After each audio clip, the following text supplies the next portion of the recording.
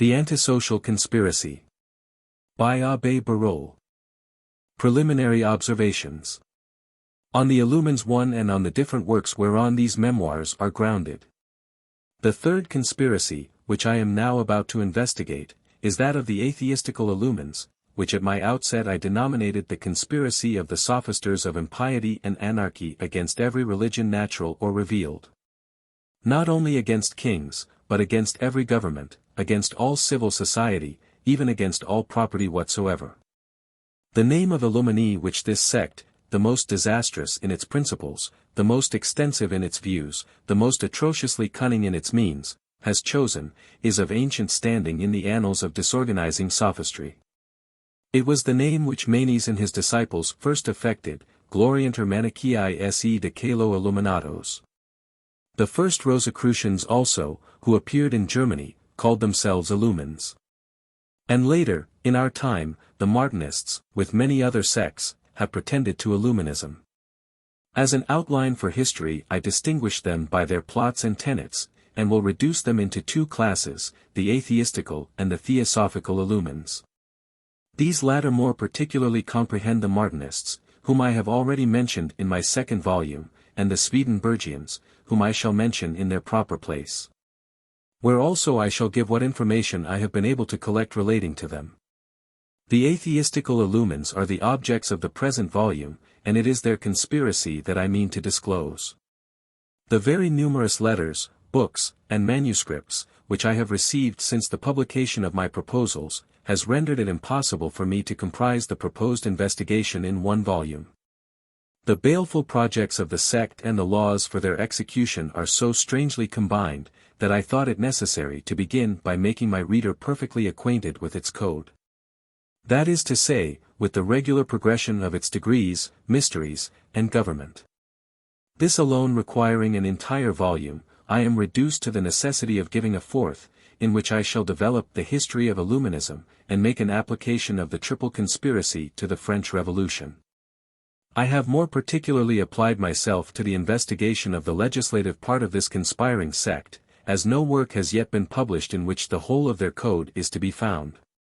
Detached parts only were to be met with scattered throughout the papers which had been seized by the public authority. These I have collected and digested, thus enabling the reader more easily to judge what has been and what must have been the result of such laws. In such an undertaking, I feel myself bound to lay before the public an account of the documents on which I ground my proofs. The following then is a list of the principal works, with a few observations on each, that the reader may form his own judgment as to their authenticity. The first is a collection entitled Some of the Original Writings of the Sect of Illumines, which were discovered on the 11th and 12th of October, 1786, at Landshut, on a search made in the house of the Sieur Zwack, heretofore Councillor of the Regency, and printed by order of His Highness the Elector. Munich, by Ant Franz, printer to the court. 2. The second is a supplement to the original writings, chiefly containing those which were found on a search made at the castle of Sandersdorf, a famous haunt of the Illumines, by order of His Highness the Elector. Munich, 1787. These two volumes contain irrefragable proofs of the most detestable conspiracy. They disclose the principles, the object, and the means of the sect. The essential parts of their code, the diligent correspondence of the adepts, particularly that of their chief, and a statement of their progress and future hopes. The editors indeed have carried their attention so far, as to mention by whose hand the principal documents or letters were written. At the beginning of the first volume, and on the frontispiece of the second, is seen the following remarkable advertisement by order of the Elector: those who may harbor any doubt as to the authenticity of this collection have only to apply to the office where the secret archives are kept at Munich, and where orders are left to show the originals. I entreat that my readers will recollect this advertisement whenever they shall see the original writings cited. 3. The True Illuminee, or the Real and Perfect Ritual of the Illuminee. Comprehending the preparation, the novitiate, the minor val degree, that of the minor and major Illuminee, all without addition or omission.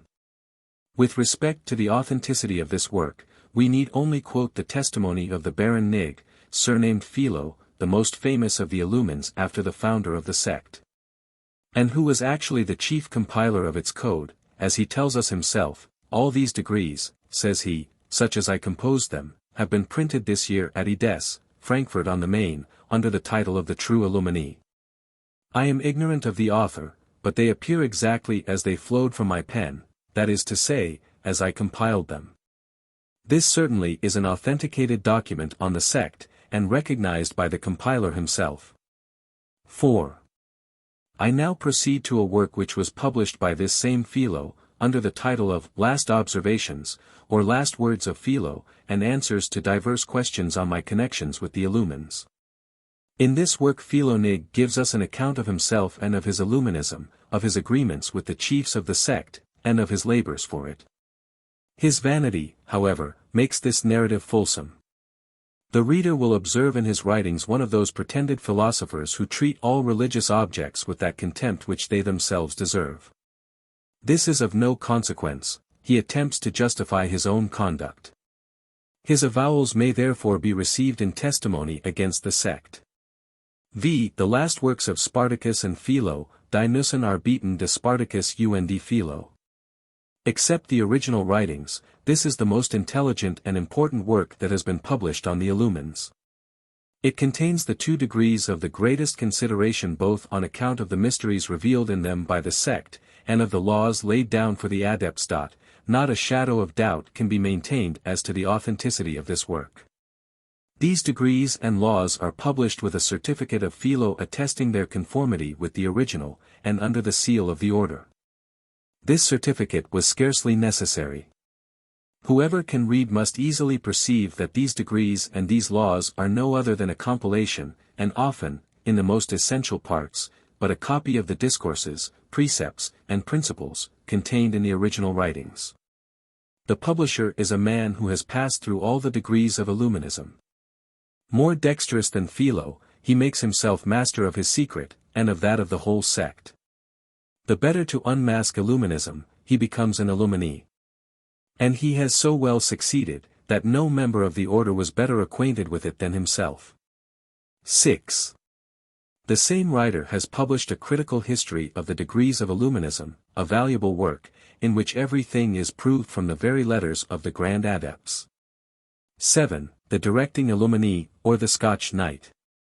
This may be said to be the counterpart of the last works of Philo and Spartacus. It is a description of the most important intermediary degree of Illuminism. The editor does not indeed publish it under the signet of the order. But when the reader has compared it with the original writings, and even with the criticism on it by the chief, who was not much pleased with the compiler, he will soon decide that the grand seal of the order is not necessary to authenticate it. 8. Remarkable depositions respecting the Illumines. These are 3 juridical depositions on oath, and signed first by Mr. Cossandi, canon and professor at Munich, 2 delay by Mr. Renner, priest and professor of the same academy, 3 delay by Mr. Utzkneider, councillor of the electoral chamber, 4 thly by Mr. George Grumberg, a member of the Academy of Sciences, and professor of mathematics. As everything is juridical in these depositions, it would be useless for me to insist on the weight they must carry with them. These were 4 pupils, who did not wait to be initiated in the grand mysteries of the sect to form their judgment on, and to quit the sect. They were cited at a tribunal to declare all they knew, and they answered with moderation and truth. Their depositions will find a place in the historical part of this work. 9. The apologies published by some of the leaders of the sect are also to be classed among the incontrovertible evidence which we have acquired. These gentlemen will not be expected to have aggravated their own wickedness. The list would be endless were I to subjoin all the works that have been written against the sect. But I must distinguish in this place the works of Mr. Hoffmann, professor at the University of Vienna. I am but little acquainted with those of Dr. Zimmermann, though I have been informed by letter, that he furnished many valuable articles in a journal published at Vienna, and chiefly directed against the sect. I often find Mr. Stark's name mentioned as a strenuous opponent of the sect. I have seen no publication with his name to it, except an apology in answer to the calumnies of the sect, which it continues to repeat, notwithstanding the victorious manner in which he has answered them. Among the anonymous writings I find an excellent work entitled The Ultimate Fate of the Freemasons, Endliches Schicksal der Freimaurerordens. It is a discourse pronounced at the breaking up of a Freemasons' lodge. The writer of this discourse gives an excellent statement of the reasons why the lodges should suspend their labors since Illuminism had intruded itself into Masonry. I believe he would have pronounced this discourse much sooner, had he known that all lodges were not so pure as his own. I have also perused the biographical fragments of the Sieur Bode, a famous Illuminee. These will be very useful in our historical volume. As to numberless other works which I have read on the same subject, it will suffice to give the titles of them when quoted. I have said more than enough to show that I am not in the dark with respect to the subject on which I am writing. I could wish to express my gratitude to those virtuous men who, by their correspondence, and the memorials which they have sent me, have greatly advanced my undertaking. But open expressions of such a gratitude would prove fatal to them. To have contributed to the public utility is a sufficient reward for their virtue, and if my work is not so perfect as it ought to be, it arises not from any want of energy in their endeavors. I find myself much against my will obliged to answer certain objections which my translator has made, and which will, doubtless, be repeated by many other readers, grounded on the work of Mr. Robison, entitled Proof of a Conspiracy Against All the Religions and Governments of Europe, and that work was published just as this third volume was going to the press. Its author had not then met with my two first volumes. But in a second edition he is pleased to mention them in his appendix. I am much flattered by his approbation, heartily congratulate him on the zeal he has himself shown in combating the public enemy, and am happy to see that he has wrought on the best materials. Without knowing it, we have fought for the same cause with the same arms, and pursued the same course, but the public are on the eve of seeing our respective quotations, and will observe a remarkable difference between them. I fear lest we should be put in competition with each other, and the cause of truth suffer in the conflict. I entreat the reader to observe, that these differences arise from the different methods followed by him and myself. Mr. Robison has adopted the easiest, though the most hazardous method. He combines together in one paragraph what his memory may have compiled from many, and sometimes makes use of the expressions of the German author when he thinks it necessary. Beside, he has seen much, and read much, and relates it all together in the paragraphs marked by inverted commas. The warning he has given in his preface will not suffice to remove the objections of some readers. In some passages he has even adopted as truth certain assertions which the correspondents of the Illumines evidently demonstrate to have been invented by them against their adversaries, and which in my historical volume I shall be obliged to treat in an opposite sense. Nor will I pretend to say, that Illuminism drew its origin from Masonry. For it is a fact demonstrated beyond all doubt, that the founder of Illuminism only became a Mason in 1777, and that 2 years later than that he was wholly unacquainted with the mysteries of Masonry.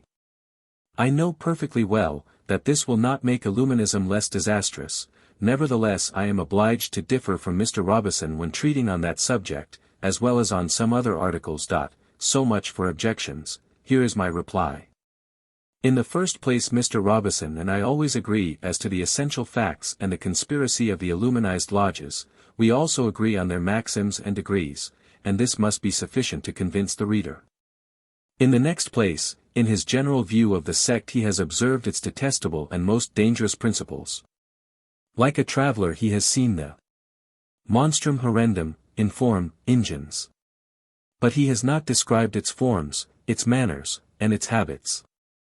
Nor would it be very prudent to reject his narrative because some few circumstances are not perfectly authenticated, or because here and there some want of order may be observable.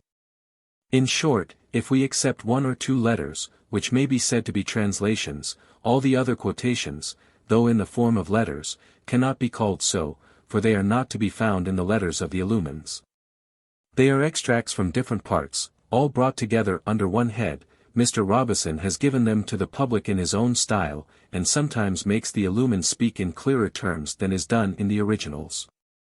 His edition in the translation of the famous letter from Spartacus to Marius, page 165-6, has given rise to numberless questions, how the, even D, was expressed in the German text. A parenthesis follows, can this mean death? I was obliged to answer that the even D, as well as the parenthesis, were additions, but at the same time that they were not additions contrary to the sense of the letter.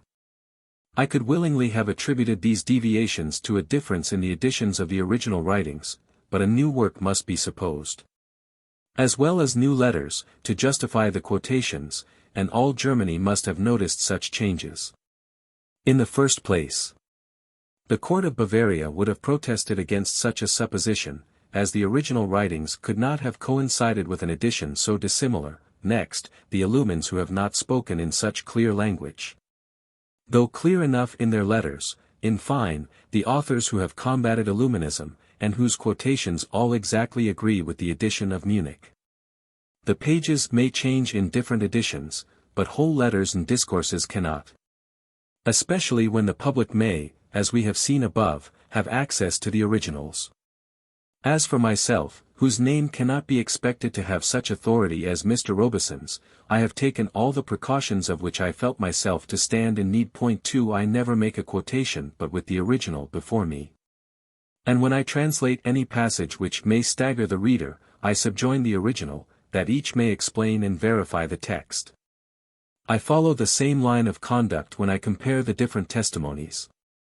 I never mention a single law in the code without having the original before me, or the practice of it to vouch for my assertion. Hence it will be perceived, that we are not to be put in competition with each other, Mr. Robeson taking a general view while I have attempted to descend into particulars. As to the substance we agree. I heartily congratulate him on his zeal in combating the monster. And though we do not agree in certain particularities, we both evince the monstrous nature of the sect, and the certainty of its horrible conspiracies. How do you find this book? Any thoughts about the book or the author? Any suggestion for improvement? Please take a moment to share your thoughts in a comment. If you like it, share it with your friends who might enjoy it as well. Subscribe to keep in touch. Visit CompleteAudiobooks.com for more quality content. Spartacus-Weishaupt, founder of the Illumines. There sometimes appear men formed with such unhappy dispositions, that we are led to consider them in no other view than as emanations from the evil genius. Bereft by the avenging God of the power of doing good. Imbecile in the sphere of wisdom, such men are only efficient in the arts of vice and destruction. They are ingenious in those conceptions, skillful in that cunning, and fruitful in those resources which enable them despotically to reign in the schools of falsehood, depravity, and wickedness. In competition with the sophisters, these men will surpass them in the arts of exhibiting error in false and delusive colors, of disguising the vicious passions under the mask of virtue, and of clothing impiety in the garb of philosophy. In the den of conspirators they are preeminent by the atrocity of their deeds, they excel in the arts of preparing revolutions, and of combining the downfall of the altar with that of empires. If their career be ever impeded, it is only when they approach the paths of virtue and of real science. When heaven in its wrath permits a being of this species to appear on the earth, it has only to put nations within the sphere of his activity, and it will be awfully avenged. With such qualities, and under such auspices, was born in Bavaria, about the year 1748, Adam Weishaupt, better known in the annals of the sect by the name of Spartacus.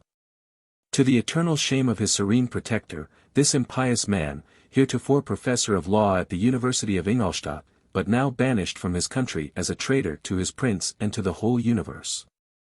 Peacefully at the court of Ernest Louis, Duke of Saxe-Gotha, enjoys an asylum, receives a pension from the public treasury, and is dignified with the title of honorary counselor to that prince. An odious phenomenon in nature, an atheist void of remorse, a profound hypocrite, destitute of those superior talents which lead to the vindication of truth. He is possessed of all that energy and ardor in vice which generates conspirators for impiety and anarchy. Shunning, like the ill-boding owl, the genial rays of the sun, he wraps around him the mantle of darkness, and history shall record of him, as of the evil spirit, only the black deeds which he planned or executed. Of mean birth, his youth was passed in obscurity, and but a single trait of his private life has pierced the cloud in which he had enveloped himself, but it is one of hateful depravity and of the most consummate villainy. Incestuous sophister. It was the widow of his brother whom he seduced. Atrocious father. It was for the murder of his offspring that he solicited poison and the dagger. Execrable hypocrite. He implored, he conjured both art and friendship to destroy the innocent victim, the child whose birth must betray the morals of his father. The scandal from which he shrinks is not that of his crime. It is, he says and writes it himself, the scandal which, publishing of the depravity of his heart, would deprive him of that authority by which, under the cloak of virtue, he plunged youth into vice and error. Monstrous sophister. He accuses the devils of not having screened him from this scandal by those abominations which called the vengeance of the God of nature on the son of Judah. Then, impudently daring, he perjures himself. He calls everything that is sacred to witness, that neither he nor his friends ever knew of the existence of those poisons or secret means of screening him from infamy, much less that they had ever proposed, sought, or employed them. He challenges, and at length forces, the magistrates to prove the accusation. They produce the letters of the perjured sophister, and therein we behold him entreating a first, a second, and even a third confidant, to seek, or cause to be sought, and to communicate to him, these horrid arts. We see him recalling promises of 3 years standing with respect to these means. He complains of the little success of his attempts, he accuses the agents of timidity or of ignorance. He entreats and conjures them to renew their attempts, telling them, that it was not yet too late, but that expedition was necessary. Who can paint the depravity of this single trait? How monstrous the being who could have combined such depravity! That the God who humiliates the sophister should have permitted this single trait to have been brought to light, will suffice to show how far wickedness may be carried by the man who, with virtue on his tongue, and under the shade of that sacred name, was forming and fanaticizing the bloodthirsty legions of a Robespierre. After so shocking an accusation, the reader will naturally expect us to produce incontrovertible proofs. We will, therefore, first lay before him the letter of Weishaupt to his adept Hurtle. It is the third letter in the second volume of the original writings of the Illuminees in Bavaria. Now, says Weishaupt to this adept, let me, under the most profound secrecy, lay open the situation of my heart. It destroys my rest, it render me incapable of everything. I am almost desperate. My honor is in danger, and I am on the eve of losing that reputation which gave me so great an authority over our people. My sister-in-law is with child. I have sent her to Athens, Munich, to Eurofon, to solicit a marriage license from Rome. You see how necessary it is that she should succeed, and that without loss of time, every moment is precious. But should she fail, what shall I do? How shall I restore the honor of a person who is the victim of a crime that is wholly mine? We have already made several attempts to destroy the child, she was determined to undergo all, but Eurofon is too timid. Yet I scarcely see any other expedient. Could I depend on Cell's secrecy, the professor bade her at Munich, he could be of great service to me, he had promised me his aid 3 years ago. Mention it to him if you think proper. See what can be done. I should be sorry that Cato knew anything of it, lest he should tell all his friends. If you could extricate me from this unfortunate step, you would restore me to life, to honor, to rest, and to authority, that is over his people. If you cannot, I forewarn you of it, I will hazard a desperate blow, for I neither can nor will lose my honor. I know not what devil. Here decency obliges us to be silent, but he continues, as yet nobody knows anything of it but Eurofon.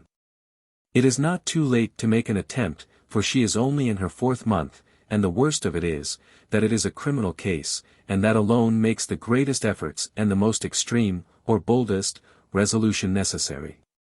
Be well and live happier than I do, and do think of some means which can extricate me from this affair. I am yours, and Spartacus. Notwithstanding his repugnance to let Cato into the secret, Weishaupt is at length obliged to write to him on the subject, and, after repeating that which through decency we have omitted above, this monster of hypocrisy says, "What vexes me the most in all this, is that my authority over our people will be greatly diminished, that I have exposed a weak side, of which they will not fail to advantage themselves whenever I may preach morality, and exhort them to virtue and modesty." Now let us observe the same Weishaupt barefacedly saying in his Apology, "I think and declare before God, and I wish this writing to be looked upon as a most solemn declaration, that in all my life I have never heard of those secret means, of abortion, nor of those poisons. That I have never seen nor had knowledge of any occasion when I or my friends could even have thought of advising, administering, or making any use whatever of them. And this I say in testimony and affirmation of the truth. It is thus that by the most abominable hypocrisy he sustains a barefaced and detestable perjury. So much for the moral virtue of this man, but our chief object is, to consider him in his character of a conspirator. Let us then descend into that baleful abyss, and observe him in the schools of impiety, rebellion, and anarchy. Here again he appears to have been ignorant of the gradations of crime, of the space that lies between the slightest deviation from rectitude and the most profound wickedness. Here, scarcely have the magistrates cast their eyes upon him when they find him at the head of a conspiracy which, when compared with those of the clubs of Voltaire and d'Alembert, or with the secret committees of d'Orleans, make these latter appear like the faint imitations of puerility, and show the sophister and the brigand as mere novices in the arts of revolution. It is not known, and it would be difficult to discover, whether Weishaupt ever had a master, or whether he is himself the great original of those monstrous doctrines on which he founded his school. There exists, however, a tradition which on the authority of some of his adepts we shall lay before the reader. According to this tradition, a Jutland merchant, who had lived some time in Egypt, began in the year 1771 to overrun Europe, pretending to initiate adepts in the Antient mysteries of Memphis. But from more exact information I have learned that he stopped for some time at Malta, where the only mysteries which he taught were the disorganizing tenets of the Antient Illumines, of the adopted slave. And these he sedulously infused into the minds of the people. These principles began to expand, and the island was already threatened with revolutionary confusion, when the knights very wisely obliged our modern Illuminee to seek his safety in flight. The famous Count, or rather mountebank, Cagliostro is said to have been a disciple of his, as well as some other adepts famous for their Illuminism in the county of Avignon and at Lyons. In his peregrinations, it is said, he met with Weishaupt, and initiated him in his mysteries. If impiety and secrecy could entitle a person to such an initiation, never had any man better claims than Weishaupt. More artful and wicked than Cagliostro, he knew how to direct them among his disciples to very different ends. Whatever may have been the fact with respect to this first master, it is very certain that Weishaupt needed none. In an age when every kind of error had taken root, he did what is naturally to be expected from men who, guided by their unhappy bias, both in religious and political opinions, always select the most abominable. He must have had some notion of the ancient Illumines, for he adopted their name, and the disorganizing principles of their horrid system. These notions were then strengthened, without doubt, by his favorite application to the disorganizing mysteries of Manichaeism, since we may observe him recommending the study of them to his disciples as a preparatory step for, and as having a close connection with, those for which he was preparing them. But perfect atheist as he was, and scorning every idea of a god, he soon despised the twofold god of Antient Illuminism, and adopted the doctrines of Manes only inasmuch as they threatened every government, and led to universal anarchy. He was acquainted with the systems of the modern sophisters, but, notwithstanding all their democracy, he did not think they had given sufficient latitude to their systems of liberty and equality. He only adopted their hatred for God, or pure atheism. One class led to the destruction of all civil and political laws, the other to the overthrow of all religion. He combined them both, and formed a monstrous digest, whose object was the most absolute, the most ardent, the most frantic vow to overthrow, without exception, every religion, every government, and all property whatsoever. He pleased himself with the idea of a distant possibility that he might infuse the same wish throughout the world. He even assured himself of success. With the talents of a vulgar sophister, such a hope would have been the summit of folly. But with a genius like that of Weishaupt, formed for great crimes, it was the confidence of unlimited wickedness. The Bavarian sophister knew his powers, he believed no crime impossible. He only sought to combine them all to reduce his systems to practice. The mediocrity of his fortune had obliged him to consecrate the latter years of his education to the study of the laws. Whether by dissimulation he concealed the plans fostered in his breast, or whether he had not as yet digested them all, he however found means of getting himself named to the chair of laws in the University of Ingolstadt, before he had attained his 28th year.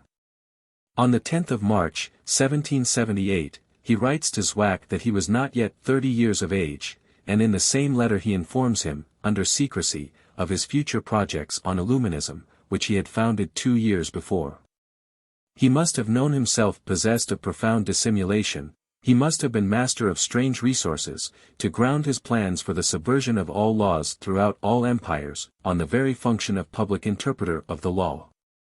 It was nevertheless at the College of Ingolstadt that Weishaupt, affecting the greatest zeal for his duty, conceived himself to be admirably situated for forming and conducting by invisible means the great revolution which he had planned. He justly estimated the influence which his office of teacher gave him over his scholars, and he had the courage to supply in private the deficiency of those lessons which he was obliged to give to them in public. But it would have been too poor a conquest for anarchy or impiety to have gained only those who were under the eye of the founder. Weishaupt beheld mankind subject to religious and political laws from pole to pole, and his jealous zeal weighed the means which the saints had employed to extend the faith of Christ. There still existed the scattered remnants of an order which the imprudent policy of kings had obliged the sovereign pontiff to sacrifice to the machinations of a philosophism, the professed enemy of both kings and pontiffs. Weishaupt knew how to appreciate the support which the laws had acquired from men who were heretofore spread throughout all Catholic countries, and who, in the towns and villages, publicly taught youth, thundered from the pulpit against vice, directed Christians toward the path of virtue, and went to preach the faith of Christ to idolatrous and barbarous nations. He well knew how much empires were indebted to religious orders, that in preaching the duty which each man owed to his God, strengthened the ties that bound him to his neighbor and to his prince. Though he in his heart detested the children of Benedict, Francis, or Ignatius, he admired the institutions of these holy founders, and was particularly charmed with those of Ignatius, whose laws directed so many zealous men dispersed throughout the world toward the same object and under one head. He conceived that the same forms might be adopted, though to operate in a sense diametrically opposite. What these men have done for the altar and the throne, said he to himself, why would not I do in opposition to the altar and the throne? With legions of adepts subject to my laws, and by the lure of mysteries, why may not I destroy under the cover of darkness, what they edified in broad day? What Christ even did for God and for Caesar, why shall not I do against God and Caesar, by means of adepts now become my apostles? In attributing such a wicked emulation to Weishaupt, I will not leave the historian to fruitless conjectures. No, these very wishes in plain language are contained in his confidential letters to his disciples, and he even reproaches them with not imitating the submission of the followers of those holy founders. His most celebrated adepts have declared, that they had observed him copying them throughout his code. They must also have remarked, that Weishaupt, in planning his systems according to the forms adopted by those religious founders, had reserved it to himself to add all the artifices which the most infernal policy could suggest. At the actual period when this conspirator formed his plans, he was ignorant of the object of Freemasonry, he only knew that the fraternity held secret meetings, he observed that they were bound by mysterious ties, and recognized each other for brethren by certain signs and words, whatever might be their country or religion. In his mind, therefore, he combined the plan of a society, which was at once to partake as much as convenient of the government of the Jesuits, and of the mysterious silence and secret conduct of Masonry. Its object was, the propagation of the most antisocial systems of ancient Illuminism, and of the most anti-religious systems of modern philosophism. Brooding over this disastrous project, Weishaupt cast his eyes on the young pupils whom government had entrusted to his care to form them for magistrates of their country, and defenders of the laws. And he resolved to begin his warfare against both by the perversion of these youths. He beheld in distant succession his first disciples seducing others, those again, subject to his laws, forming further adepts. And thus by degrees he came complacently to view his legions multiplying and spreading from the towns to the country, and resident even in the courts of princes. He already heard those oaths which, under the secrecy of the lodges, were to bind the minds and hearts of those new legions who, replete with his disorganizing spirit, were silently to undermine the altar and the throne. He calculated the time necessary, and smiled to think that he would one day have only to give the signal for the general explosion. Scarcely had this modern Eratosthenes attained his 28th year, ere he had laid the foundations of those laws which he meant to give to his disorganizing sect.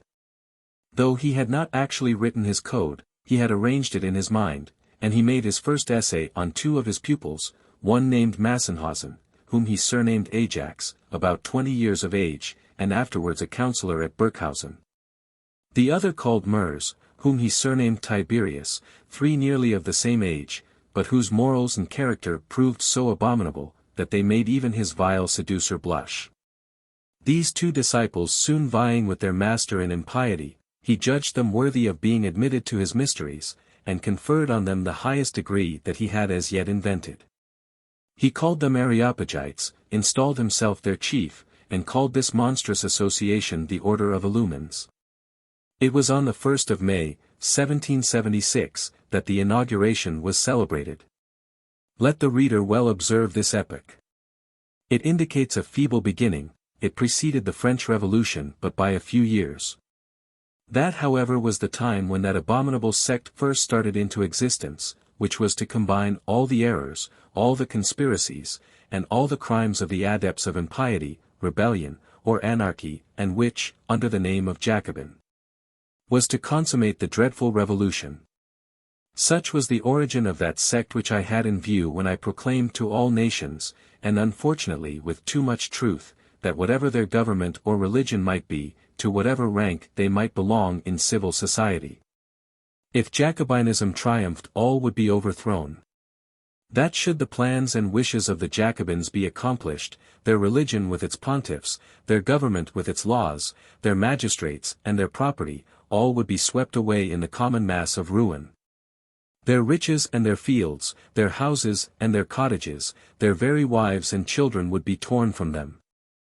You have looked upon Jacobinical faction as exhausting itself in France, when it was only making a sportive essay of its strength. According to the wishes and intentions of this terrible and formidable sect, nations, astonished, have yet only seen the first part of the plans formed for that general revolution which is to beat down every throne, overturn every altar, destroy all property, blot out every law and conclude by the total dissolution of all society. The omen is fatal, but, more fatal still. I have numberless proofs to demonstrate the truth of this assertion. With respect to the conspiracies of Illuminism, I shall draw my proofs from their own code and their archives. I will begin with their code. It will lay open the object, the extent, the manner, the means and inconceivable depth of the conspiracies of the sect. This first part will comprehend the plan of their conspiracies, the extract and analysis of the code of laws which they had constructed for attaining their ends. The second part will show their progress and their successes from their first origin, till that period when, powerful in revolutionary legions, without leaving their secret dens, they unite and confound themselves with the Jacobins, and in unison with them prosecute that war of desolation which menaces with total ruin the altar of every god, the throne of every monarch, the law of every society, and the property of every citizen. Oh! That I could in delineating what the sect has done, what it is doing, and what it still meditates to do, that I could but teach nations and the chiefs of nations what they themselves ought to do, to avert the impending danger. Those, I say, who have mistaken these disasters for a sudden explosion, while they are in fact but an essay of the strength of the sect, and the commencement of their general plan. 2. Code of the Illumines, general system, and division of the code. By the code of the sect of Illumines I mean the principles and systems which it had formed to itself on religion and civil society. Or rather against all religion and civil society whatever. I mean the government and the laws which it has adopted to realize its plans, and to guide the adepts in bringing the whole universe into its systems. This was not so much a code springing from an ardent mind, and an enthusiastic zeal for a great revolution, as the offspring of reflection on the means of rendering it infallible. For no sooner had Weishaupt conceived a plan, than he foresaw the obstacles which might thwart its success. Though he decorated the first pupils whom he had seduced with the title of his profound adepts, yet he did not dare unfold to them the vast extent of his plans. Pleased with having laid the foundation, he did not hurry the elevation of that edifice, which might have been exposed to fall for want of the proper precautions. No, he wished it to be as durable as time itself. For 5 whole years he meditated. And he foresaw that he should still have to pause for many a tedious day on the means of securing the success of his plans. His plotting head silently ruminated and slowly combined that code of laws or rather of cunning, of artifice, of snares and ambushes by which he was to regulate the preparation of candidates, the duties of the initiated, the functions, the rites, the conduct of the chiefs, and even his own. He watched every means of seduction, weighed and compared those means, tried them one after the other. And when he had adopted any of them would still reserve the power of changing them, in case he should happen to fall upon any that would be more disastrous.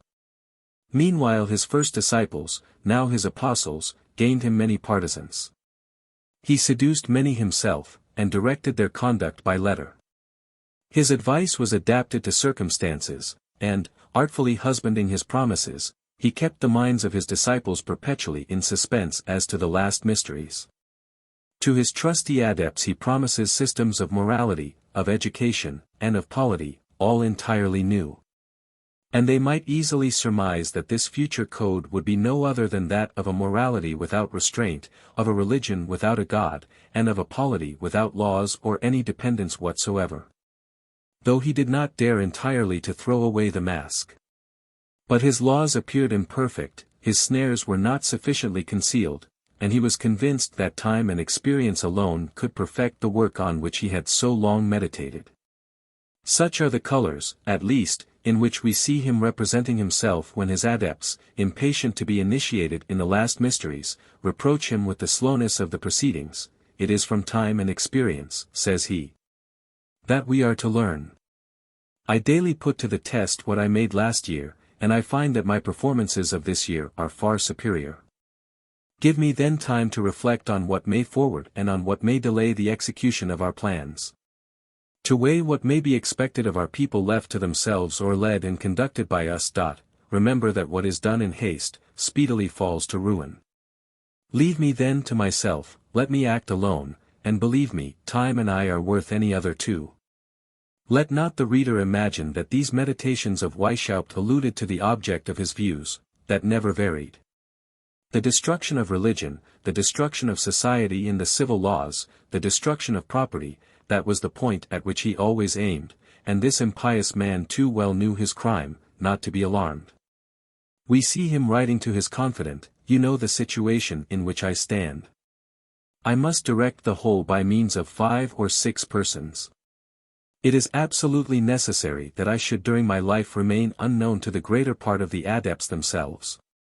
I am often overwhelmed with the idea that all my meditations, all my services and toils are perhaps only twisting a rope or planting a gallows for myself. That the indiscretion or imprudence of a single individual may overturn the most beautiful edifice that ever was reared. At other times wishing to appear above such fears, but still reproaching the adepts with want of caution, he says, if our affairs already go on so ill, the whole will soon be undone, the fault will be thrown upon me, and, as author of everything, I shall be the first sacrificed. Yet that is not what frightens me, I know how to take everything on my own score. But if the imprudence of the brethren is to cost me my life, let me at least not have to blush before men of reflection, nor to reproach myself with an inconsiderate and rash conduct. Thus does every motive stimulate this famous conspirator to transfuse into his code every precaution that could at the same time screen him from condign punishment, and secure the success of his plots. At length, after 5 years' meditation on his side, and numerous consultations with his trusty adepts, particularly with Philo, or the Baron Nig, who acts a very exalted part in Illuminism, Weishaupt had regulated the mode of his mysteries, and had digested the code of his sect, that is to say, the principles, the laws, and government adopted by the Illumines to accomplish the grand object of their conspiracy. Before we lead our readers through the immense labyrinth of this code, let us give a general idea of the system which stimulated its author to the formation of those laws.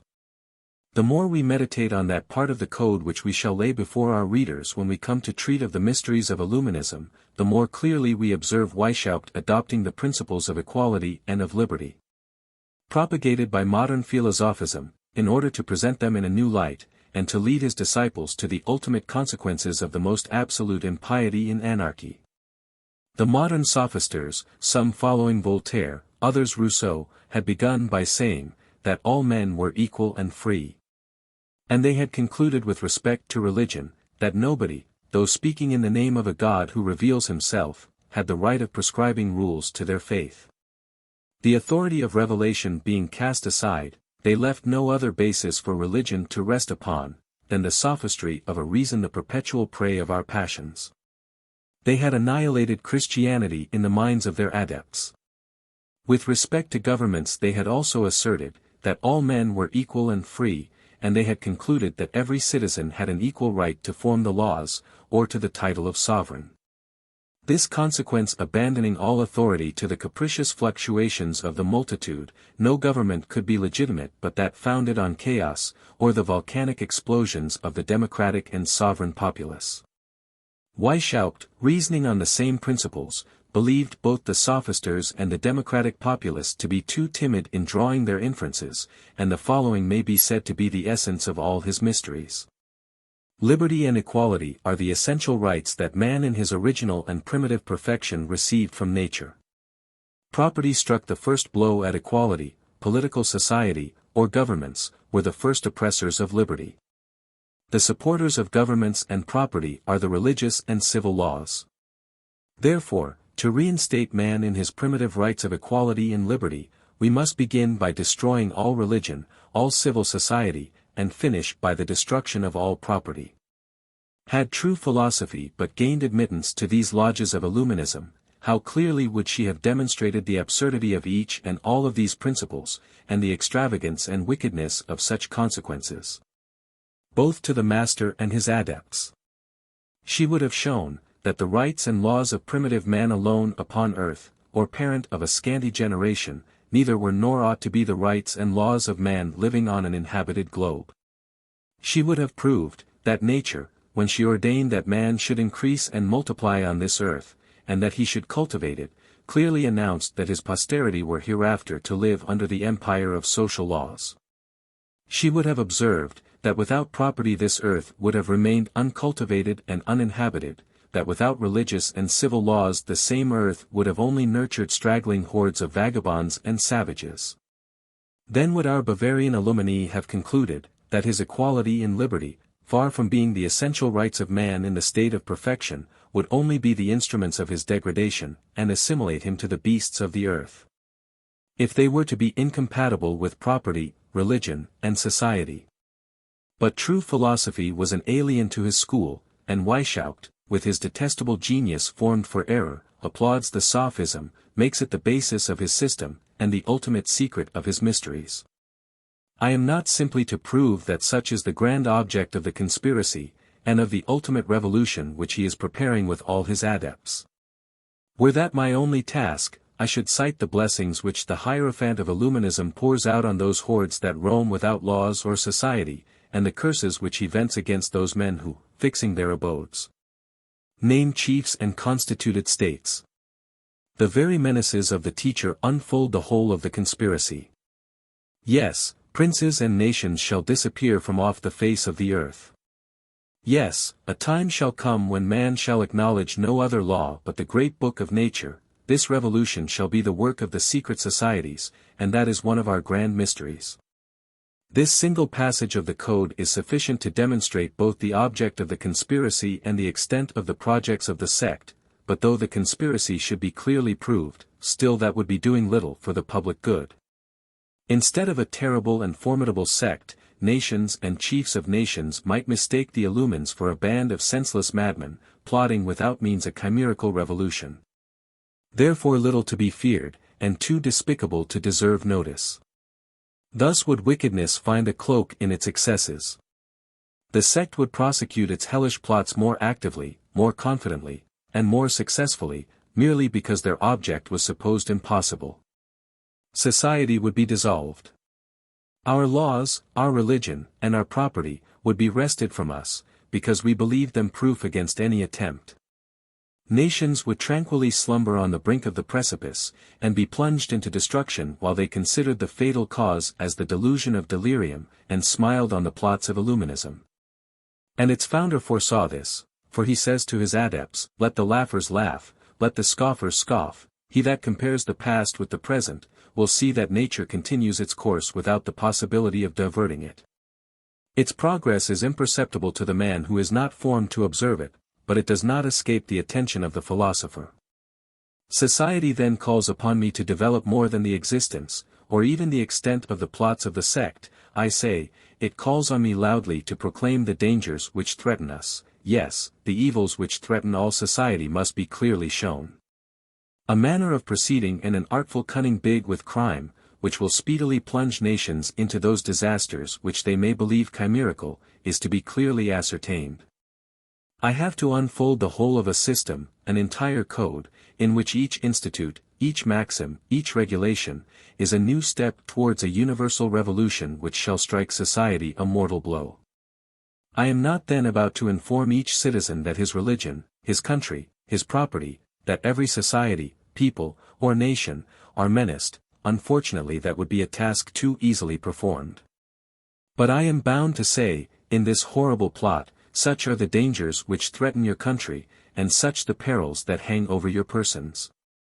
I must show extensive resources combined with consummate villainy, where you imagine that nothing existed but the delirium of modern philosophism, destitute of means. Weishaupt, like yourselves, had foreseen numerous obstacles to his conspiracy. And it appears that he had even exaggerated them. That for which his most famous adepts seem to despise their countrymen, should be mentioned here as redounding to their honor. Weishaupt, surrounded by the faithful Bavarians, faithful to their God and to their country, rather speculating on the human heart from his books, than closely observing men in the common intercourse of life, was not aware of how very much philosophism had forwarded his systems. The generation which had attained the age of manhood appeared too much infected with the antiquated ideas on religion and government. But, unfortunately, facts soon undeceived him. And this error only served, by deferring his hopes, to turn his mind to farther precautions and meditations, which sooner or later were to render his success infallible. He would say to himself, he would say to his trusty brethren, according to my views, I cannot employ men as they are, I must form them, each class of my order must be a preparatory school for the next. And all this must necessarily be the work of time. But to accelerate the time he cast his eyes on that class of young men, which, just entering the world, easily fall a prey to error, because at that age they are under the influence of their passions. I shall hereafter show what it was that both shortened the time, and abridged their education, in presenting him with whole legions of adepts ready formed to his mysteries. It is first necessary, however, that the reader should be acquainted with the profundity of his system, because, had the French Revolution not taken place, that system would alone have sufficed to render it certain and infallible. For, could the French Revolution be done away at the present moment, and the ancient regimen be restored, this code would furnish Illuminism with all the means of effectuating one that should be still more disastrous. Let us then study it, let us dissipate the cloud in which it is enveloped. Reader, your own interest requires that you should follow our steps, and observe all the snares that have been laid for you. See with what art its disciples are beguiled, with what precaution it chooses, calls, and disposes its adepts. Its proceedings appear indeed to be slow, but they are nevertheless sure. It seems to exhaust all its art to acquire a single proselyte, but the same allurements attract whole legions. Its springs are secret, but the reader must know their power and with what constancy they move toward and direct the common ruin. He has seen the people agitated, animated, and even misled to ferocity, but he must also be informed how those adepts were created who fanaticized the people and rendered them ferocious. Weishaupt lays down as an invariable and infallible principle, that, the grand art of rendering any revolution whatsoever certain, is to enlighten the people. And to enlighten them is, insensibly to turn the public opinion to the adoption of those changes which are the given object of the intended revolution. When that object cannot be promulgated without exposing him that has conceived it to public vengeance, he must know how to propagate his opinion in secret societies. When the object is an universal revolution, all the members of these societies, aiming at the same point, and aiding each other, must find means of governing invisibly, and without any appearance of violent measures. Not only the higher and more distinguished class of any particular state, but men of all stations, of all nations, and of every religion, insinuate the same spirit everywhere, in silence, but with the greatest activity possible. Direct the scattered inhabitants of the earth toward the same point. This is what he calls the grand problem on the polity of states, on which he grounds the force of secret societies, and on which the empire of his Illuminism was to rest. This empire once established by means of the union and multitude of the adepts, let force succeed to the invisible power. Tie the hands of those who resist, subdue and stifle wickedness in the germ. That is to say, crush those whom you have not been able to convince. He that teaches such doctrines is not to be looked on as a weak enemy.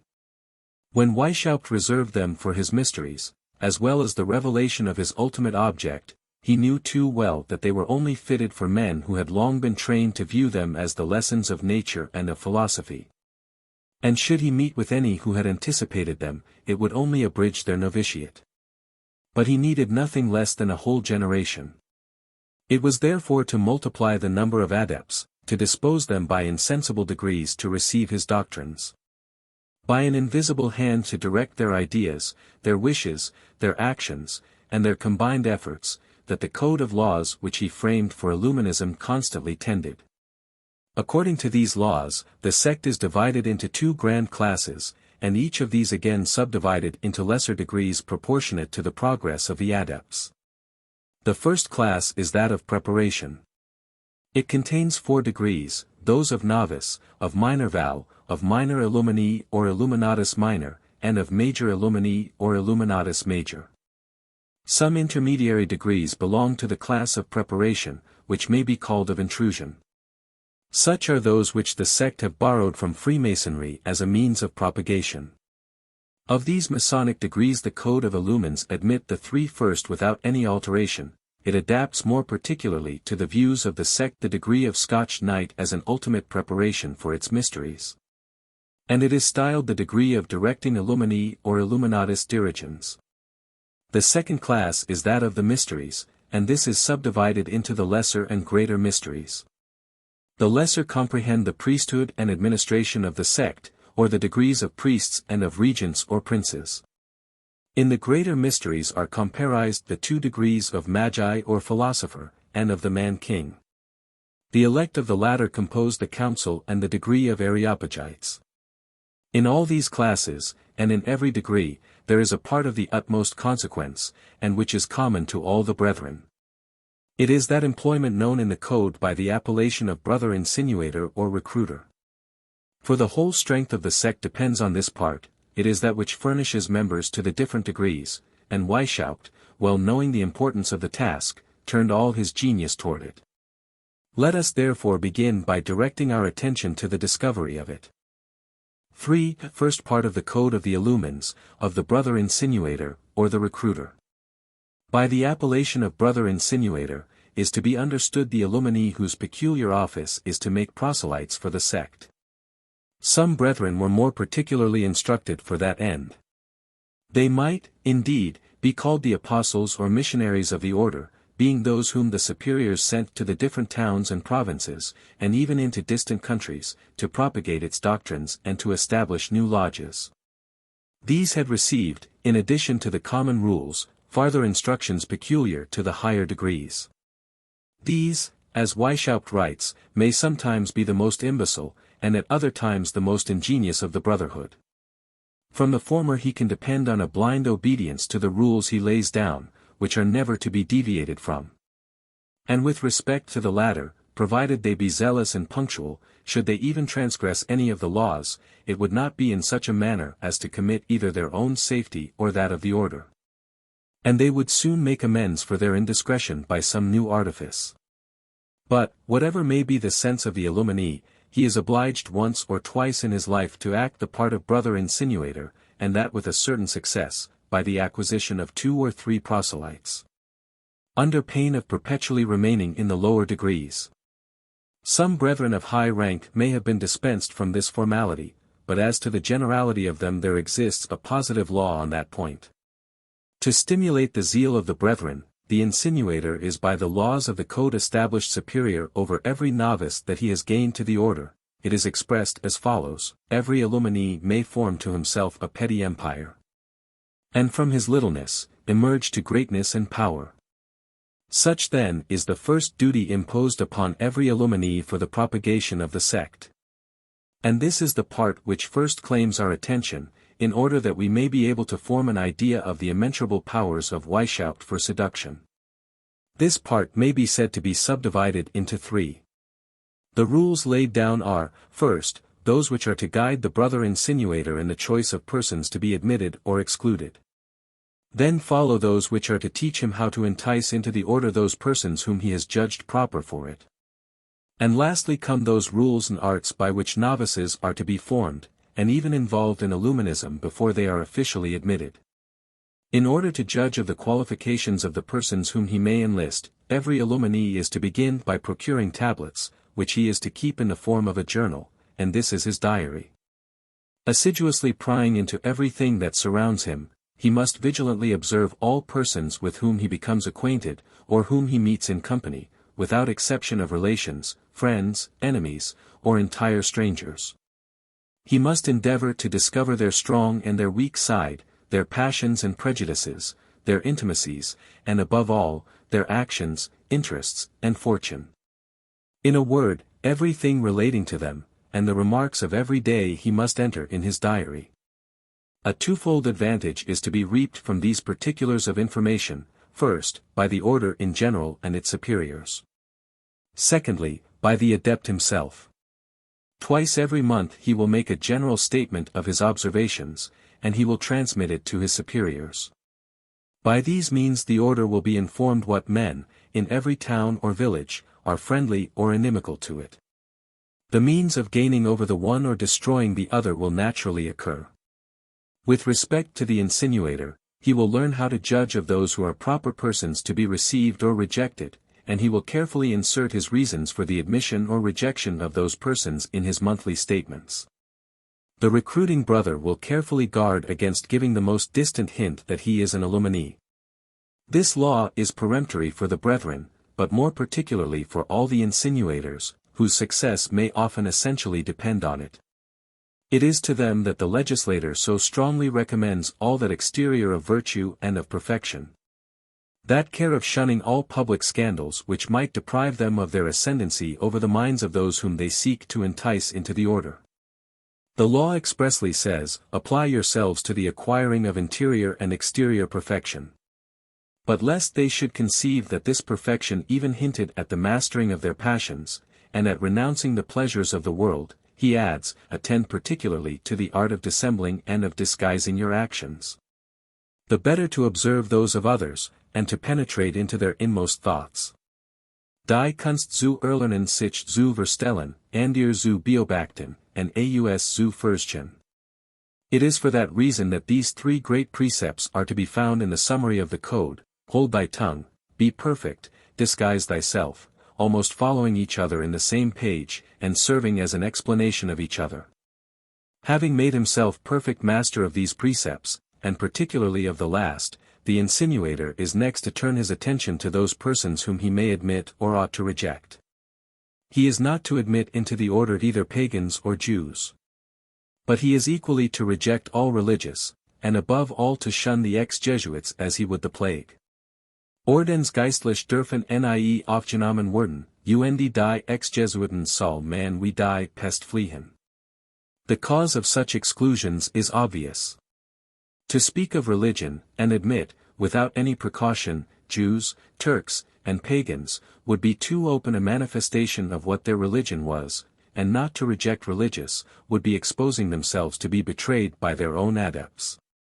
Unless they gave evident signs of a sincere amendment, all indiscreet talkers were to be rejected. And also those men whose pride, or headstrong, interested, and inconstant minds denoted that it would be impossible to infuse into them that zeal so necessary for the order. All those again, whose drunken excesses might injure that reputation of virtue which the order was to acquire. All those, in short, whose meanness and grossness of manners would render them too untractable to give hope for their ever becoming pliant and useful. Leave those brutes, those clownish and thick-headed fellows. He exclaims in his chapter on exclusions. But, though he excluded these thick-headed fellows, Weishaupt was aware that there existed a good sort of being which some might call stupid, but who are not to be told so, as advantage may be taken of their stupidity. Such were, for example, a Baron Dirt, and many others, who holding a certain rank in the world, though destitute of common sense, have at least their riches to recommend them. These are a good sort of beings, says our illuminizing legislator. They are necessary beings. They augment our number and fill our coffers, augent numerum et aerarium. Courage then. And make these gentry swallow the bait, but beware of communicating to them our secrets. For this species of adept must always be persuaded that the degree they are in is the highest. Indeed, there is a sort of half-exclusion for princes. The code ordains that they shall seldom be admitted, and even when they are, shall scarcely ever rise beyond the degree of Scotch knight, or, in other words, they are never to pass the threshold of the mysteries.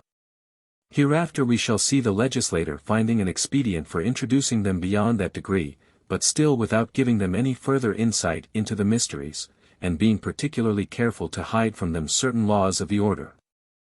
I cannot take upon myself to say, whether a similar expedient had been found as an exception to the general rule which excluded women, but it is certain, that this law was, during a long time at least, only provisional.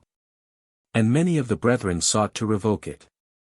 Freemasonry had its female adepts, and the Illumines wished to have theirs.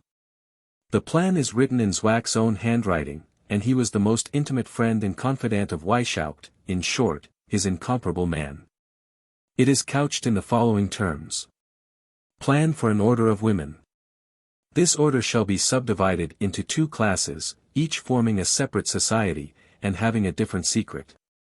The first shall be composed of virtuous women, the second, of the wild, the giddy, and the voluptuous, Ausschweinifinden. Both classes are to be ignorant that they are under the direction of men.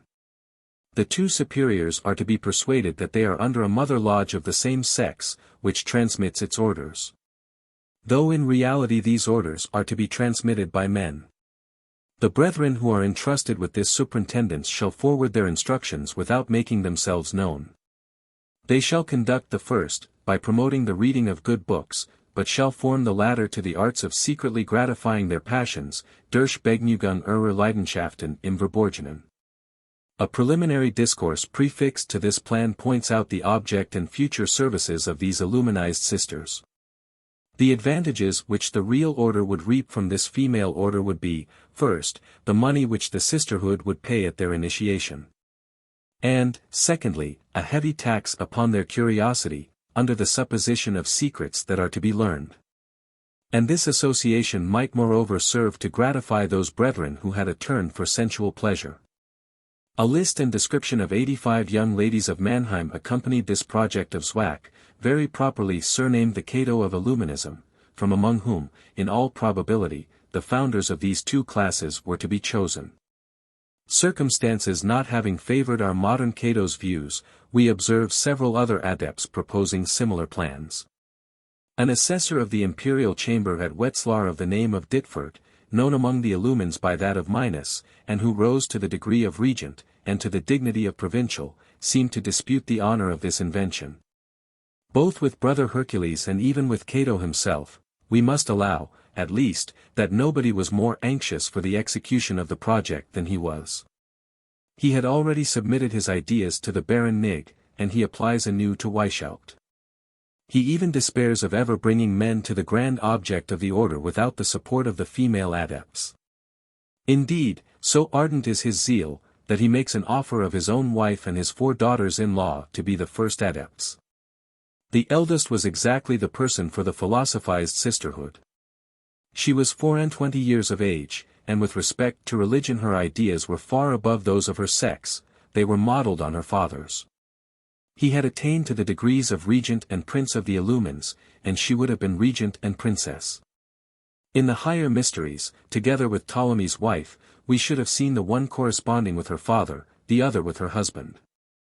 These illuminized princesses would be the only 2 persons of the order who should know that they were all under the direction of men.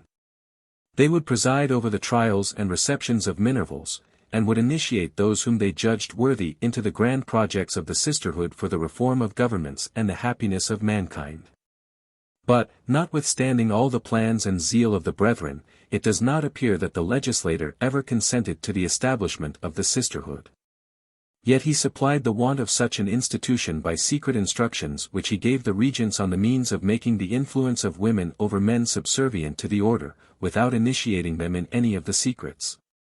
He says, that the fair sex having the greatest part of the world at their disposition, no study was more worthy of the adept than the art of flattery in order to gain them.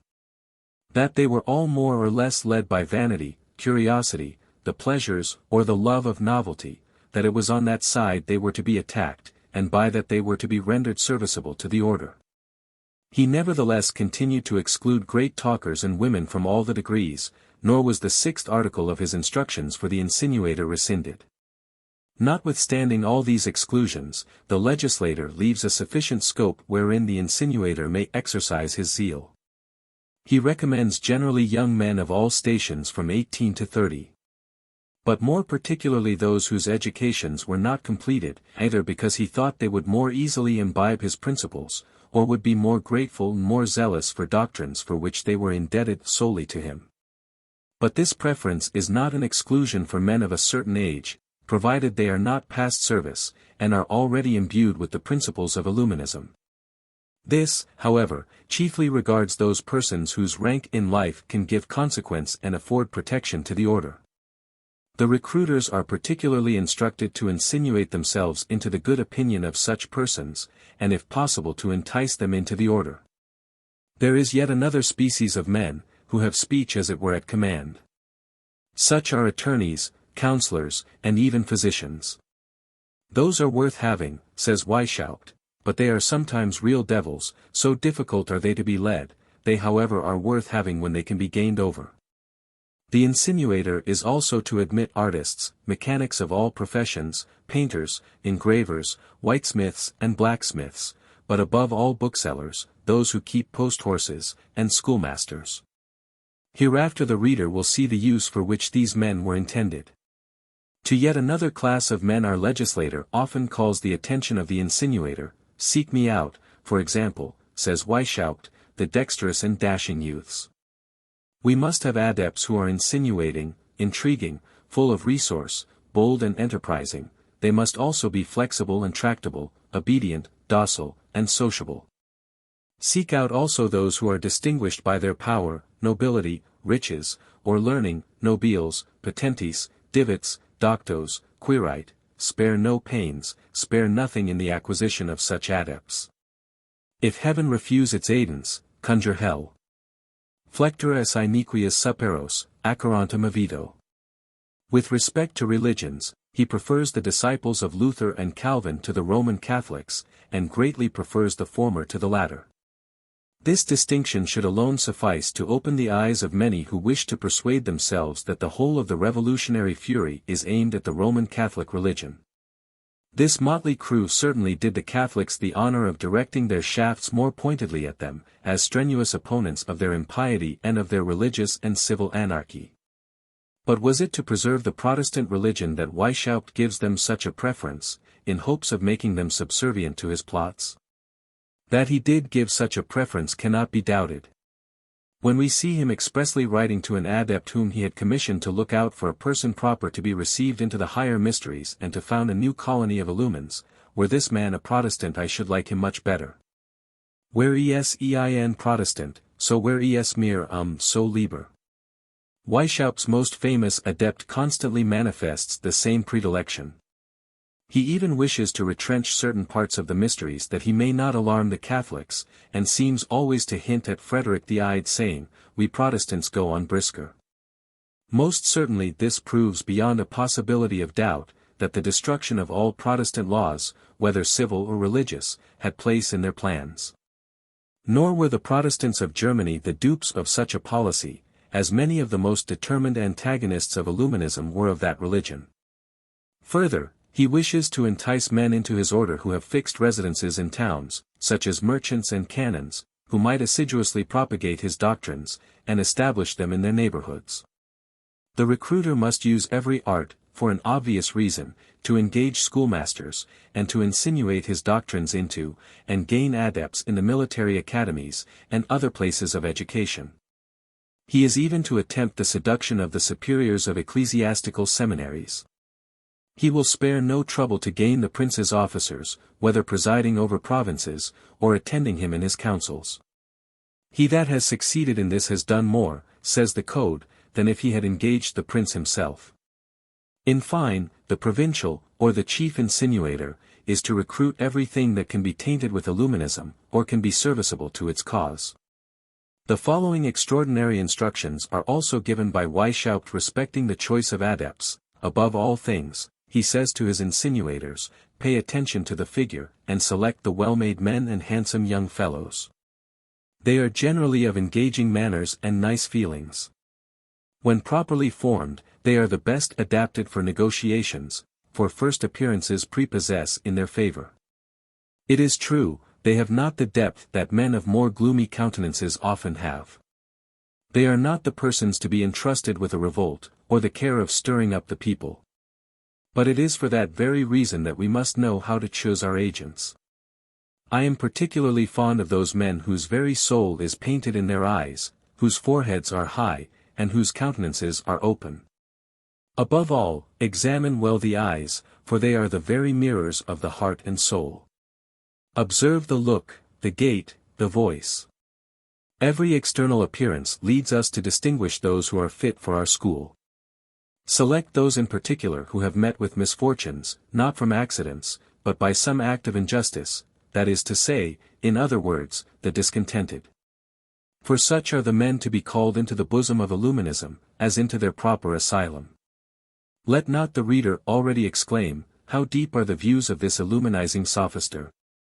How has he foreseen every point? With what discernment does he lay his snares to entrap those who are to be the future agents of his plots? The reader has as yet seen merely a schedule of those persons who may be admitted or rejected. But that does not sufficiently secure the order with respect to the elections which the insinuator may have made. Before he undertakes the initiation of any person whom he may have thought proper, he is to make a statement from his diary of everything that he may have observed with respect to his morals, opinions, conduct, and even of his connections in life. He is to submit this statement to his superiors, who will compare it with the notes they are already in possession of, or may acquire from other adepts, respecting the candidate, or even with a new statement. In case they judge the last to be insufficient. Even when the choice made by the insinuator is approved of, all is not settled. The superiors have to determine which of the insinuators is to be entrusted with the care of enticing the approved person into the order, for all this is foreseen in the code. It is not allowed to all the brethren to exercise promiscuously so important a trust among the profane, though they may have pointed out the person proper for reception. The young adept is not to measure his strength with the man who has the advantage over him in years and experience, nor is the tradesman to undertake the magistrate. The superior is to name the most proper insinuator, judging from the circumstances, age, merits, dignities, or talents of the future candidate. At length, when the mission is given, the insinuator begins to lay his snares. Such is the second part of this extraordinary functionary, and all his subsequent steps are regulated by the code. Candidate, in the ordinary acceptation of the word, means a person who has shown a desire or taken some steps into some order, or to acquire some dignity. In Illuminism it means the person on whom the order has fixed its attention. It often happens that the candidate is ignorant of the very existence of the sect. It is the insinuator's business to inspire him with the wish of entering it. To accomplish this grand object, two different methods are inculcated. The first is for the insinuator who has some candidate in view remarkable for his science or of a certain age. The second, for him who is entrusted with young men from 18 to 30, and who are susceptible of a second education. A third method was proposed for workmen, and those clownish fellows whose education had been but little attended to. We may observe Weishaupt consulting with his confidant Zwack on this part of the code. But whether it was never digested, or that he saw the insinuators could easily supply the defect, no further mention is made of the third method. Let us then examine the essence of the first two. To exemplify the first method, let us suppose one of those men who have gone through a complete course of modern philosophism, who, should they not scoff at Christianity, would at least hesitate at everything which is called religion. For the code forewarns the insinuator, that his efforts would be vain should he attempt to seduce philosophers of another stamp, men of sound judgment, and who would never be partisans of doctrines which could not endure the light of broad day. But when he shall have discovered one of the former who has already pretty well imbibed the principles of the sect, he will assume the character of a philosopher well versed in the mysteries of antiquity. He will have little difficulty in acting such a part, as he will find ample instructions in the code. To follow those instructions faithfully, he must begin by descanting on the supreme felicity of being versed in sciences which few can approach, of walking in the paths of light while the vulgar are groping in darkness. He must remark that there exist doctrines solely transmitted by secret traditions, because they are above the comprehension of common minds.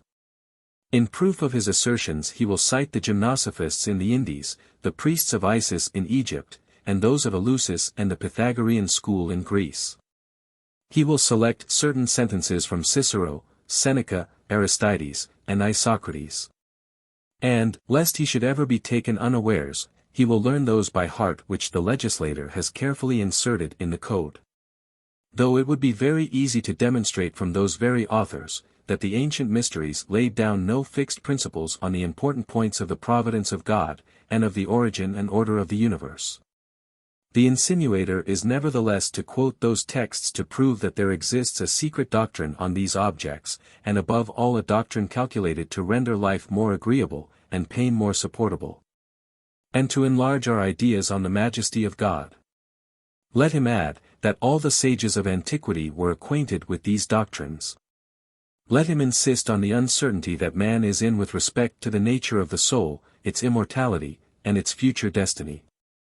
He will then sound his candidate, to know whether he would not rejoice at having some satisfactory answers on objects of such great importance. At the same time he will hint that he has had the happiness of being initiated into these doctrines, and that, should the candidate wish it, he would do his best to procure him the same felicity. But that it was a science gradually imparted, and that certain men possessed the talent of guiding him from a distance, of leading him to the discovery of this new world, and that without being ever in his presence. When the insinuator has by such language succeeded in exciting the curiosity of his candidate, he must then ascertain his opinions on some particular articles. He will propose the discussion of certain questions in writing, and of certain principles, as the groundwork on which they are in future to proceed. The code does not determine what these questions are to be, because they vary according to the political and religious dispositions which the insinuator may have observed in the candidate. Should these dissertations no way agree with the principles of the sect, the insinuator will abandon his prey. Should the sophisticated candidate, or the man of importance, be found properly disposed, he will be admitted to the very threshold of the mysteries. The insinuator will simply explain the inferior degrees to him, and mention the divers trials which the order has dispensed with in consideration of his merit. Notwithstanding the artifice observable in this method, it is still reserved for those who need only to be acquainted with Illuminism to adopt its tenets. But should the insinuator be entrusted with a young candidate, or with one whose principles no way coincide with those of the sect, and who is yet to be formed? It is then that Weishaupt developer that immense theory of art and cunning by which he is insensibly to ensnare his victims. Let your first care, he says to the insinuators, be to gain the affection, the confidence, and the esteem of those persons whom you are to entice into the order. Let your whole conduct be such that they shall surmise something more in you than you wish to show, hint that you belong to some secret and powerful society, excite little by little, and not at once. A wish in your candidate to belong to a similar society, certain arguments and certain books which the insinuator must have, will greatly contribute to raise such a wish. Such are, for example, those which treat of the union and strength of associations. The legislator then carefully adds a list of those books, and the order charges itself with the care of furnishing a certain number of them to the adepts. The works of minors, and particularly of Basados, are frequently recommended by Weishaupt, as the best fitted to inspire their readers with the love and principles of secret societies. But nothing can equal the art with which he himself has drawn up the reasons, by the help of which the insinuator is to persuade his young candidate of the pretended necessity for these mysterious associations. One represents, for example, says the code, a child in the cradle. One speaks of its cries, its tears, its weakness. One remarks how this child, abandoned to itself, is entirely helpless. But that by the help of others it acquires strength. One shows how the greatness of princes is derived from the union of their subjects. One exalts the advantages of the state of society over the state of nature. Then one touches on the art of knowing and directing mankind. How easily! You will say, could one man of parts lead hundreds, even thousands, if he but knew his own advantages? This is evidently proved by the organization of armies, and the amazing power which princes derive from the union of their subjects. After having descanted on the advantages of society in general, touch upon the defects of civil society, and say how little relief is to be obtained even from one's best friends. And how very necessary it would be to support each other in these days. Add, that men would triumph even over heaven were they but united, that it is their disunion which subjects them to the yoke. This is to be explained by the fable of the wolf and the two dogs, the latter of whom could only be vanquished by the former after he had parted them, and by many other examples of the same kind which the insinuator will collect. As a proof of what great and important things secret societies can effectuate, he will adduce the examples of the Freemasons, of the mysterious societies of antiquity, and even of the Jesuits. He will assert, that all the great events of this world are dependent on hidden causes, which these secret societies powerfully influence. He will awake in the breast of his pupil the desire of secretly reigning, of preparing in his closet a new constitution for the world, and of governing those who think they govern us. When you shall have got thus far, says the code, begin to show, as it were unguardedly, that you are not entirely ignorant of those secrets. Throw out some half-sentences which may denote it. Should your candidate take the hint, press him, and return to the charge, until you see him betray symptoms of a desire instantaneously to unite with such a society. The insinuator, however, who has thus far succeeded in inspiring his pupil with such a wish, has not played off every engine with which the code has furnished him. To sound the very bottom of his mind, he will pretend to consult him as if he had been entrusted with certain secrets. He will make objections on the secrecy of these societies, but should they make too much impression he will resolve them himself. At other times, to stimulate the curiosity of his pupil, he will hold a letter in his hand written in cipher, or he will leave it half open on his table, giving his candidate sufficient time to observe the cipher. And then shut it up with all the air of a man who has important correspondences to keep secret.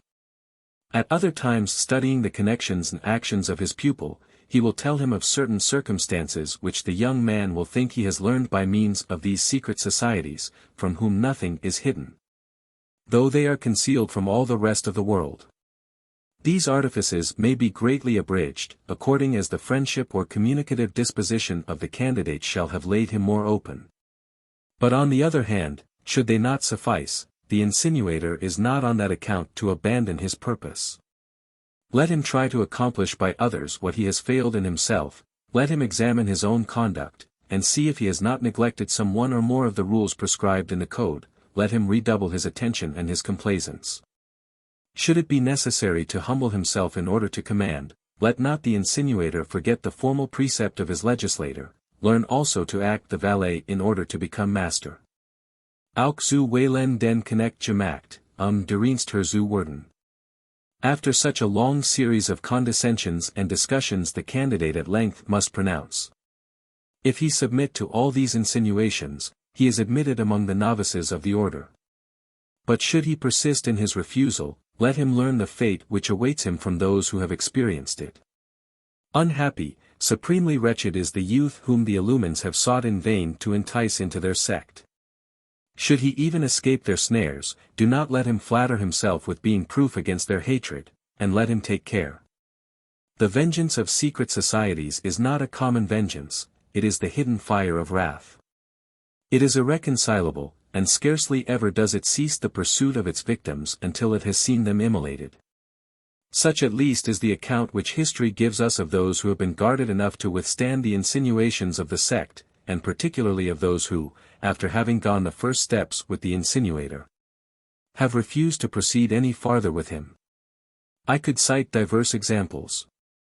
Though I once thought that I had met with one of a quite opposite nature, in the person of Camille de Jordan. The same deputy who was to have been involved in the sentence of transportation against Barthélemy and Pichegru after the revolution of the 4th of September, but who luckily escaped from the grasp of the triumvirate. I hear him speaking in the highest terms of one of these insinuators, who had for a long time endeavored to entice him into the order. He was much astonished at hearing me speak of these men as consummate in all the artifices of the most villainous hypocrisy. He maintained that his Illuminee was mild, modest, and moderate. Full of respect for the gospel, in a word, one of the most virtuous men he had ever known. In reply, I enumerated all the proceedings of the insinuator, and the artifices he had played off before he quitted his prey.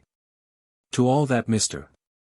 Camille answered, "It is true, such was his behavior, but it was his zeal for the sect which blinded him, and made him have recourse to such expedients in order to work what he called my conversion.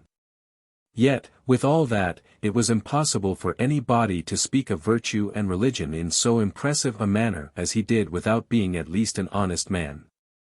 "Well," said I will venture to assert, that the last attempt of your insinuator was as follows. He proposed to you to give your thoughts in writing on certain questions, you did so, your opinions proved directly opposite to his. He never saw you after, became your implacable enemy, and has never since ceased calumniating you. "All that again," answered Mr. Camille, "is very true, nor was it his fault that I did not lose both friends and fortune. Before that affair he used to praise me, afterwards, however, he represented me as a most dangerous man. You cannot conceive what lies he invented about me, and I was unfortunate enough to observe that they had made impression. Is it possible to be believed?" Mr. Camille could not yet be persuaded but that his insinuator was a virtuous man, so profound are the arts of hypocrisy which are to be imbibed from Weishaupt's laws.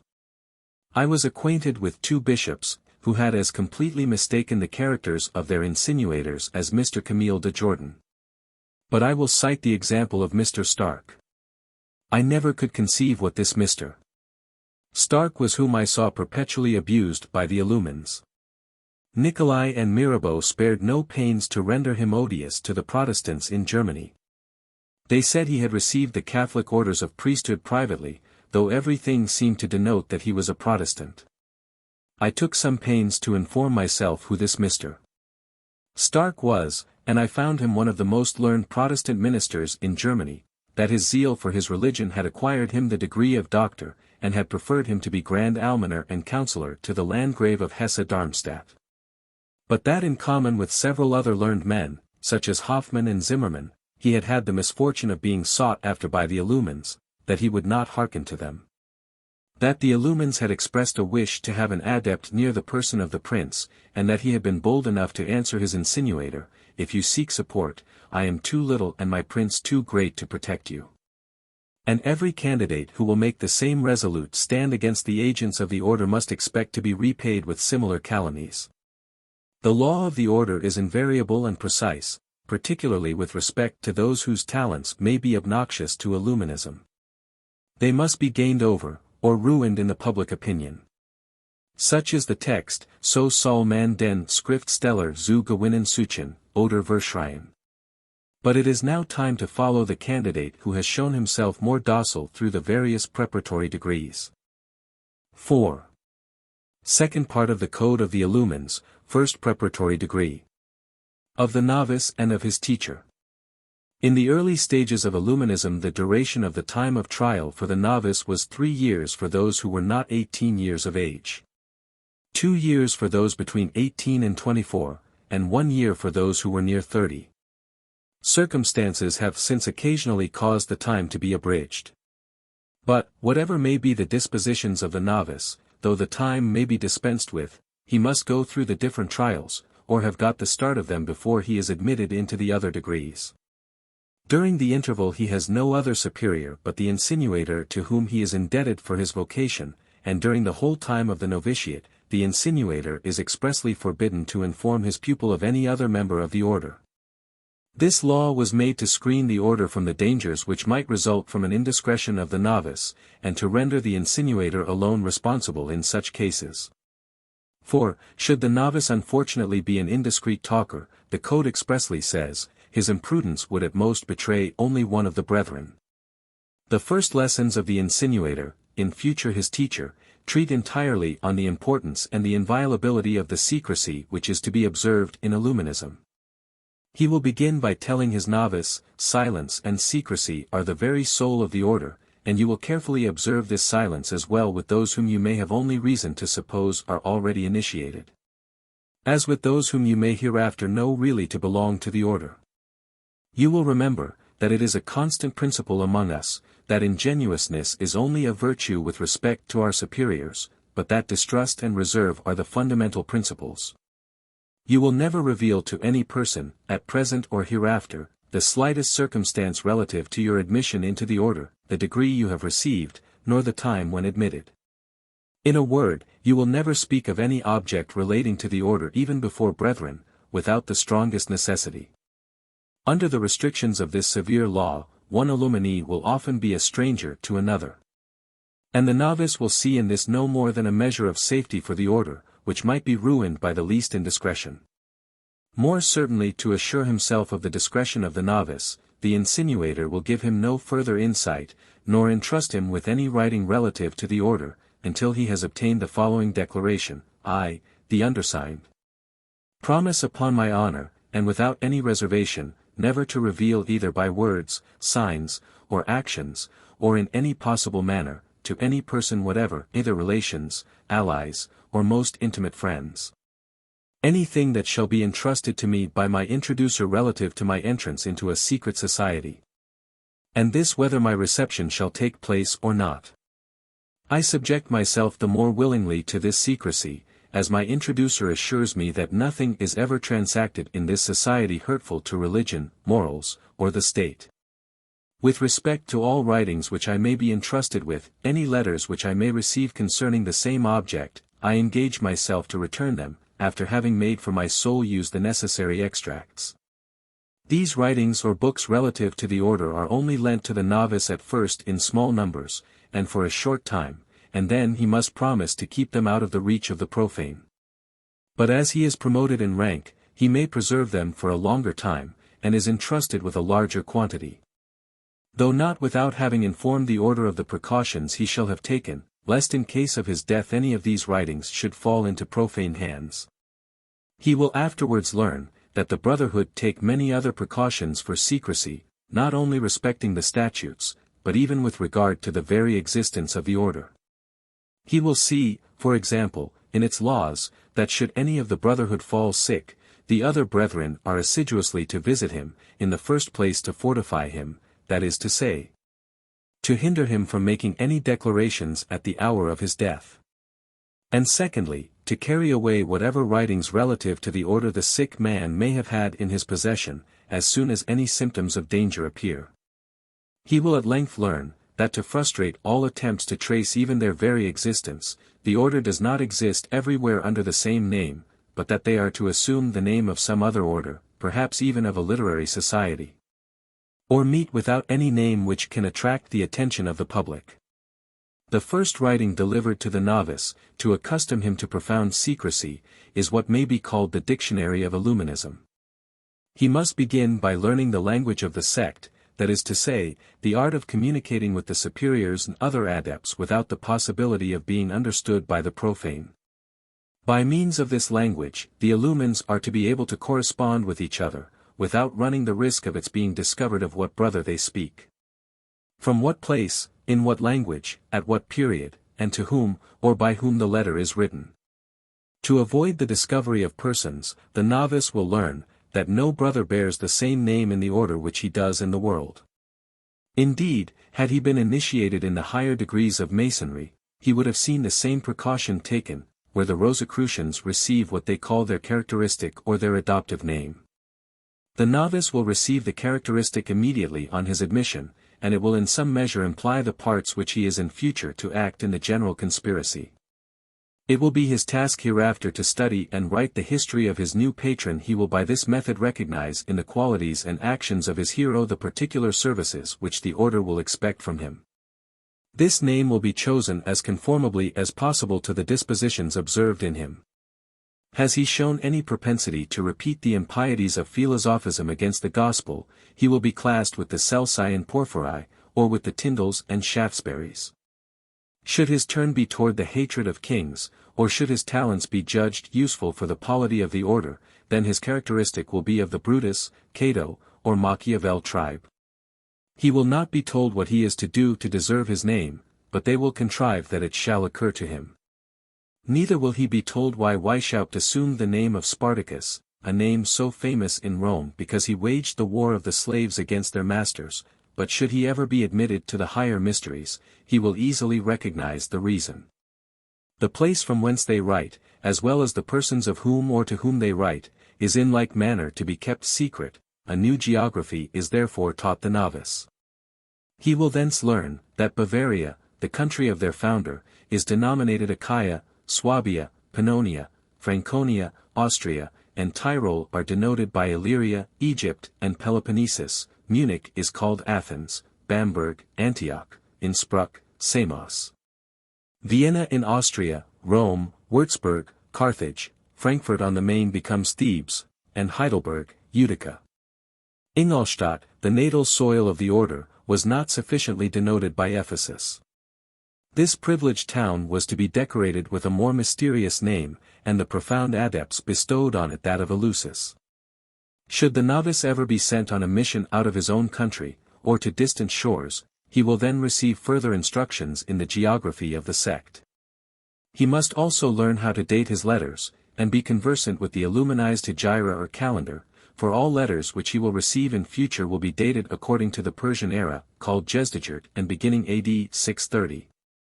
The year begins with the Illumines on the 1st of Faravardan, which answer to the 21st of March. Their first month has no less than 41 days. The following months, instead of being called May, June, July, August, September, and October, are Adarpahaskt, Chardad, Therma, Merdadma, Shaharima, Miharma. November and December are Abenma, Adama, January and February, Dime. And Benma, the month of March only has 20 days, and is called Asfander. The novice must next learn how to decipher the letters he may receive. In order to which, he must make himself master of that cipher, which is to serve him until initiated into the higher degrees, when he will be entrusted with the hieroglyphics of the order. He will also remember, that he is never to write the name of his order. So venerable a word cannot be exposed to profane eyes, and a circle with a point in the middle of it will supply this sacred word, and a long square or parallelogram will denote the word lodge. After these preliminary studies, the young brother receives a part of the code, under the title of Statutes of the Illumines. But these first statutes are nothing more than a snare, and the young novice, with pleasure no doubt, sees them begin with the following words. For the tranquility and security of all the brethren, whether novices or active members of the society, and to prevent all ill-grounded suspicions, or disagreeable doubts, the venerable order declares, that it absolutely has in view no project, enterprise, or undertaking hurtful to the state, to religion, or to good morals. And that it favors nothing of that nature in any of its members. Its designs, all its toils, solely tend to inspire men with a zeal for the perfection of their moral characters, to impregnate them with humane and sociable sentiments, to counteract the plans of the wicked, to succor oppressed and suffering virtue, to favor the advancement of men of merit, and to render those sciences universal which are as yet hidden from the generality of men. Such is not the colored pretext, but the real object of the order. Even should the novice not have entirely laid aside all suspicions respecting the intentions of the order, still so positive a declaration he must think would guarantee him as to all obligations which might be imposed upon him. His grand aim is to form his heart in such a manner as to gain not only the affection of his friends but even of his enemies. He is positively ordered to endeavor with all his might to acquire both interior and exterior perfection. It is true, he is soon after as positively ordered to study the arts of dissimulation and disguise. But then the brother Insinuator is at his elbow to explain to him how that art coincides with true perfection, and thus suppress any suspicions which might arise from a comparison of these two injunctions. Beside, the novice has many other duties to fulfill, which will deprive him of opportunity for such reflections. He is next told, that the brethren must have but one mind, one will, and similar sentiments. That, to effectuate this, the order has made choice of certain works, to which he must apply with the greatest attention. Should the novice be one of those men whom an attachment to the gospel rendered more circumspect as to the snares laid for his belief, the very choice of the books would suffice to show him that the first object of the Insinuator was to persuade him, that it is not even necessary to be a Christian to acquire the perfection enjoined by the statutes. The morality he is taught is that of Epictetus, Seneca, Antoninus, and Plutarch, all foreign to Christianity. He will also receive the works of modern sophisters, such as Wieland, Miners, and Bassidos, who by no means make perfection to consist in Christianity. Under the soothing and mellifluous language of a moderate and specious philosophy, he will be led to lubricity and impiety, traced by the sophisticated pen of Helvetius in his celebrated work de l'Esprit. But the Insinuator must previously have sufficiently studied the dispositions of his pupil to know whether such propositions would any longer startle him. Beside, nothing is better calculated to dissipate all such fears, than the constant application that is required to those books which are put into the hands of the novice, added to the care taken to deprive him of all such as might inspire him with contrary ideas. The teacher is carefully to attend to all the rules laid down in the code on this subject, and to see that his novices fulfill the intentions of the order in this respect. He is frequently to converse with them. He is to mark out their occupations for them, he is even to make them unexpected visits to surprise them, and thus to see in what manner they apply to the code and other writings with which the order has entrusted them. He is to require an account of what they have read, and extracts from the different works, he will assist them by his explanations. In short, nothing is to be neglected which can secure their progress in the spirit and morals of the order. An object of far greater importance next attracts the attention of the novice. It is that which the code calls the greatest of all, it is, the knowledge of men. The teacher will represent this to his pupil as the most interesting of all sciences. To make himself master of this science, the novice receives the model of a journal in the form of tablets, and his teacher shows him how they are to be used. Provided with this journal, he is to make his observations on every body he finds himself in company with, he is to trace their characters, and account to himself everything he has seen or heard. Lest his memory should fail him, he must always be provided with a loose paper or small tablets, on which he may at all hours note his observations, which he is afterwards carefully to digest in his journal. To be certain of the novice's attention to this point, the brother teacher will examine his tablets and his journal from time to time. To render him more expert in the art of drawing the characters of the living, he will exercise the novices on ancient authors, and on the heroes of antiquity. No study or custom is so frequently recommended as this in all the code of Illuminism. It is to be the grand study of the novice, and the prime occupation of every degree. It is by his assiduity in this great art that the novice will learn how to distinguish those whom he may hereafter judge proper to be admitted into or rejected from the order. And it is with that view that the preceptor perpetually presses him to propose those whom he may think fit for the order. By this means a double object is attained: first, the propagation of the order, and, secondly, a knowledge of its friends or enemies, the dangers it may be threatened with, and the means to be adopted, or the persons to be gained or courted, to avert the impending storm, in fine, of extending its conquests. Whether the Illuminee be a novice, or in any other degree, he is bound by the laws of the order to make his report in the prescribed forms at least once a month. While the novice is perpetually making researches of this nature, he is not aware that he is as carefully watched by his insinuator, who on his side notes and writes down everything that he observes either as to the failings or the progress, the strong or weak side of his pupil, and these he as regularly transmits to the superiors. The pupil little suspects that the grand object of his insinuator is to bind him in such a manner to Illuminism, even long before he is acquainted with its secrets, that it shall be impossible for him to break those bonds which fear and terror shall have imposed upon him, should he ever wish to shrink from the horrid plots and systems which he might thereafter discover. This profound policy of binding the novices to Illuminism consists, first, in giving them a magnificent idea of the grandeur of the projects of the sect, and, secondly, in a vow of blind obedience to the superiors in everything which they judge conducive to the ends of the order, which vow the insinuator is to find means of extorting from his pupil. It is here particularly that Weishaupt appears to wish to assimilate the government of his sect to that of the religious orders, and especially to that of the Jesuits, by a total sacrifice of their own will and judgment, which he exacts of the adepts.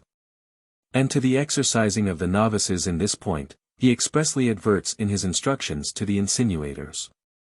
But this is precisely the place to remark on the amazing difference between the Illuminized and the religious obedience. Of that immense number of religious who follow the institutes of Saint Basil, Saint Benedict, Saint Dominic, or St. Francis, there is not one who is not thoroughly convinced that there exists a voice far more imperious than that of his superior, the voice of his conscience, of the gospel, and of his God. There is not one of them who, should his superior command anything contrary to the duties of a Christian, or of an honest man, would not immediately see that such a command was a release from his vow of obedience.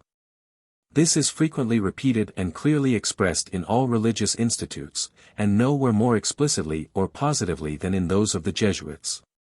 They are ordered to obey their superior, but in cases only where such obedience is not sinful, ubi non cerneriter peccatum.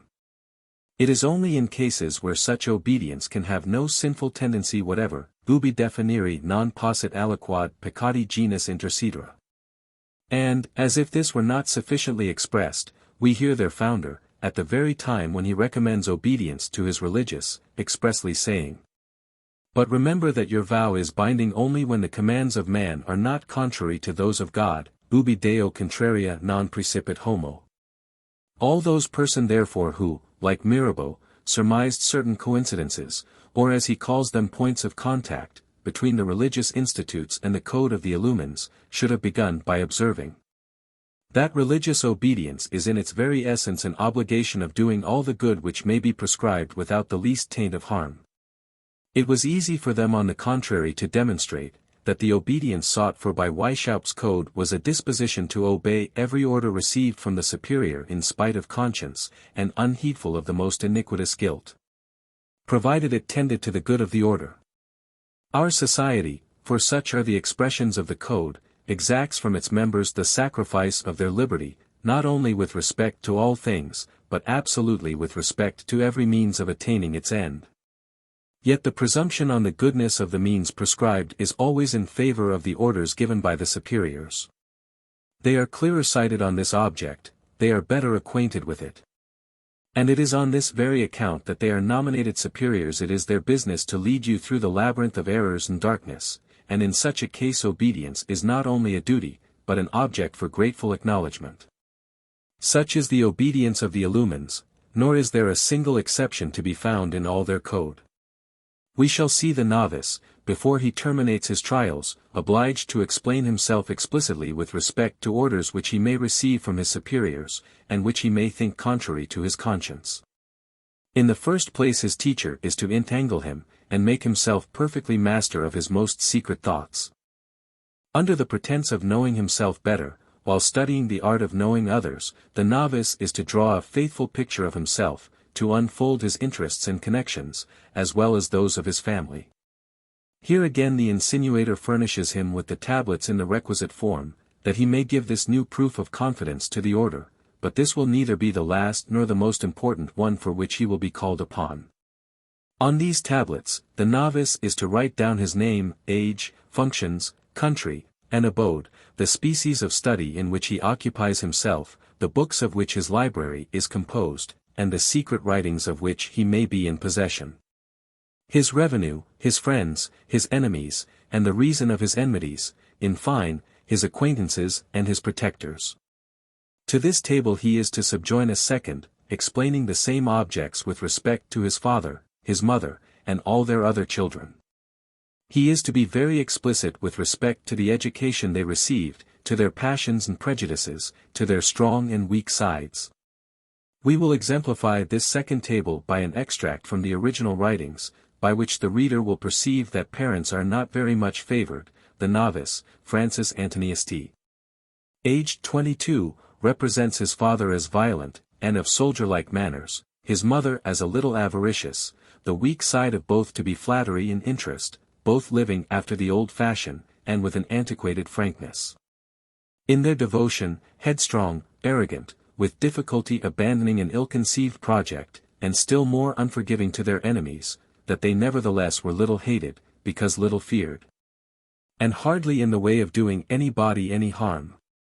While the novice is thus occupied in revealing all his secrets, and those of his family, the insinuator on his side is drawing up a new statement of everything he has been able to discover during the whole time of his pupil's trial, either with respect to him or to his relations.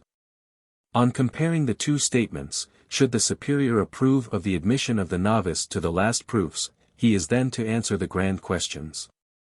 It is by these questions that the novice is to judge of the extent of the sacrifice he is about to make, and of the awful subjection of his whole will, conscience, and person, to Illuminism, if he wishes to gain admittance. The questions are 24 in number, and couched in the following terms. I. Are you still desirous of being received into the order of the Illumines? 2. Have you seriously reflected on the importance of the step you take, in binding yourself by engagements that are unknown to you? 3. What hopes do you entertain, or, by what reasons are you induced to enter among us? 4. Would you still persevere in that wish, though you should find that we had no other object or advantage whatever in view but the perfection of mankind? V. What would be your conduct should the order be of new invention? 6. Should you ever discover in the order anything wicked, or unjust to be done, what part would you take, when unanstandig, ungerecht saken vorkomen, we er sich verhalten word? 7. Can you and will you look upon the welfare of the order as your own? 8. We cannot conceal from you, that members, entering into our order without any other motive than to acquire power, greatness, and consideration, are not those whom we prefer. In many cases one must know how to lose in order to gain. Are you aware of all this? 9. Can you love all the members of the order, even such of your enemies as may be members of it? X. Should it so happen that you should be obliged to do good to your enemies who are of the order, to recommend them, for example, or extol them, would you be disposed to do so? 11. Do you, moreover, grant the power of life and death to our order or society? On what grounds would you refuse, or recognize in it such a right, aber dieser Gesellschaft, oder auch das just vitae et nieces, aus was gründen, oder nicht suggesti? 12. Are you disposed on all occasions to give the preference to men of our order, over all other men? 13. How would you wish to revenge yourself of any injustice, either great or small, which you may have received from strangers or from any one of our brethren? 14. What would be your conduct should you ever repent of having joined our order? 15. Are you willing to share with us happiness and misfortune? 16. Do you renounce the idea of ever making your birth, employment, station, or power, serve to the prejudice or contempt of any one of the brethren? 17. Are you, or have you any idea of becoming a member of any other society? 18. Is it from levity, or in hopes of soon being acquainted with our Constitution, that you so easily make these promises? 19. Are you fully determined to observe our laws? XX. Do you subject yourself to a blind obedience without any restriction whatever? And do you know the strength of such an engagement? Ober Unbedingten Gehorsam Angelob, und was das say? 21. Is there no consideration that can deter you from entering into our order? XXI. Will you, in case it is required, assist in the propagation of the order, support it by your counsels, by your money, and by all other means? 23. Had you any expectation that you would have to answer any of these questions, and if so, which question was it? Ziv. What security can you give us that you will keep these promises? And to what punishment will you subject yourself in case you should break any of them? In order to judge of the nature of the answers written and signed by the novice, and confirmed by his oath, it will be sufficient to cast our eyes on the account of the reception of two brethren, as it is contained in the archives of the sect. To the VIII question, should you ever discover in the order anything wicked, or unjust to be done, what part would you take? The first of these two novices, aged 22, and named Francis Anthony answers, swears, and signs, I would certainly execute those things, if so commanded by the order, because it may be very possible that I am not capable of judging of what is just or unjust. Besides, should they be unjust under one aspect, they would cease to be so as soon as they became a means of attaining happiness, the general end. The novice Francis Severius B. answers, swears, and signs, in like manner, I would not refuse to execute those things, wicked and unjust, provided they contributed to the general good. To the exith question, on life and death, the first novice answers with the same formalities, yes, I acknowledge this right in the order of Illumines. And why should I refuse it to the order, should it ever find itself necessitated to exercise it, as perhaps without such a right it might have to fear its awful ruin? The state would lose little by it, since the dead man would be replaced by so many others. Besides, I refer to my answer to question 6. That is to say, where he promised to execute whatever was just or unjust, provided it was with the approbation or by order of the superiors. The second answers, swears, and signs to the same question, the same reason which makes me recognize the right of life and death in the governors of nations, leads me to recognize most willingly the same power in my order, which really contributes to the happiness of mankind as much as governors of nations ought to do. On the XXTH question, on blind obedience without restriction, one answers, yes, without doubt, the promise is of the utmost importance, nevertheless I look upon it as the only possible means by which the order can gain its ends. The second is less precise. When I consider our order as of modern invention and as little extended, I have a sort of repugnance in binding myself by so formidable a promise. Because in that case I am justified in doubting whether a want of knowledge or even some domineering passion might not sometimes occasion things to be commanded totally opposite to the proposed object of the general welfare.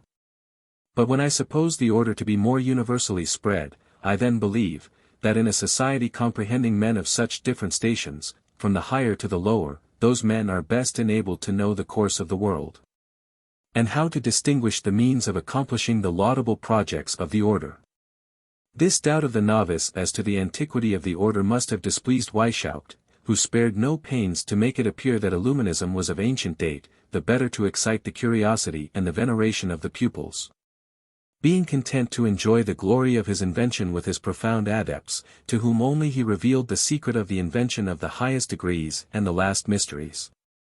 But our novice went on to say, that on the whole he rather believed the order to be of ancient than of modern invention.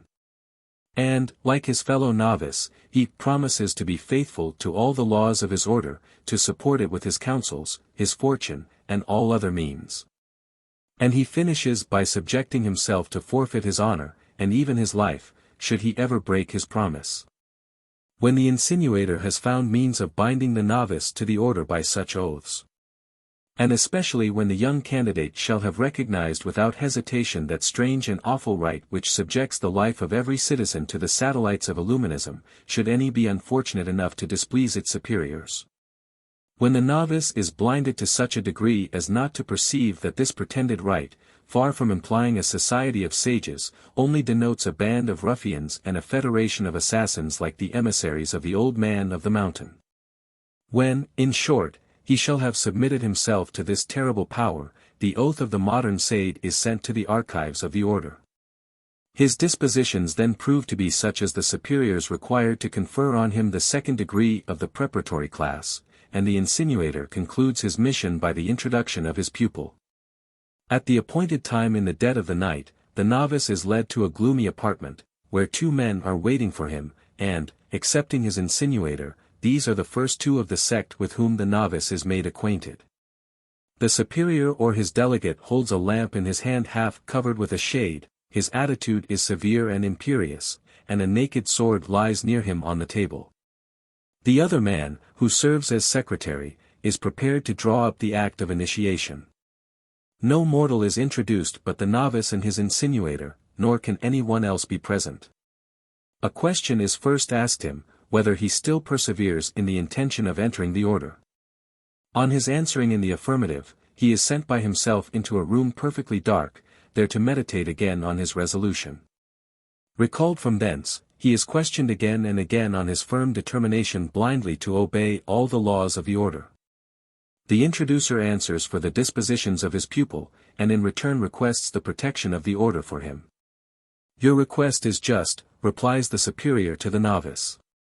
"In the name of the most serene order from which I hold my powers, and in the name of all its members, I promise you protection, justice, and help. Moreover, I protest to you once more, that you will find nothing among us hurtful to religion, to morals, or to the state." Here the initiator takes in his hand the naked sword which lay upon the table, and, pointing it at the heart of the novice, continues, "But should you ever be a traitor or a perjurer, assure yourself that every brother will be called upon to arm against you. Do not flatter yourself with the possibility of escaping, or of finding a place of security.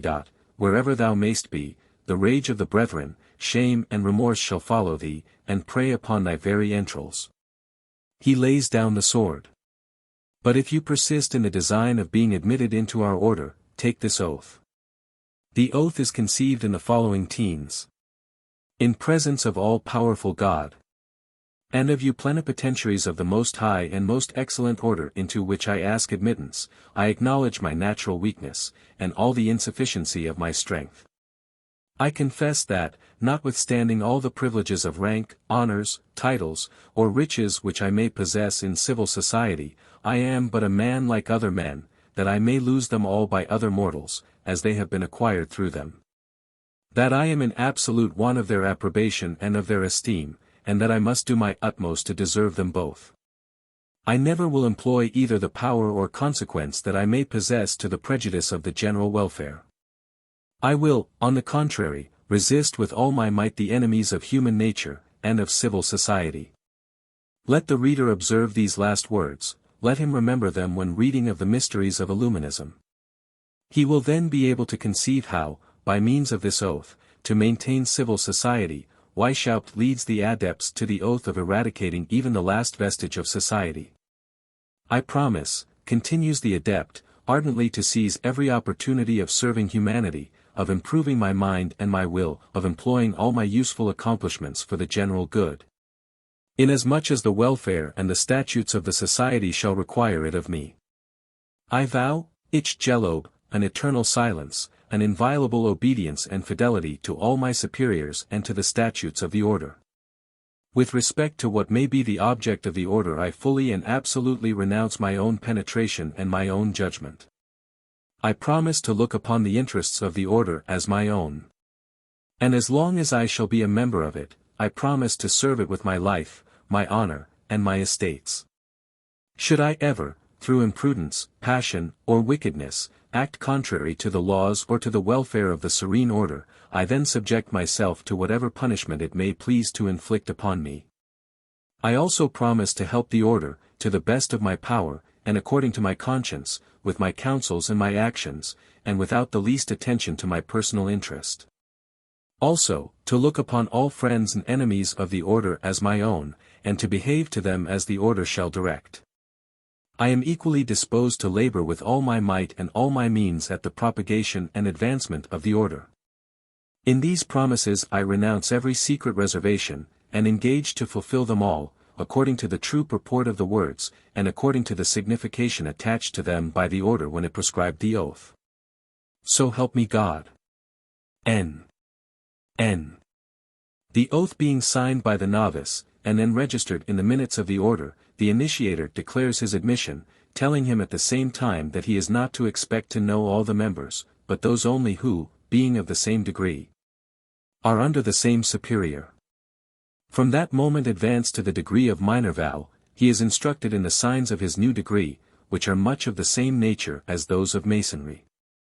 He is then enjoined to give an exact list of all his books, particularly of those which might be precious or useful to the order. He also receives the following questions which he is to answer in writing. I. What should you wish to be the object of our order? 2. What means, either primary or secondary, do you think most conducive to the attainment of that object? 3. What other things would you wish to find among us? 4. What men do you either hope to meet, or not to meet, among us? The answers given to these questions will enable the superiors to judge how far the young adept has imbibed the principles of the order. But other helps are preparing for him, that he may be able to demonstrate by his answers both the progress he has made and that which he may be expected to make. Thus admitted to the degree of Minerva, he will find himself in future a member of the academy of the sect. Let us then observe well both the scholars and their masters, for they still belong to the class of preparation. V. Third part of the Code of the Illumines, second preparatory degree, the Academy of Illuminism, or the Brethren of Minerva. Weishaupt, ruminating on what turn he should give to his Code of Illuminism, that its progress might be more subtle and infallible, expresses himself in the following terms, on the preparatory degrees which were to succeed to the novitiate of his pupils. I am thinking of establishing, in the next degree, a sort of an academy of literati.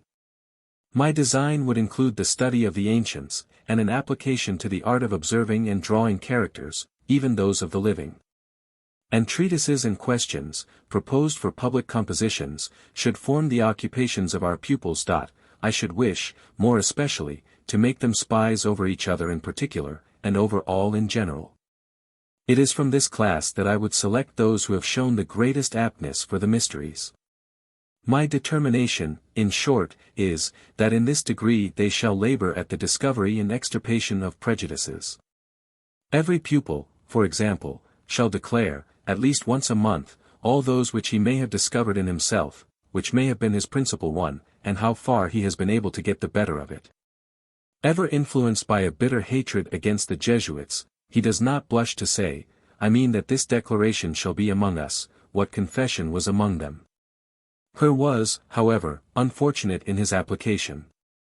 For in the order of the Jesuits, no superior could ever hear the confessions of the inferiors. And thus their very institutes rendered impossible the horrid abuse, under which Weishaupt affected to cloak the abominable breach of confidence with respect to his pupils, when he says, by these means I shall discern those who show dispositions for certain special doctrines relative to government or to religion. The statutes of their Minerval degree are drawn up with a little more circumspection, and simply declare, that the order in that degree wishes to be considered only as a learned society or academy, consecrating its toils to form the hearts and minds of its young pupils both by example and precept. These are called the Brethren of Minerva, and are under the direction of the major or minor illumines. The academy properly so called is composed of 10, 12, and sometimes 15 Minervals, under the direction and tuition of a major Illuminee. In the calendar of the sect, the days on which the academy meets are called holy, and its sittings are generally held twice a month, always at the new moon. The place where they meet is called, in their language, a church. It must always be preceded by an antechamber, with a strong door armed with bolts, which is to be shut during the time of the meeting. And the whole apartment is to be so disposed, that it shall be impossible for intruders either to see or hear anything that is going forward. At the commencement of each sitting, the president is always to read, and, after his fashion, comment on some chosen passages of the Bible, or Seneca, of Epictetus, Marcus Aurelius, or Confucius. The care he takes to give to all these works the same weight and authority, will be sufficient to make the pupils view the Bible in a similar light with the works of the pagan philosophers. This lecture over, each pupil is questioned, as to the books which he has read since the last meeting, on the observations or discoveries he may have made, and on his labors or services toward the progress of the order. Nor are the studies and the books of which the brethren are to give an account, left to their own choice. To each of these academies there is appropriated a particular library, whenever circumstances will permit, calculated to ensure the spirit of the order, and this collection the sect takes care to furnish. By 3 different means it is accomplished. First, by the money which the brethren contribute; secondly, by the list of his own private library, which is exacted from each candidate, who is obliged to furnish therefrom such books as may be required of him. The third means is derived from Weishaupt's grand principle, that every thing which is useful is an act of virtue. Now as it would be very useful for the order to get possession of those rare books and precious manuscripts which princes, nobles, and religious orders keep shut up among their archives or in their libraries. All illumines acting as librarians or archive keepers are admonished, exhorted, and seriously pressed not to make any scruple of secretly stealing such books or manuscripts, and putting them into the possession of the sect. This is one of the most explicit lessons that Weishaupt gives to his adepts, at one time telling them not to make a case of conscience of giving to the brethren what they may have belonging to the library of the court. At another, sending a list of what should be stolen from that of the Carmes, he says, all these would be of much greater use if they were in our hands. What do those rascals do with all those books? Yet, notwithstanding the caution with which the founder as yet withholds certain books from the hands of the Minerva, it is clear from the very assortment of the libraries of the order, that he does not hesitate at giving the pupils a certain number directly tending to the grand object, and particularly those which may create a contempt for religion. He wishes much to see an impartial history of the Church, and he even proposes hereafter to publish one himself, or at least to contribute many articles toward such a work. He calls the attention of the young adepts to Sarpi, to Lobret's arsenal of calumnies, and in short to all that has been written against religious orders. He had even put on the list those impious works which appeared under the name of Freret. He seemed to have forgotten for a moment his ordinary prudence, but, warned of it by Nig, he corrected his error. Many other books, however, were to be comprehended in the Minerva library, which were to disguise the object of it.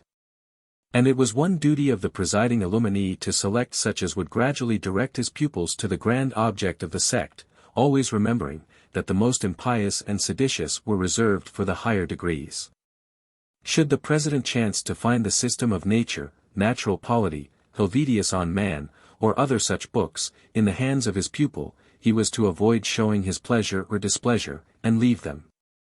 In short, it is in the Minerval schools that the teachers are in a particular manner to practice that great art of making the adepts rather as it were invent than learn the principles of the order.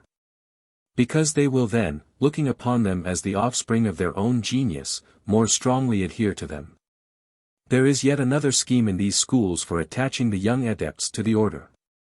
Every brother is, at his first reception, to declare to what art or science he means principally to apply, unless his station, genius, or particular circumstances, debar him from the literary career. In which latter case, pecuniary contributions are to be an equivalent for those services which his talents cannot contribute. If the brethren adopt literary pursuits, then the order enters into engagements to furnish them with all possible assistance to forward their undertakings in the art or science on which they shall have determined. Unless they should have chosen theology or jurisprudence, 2 sciences which the order absolutely accepts from any such agreement. Their succors for the Minerval have a twofold tendency. On the one side, they serve to prove that the adept does not neglect the science he has determined on, as he is to give an annual account of the discoveries he has made, and of the authors from which he has made selections. On the other hand, the brethren following the same branches of study are desired to help him with all the means in their power. Should he meet with difficulties which he cannot solve, he may apply to his superior, who will either solve them himself, or send them to other members of the order, who, better versed in those sciences, and bound to enlighten their brethren, will send the required solutions. That his degree of Minerva may have all the appearances of a literary society, the superiors annually propose some question for a public composition. The answers or dissertations are judged as in academies, and the discourse which obtains the prize is printed at the expense of the order. The same advantages are held out to all adepts who wish to publish their works, provided they are not foreign to the views of the founder. They are sure to coincide with his intentions should they be of the nature of those which he calls pasquils, or such as would create mirth among the people at the expense of the priesthood, and of religious truths. Such as parodies on the Lamentations of Jeremiah, or burlesque imitations of the prophets, in a word, all such satires as dispose the people to the grand object of the sect. The Minerval can give no better proofs than these of his progress. The sect has booksellers who put these works into circulation, and the profits are transmitted to the coffers of the order. It is, however, to be observed, that should a Minerval, or any other of the brethren, make a discovery in any art or lucrative science, he is obliged, under pain of being looked upon as a false brother, to impart the secret to the order. Who will look upon itself as proprietor of such secrets should they have been discovered by a brother after his admission among them? Lest he should be unobserved when traveling, the Minerval is never to undertake any journey without previously informing his superiors, who will send him letters of recommendation for different brethren on the road. He, in return, must carefully report everything that he shall discover during his travels, which may be to the advantage or disadvantage of the order. But we must not forget to mention, that during the academic sittings, the presiding Illuminee is at least once a month to take a review of the principal faults which he may have observed in any of his pupils. He is to interrogate them concerning those which they may have observed themselves, and it would be unpardonable neglect, says the statutes, should any pupil pretend that during the space of a whole month he had remarked nothing reprehensible. This would be a proof of the utmost negligence in the training of his mind to observation, and the superior must not suffer it to pass without reprehension. He must also make his observations in such a manner as to excite their serious attention, and effectually to impress them with proper notions. So that each on returning home shall be ready to put in practice his advice for the advantage of the order. Beside, the superior is as much as possible to avoid letting a day pass without seeing his pupils, either he visiting them, or they him. But what can be the object of such vigilance, such unremitting attention to the Minerval Academy? A single word from the adept who, under the inspection of Weishaupt, organized its laws, will explain the enigma. It is, to adopt Nigg's expressions, by the works required of the young academicians that the order will be able to judge whether they are of that sort of stuff, that is to say of that turn of mind, susceptible of all the principles of impiety and anarchy, which is necessary for the higher degrees. After all these labors, should the Minerval adept still retain any of what they call religionist inclinations, he will then receive the 3 first Masonic degrees. And in them he may moulder during the rest of his life in the insignificant study of all their hieroglyphics. He will indeed still continue under the inspection of the superiors of the order, but he may rest assured, that he will always remain a Minerval, with a brevet of imbecility, on the registers of the sect. On the contrary, should he have shown a sufficient want of attachment to religion or to his prince, should he enthusiastically imbibe the principles of Illuminism, he will certainly be promoted to higher degrees. During his academical course the sect has had unerring means of judging him, viz. by the questions he has solved, and which were put by the order, not so much with a view of exercising his talents as of prying into his opinions, and by the statements delivered in by the scrutators. Of the impression made by the different principles which they had disseminated either in the shape of conversation, or by way of refutation, to try the young Minerval. The questions which he has had to investigate during his course sometimes regarded the secret of the sect, at others, the security of the adepts, and of the superiors. To envelop the chiefs in impenetrable darkness, and that their asylum may be proof against all attempts, death itself is to be divested of its horrors.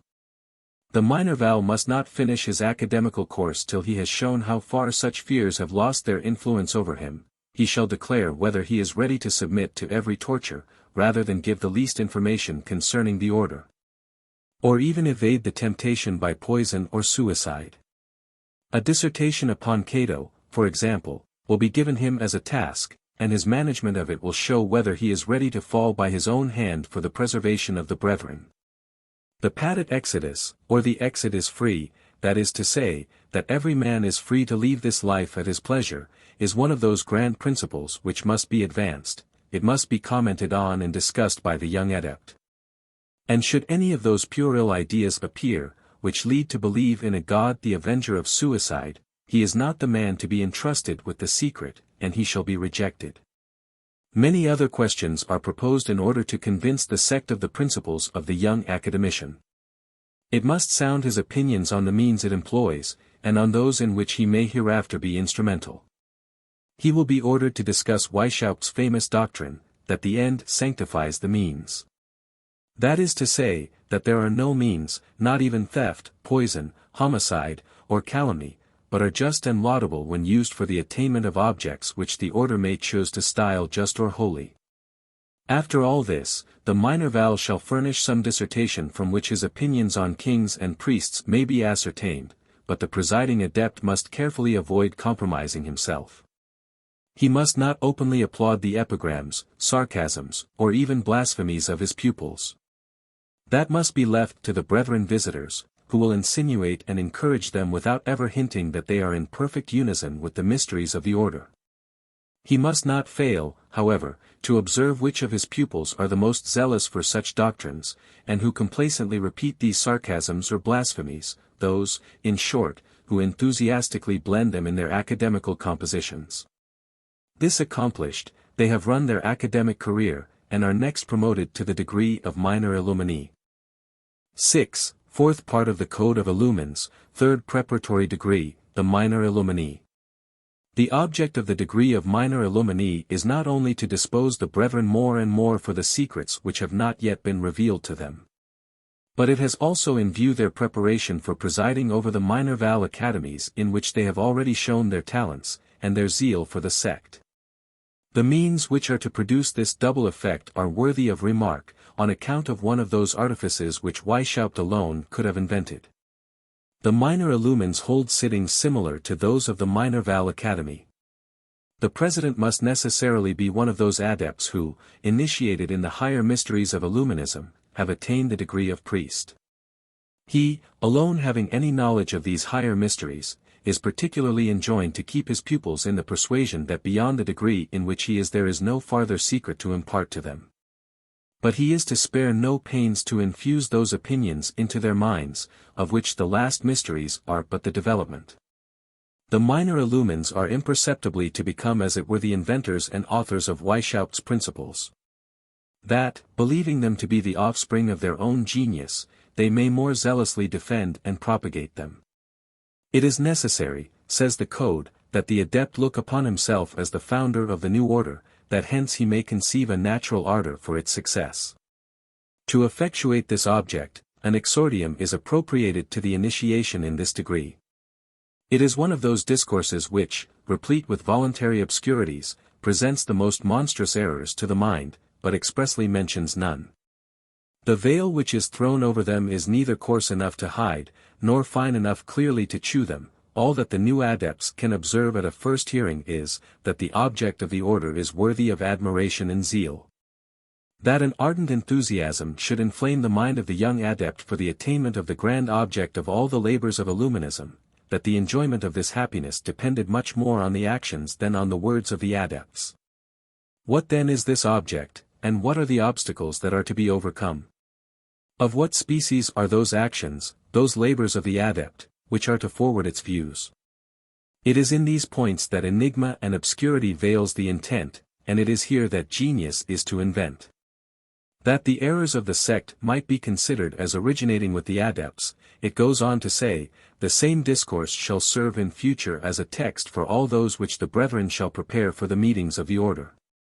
The president will select the obscure passages, which may lead to the development of those opinions which he wishes to instill into his pupils, such will the subjects chosen for their themes, and he will carefully exact practical conclusions. 5. But to give the reader a better idea of what these themes or commentaries are to be, we shall quote a part of the original text. There certainly exist in the world public crimes which every wife and honest man would wish to suppress. When we consider that every man in this delightful world might be happy, but that their happiness is prevented by the misfortunes of some, and by the crimes and errors of others, that the wicked have power over the good. That opposition or partial insurrection is useless, that hardships generally fall upon men of worth. Then naturally results the wish of seeing an association formed of men of vigorous and noble minds, capable of resisting the wicked, of succoring the good, and of procuring for themselves rest, content and safety, of producing all these effects by means drawn from the greatest degree of force of which human nature is capable. Such views actuating a secret society would not only be innocent, but most worthy of the wise and well-inclined man. What an ample field already opens itself to the commentating genius of the young adept. The minor Illuminee will begin by investigating those general crimes to which the sect wishes to put an end. And what are the crimes, who are the wicked persons that disturb the peace of mankind by means of power exercised over the good? What secret societies are they which are destined to consummate the wishes of the sages, not by partial insurrections, but by the greatest degree of force of which human nature is capable? In a word, what is that new order of things, which are by such unheard of exertions to be substituted in place of existing institutions? The greater progress the adept shall make, and the nearer his commentaries shall coincide with the spirit of the order, so much the more worthy shall he be judged to fulfill the second object of this degree. He is not yet to preside over a minor Val Academy, he is too inexperienced in the arts of a superior, and the order only entrusts him with 2 or 3 of those pupils. But, as a consolation for the smallness of his flock, he reads in his instructions, that should he have only formed 1 or 2 men for the order during his whole life he will have done a noble act. Small as this mission is, still the adept is not left to his own prudence in the execution of it, he receives instructions by which he is to be guided. I forewarned my reader, that in this part of my memoirs on Jacobinism, my object was, not solely to prove the conspiracy of the Illumines, but to render conspicuous the dangers which threaten society, while I was unveiling the means adopted by the sect. Among these means, the laws laid down by Weishaupt for the minor Illumines are to be eminently distinguished. As the authority given, and the manner in which it is to be exercised, at first over 2 or 3 adepts only, naturally prepare them for more extensive commands. These laws and these instructions seem to be traced with the venom of the prudent serpent, unfortunately so much more active and ingenious in the arts of vice and seduction than good men are in the cause of virtue. This part of Weishaupt's code is called, Instructions for Forming Useful Laborers in Illuminism, and from it I shall make a large extract. Let the reader meditate on the tendency and probable consequences of such precepts, such laws, and artifices, all designed to form adepts for the most general, most astonishing, and most dreadful conspiracy that ever existed. Assiduously observe, say these instructions, every brother entrusted to your care, watch him particularly on all occasions where he may be tempted not to be what he ought to be, that is precisely the moment when he must show himself. It is then that the progress he has made is to be discovered. Observe him again at those times when he least suspects it, when neither the desire of being praised, the fear of being blamed, nor the shame of, or reflection on the punishment, can actuate his conduct. Be exact on such occasions in making your notes and observations. You will gain much both with respect to yourself and to your pupil. Be careful lest your own inclinations should bias your judgment. Do not think a man excellent because he has a brilliant quality, nor judge him to be wicked because he has some striking defect, for that is the grand failing of those who are captivated at first sight. Above all, guard against believing your man to be a transcendent genius because his discourse is brilliant. We are to judge by facts alone, whether a man is deeply interested. Have little confidence in rich or powerful men. Their conversion is very slow. Your chief object must be to form the heart. He that is not deaf to the cries of the unfortunate, he that is constant though in adversity, and unshaken in his plans, he that feels his soul glow for great enterprises. And he, particularly, who has formed his mind to observation, is the man of whom we are in quest. Reject those feeble and narrow minds who know not how to quit their usual sphere. Read with your pupils those books which are easy to be understood, which abound in the picturesque, and are calculated to elevate the mind. Speak to them often, but let your discourses proceed from the heart, and not from the head. Your auditors easily kindle when they see you full of fire. Make them thirst after the moment when the grand object is to be accomplished. Above all, stimulate them to the love of the object. Let them view it as grand, important, and congenial to their interests and favorite passions. Paint in strong colors the miseries of the world, tell them what men are, and what they might be, what line of conduct they should adopt. How little they know their own interests, how anxiously our society labors for them, and desire them to judge what they may expect from it, by what we have already done in the first degrees. Shun familiarity on all occasions where your weak side may be seen, always speak of Illuminism in a dignified style. Inspire esteem and respect for our superiors, and dwell strongly on the necessity of obedience in a well-organized society. Kindle the ardor of your pupil by laying great stress on the utility of our labors, avoid dry and metaphysical discussions. Let what you require of your pupils be within their means.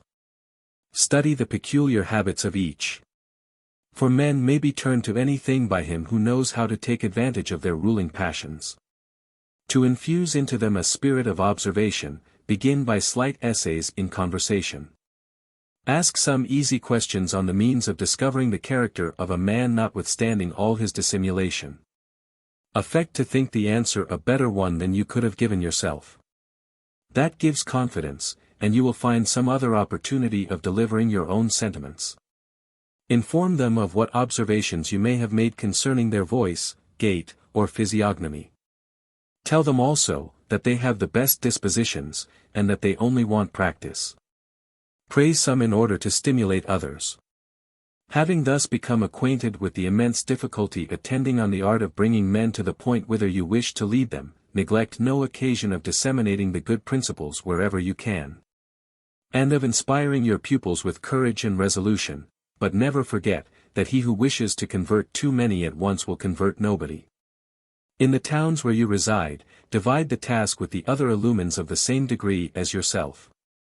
Choose one or two, at most 3, Minervals among those over whom you have the greatest influence or authority.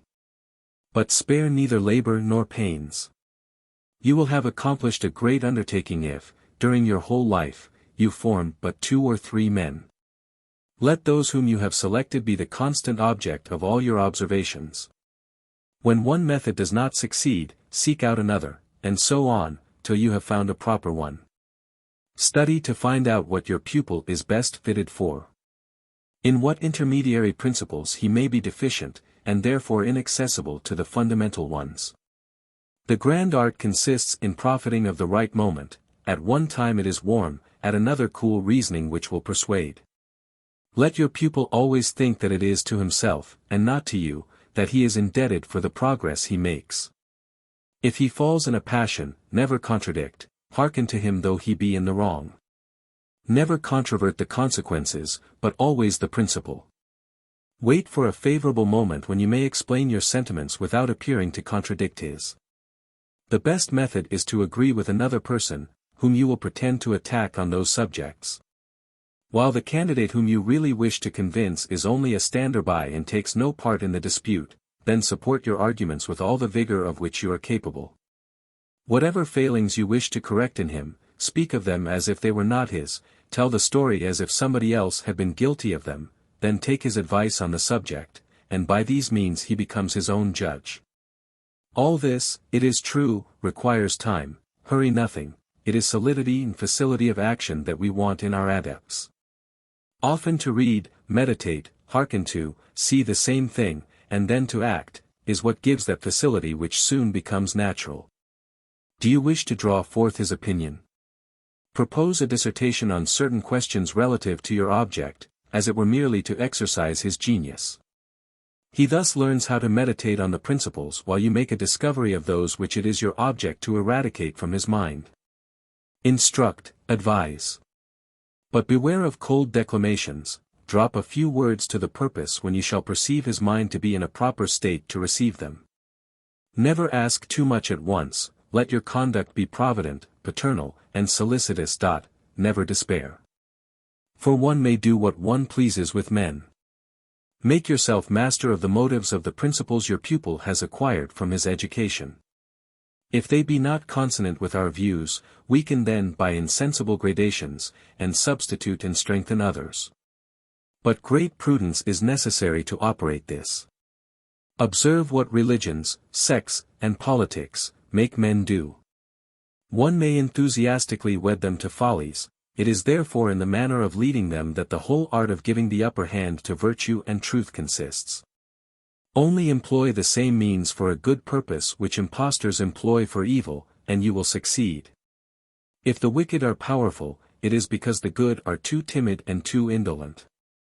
There may be circumstances also, under which it will become necessary to show displeasure, and even anger, in defense of the rights of man. Tell your pupils, that they are only to attend to the purity of the views which actuate the order. And that antiquity, power, or riches, should be perfectly indifferent to them. Tell them, that should they find elsewhere a society which would lead them with greater speed or with more certainty to the desired end, the order would eternally regret the not having been acquainted with it before, that in the meantime we obey the laws of our superiors, laboring in peace, and persecuting no man. Follow these rules of conduct, and once more remember, that you will have rendered an essential service to the world, though you should form but 2 men according to our principles. Carefully profit of those moments when your pupil is discontented with the world, and when everything goes contrary to his wishes. Those moments when the most powerful man feels the want of the support of others, to attain a better order of things. It is then that you must press the swelling heart, stimulate the sensibility, and demonstrate how necessary secret societies are, for the attainment of a better order of things. But be not too easy in your belief with respect to the reality or constancy of such feelings. Indignation may be the effect of fear, or of the fleeting hopes of some passion which one wishes to gratify. Such feelings are not naturalized. Men are not perfect in so short a time. Prepare for the worst, and then insist. A heart which easily melts easily changes. Never promise too much, that you may be able to perform more than you promise. Rekindle exhausted courage. Repress excessive ardor, inspire hope in misfortune, and fear in success. Such are the rules which will form you for a good preceptor and a leader of men. By an exact attention to them you will add to the number of the elect. If your own happiness be dear to you, labor, under our direction, at delivering many thousands of men, who wish to be good, from the dire necessity of being wicked. Believe us, for it is the precept of experience, bereave vice of its power, and everything will go well in this world, for if vice be powerful, it is only because one part of the good is too indolent, while the other is too ardent. Or else, that men suffer themselves to be divided, or leave the care of revolutions to futurity. The fact is, that in the meantime they had rather bend under the yoke, than efficaciously resist vice. If they once became sensible that virtue does not entirely consist in patience, but in action also, they would start from their sleep. For your part, unite with the brethren, place your confidence in our society. Nothing is impossible to it, if we follow its laws. We labor to secure to merit its just rewards, to the weak support, to the wicked the fetters they deserve, and to man his dignity. Such is the new Canaan, the new land of promise, the land of abundance and blessing, though as yet, alas, we discover it but from a distance. I was frequently tempted to interrupt the course of this extract by my reflections. But what reader is there that will not ask himself, what zeal, what strange ardor is this, that can have led Weishaupt to combine and dictate means so powerful to captivate the minds of his pupils? Is there a parent, is there a preceptor, whose love for his child or his pupil ever suggested more efficacious rules? These, however, are only a few of the lessons which the minor Illuminee is always to have present to his mind to direct him in the training of the young adepts. He is not alone entrusted with the task. All the brethren of the same degree partake in the care of watching over the lower ones, and each notes on his tablets even the most insignificant circumstances. Their several observations are compared, and of the whole a general statement is formed, according to which each pupil will be judged by his superiors. Meanwhile, it is natural to ask, what can these principles be for which the youth is so carefully trained? What can be the sublime virtue that is to be the result of so much care? We shall soon discover them, the principles of shameless villainy. This sublime virtue is the combination of every art that can plunge mankind into corruption, and immerse him in all the horrors of universal anarchy. Yes, we shall see the man who says to his disciples, employ the same means for a good purpose which impostors employ for evil, prove to be the arch-impostor, training his disciples to every crime, and preparing the most terrible disasters for society with more ardor and more artifice than ever the upright man has been seen to employ zeal and wisdom in the cause of virtue and the support of the laws. The better to dispose the young adepts, the minor Illuminee is assisted in his functions and overlooked by the major Illuminee, that is to say, by the adepts of the highest degree among those of the preparatory class. 7. Fifth part of the Code of Illumines, fourth preparatory degree, the major Illuminee, or the Scotch novice. The degree which follows that of minor Illuminee is sometimes called major Illuminee, at other times, Scotch novice. Under this twofold denomination a double object is comparised. As Scotch novice, the adept is turned in upon masonry. And it is only a snare for imposing upon the credulity of those, who have not given the requisite symptoms for being initiated in the higher mysteries of the sect. It is an introduction to the degree of Scotch Knight, which terminates the career of the dupes. But as a degree of Illuminism, it will encompass the adept with new bonds, more extraordinary and more firm than the former. It is a more immediate preparation for the grand mysteries. In short, it is from this degree that the masters of the Minerval academies are selected. Let us begin by laying open the artifice of that strange bond which the adept will never dare to rend asunder, though he should wish to withdraw from Illuminism. Or more particularly should he be tempted to reveal what he may have already discovered of the artifices, principles, or grand object of the sect. Before the candidate is admitted to the new degree, he is informed that his reception is resolved on, provided he gives satisfactory answers to the following questions. I. Are you acquainted with any society grounded on a better constitution, or more holy and solid than ours, and which tends with more certainty or expedition to the object of your wishes? 2. Was it to satisfy your curiosity that you entered our society? Or, was it to concur with the chosen among men to universal happiness? 3. Are you satisfied with what you have seen of our laws? Will you labor according to our plan, or have you any objection to propose against it? 4. As there will be no medium for you, declare at once, whether you wish to leave us, or whether you will remain attached to us forever. V.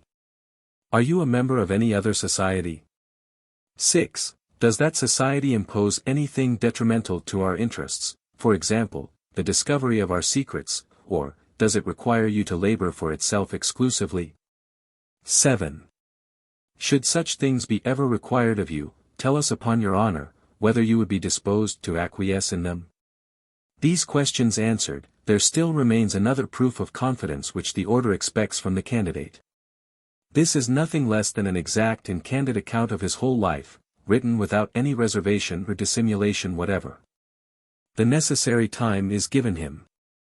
And this is the famous bond, or rather snare, into which when Weishaupt has once brought the candidate he exultingly exclaims, now I hold him, I defy him to hurt us, if he should wish to betray us, we have also his secrets.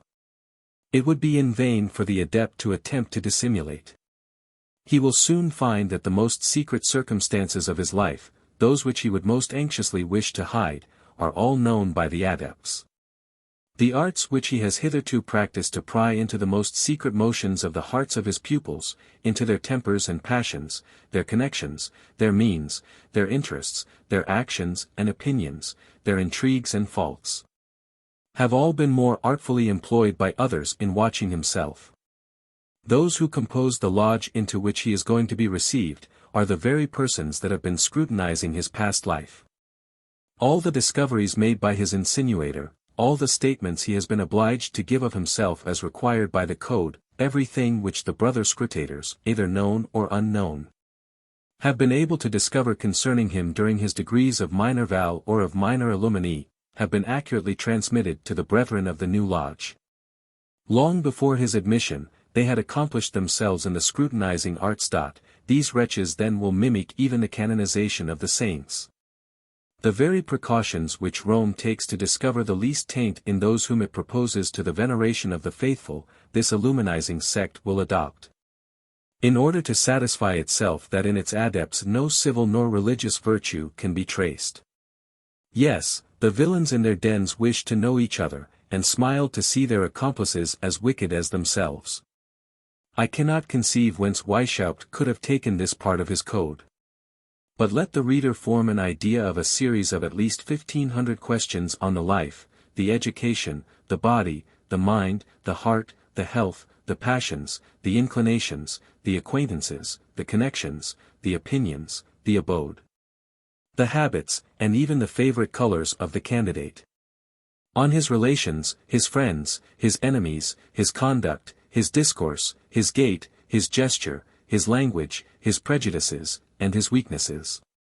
In a word, questions which relate to everything that can denote the life or character, the political, moral, or religious sentiments, the interior or exterior of the man.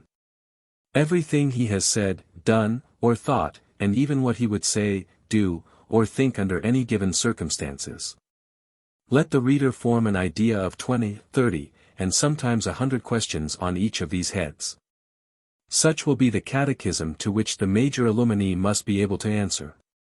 Such are the rules he is to follow in tracing the lives or characters of the young brethren, or even of those profane of whom the sect wishes to have particular information. Such is the scrutinizing code which has directed the researches made as to the life of the candidate antecedent to his admission to the degree of major Illuminee. These statutes are called by the order the nos te ipsum, know thyself. When one brother pronounces these words, the other answers nos alios, know others, and this answer denotes much better the object of the code, which might very properly be styled the perfect spy. Let it be judged by the following questions. On the physiognomy of the candidate, is he of a florid complexion, or pale? Is he white, black, fair, or brown? Is his eye quick, piercing, dull, languishing, amorous, haughty, ardent, or dejected? In speaking, does he look full in the face and boldly, or does he look sideways? Can he endure being stared full in the face? Is his look crafty, or is it open and free? Is it gloomy and pensive, or is it absent, light, insignificant, friendly, or serious? Is his eye hollow, or level with the head, or does it stare? His forehead, is it wrinkled, and how, perpendicularly, or horizontally? And his countenance, is it noble or common, open, easy, or constrained? How does he carry his head, erect or inclined, before, behind, or on one side, firm or shaking, sunk between his shoulders, or turning from one side to the other? And his gait, is it slow, quick, or firm? Are his steps long, short, dragging, lazy, or skipping? And his language, is it regular, disorderly, or interrupted? In speaking, does he agitate his hands, his head, or his body, with vivacity? Does he close upon the person he is speaking to? Does he hold them by the arm, clothes, or buttonhole? Is he a great talker, or is he taciturn? If so, why? Is it through prudence, ignorance, respect, or sloth? And his education, to whom does he owe it? Has he always been under the eyes of his parents? How has he been brought up, and by whom? Has he any esteem for his masters? To whom does he think himself indebted for his education? Has he traveled, and in what countries? Let the reader, by these questions, judge of those which treat of the mind, the heart, or the passions of the candidate. I will just note the following. When he finds himself with different parties, which does he adopt, the strongest or the weakest, the wittiest or the most stupid? Or does he form a third? Is he constant and firm in spite of all obstacles? How is he to be gained, by praise, flattery, or low courtship, or by women, money, or the entreaties of his friends, and whether he loves satire, and on what he exercises that talent? On religion, superstition, hypocrisy, intolerance, government, ministers, monks, and This however is not all that the scrutators are to note in their statements. They are to elucidate each answer by a fact, and by such facts as characterize the man at a moment when he least suspects it. They are to follow their prey to his bolster, where they will learn whether he is a hard sleeper, whether he dreams, and whether he talks when dreaming, whether he is easily or with difficulty awakened. And should he be suddenly, forcibly, or unexpectedly awakened from his sleep, what impression would it make on him? Should any of these questions, or any part of the candidate's life, not have been sufficiently investigated by the lodge, divers of the brethren are ordered to direct all their inquiries toward that point. When at length the result of all their researches is found to coincide with the wishes of the sect, the day for his reception is appointed. Neglecting all the insignificant particularities of the Masonic rites, we shall attend entirely to those circumstances which peculiarly belong to Illuminism. The adept, introduced into a gloomy apartment, reiterates his oath to keep secret whatever he may see or learn from the order. He then deposits the history of his life, sealed up, in the hands of his introducer. It is read to the lodge, and compared with the historical table which the brethren had already formed respecting the candidate. This done, the introducer says to him, "You have given us a welcome and valuable proof of your confidence. But indeed we are not unworthy of it, and we hope that it will even increase in proportion as you become better acquainted with us. Among men whose sole object is to render themselves and others better, no dissimulation should subsist. Far be any reserve from us. We study the human heart, and do not hesitate or blush at revealing to each other our faults or errors. Here then is the picture which the lodge had drawn of your person. You must own that some features are not unlike. Read, and then answer, whether you still wish to belong to a society which, such as you are represented here, opens its arms to receive you. Could indignation operate more powerfully on the mind of the candidate at the sight of his having been so treacherously watched, than the fear of abjuring a society which henceforth possesses such arms against him? He would not hesitate at asking for his dismission. But he sees the consequences of such a step, and feels that it might cost him very dear. Beside, he is so familiarized with the scrutinizing system, that he can scarcely be offended with it, though operating on himself. He is left for a certain time to his meditations.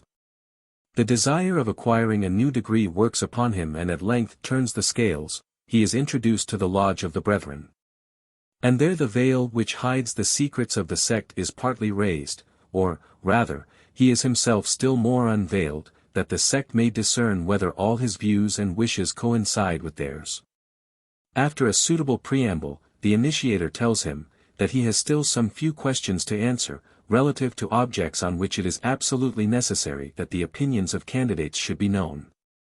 The reader is desired to pay particular attention to these questions, as it will enable him, when he shall come to read of the mysteries, more clearly to observe the succession and gradation with which such principles are infused into the mind of the adept, as if he had invented and conceived them all himself. Do you find that, in the world we live in, virtue is rewarded and vice punished? Do you not on the contrary observe, that the wicked man is exteriorly more comfortable, more considered, and more powerful, than the honest man? In a word, are you content with the world in its present situation? 2. In order to change the present order of things, would you not, if you had it in your power, assemble the good and closely unite them, in order to render them more powerful than the wicked? 3. If you had your choice, in what country would you wish to have been born rather than your own? 4. In what age would you wish to have lived? Always premising the liberty of choice, what science and what state of life would you prefer? 6. With respect to history, who is your favorite author or your master? 7. Do you not think yourself in duty bound to procure all the exterior advantages possible for your tried friends, in order to recompense them for their probity, and to render life more agreeable to them? Are you ready to do what the order exacts of each member in this degree, when it ordains that each one shall bind himself to give advice every month to the superiors, of the employments, support, benefices, or other such like dignities, of which he can dispose, or procure the possession by means of his recommendations? That the superiors may present worthy subjects of our order to all such employments. The answers of the candidate are to be returned in writing, and inserted in the registers of the lodge. It will naturally be expected, that the greatest dissatisfaction with the present order of things is to be expressed, as well as an ardent wish for a revolution which shall change the whole face of the universe. He will also promise to support, by all the means in his power, the election of none but worthy brethren to offices of emolument and trust, or such as may augment the power or credit of Illuminism, whether about the court or among the people. On his declaring such to be his sentiments, the initiator addresses him in the following discourse. Brother, you are a witness, that it is after having tried the best of men, that we seek little by little to reward them, and to give them support. That we may insensibly succeed in new modeling the world. Since you are convinced how imperfectly men have fulfilled their real destiny, how everything has degenerated in their civil institutions, how little the teachers of wisdom and of truth have enhanced the value of virtue, or given a happier disposition to the world, you must be persuaded, that the error lies in the means which the sages have hitherto employed. Those means, therefore, must be changed, in order to reinstate in its rights the empire of truth and wisdom. And this is the grand object of the labors of our order. Oh, my friend! My brother! My son! When here convened, far from the profane, we consider to what an extent the world is abandoned to the yoke of the wicked, how persecution and misfortune is the lot of the honest man, and how the better part of human nature is sacrificed to personal interest. Can we at such a sight be silent, or content ourselves with sighing? Shall we not attempt to shake off yoke? Yes, my brother, rely upon us. Seek faithful cooperators, but seek them not in tumults and storms, they are hidden in darkness. Protected by the shades of night, solitary and silent, or reunited in small numbers, they, docile children, pursue the grand work under the direction of their superiors. They call aloud to the children of the world, who pass by in the intoxication of pleasure, how few hearken to them. He alone who has the eye of the bird of Minerva, who has placed his labors under the protection of the star of night, is sure of finding them. But, lest this discourse should not have given the candidate a sufficient insight as to the object of the new degree, the secretary opens the code of the lodge, entitled A General View of the System of the Order. Here the young Illuminee learns, that the object of the order is to diffuse the pure truth, and to make virtue triumph. Nothing, however, is explicitly said on what is to be understood by the pure truth. He is only told, that in order to diffuse it, he must begin by liberating men from their prejudices, and by enlightening their understandings. Then reunite all the common forces for the refinement of all sciences from the dross of useless subtleties, and for the establishment of principles drawn from nature. To attain this, continues the secretary, we must trace the origin of all sciences, we must reward oppressed talents, we must raise from the dust the men of genius, we must undertake the education of youth. And, forming an indissoluble league among the most powerful geniuses, we must boldly, though with prudence, combat superstition, incredulity, and folly, and at length form our people to true, just, and uniform principles on all subjects. Such is the object of our minor val schools, and of the inferior degrees of masonry, over which our order wishes to acquire all the influence possible, in order to direct it towards our object. We also have our superior degrees, where the brethren, after having passed through all the preparatory degrees, become acquainted with the ultimate result of the labors and of all the proceedings of the order. To obtain the completion of that result, it will be necessary to divest vice of its power, that the honest man may find his recompense even in this world, but in this grand project, we are counteracted by the princes and the priesthood. The political constitutions of nations oppose our proceedings. In such a state of things then what remains to be done? To instigate revolutions, overthrow everything, oppose force to force, and exchange tyranny for tyranny? Far be from us such means. Every violent reform is to be blamed, because it will not ameliorate things as long as men remain as they are, a prey to their passions, and because wisdom needeth not the arm of violence.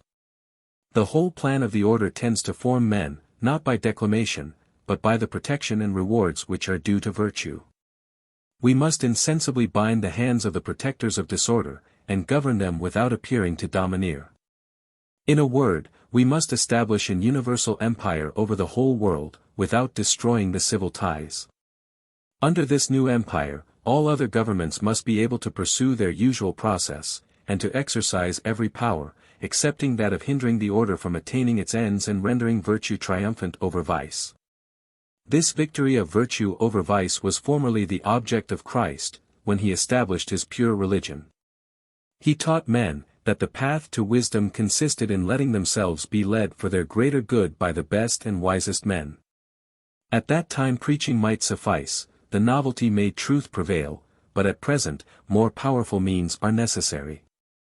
Man, a slave to his senses, must see sensible attractions in virtue. The source of passions is pure. It is necessary that every one should be able to gratify his within the bounds of virtue, and that our order should furnish him with the means. It consequently follows, that all our brethren, educated on the same principles, and strictly united to each other, should have but one object in view.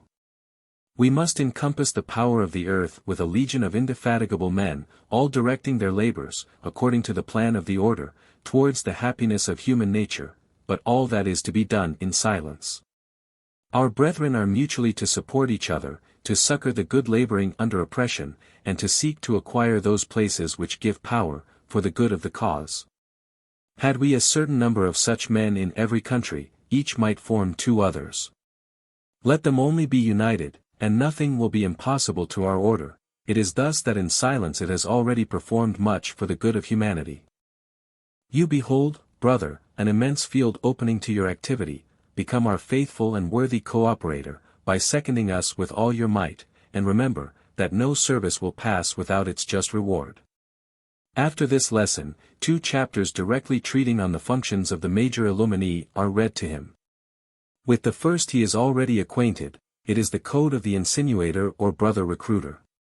He is also now entrusted with it, as it is part of his duty in future to judge of the pupils of all the insinuators. The second treats of the duties of the scrutator.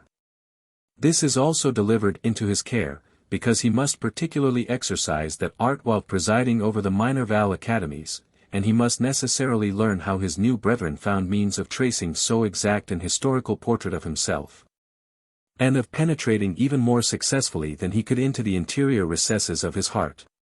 He must also learn to distinguish such pupils as, with dispositions similar to his own, are worthy of being admitted to his new degree. He now has but one more degree to go through, before he is admitted into the class of the mysteries, and this is termed by the sect the Scotch Knight. 6. 8. Sixth part of the Code of the Illumines, Intermediary class, the Scotch Knight of Illuminism. Or directing Illuminee. Under the appellation of intermediary class of Illuminism might be comprehended all the degrees which Weishaupt had borrowed from Freemasonry. In that case we should comparize under this denomination the 3 degrees of apprentice, fellowcraft, and master. But it has been already said, that these degrees are simply a passport for the sect into the Masonic lodges. And that its object may be less conspicuous, it leaves them in their original Masonic state. This, however, is not the case with the higher degrees of Scotch Masonry. The sect shrewdly surmised that the views of these degrees coincided with their own. Beside, it wanted some of these superior degrees, either for the direction of those Masonic lodges which it composed of its own members, or who were to gain admittance, dominate, and preside over other lodges which were not devoted to Illuminism. The great veneration in which the Scotch Knights are generally held by Masons, more strongly determined the Baron Nig to make himself master of this degree, and engraft it on Illuminism.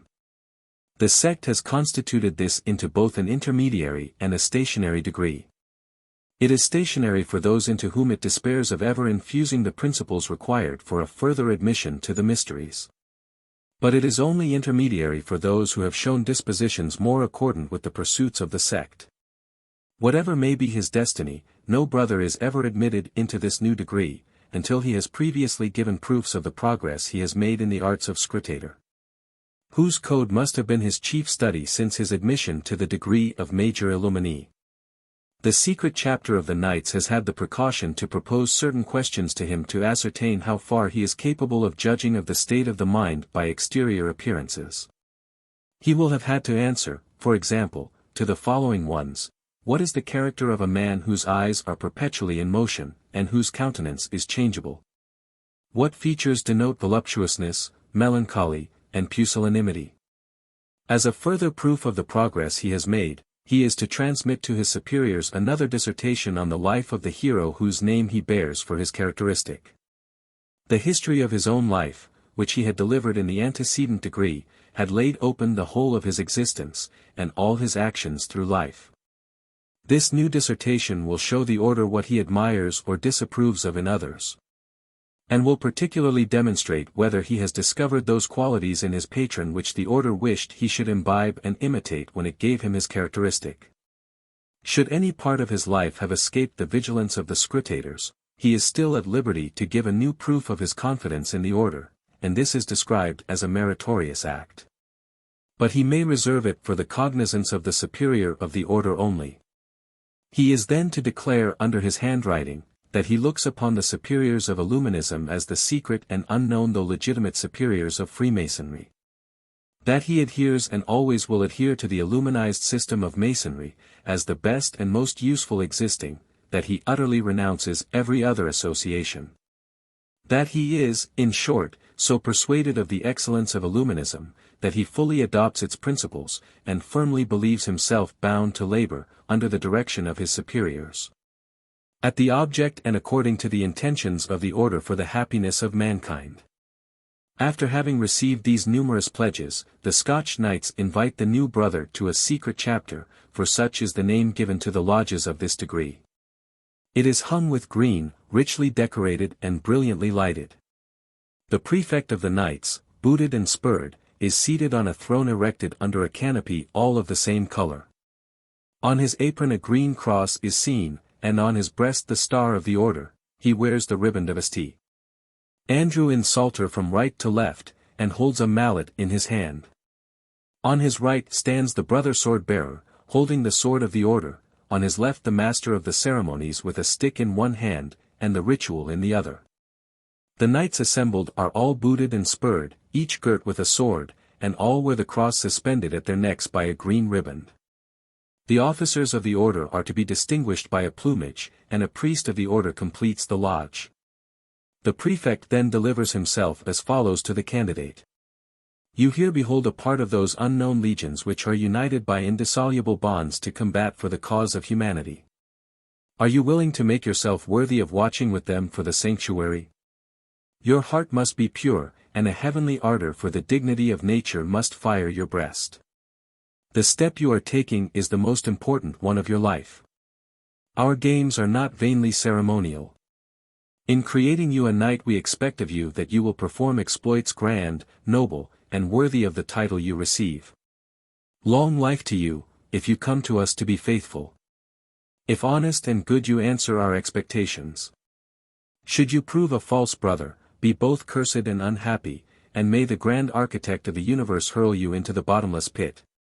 Now bend thy knee, and on this sword take the oath of the order. At these words the prefect seats himself, the knights are standing with their swords drawn, and the candidate pronounces the following oath. I promise obedience to the excellent superiors of the order.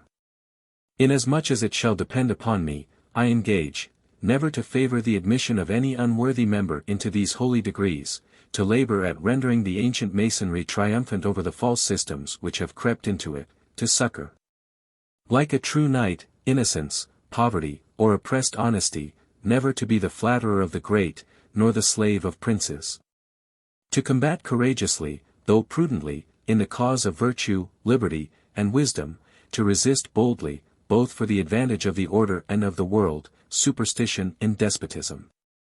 I never will prefer my own private interest to that of the order. I will defend my brethren against calumny.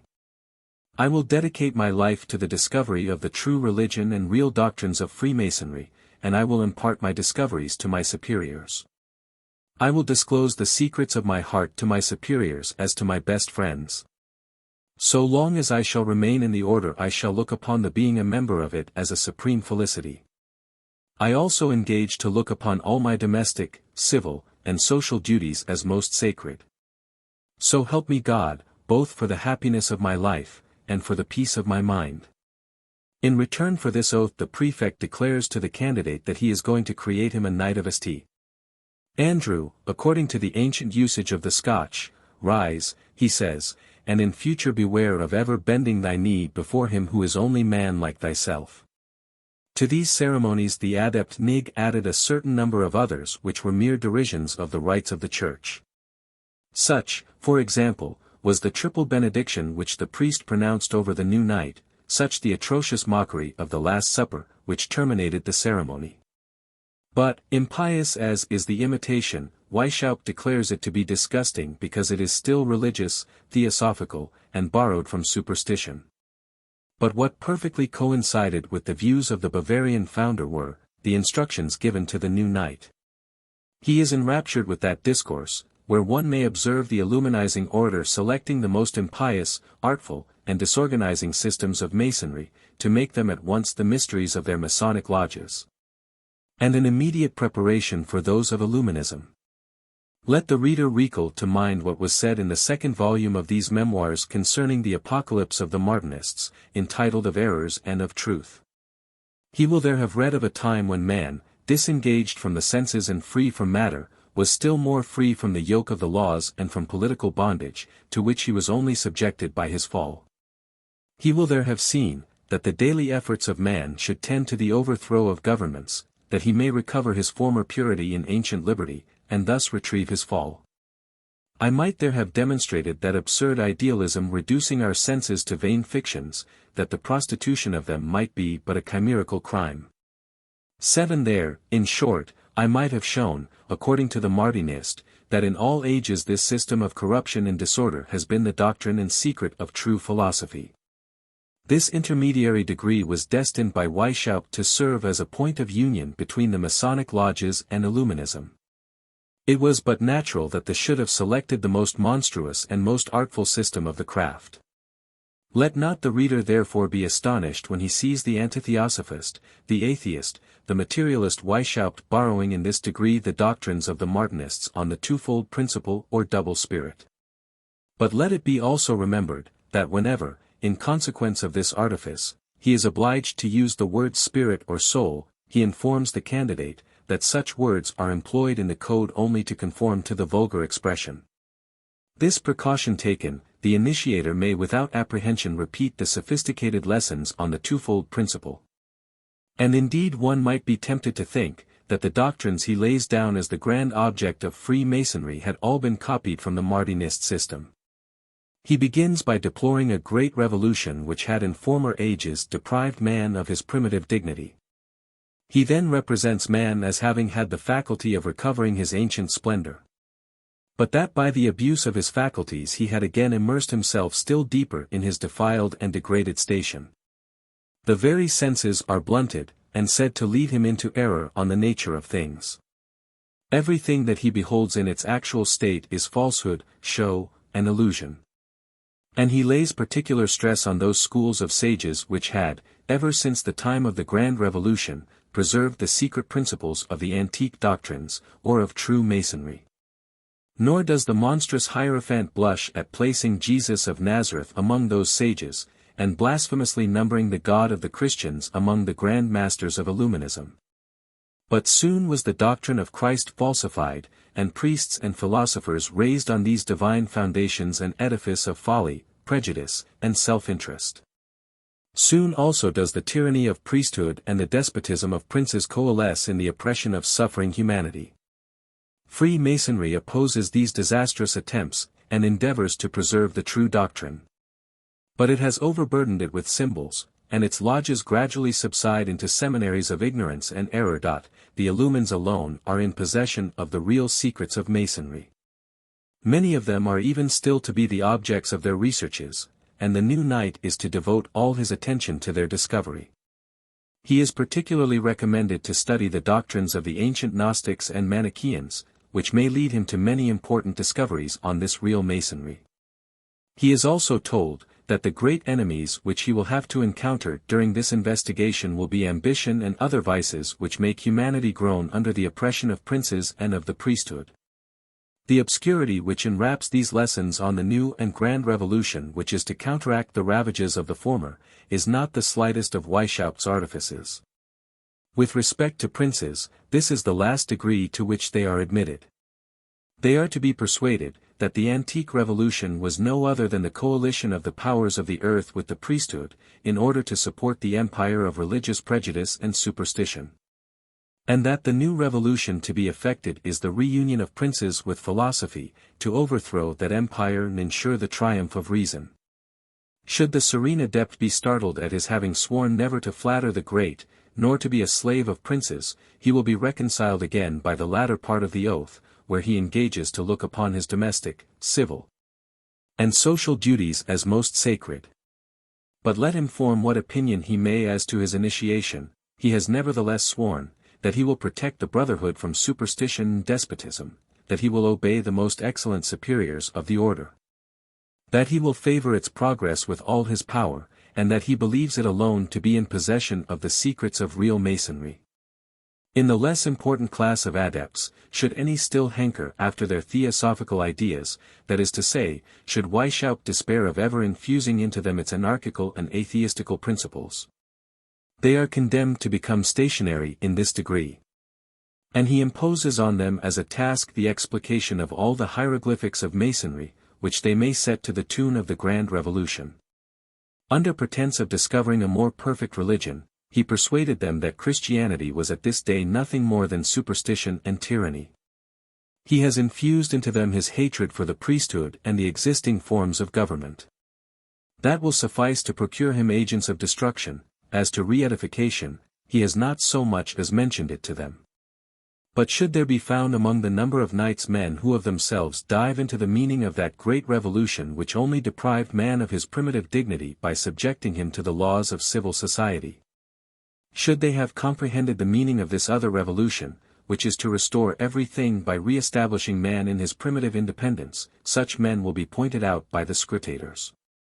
It is at them that the code particularly aims when it says, "Let the Scotch knights seriously reflect, that they are presiding over a grand establishment, whose object is the happiness of mankind."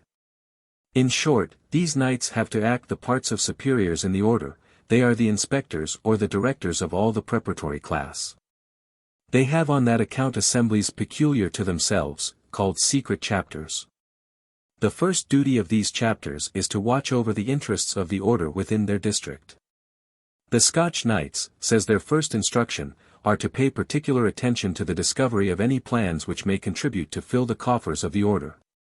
It were much to be wished that they could devise means of putting the order into possession of some considerable revenues in their province.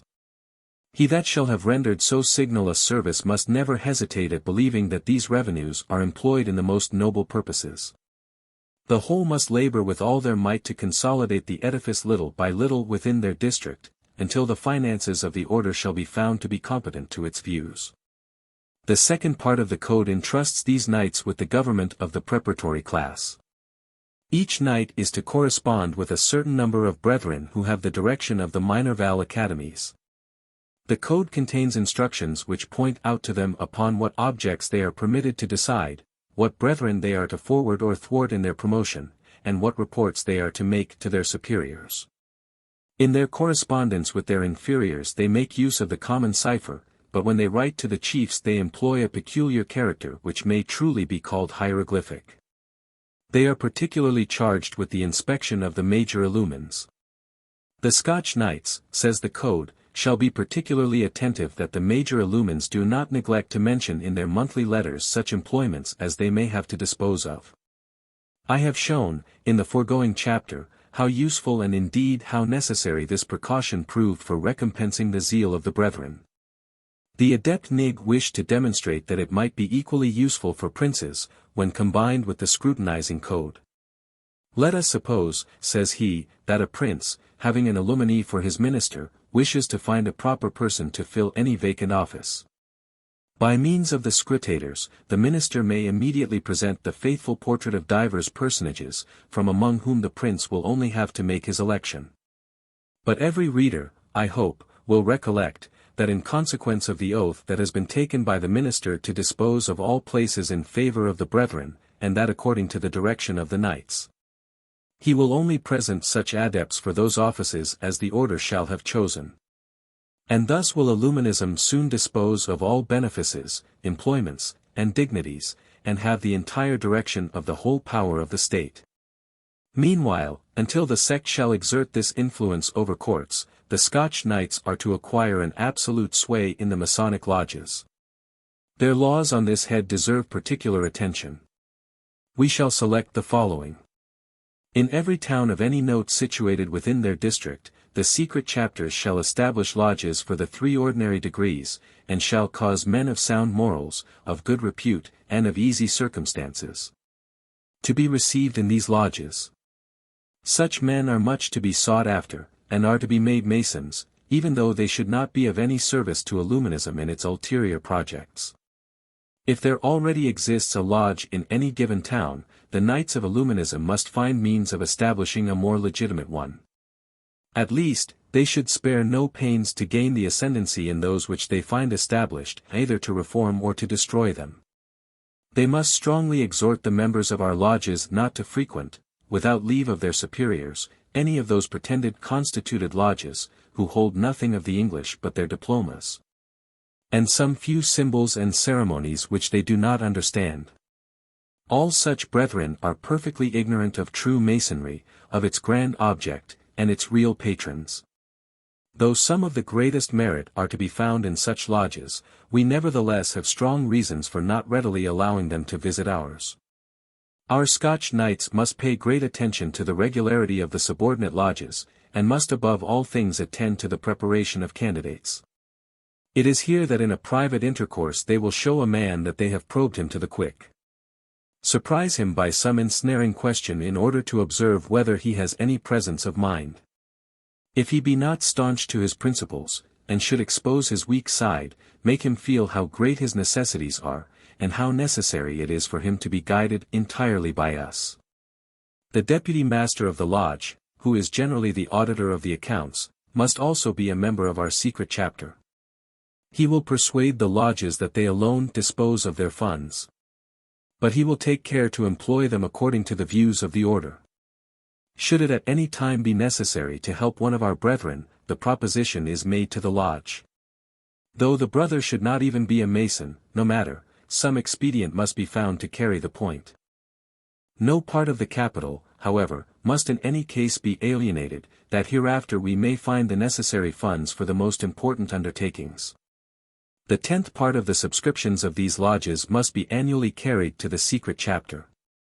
The treasurer to whom these funds must be transmitted, shall collect them, and endeavor by all kinds of expedients to augment them. But before any part of our own funds are appropriated to the help of any of our brethren, every effort shall be made to procure the necessary succors from the funds belonging to lodges which do not pertain to our system. In general, the money which these lodges spend in a useless manner, should be converted to the advancement of our grand object. Whenever a learned Mason shall enter our order, he must be put under the immediate direction of our Scotch knights. From what code can Weishaupt, or his compiler Nig, have selected such laws as these for their Scotch knights? Many readers will be ready to answer, that they must have learned them from a mandarin, a cartouche, or some hero of the gibbet. But it is no such thing, their own ingenuity was sufficient to invent such doctrines. Weishaupt lays down as a principle, that the end justifies the means. He made the application of it when he taught his adepts to rob the libraries of princes and religious orders. His compiler Nig applies the same principle to the funds of the honest Masons, and we shall soon see what use they made of those funds. It will be in vain for the Illuminee, more zealous for the honor of his founder than for that of the compiler Nig, to object, that Weishaupt never approved of the degree of Scotch Knight. It is true, he never much admired it. But it is not the system of theft, evidently deduced from his own principles, that he reprobates. Not a single expression in any of his letters can denote that he did so. For Nig might have answered, "What do those fools of Masons do with that money?" Just as Weishaupt had written, "What do those rascals of monks do with their rare books?" He blamed it not for its principles, but because he thought it a miserable composition. Der elende Scottish Rittergrade are the terms in which he expresses his contempt. When he corrected this degree, the thefts were not the parts which he expunged, they were too serviceable to the order. Weishaupt, however, consented to let this degree, such as it was, serve as a preparation for the mysteries of his Epopts. That is to say, for his priests of Illuminism, and when considered in that light it may be truly said, that the Knights Brigands were but pitiful and miserable indeed. I will, however, give the reader an opportunity of judging for himself. 9. Seventh part of the Code of the Illumines, class of the mysteries, of the lesser mysteries. The Epopt or priest of Illuminism. However accurately the sect may have ascertained the progress of its adepts in the preparatory degrees, still Weishaupt seems to fear that some may be startled when they come to be acquainted with the ultimate views of Illuminism. He wishes therefore to lead them to his darkest plots by gradual shades. Hence the division of lesser and greater mysteries, and the subdivision into degrees. The first degree into which the adepts are initiated in this class is that of Epopt. But these new dignitaries are only known by that title to the inferior class, the higher degrees call them priests. Let not the reader take alarm at the denomination of lesser mysteries, as if they were of no consequence. For he will gradually, as he ascends, discover their dark designs and dealings. But before the adept is allowed to proceed, he must collect everything that his mind, his memory, or all his former lessons can afford, of anti-religious and antisocial principles, to enable him to give written answers to the following questions. I. Do you think the present state of nations corresponds with the object for which man was placed upon earth? For example, do governments, civil associations, or religion, attain the ends for which they were designed? Do the sciences to which men apply furnish them with real lights? Are they conducive, as they ought to be, to real happiness? Are they not, on the contrary, the offspring of numberless wants, and of the unnatural state in which men live? Are they not the crude inventions of crazy brains, or of geniuses laboriously subtle? 2. What civil associations and what sciences do you think tend or do not tend to the grand object? Did there not formerly exist an order of things more simple?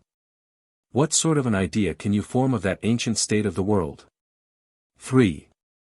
Now that we have passed through all those nullities, or through all those useless and vain forms of our civil constitutions, do you think that it would be possible to return back to the original and noble simplicity of our forefathers?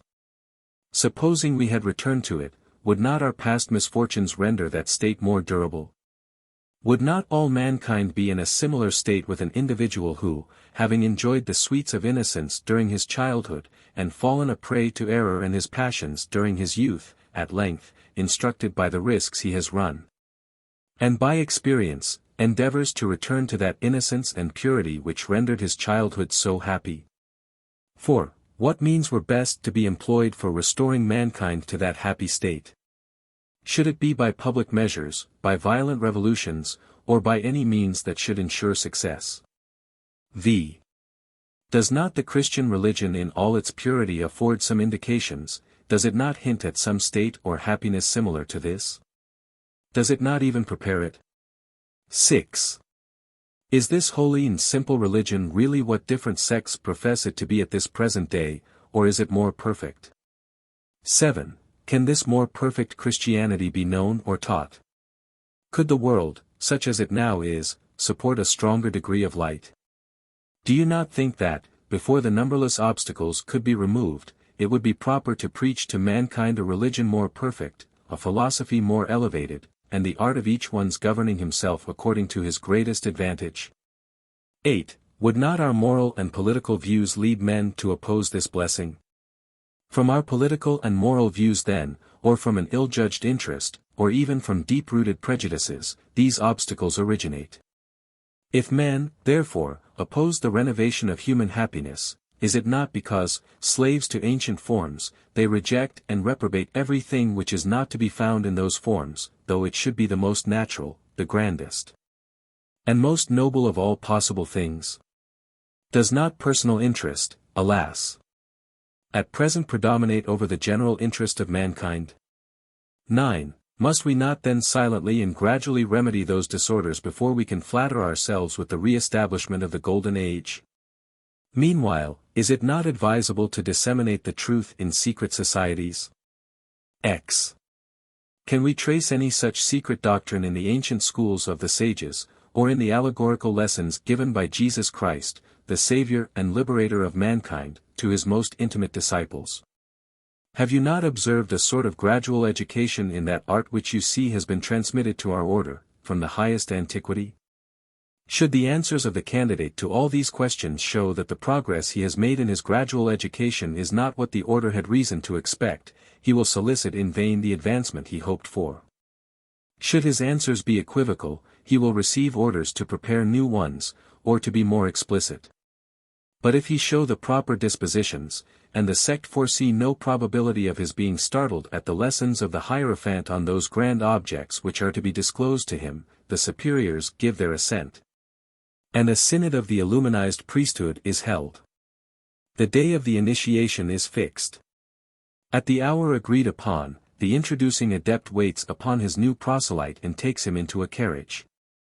The windows being closed, the candidate blindfolded, and the coachman continually winding and varying his course, are precautions more than sufficient to hinder the proselyte from ever being able to trace the spot to which he is conducted.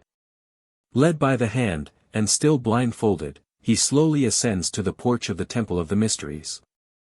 His guide then divests him of the Masonic insignia, puts a drawn sword into his hand, takes off the bandage from his eyes, and leaves him, strictly forbidding him to proceed a step until he hears the voice which is to call him.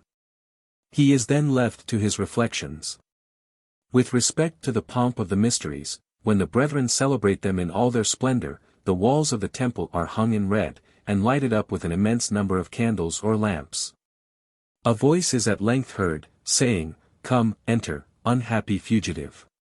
The fathers wait for you, enter and shut the door after you." The proselyte obeys the voice which calls him. At the bottom of the temple he beholds a throne under a rich canopy with a table before it, on which lie a crown, a scepter, a sword, some pieces of gold money, and precious jewels, all interlaid with chains. At the foot of this table, on a scarlet cushion, is thrown a white robe, a girdle, and the simple ornaments of the sacerdotal costume. The proselyte, standing at the bottom of the temple and in front of the throne, is addressed by the Hierophant as follows: "Behold and fix thine eyes on the splendor of the throne.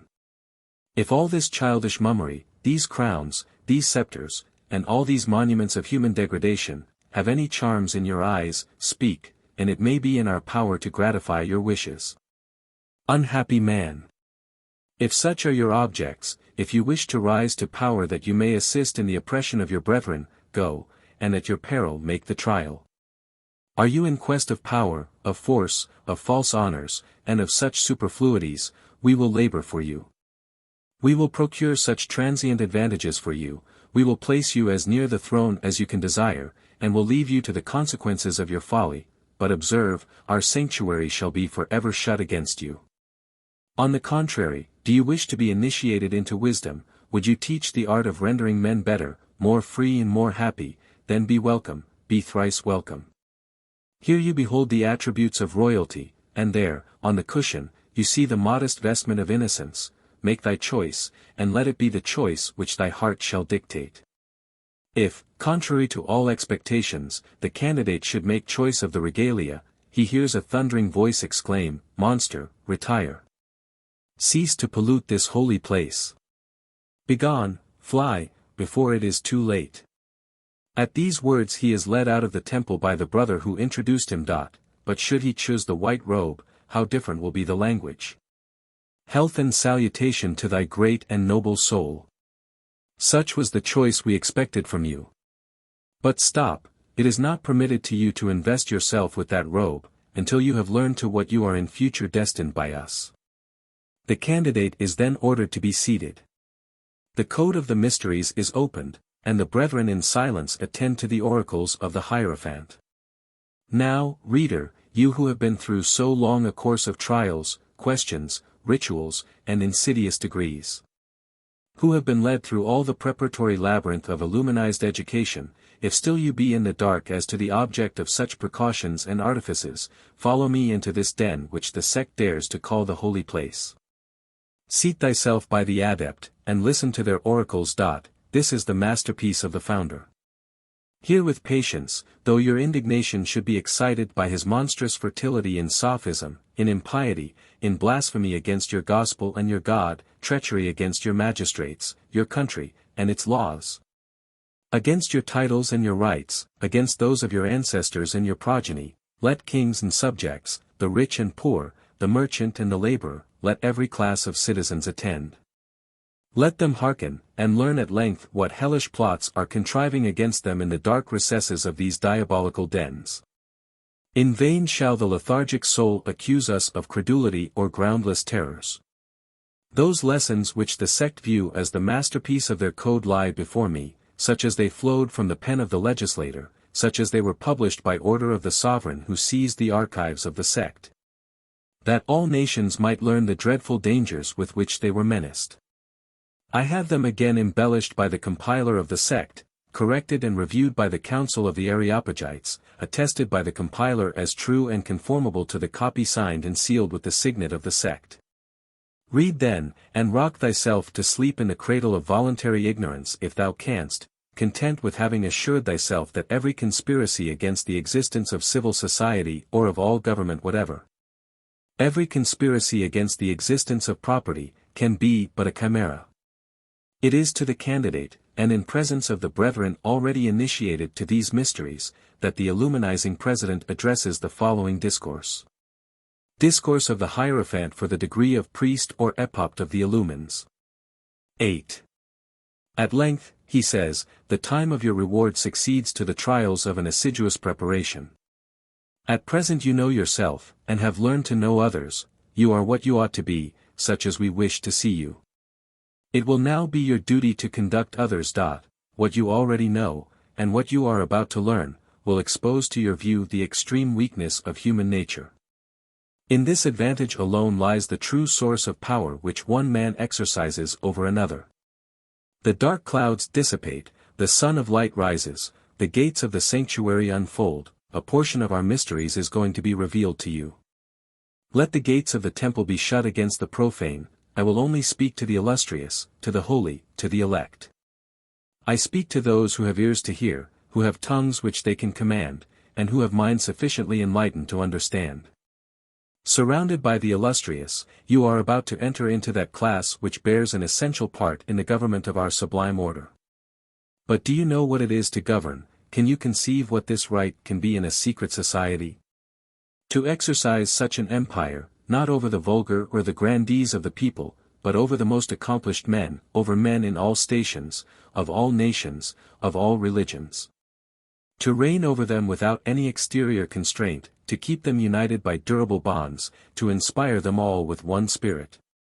To govern with all possible precision, activity, and silence, men spread over the whole surface of the globe, even to its utmost confines. This is a problem which no political wisdom has ever been able to solve. To reunite the distinctions of equality, despotism, and liberty, to prevent the treasons and persecutions which would be the inevitable consequences, of nothing, to create great things, to stand firm against the swelling torrent of evils and abuse. To make happiness universally shine on human nature, would be a masterpiece of morality and polity reunited. The civil constitutions of states offer but little aid to such an undertaking. Fear and violence are their grand engines. With us, each one is voluntarily to lend his assistance. Were men what they ought to be, we might on their first admission into our society explain the greatness of our plans to them. But the lure of a secret is perhaps the only means of retaining those who might turn their backs upon us as soon as their curiosity had been gratified, the ignorance or imperfect education of many makes it requisite that they should be first formed by our moral lessons. The complaints, the murmurs of others against the trials to which we are obliged to condemn them, sufficiently show you what pains we must bestow, with what patience and what constancy we must be endowed. How intensely the love of the grand object must glow in our hearts, to make us keep true to our posts in the midst of such unthankful labor, and not abandon for ever the hope of regenerating mankind. It is to partake with us of these labors that you have been called. To observe others day and night, to form them, to succor them, to watch over them, to stimulate the courage of the pusillanimous, the activity and the zeal of the lukewarm. To instruct the ignorant, to raise up those who have fallen, to fortify those who stagger, to repress the ardor of rashness, to prevent disunion, to veil the faults and weaknesses of others, to guard against the acute inquisitiveness of wit. To prevent imprudence and treason, in short, to maintain the subordination to and esteem of our superiors, and friendship and union among the brethren, are the duties, among others still greater, that we impose upon you. Have you any idea of secret societies, of the rank they hold, or of the parts they perform in the events of this world? Do you view them as insignificant or transient meteors? Oh, brother! God and nature, when disposing of all things according to the proper times and places, had their admirable ends in view, and they make use of these secret societies as the only and as the indispensable means of conducting us thither. Hearken, and may you be filled with admiration. This is the point whither all the moral tends. It is on this that depends the knowledge of the rights of secret societies, of all our doctrine, of all our ideas of good and bad, of just and unjust. You are here situated between the world past and the world to come. Cast your eyes boldly on what has passed, and in an instant 10,000 bolts shall fall, and thousands of gates shall burst open to futurity. You shall behold the inexhaustible riches of God and of nature, the degradation and the dignity of man. You shall see the world and human nature in its youth, if not in its childhood, even there where you thought to find it in its decrepitude and verging toward its ruin and ignominy. Should this long exordium, which I have nevertheless abridged, have fatigued the reader, let him rest and reflect for an instant. The enthusiastic strain which predominates in this first part pervades the whole. Weishaupt thought it necessary to his object to afford his proselytes no time for reflection. He begins by inflaming them, he promises great things. Though this impious and artful mountebank knows that he is going to fob them off with the greatest follies, the grossest impieties and errors. I have called him an impious and artful mountebank. But that is falling far short of what the proofs attest. Weishaupt knows that he deceives, and wishes to delude his proselytes in the most atrocious manner. When he has misled, he scoffs at them, and with his confidence derides their imbecility. He has, however, his reasons for beguiling them, and knows for what uses he intends them when he has infused into them his erroneous and vicious principles. The greater the consideration they may enjoy in the world, the more heartily he laughs at their delusion. He thus writes to his intimate friends, "You cannot conceive how much my degree of priest is admired by our people. But what is the most extraordinary is, that several great Protestant and Reformed divines, who are of our order, really believe that that part of the discourse which alludes to religion contains the true spirit and real sense of Christianity. Poor mortals! What could I not make you believe? Candidly I own to you, that I never thought of becoming the founder of a religion." In this manner does the impostor delude his followers, and then scoffs at them in private. These great divines were probably of that class among the Protestants which we should, among us, call apostates, a size or an Otten, for example. For it is impossible that any man endowed with common sense or candor could avoid seeing that the whole tendency of this long discourse is the total overthrow of all religion and of all government.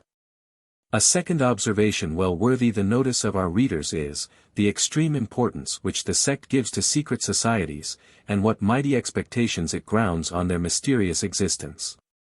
Let nations and chiefs of nations examine themselves, reflect whether they have ever calculated the means and importance of these secret societies so well as those who founded them. And say, whether fear and diffidence on the one side should not keep pace with the expectations and confidence of the other. But let us return to the lodge wherein Weishaupt initiates his adepts. Continuing his enthusiastic strain, the Hierophant informs the proselyte, that nature, having a great plan to develop, begins by the lesser and most imperfect parts. That she then regularly proceeds to the middle terms, to bring things to a state of perfection, which state may serve as a point whence she may again depart, to raise them to a higher order of perfection. Nature, says he, makes us begin at infancy, from infancy she raises us to manhood. She at first left us in the savage state, but soon brought us to civilization, perhaps that we might be more sensible, more enraptured and tenacious of what we are, from viewing the contrast of what we were. But to what changes, and those of an order infinitely more important, does our future destiny lead us? Were the candidate master of his own reason, he must conclude from these principles, that human nature had acquired perfection when passing from the savage state to that of civil society, that if he is still to acquire perfection it can never be by returning to his primitive state.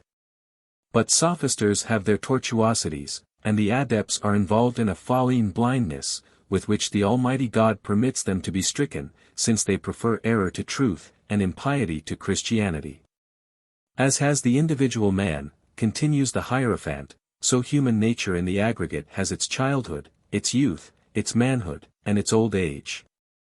At each of these periods mankind learn and are subject to fresh wants, hence arise their political and moral revolutions. It is at the age of manhood that human nature appears in all its dignity. It is then that, taught by long experience, man conceives at length how great a misfortune it is for hire to invade the rights of others, to avail himself of some few advantages, purely exterior, to raise himself, to the prejudice of others. It is then that he sees and feels the happiness and dignity of man. The first age of mankind is that of savage and uncouth nature. A family is the whole society.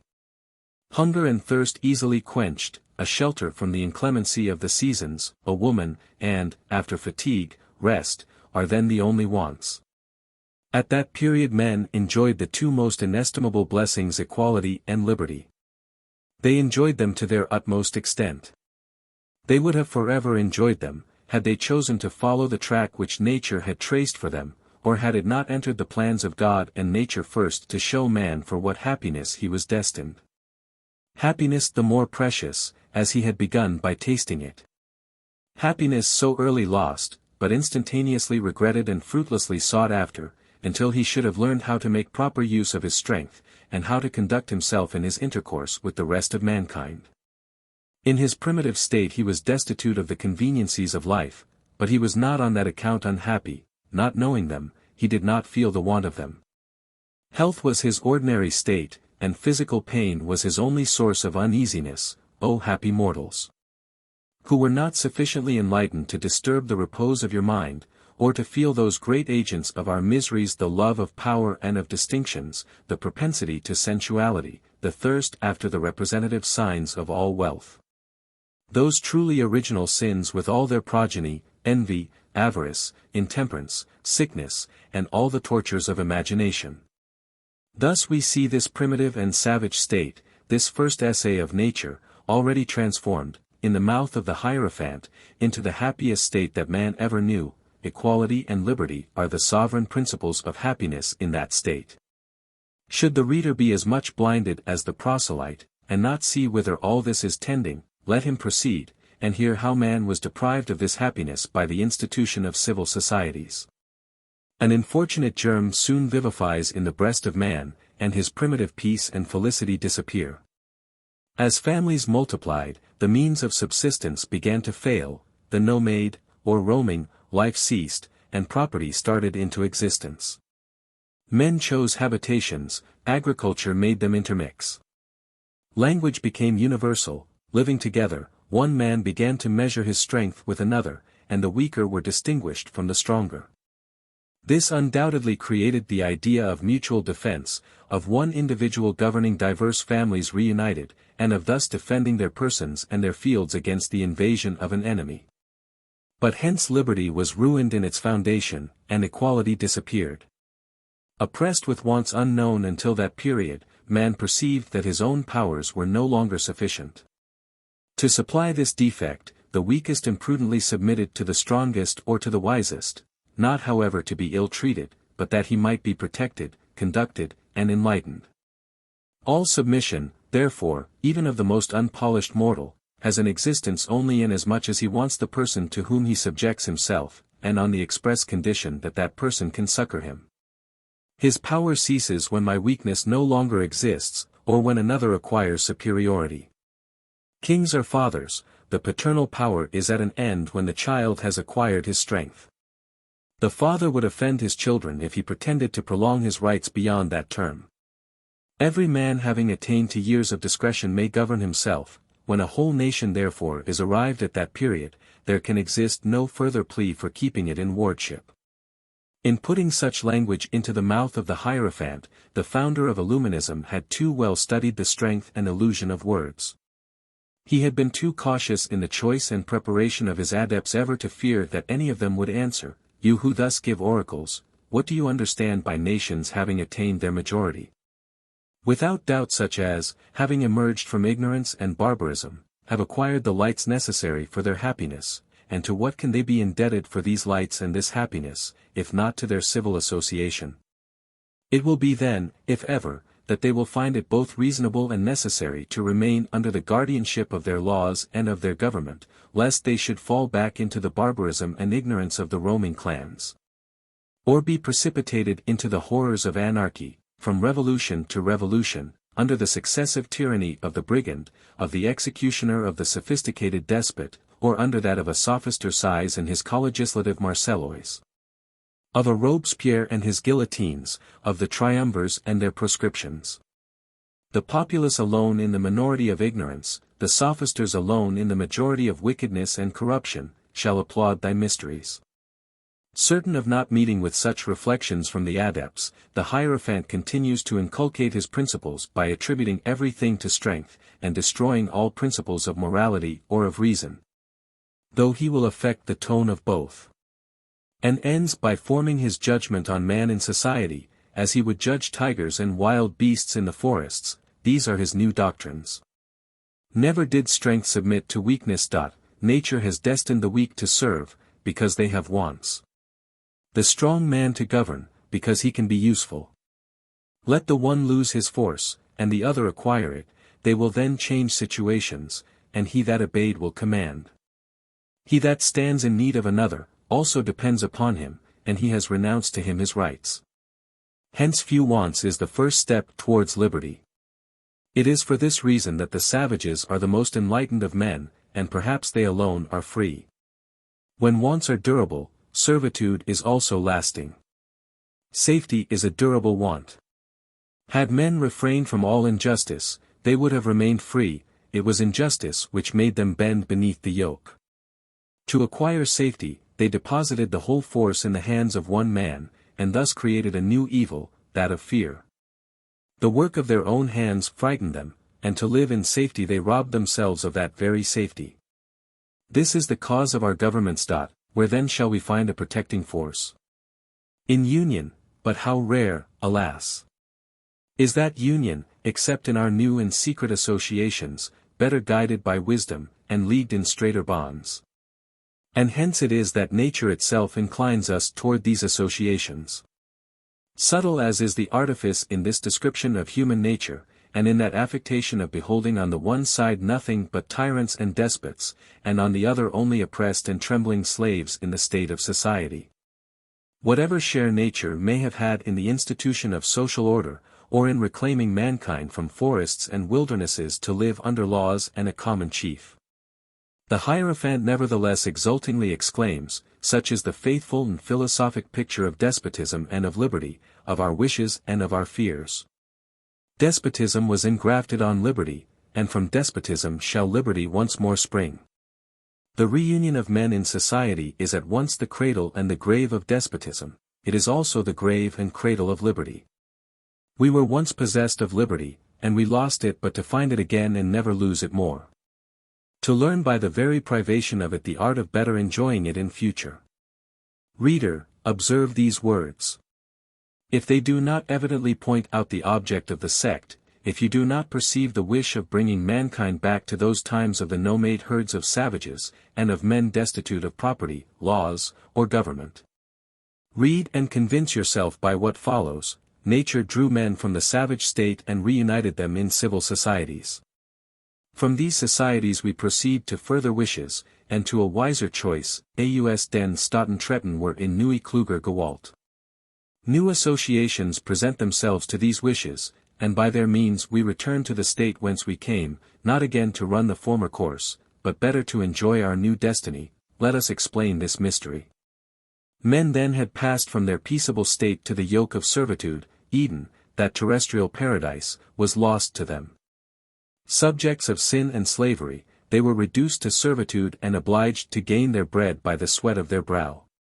In the number of these men some promised to protect, and thus became their chiefs. At first they reigned over herds or clans, these were soon conquered, or united together in order to form a numerous people. Hence arose nations and their chiefs kings of nations. At the formation of states and nations, the world ceased to be a great family, to be a single empire. The great bond of nature was rent asunder.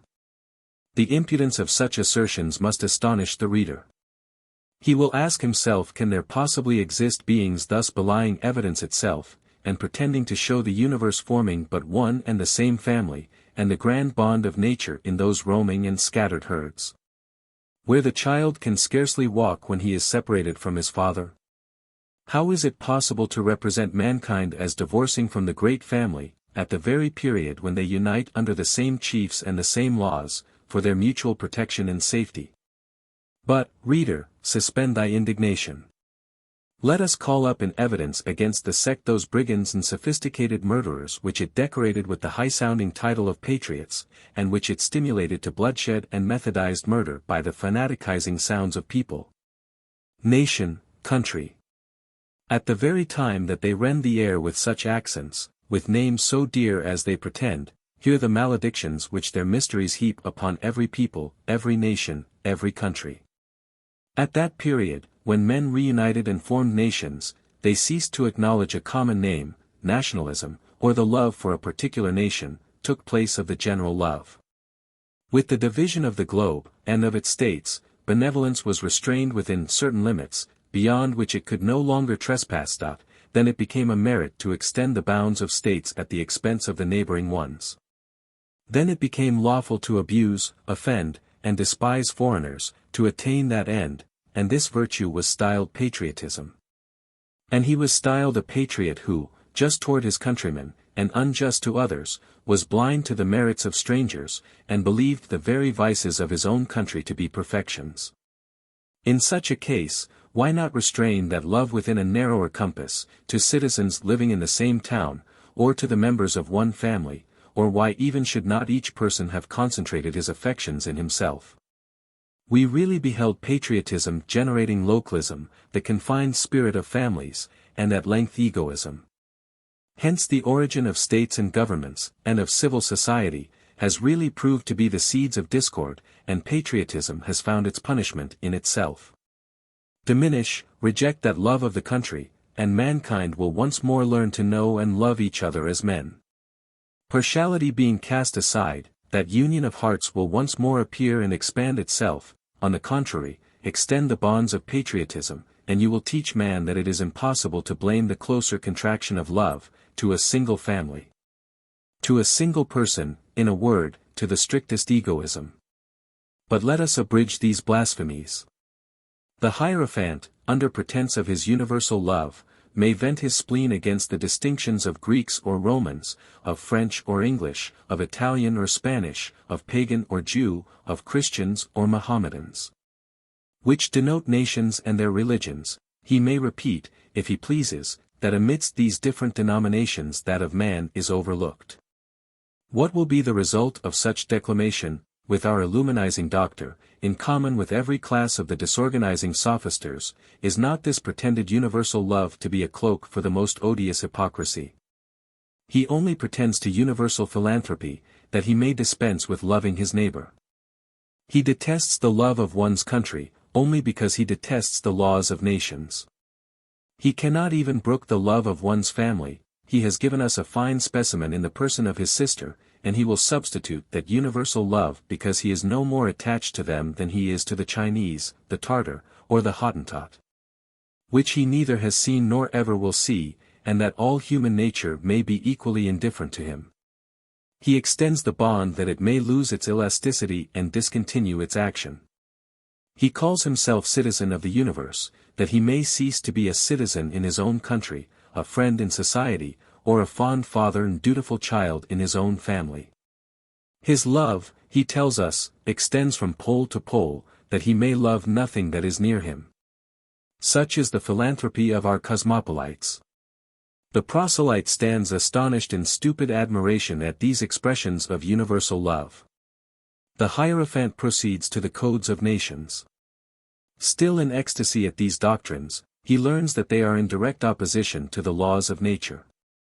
Nor will he even perceive that his new code is in direct opposition to the very first laws of nature, as it eradicates the love of one's own family and that of one's country.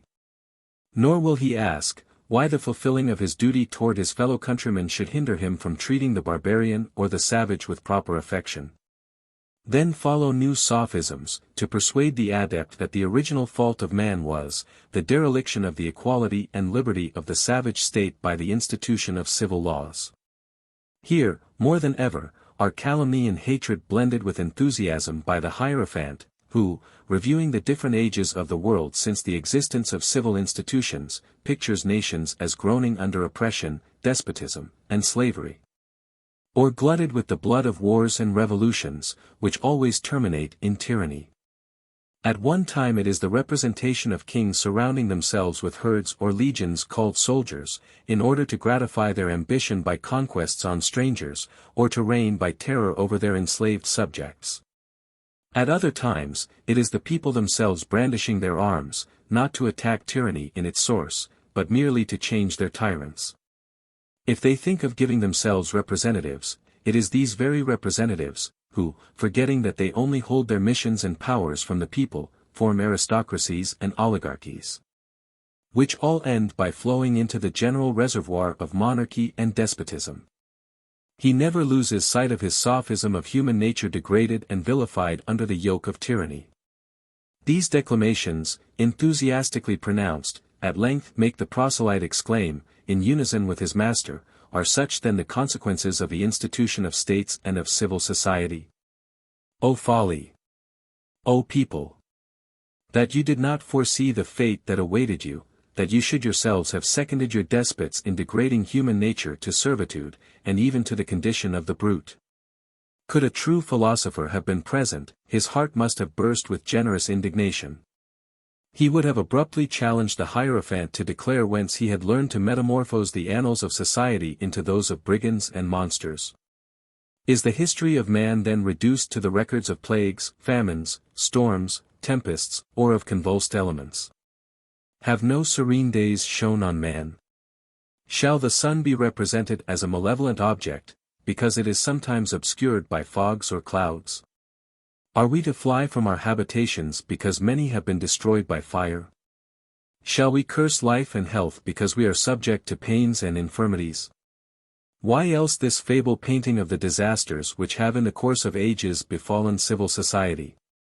Why are we to be silent on the misfortunes from which it has preserved us, or on the advantages which it has heaped on man, in reclaiming him from the forests? But the voice of reason cannot penetrate into the den of conspiracy. The oracles of Weishaupt shall there be confidently repeated by the Hierophant. He draws nigher and nigher to the grand object, to the means of making those misfortunes disappear, which originate, as he pretends, in the institution of laws and governments. O nature, he continues, how great and incontestable are thy rights. It is from the womb of disaster and mutual destruction that the means of safety spring. Oppression disappears because it meets with abettors, and reason regains its rights because people wish to stifle it. He, at least, who wishes to mislead others, should seek to govern them by the advantages of instruction and science. Kings themselves at length perceive, that there is little glory in reigning over ignorant herds, legislators begin to acquire wisdom, and they favor property and industry, perverse motives propagate the sciences. And kings protect them as agents of oppression. Other men profit of them to investigate the origin of their rights. They at length seize on that unknown mean of forwarding a revolution in the human mind, and of thus triumphing forever over oppression. But the triumph would be of short duration, and man would fall back into his degraded state, had not Providence in those distant ages husbanded the means which it has transmitted down to us, of secretly meditating and at length operating the salvation of humankind. Those means are, the secret schools of philosophy. Those schools have been in all ages the archives of nature and of the rights of man. These schools shall one day retrieve the fall of human nature, and princes and nations shall disappear from the face of the earth, and that without any violence. Human nature shall form one great family, and the earth shall become the habitation of the man of reason. That morality shall alone produce this great revolution. The day shall come when each father shall, like Abraham and the patriarchs, become the priest and absolute sovereign of his family. Reason shall be the only book of laws, the sole code of man. This is one of our grand mysteries. Attend to the demonstration of it, and learn how it has been transmitted down to us. I have already said, that had my object been only to prove the reality of a conspiracy formed by Illuminism against the existence of every society, every civil code, and every nation, these lessons of the Hierophant would render every other proof superfluous. But that the reader may know the full extent of the dangers which threaten us, it is necessary that he should be shown how those plots of frenzy become really transformed into plots of profound wickedness. That he should be acquainted with the means employed enthusiastically to inflame the minds of whole legions of adepts. Let us then attend to the Hierophant. If patience be necessary to follow him, greater still has it been necessary to enable me to transcribe such doctrines. What strange blindness can have induced men to imagine that human nature was always to be governed as it has hitherto been? Where shall we find a man acquainted with all the resources of nature? Who dare prescribe limits, and say thus far shalt thou proceed, and no farther, to that nature, whose law is unity in the variegated infinite? Whence shall issue the command, that it shall always run the same course, and for ever renew it again? Where is the being who has condemned men, the best, the wisest, and the most enlightened of men, to perpetual slavery? Why should human nature be bereft of its most perfect attribute, that of governing itself? Why are those persons to be always led who are capable of conducting themselves? Is it then impossible for mankind, or at least the greater part, to come to their majority? If one be enabled to do it, why should not another? Show to one person what you have taught another. Teach him the grand art of mastering his passions and regulating his desires. Teach him, that from his earliest youth he stands in need of others, that he must abstain from giving offense if he wishes not to be offended, that he must be beneficent if he wishes to receive favors. Let him be patient, indulgent, wise, and benevolent. Let these virtues be made easy to him by principles, experience, and examples. And you will soon see whether he needs another to conduct him. If it be true, that the greater part of mankind are too weak or too ignorant to conceive these simple truths, and to be convinced by them, oh, then our happiness will be at an end, and let us cease to labor at rendering mankind better, or at seeking to enlighten them. O prejudice! O contradiction of the human mind! Shall the empire of reason, the capacity of governing ourselves, be but a chimerical dream for the greater number of men, while on the other hand prejudice leads us to believe that such is the inherent right of the children of kings, of reigning families, and of every man whom wisdom or particular circumstances render independent? What horrid artifice is contained in these sentences? The poor proselyte really imagines that he sees the most striking contradictions in the very foundations of our civil societies. He really thinks that we believe them to rest on the hereditary privilege of kings and of their children, to be born with all the necessary wisdom to conduct themselves, while nature has refused such gifts to other mortals. Though Weishaupt, who scoffs in private at the credulity and folly of his adepts, knows as well as we do, that such has never been the idea even of the most ignorant populace. He knows that we believe kings to be born children like other men, with the same weaknesses, the same passions, and like incapacity. He knows as well as we do, that the gift of conducting ourselves and others is to be acquired by education, and by the helps and lights with which a man may be encompassed. And we know as well as he does, that the child of the most obscure parentage would often make a better king than many sovereigns, as he might also be an excellent magistrate, or a great general, had he received a proportionate education.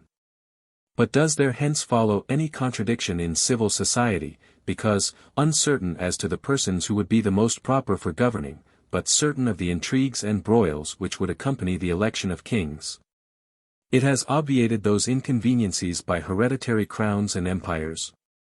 And after all, what is the meaning of that sophisticated pretense founded on the power of being able to conduct oneself?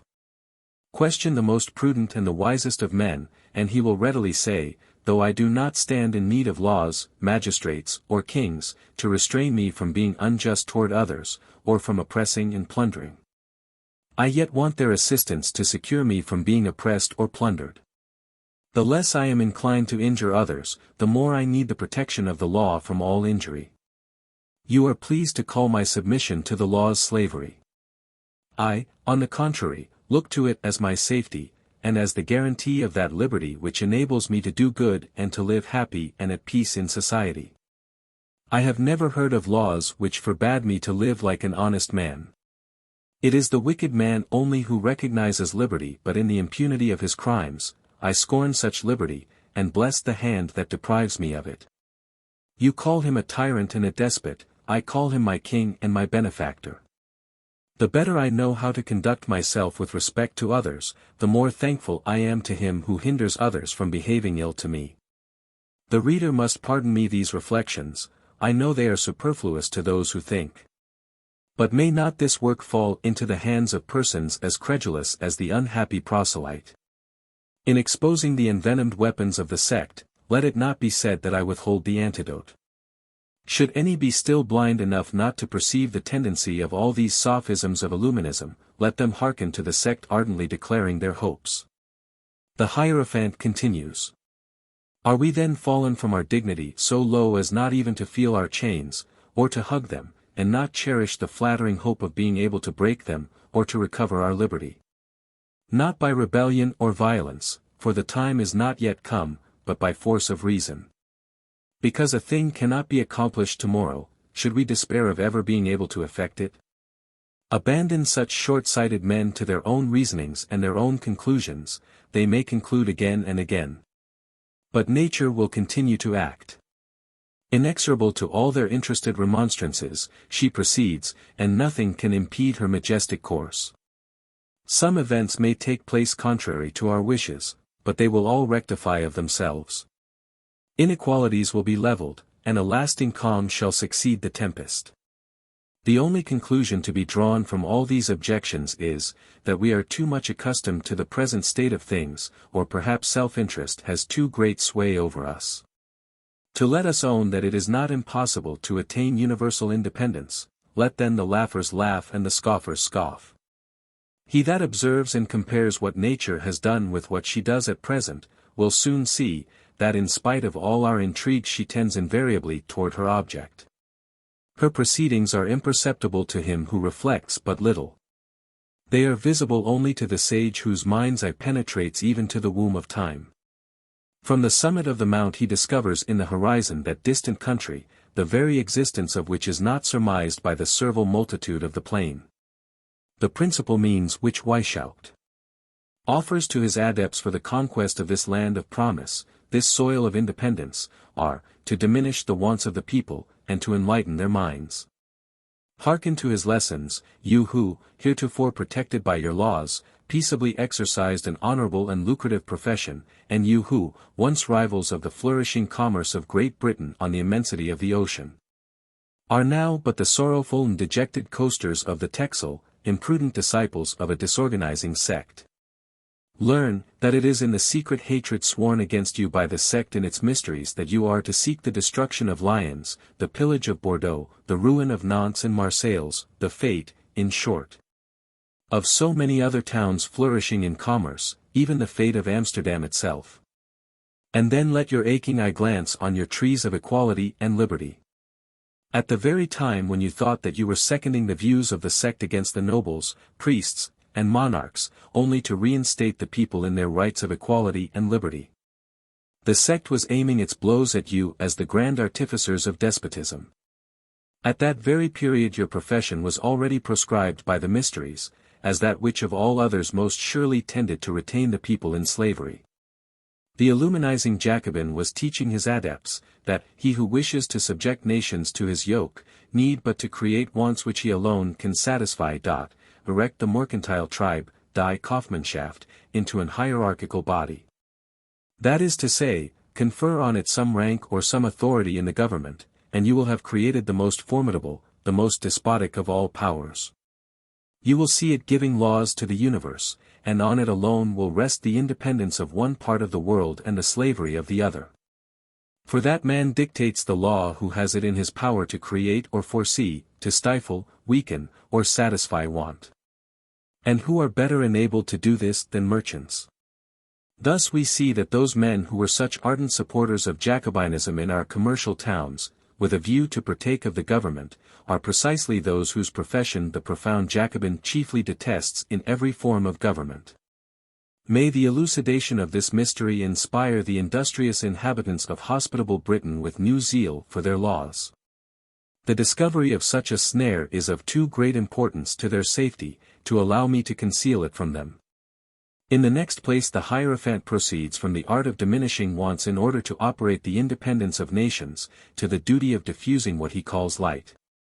He on the contrary, those are his words, who wishes to render mankind free, teaches them how to refrain from the acquisition of things which they cannot afford, he enlightens them, he infuses into them boldness and inflexible manners.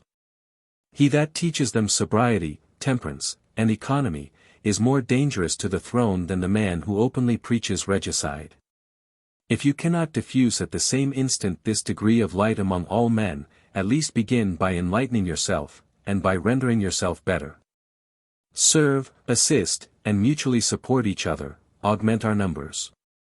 Render yourselves at least independent, and leave to time and posterity the care of doing the rest. When your numbers shall be augmented to a certain degree, when you shall have acquired strength by your union, hesitate no longer. But begin to render yourself powerful and formidable to the wicked, that is to say to all who will resist their plans. The very circumstance of your being sufficiently numerous to talk of force, and that you really do talk of it, that circumstance alone makes the profane and wicked tremble, that they may not be overpowered by numbers. Many will become good, like you, of themselves, and will join your party. You will soon acquire sufficient force to bind the hands of your opponents, to subjugate them and to stifle wickedness in the embryo. That is to say, as it may be understood in future, you will soon be able to stifle every principle of law, of government, of civil or political society, whose very institution in the eyes of an Illuminee is the germ of all the vices and misfortunes of human nature. The mode of diffusing universal light, is not to proclaim it at once to the whole world, but to begin with yourself, then turn toward your next neighbor, you too can enlighten a third and fourth. Let these in the same manner extend and multiply the number of the children of light, until numbers and force shall throw power into our hands. I observe in the ritual of this degree, that should the Hierophant be fatigued by the length of this discourse, he may take breath, and let one of the adepts continue the instruction of the proselyte. 9. Our readers also may avail themselves of this permission, and they have copious matter for reflection in what they have hitherto read. They may perhaps be inclined to ask, to what degree the people must diminish their wants and not to stand in need of laws. They will perceive that bread itself must be denied them. For as long as fields are cultivated, laws will be necessary to protect the crops and to restrain men from reaping that which they have not sown. And if on the first view the sophism appears wicked, the reader will soon perceive that it is but folly in the garb of sophistry. The better to form their judgments on the lessons of the Hierophant, they will have to compare that revolution, which is to be the effect of instruction alone, and which is insensibly to take place without the least shock or rebellion, with that period when the adepts shall have acquired numbers, force, and power, enabling them to bind the hands of their opponents, and to subjugate all who may still show any affection for their laws. Or for that civil order in society which the sect wishes to suppress. X. Continuation of the Discourse on the Lesser Mysteries.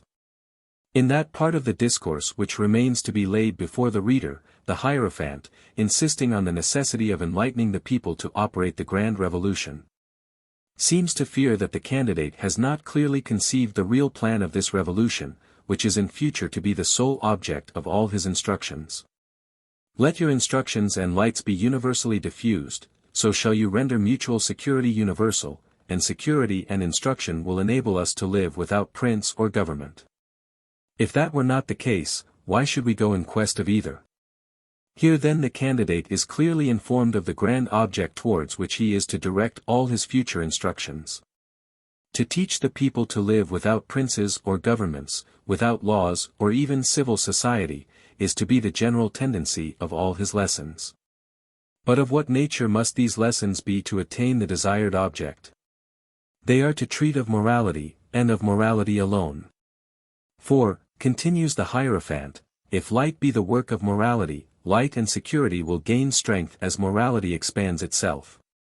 Nor is true morality any other than the art of teaching men to shake off their wardship, to attain the age of manhood, and thus to need neither princes or governments.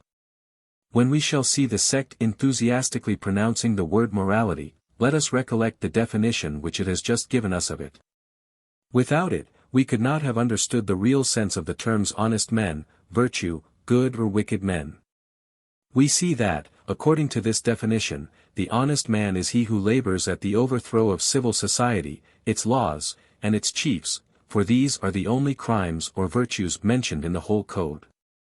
Presupposing that the candidate may object that it would be impossible to bring mankind to adopt such doctrines, the Hierophant anticipates the objection, and exclaims, he is little acquainted with the powers of reason and the attractions of virtue. He is a very novice in the regions of light, who shall harbor such mean ideas as to his own essence, or the nature of mankind. If either he or I can attain this point, why should not another attain it also? What?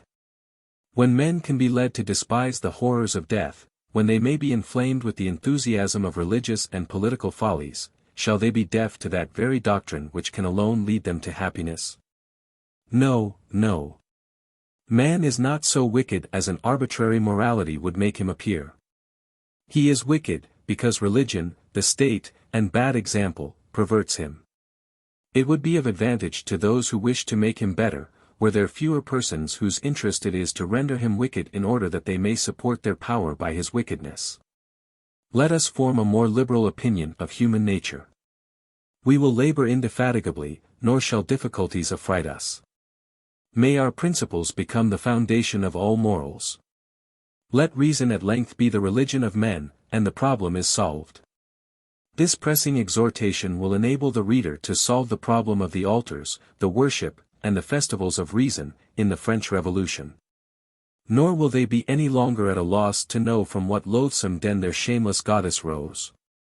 The candidate also obtains the solution of all that may have appeared to him problematic in the course of his former trials.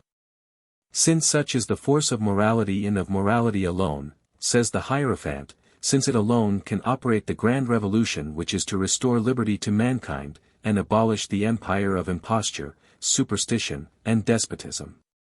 You must now perceive why on their first entrance into our order we oblige our pupils to apply closely to the study of morality, to the knowledge of themselves and of others. You must see plainly, that if we permit each novice to introduce his friend, it is in order to form a legion that may more justly be called holy and invincible than that of the Theban. Since the battles of the friend fighting by the side of his friend are those which are to reinstate human nature in its rights, its liberty, and its primitive independence. The morality which is to perform this miracle is not a morality of vain subtleties. It is not that morality which, degrading man, renders him careless of the goods of this world, forbids him the enjoyment of the innocent pleasures of life, and inspires him with the hatred of his neighbor. It must not be a morality favoring the interests only of its teachers, which prescribes persecution and intoleration, which militates against reason, which forbids the prudent use of the passions. Whose virtues are no other than inaction, idleness, and the heaping of riches on the slothful. Above all, it must not be that morality which, adding to the miseries of the miserable, throws them into a state of pusillanimity and despair, by the threats of hell and the fear of devils. It must, on the contrary, be that morality so much disregarded and defaced at the present day by selfishness, and replete with heterogeneous principles. It must be a divine doctrine, such as Jesus taught to his disciples, and of which he gave the real interpretation in his secret conferences. This sudden transition naturally leads Weishaupt to the development of a mystery of iniquity for which we have long since seen him preparing his major illumines, and particularly the Scotch Knights of Illuminization. The better to understand this mystery, let us recall to mind how the insinuators or the teachers began by solemnly assuring their different candidates, novices, or minor val academicians, that in all the lodges of Illuminism there never arises a question in the least degree prejudicial to religion or the state. All these promises have been gradually lost sight of, and the proselyte has had time to accustom his ears to declamations against the priesthood and royalty. It has already been insinuated, that the Christianity of our times is very different from that taught by Jesus Christ. The time was not arrived for numbering Christ himself among the impostors. His name, his virtues, might still be venerated by certain adepts. Some there were, perhaps, who would be shocked at barefaced atheism, and it is on their account that Weishaupt has thus treated of Christ. In the preceding degree he had contented himself with hinting, that the doctrines of this divine teacher had been perverted, nor had he declared what species of political revolution was, as he pretended, pointed out in the Gospel. But here the execrable sophister apostrophizes the God of the Christians in language similar to that in which we have since seen the two famous Fauchet declaiming in the revolutionary pulpit. It is here that Weishaupt declares Jesus Christ to be the father of the Jacobins, or rather, to speak the revolutionary language, the great doctor of the sans-culottes. But, to enable us the better to judge of the cunning and premeditated villainy of this detestable artifice, let us first attend to the correspondence of the adept who, under Weishaupt, is charged with the compiling of the code. Nig, like the monstrous prototype of Illuminism, subdivides the adepts into those who scoff at and detest revelation, and those who stand in need of a revealed religion to fix their ideas. It is to explain this that Nig writes the following letter to Zwack. To unite these two classes of men, to make them concur and cooperate toward our object. It was necessary to represent Christianity in such a light as to recall the superstitious to reason, and to teach our more enlightened sages not to reject it on account of its abuse. This should have been the secret of Masonry, and have led us to our object. Meanwhile despotism strengthens daily, though liberty universally keeps pace with it. It was necessary then to unite the extremes. We therefore assert here, that Christ did not establish a new religion, but that his intention was simply to reinstate natural religion in its rights. That by giving a general bond of union to the world, by diffusing the light and wisdom of his morality, and by dissipating prejudices, his intention was, to teach us the means of governing ourselves, and to re-establish, without the violent means of revolutions, the reign of equality and liberty among men. This was easily done by quoting certain texts from Scripture, and by giving explanations of them, true or false is of little consequence, provided each one finds a sense in these doctrines of Christ consonant with his reason. We add, that this religion, so simple in itself, was afterwards defaced, but that, by means of inviolable secrecy, it has been transmitted in purity to us through Freemasonry. Spartacus-Weishaupt had collected many materials for this, and I added my discoveries in the instructions for these 2 degrees. Our people, therefore, being convinced that we alone are possessed of the real secrets of Christianity, we have but to add a few words against the clergy and princes. In the last mysteries we have to unfold to our adepts this pious fraud, and then by writings demonstrate the origin of all religious impositions, and their mutual connection with each other. If the reader be not too much disgusted with this pious fraud, but can still attend to the declamations of the Hierophant, let us once more enter that den of demons wherein presides the triple genius of impiety, hypocrisy, and anarchy. The Hierophant is about to say, that their grand and ever-celebrated Master, Jesus of Nazareth, appeared in an age when corruption was universal. In the midst of a people who from time immemorial had been subjected to, and severely felt the yoke of slavery, 10 and who eagerly expected their deliverer announced by the prophets. Jesus appeared and taught the doctrine of reason. To give greater efficacy to these doctrines, he formed them into a religion, and adopted the received traditions of the Jews. He prudently grafted his new school on their religion and their customs, which he made the vehicle of the essence and secrets of his new doctrines. He did not select sages for his new disciples, but ignorant men chosen from the lowest class of the people, to show that his doctrine was made for all, and suitable to everyone's understanding. To show too, that the knowledge of the grand truths of reason was not a privilege peculiar to the great. He does not teach the Jews alone, but all mankind, the means of acquiring their liberty, by the observation of his precepts. He supported his doctrines by an innocent life, and sealed them with his blood. His precepts for the salvation of the world are, simply, the love of God and the love of our neighbor. He asks no more. Nobody ever reduced and consolidated the bonds of human society within their real limits as he did. No one was ever more intelligible to his hearers, or more prudently covered the sublime signification of his doctrine. No one, indeed, ever laid a surer foundation for liberty than our Grand Master, Jesus of Nazareth. It is true, that on all occasions, in Gonzen, he carefully concealed the sublime meaning and natural consequences of his doctrines. For he had a secret doctrine, as is evident from more than one passage of the Gospel. It was during the time that he was writing this hypocritical history of the Messiah, that Weishaupt was turning the credulous proselyte into ridicule. As to the other adepts, he well knew that they anticipated such explanations, or at least would be delighted with them. Hence that impudence with which he falsifies the Scriptures. To prove the existence of this secret school, the doctrines of which are reserved for the initiated alone, he cites these words of Christ, "To you is given to know the mystery of the kingdom of God. But to them that are without, all things are done in parables." But he carefully avoids mentioning the order which Christ gives to his disciples, "That which I tell you in the dark, speak ye in the light. And that which you hear in the ear, preach ye upon the housetops." Weishaupt then proceeds to these words, "And their princes have power over them, but it is not so among you, but whoever will be greater shall be your minister." This precept, as well as all those on Christian humility, he transforms into principles of disorganizing equality inimical to all constituted authorities. With equal ease he avoids all those lessons so often repeated both by Christ and his apostles, on the obligation of rendering to Caesar what is Caesar's, of paying tribute, and of recognizing the authority of God himself in that of the law and of the magistrates.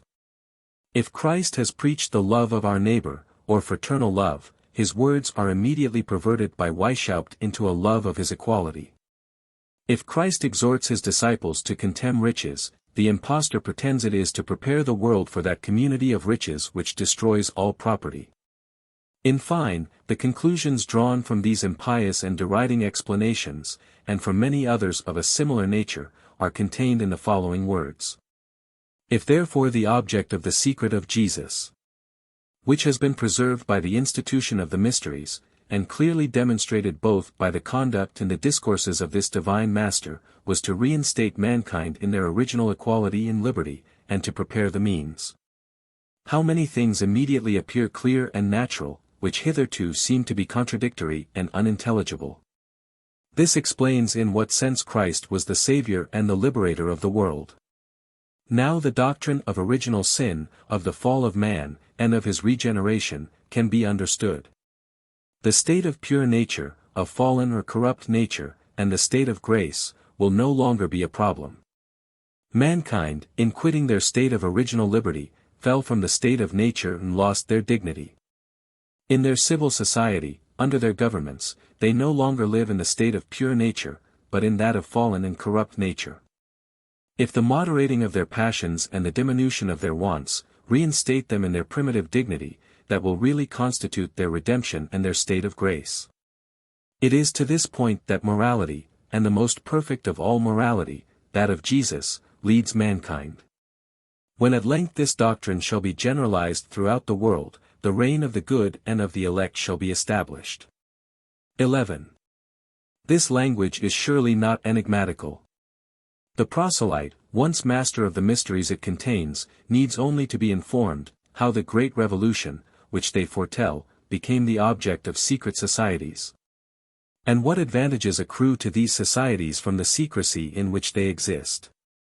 The Hierophant then, for the instruction of the proselyte, goes back to the origin of Masonry. He declares it to be the original school and depository of the true doctrine. He takes a view of its hieroglyphics, and shapes them to his system. The rough stone of Masonry becomes the symbol of the primitive state of man, savage but free. The stone split or broken is the state of fallen nature, of mankind in civil society, no longer united in one family, but divided according to their states, governments, or religions. The polished stone represents mankind reinstated in its primitive dignity, in its independence. Yet Masonry has not only lost these explanations. But the Illuminizing orator goes so far as to say, the Freemasons, like priests and chiefs of nations, have banished reason from the earth. They have inundated the world with tyrants, impostors, specters, corpses, and men like to wild beasts. Should any reader be surprised at seeing the Hierophant give this account of Masonry, let him reflect on the hatred which Weishaupt had sworn against every school where the name of any deity was preserved. The Jehovah or the Grand Architect of Masonry, the twofold god of the Rosicrucian magicians, still render the occult lodges a school of some sort of theosophy. But how reserved soever the Hierophant may be with regard to atheism, the proselyte must, nevertheless, foresee, that should he be admitted to one degree higher, neither the Grand Architect or the twofold God will meet a better fate than the God of the Christians. And therefore it is that Weishaupt declaims against those spirits, apparitions, and all the superstitions of Freemasonry. Hence the Theosophic Masons are involved in the general malediction pronounced against the priesthood and the throne. It can be easily conceived, that Weishaupt must represent true Masonry, or the pretended real Christianity, as solely extant in Illuminism. But the Hierophant enjoins the proselyte not to think that this is the only advantage which the order and the whole universe draw from this mysterious association. Here let magistrates, the chiefs of nations, every man who still retains any regard for the support of laws and empires, and of civil society, let them, I say, read and meditate on these other advantages. The lesson is of the utmost importance, whoever you are, all honest citizens, whether Masons, Rosicrucians, Mopses, hewers of wood, knights, all you who thirst after the mysteries of the lodges, cease to accuse me of conjuring up chimerical dangers. I am not the man who speaks, it is he who of all others has been the best acquainted with your association, and has known what advantages could be drawn from them by able and patient conspirators. Read. And tell us which is the most impressive on your mind, the pleasures you may find in your lodges, or the dangers of your country. Read. And if the name of citizen be still dear to you, reflect whether yours should remain inscribed on the registers of a secret society. You were ignorant of the dangers. The most monstrous of conspirators will lay them open to you, and he will call them advantages. He literally says, though these mysterious associations should not attain our object, they prepare the way for us. They give a new interest to the cause, they present it under points of view hitherto unobserved, they stimulate the inventive powers and the expectations of mankind, they render men more indifferent as to the interests of governments. They bring men of divers nations and religions within the same bond of union, they deprive the Church and the State of their ablest and most laborious members, they bring men together who would never otherwise have known or met each other. By this method alone they undermine the foundation of states, though they had really no such project in view. They throw them together and make them clash one against the other. They teach mankind the power and force of union. They point out to them the imperfection of their political constitutions, and that without exposing them to the suspicions of their enemies, such as magistrates and public governments. They mask our progress, and procure us the facility of incorporating in our plans and of admitting into our order, after the proper trials, the most able men, whose patience, long abused, thirsts after the grand ultimatum. By this means they weaken the enemy, and though they should never triumph over him, they will at least diminish the numbers and the zeal of his partisans, they divide his troops to cover the attack. In proportion as these new associations or secret societies, formed in different states, shall acquire strength and prudence at the expense of the former ones, that is to say, of civil society, the latter must weaken, and insensibly fall. Beside, our society originates, and must naturally and essentially deduce its origin from those very governments whose vices have rendered our union necessary. We have no object but that better order of things for which we incessantly labor. All the efforts, therefore, of princes to stop our progress will be fruitless. The spark may long remain hidden in the ashes, but the day must come in which shall burst forth the general flame.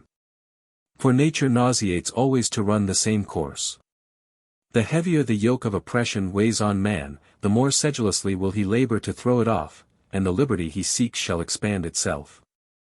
The seed is sown whence shall spring a new world, the roots extend themselves. They have acquired too much strength, they have been too industriously propagated, for the day of harvest to fail us.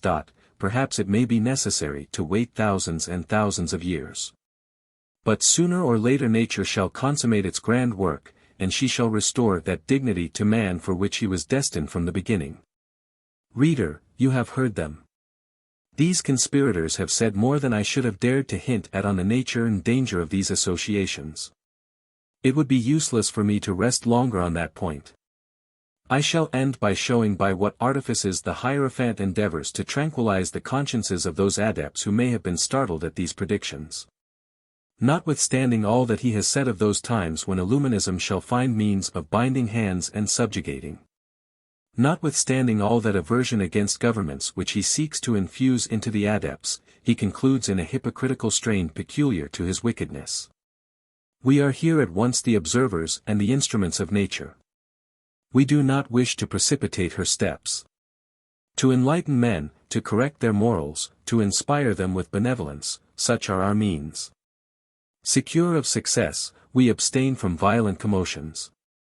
To have foreseen the happiness of posterity, and to have prepared it by irreproachable means, suffices for our felicity. The tranquillity of our consciences is not troubled by the reproach of aiming at the ruin or overthrow of states and thrones. Such an accusation could with no more propriety be preferred against us, than it might against the statesmen who had foreseen and foretold the impending and inevitable ruin of the state. As assiduous observers of nature, we admire her majestic course, and, burning with the noble pride of our origin, we felicitate ourselves on being the children of men and of God. But carefully observe and remember, that we do not impose our opinions, we do not oblige you to adopt our doctrines. Let the truth you can acknowledge be your only guide.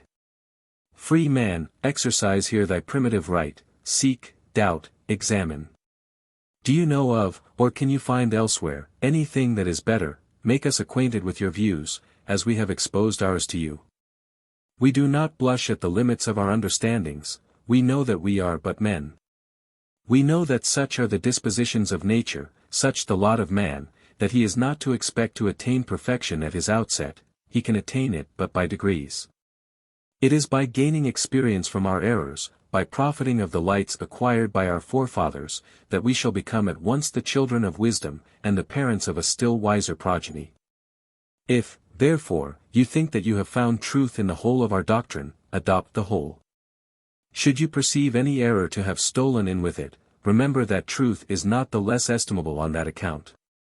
If you have met with nothing that pleases you here, reject the whole without fear, and remember, that in many things, at least, we only need further research or a new investigation. Do you observe anything blamable or laudable, see and make choice of what you approve. Should you be more enlightened yourself, then your eye may have discovered truths which are still denied to us. The more art we employ in the instruction of our pupils to lead them to the paths of wisdom, the less you will be inclined to refuse us a portion of your applause. Thus ends the discourse of the Hierophant. The proselyte who has heard it without shuddering, may flatter himself with being worthy of this priesthood. But before he is sacrilegiously anointed, he is led back to the porch, where he is invested with a white tunic. He wears a broad silken scarlet belt, the sleeve is tied at the extremity middle with bandages of the same color, which make it bulge out. I am particular in the description of this dress, because it was in a similar one that, during the French Revolution, a comedian appeared personally attacking Almighty God, saying, "No. Thou dost not exist.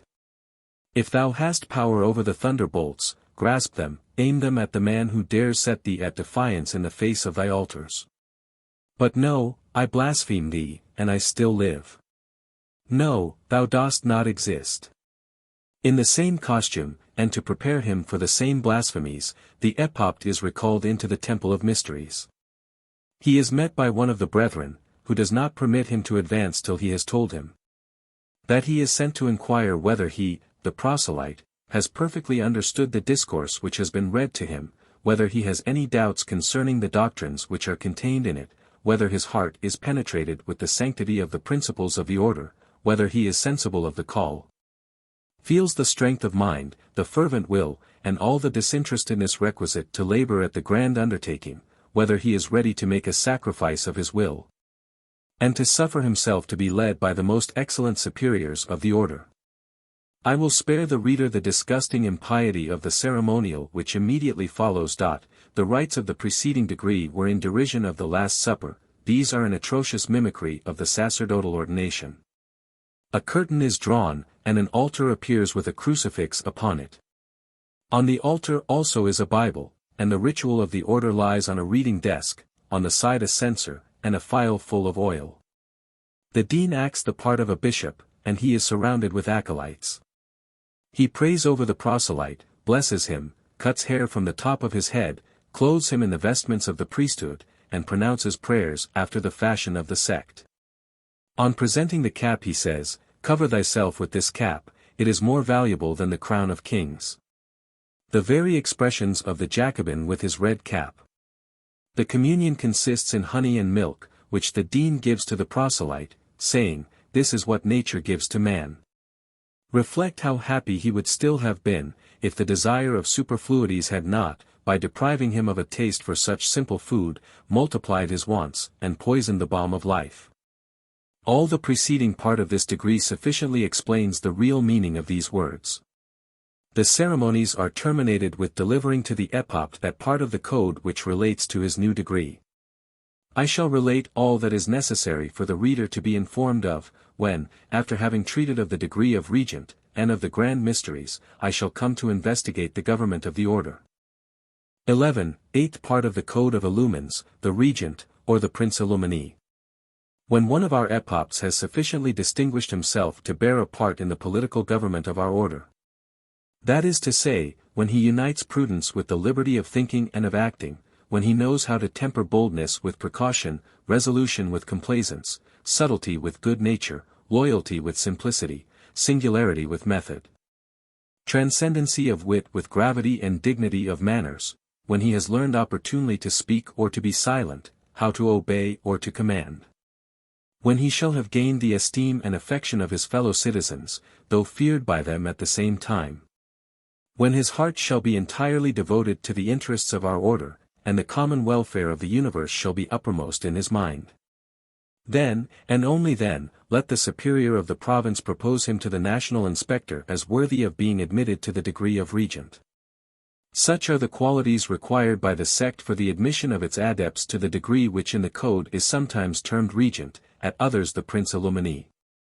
Such are the very words to be found in the preamble of the rules of this degree. 3 things of the utmost consequence, says the code, are to be observed. In the first place, the greatest reserve is necessary with respect to this degree. Secondly, those who are admitted into it must be as much as possible free men and independent of all princes, they must indeed have clearly manifested their hatred for the general constitution or the actual state of mankind, have shown how ardently they wish for a change in the government of the world, and how much the hints thrown out in the degree of priest has inflamed their wishes for a better order of things. If all these requisites are to be found in the candidate, then let the national inspector once more examine, in his records, everything relative to the conduct and character of the new adept. Let him inspect the divers questions which have been put to him, and discover where he has shown his strong or his weak side. According to the result of this examination, let the inspector propose some new questions on those articles on which the candidate may have shown the greatest reserve. For example, some of the following. Would you think a society objectionable, which should, till nature shall have ripened its grand revolutions, place itself in a situation, that would deprive monarchs of the power of doing harm, though they should wish it? A society whose invisible means should prevent all governments from abusing their power? Would it be impossible, through the influence of such a society, to form a new state in each state, status in statu? That is to say, would it be impossible to subject the rulers of every state to this illuminizing society, and to convert them into mere tools of the order even in the government of their own dominions? 2. Were it to be objected, that such a society would abuse its power, would not the following considerations do away such an objection? Do not our present rulers daily abuse their power? And are not the people silent, notwithstanding such an abuse? Is this power as secure from abuse in the hands of princes, as it would be in those of our adepts whom we train up with so much care? If then any government could be harmless, would it not be ours, which would be entirely founded on morality, foresight, wisdom, liberty, and virtue? 3. Though this universal government, founded on morality, should prove chimerical, would it not be worth while to make an essay of it? 4. Would not the most skeptical man find a sufficient guarantee against any abuse of power on the part of our order, in the liberty of abandoning it at pleasure?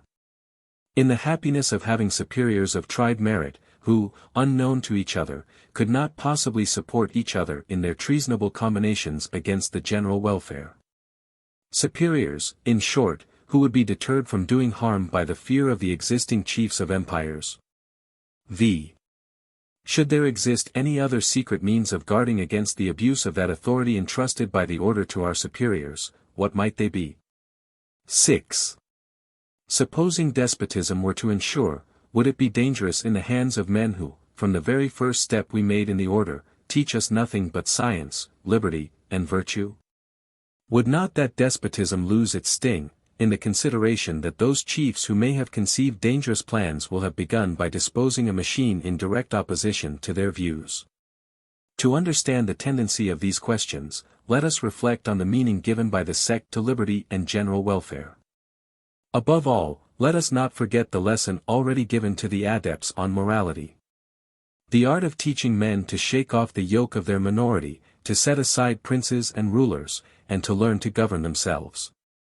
This lesson once well understood, the most contracted understanding must perceive, in spite of the insidious tenor of these questions, that their sole tendency is to ask, whether a sect would be very dangerous who, under pretense of hindering the chiefs of nations, kings, ministers, and magistrates, from hurting the people, should begin by mastering the opinions of all those who surrounded kings, ministers, or magistrates.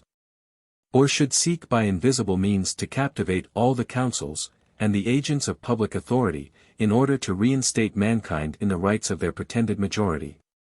And to teach the subject to throw off the authority of his prince, and learn to govern himself, or, in other words, to destroy every king, minister, law, magistrate, and public authority whatever. The candidate, too well trained to the spirit of Illuminism not to see the real tendency of these questions, but also too much perverted by it to be startled at them, knows what answers he is to give to obtain the new degree. Should he still harbor doubts, the ceremonies of his installation would divest him of them. These are not theosophical or insignificant ceremonies. Every step demonstrates the disorganizing genius, and the hatred for all authority, which irritates the spleen of their impious author. And it is therefore that Weishaupt, when writing to Zwack, represents them as infinitely more important than those of the preceding degree. When the admission of the new adept is resolved on, he is informed, that as in future he is to be entrusted with papers belonging to the order, of far greater importance than any that he has yet had in his possession. It is necessary that the order should have further securities. He is therefore to make his will, and insert a particular clause with respect to any private papers which he may leave in case of sudden death. He is to get a formal and juridical receipt of that part of his will from his family, or from the public magistrate, and he is to take their promises in writing that they will fulfill his intentions. This precaution taken, and the day for the initiation fixed, the adept is admitted into an antechamber hung with black Its furniture consists in a skeleton elevated on 2 steps, at the feet of which are laid a crown and a sword. There he is asked for the written dispositions he has made concerning the papers with which he may be entrusted, and the juridical promise he has received that his intentions shall be fulfilled. His hands are then loaded with chains, as if he were a slave, and he is thus left to his meditations. The provincial who performs the functions of initiator is alone in the first saloon, seated on a throne. The introducer, having left the candidate to his reflections, enters this room, and in a voice loud enough to be heard by the new adept, the following dialogue takes place between them. Provincial. Who brought this slave to us? Introducer. He came of his own accord, he knocked at the door. Karovi. What does he want? Intrad. He is in search of liberty, and asks to be freed from his chains. Karovi. Why does he not apply to those who have chained him? Intrad. They refuse to break his bonds, they acquire too great an advantage from his slavery. Karovi. Who then is it that has reduced him to this state of slavery? Intrad. Society, governments, the sciences, and false religion. Die Gesellschaft, der Staat, die Gelehrsamkeit, die false religion. Karovi. And he wishes to cast off this yoke to become a seditious man and a rebel? Intrad. No. He wishes to unite with us, to join in our fights against the constitution of governments, the corruption of morals, and the profanation of religion. He wishes through our means to become powerful, that he may attain the grand ultimatum. Prov. And who will answer to us, that after having obtained that power he will not also abuse it, that he will not be a tyrant and the author of new misfortunes? Intrad. His heart and his reason are our guarantees, the order has enlightened him. He has learned to conquer his passions and to know himself. Our superiors have tried him. Karovi. That is saying a great deal. Is he also superior to prejudice? Does he prefer the general interest of the universe to that of more limited associations? Intrad. Such have been his promises. Karovi. How many others have made similar promises who did not keep them? Is he master of himself? Can he resist temptation? Are personal considerations of no avail with respect to him? Ask him, whether the skeleton he has before him is that of a king, a nobleman, or a beggar. Intrad. He cannot tell. Nature has destroyed all that marked the depraved state of inequality. All that he sees is, that this skeleton was man like us, and the character of man is all that he attends to. Prov. If such be his sentiments, let him be free at his own risk and peril. But he knows us not. Go and ask him why he implores our protection. This dialogue ended, and the reader will not be at a loss to perceive the drift of it. The introducer returns to the candidate, and says, Brother, the knowledge you have acquired can no longer leave you in doubt as to the grandeur, the importance, the disinterestedness and lawfulness of our great object. It must therefore be indifferent to you whether you are acquainted with our superiors or not. Nevertheless, I have some information to impart to you on that subject. This information is nothing more than a summary of a pretended history of Masonry, going back to the deluge, and of what the sect calls the fall of man, the loss of his dignity, and of the true doctrine.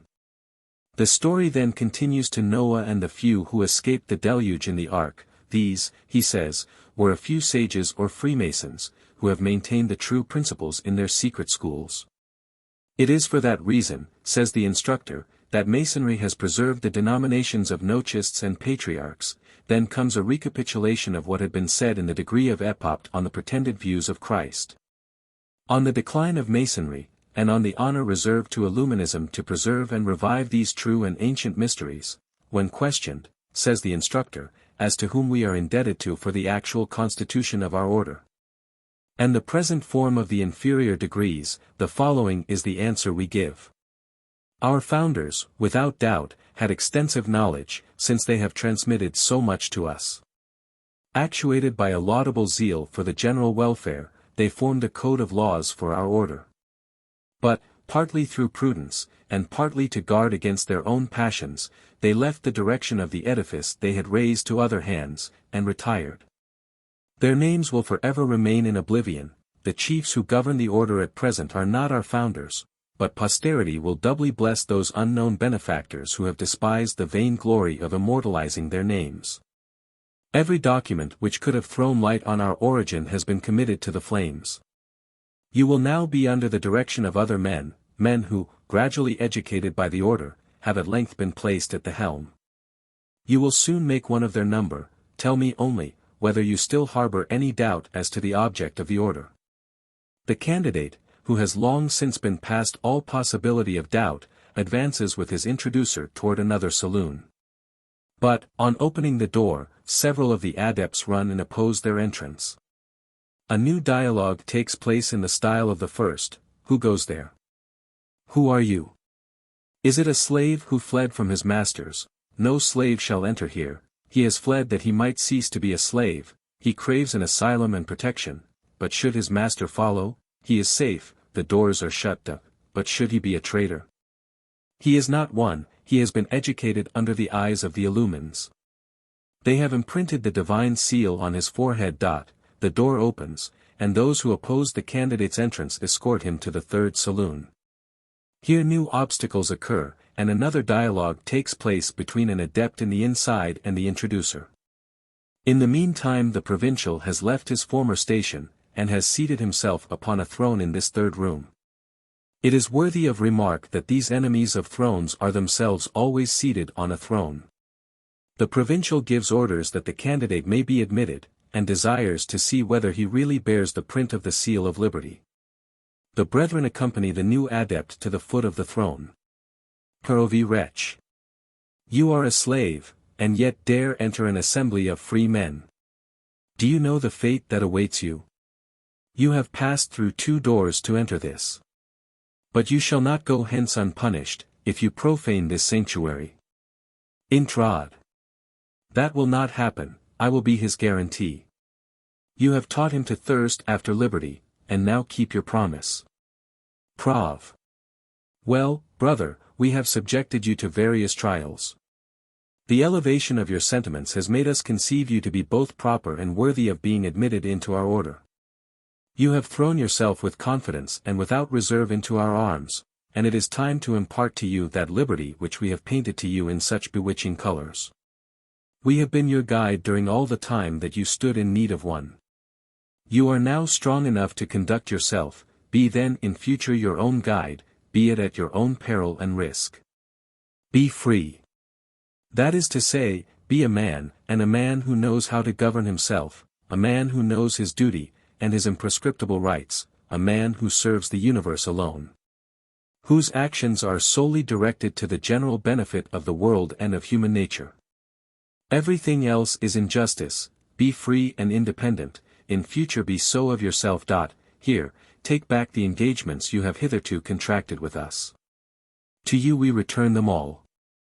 As he pronounces these words, the provincial returns him all the writings which concern him, such as his oaths, his promises, the minutes of his admission to the preceding degrees, the history of his life which he had transmitted to the superiors, and all the notes taken by the scrutators concerning him. This perhaps is one of the most delicate traits of policy of the sect. The chiefs have had full leisure to pry into the most secret recesses of his heart, and the scrutators have no further discoveries to make. The candidate may take back his oaths and his secrets, but recollections, perhaps copies, still remain, and the initiator may well continue, in future you will owe us nothing but that which your heart shall dictate. We do not tyrannize over men, we only enlighten them. Have you found contentment, rest, satisfaction, happiness, among us? You will not then abandon us. Can we have mistaken you, or can you have mistaken us? It would be a misfortune for you. But you are free. Remember only that men free and independent do not offend each other, on the contrary, they assist and mutually protect each other. Remember, that to offend another man, is to give him the right of defending himself. Do you wish to make a noble use of the power we give to you? Rely on our word, you shall find zeal and protection among us. Could a disinterested zeal for your brethren glow in your heart, then labor at the grand object, labor for unfortunate human nature, and thy last hour shall be blessed. We ask nothing else from you, we ask nothing for ourselves. Question your own heart, and let it say whether our conduct to you has not been noble and disinterested. After so many favors, could you be ungrateful, your heart should avenge us, and chastise you. But no. Many trials have proved you to be man of constancy and resolution. Be such your character, and in future govern with us oppressed man, and labor at rendering him virtuous and free. Oh, brother! What a fight, what hopes! When one day happiness, affection, and peace shall be the inhabitants of the earth. When misery, error, and oppression, shall disappear with superfluous wants. When, each one at his station laboring only for the general good, every father of a family shall be sovereign in his tranquil cot. When he that wishes to invade these sacred rights shall not find an asylum on the face of the earth. When idleness shall be no longer suffered. When the clod of useless sciences shall be cast aside, and none shall be taught but those which contribute to make man better, and to reinstate him in his primitive freedom, his future destiny. When we may flatter ourselves with having forwarded that happy period, and complacently view the fruits of our labors. When, in fine, each man viewing his brother in his fellow creature, shall extend a succoring hand, with us and ours you shall find happiness and peace, should you continue faithful and attached to us. You will also remark, that the sign of this degree consists in extending your arms to a brother with your hands open, to show that they are not sullied by injustice and oppression, and the gripe is to seize the brother by the two elbows, as it were to hinder him from falling. The word is redemption. The foregoing passages so clearly demonstrate the meaning of this word redemption, that the reader must be surprised at learning that there still remain further mysteries to be revealed. The candidate is not yet admitted into the highest class. He is only the Prince Illuminee, and has to gain admission to the 2 degrees of philosopher, and of the man-king. He is invested in his new principality by receiving a buckler, boots, a cloak, and a hat. The words pronounced at the investiture are worthy of the reader's attention. On presenting the buckler, the initiator says, "Arm thyself with fidelity, truth, and constancy, be a true Christian, and the shafts of calumny in misfortune shall not pierce thee. Be a Christian. Undicein Christ. What a strange Christian! What a wicked wretch then must be the initiator who dares carry his dissimulation to such lengths, and profane that sacred name in mysteries so evidently combined for the eradication of every trace of Christianity. But the adept smiles, or his stupidity must be beyond expression if he does not see through so miserable a cant. On presenting the boots, be active in the service of the good, and fear no road which may lead to the propagation or discovery of happiness. This will recall to our minds the principle, whatever may be the means, fear not to employ them when they lead to what the sect calls happiness. On giving the cloak, be a prince over thy people. That is to say, be sincere and wise, the benefactor of thy brethren, and teach them science. The reader will not be at a loss to understand what science. The formula of the hat is, beware of ever exchanging this hat of liberty, Dyson Fry Heitschut, for a crown. Thus decorated, the Prince Illuminee receives the fraternal embrace. He then hears read the instructions for his new degree. But as they entirely relate, like those of the preceding degree, to the government of the brethren, they will be treated of in the last part of the code. It is now time to proceed to the grand mysteries. 12. Ninth part of the Code of the Illumines, class of grand mysteries. The mage or the philosopher, and the man-king. By the great importance which the sect places in the last mysteries of Illuminism, and the many precautions it has taken to conceal them from the public view, I am compelled to begin this chapter with candidly declaring, that every attempt to discover the original text of this part of the code has been fruitless. Such an avowal, however, should not disconcert the reader. Though the real text may be wanting, we have abundant matter to supply its place. We have Weishaupt's familiar correspondence. We are in possession of the letters of many of the adepts who enthusiastically admired them, and the avowals are still extant of other adepts, who indignantly beheld such abominations. Our judgment will be guided by laws laid down by Weishaupt himself, and the famous apology of this monstrous legislator will teach us how to appreciate them. Such materials are more than sufficient to supply the deficiency of the literal text. It is true, that the crafty cant and affected enthusiasm of the Hierophant will be wanting, but the substance of his declamation, the extent and monstrosity of his ultimate plots will lose nothing of their evidence. Let us begin then by attending to their author, and from him receive our first impressions. Weishaupt, when writing to Zwack, his incomparable man, and speaking of the degree of Epopt, wherein impiety and rebellion seem to have strained every nerve to disseminate their venomous principles against church and state, says: "One might be tempted to think that this degree was the last and the most sublime. I have, nevertheless, 3 more of infinitely greater importance, which I reserve for our grand mysteries. But these I keep at home, and only show them to the Areopagites, or to a few other brethren the most distinguished for their merit and their services. Were you here, I would admit you to my degree, for you are worthy of it, but I never suffer it to go out of my hands. It is of too serious an import, it is the key of the ancient and modern, the religious and political history of the universe. That I may keep our provinces in due subordination, I will take care to have only 3 copies of this degree in all Germany, that is to say, 1 in each inspection." He soon after writes again to the same adept: "I have composed 4 more degrees above that of Regent. And with respect to these 4, even the lowest of them, our degree of priest will be but child's play, wogen den schlechtesten der Priester grad Kinder Spiel sein soll." Before we draw any conclusion toward forming our judgment, let me recall to the mind of the reader those letters wherein Weishaupt declares, that every degree shall be an apprenticeship for the next, a sort of novitiate for the higher degrees. That these degrees were always to be in crescendo, in fine, that in the last class of the mysteries a perfect statement of the maxims and polity of Illuminism was to be given. UNDM folgt die totale Einsicht in die Politik and Maximen de Ordens. After such letters, the text of these mysteries is scarcely necessary. I know that these degrees were reduced to 2 for the last class of the mysteries. I know, from the agreement made by the founder and his intimate adepts, that the first was the mage, or philosopher, the other, the man-king. I will start from these data, and shall not hesitate to say, that this monster of impiety and of wickedness imposes on himself when he speaks of degrees infinitely more important for the higher mysteries. Or when he pretends that those of Epopt and Regent are but puerile in comparison with those which he reserves for his intimate adepts. His execrable pride may flatter him with surpassing even the devils themselves, in his wicked inventions for sending forth the pestiferous blast. But their combined efforts could not suggest more hideous plots than those in which Weishaupt glories when calling them his lesser mysteries. What? The vow of annihilating every idea of religion, even to the very name of a god.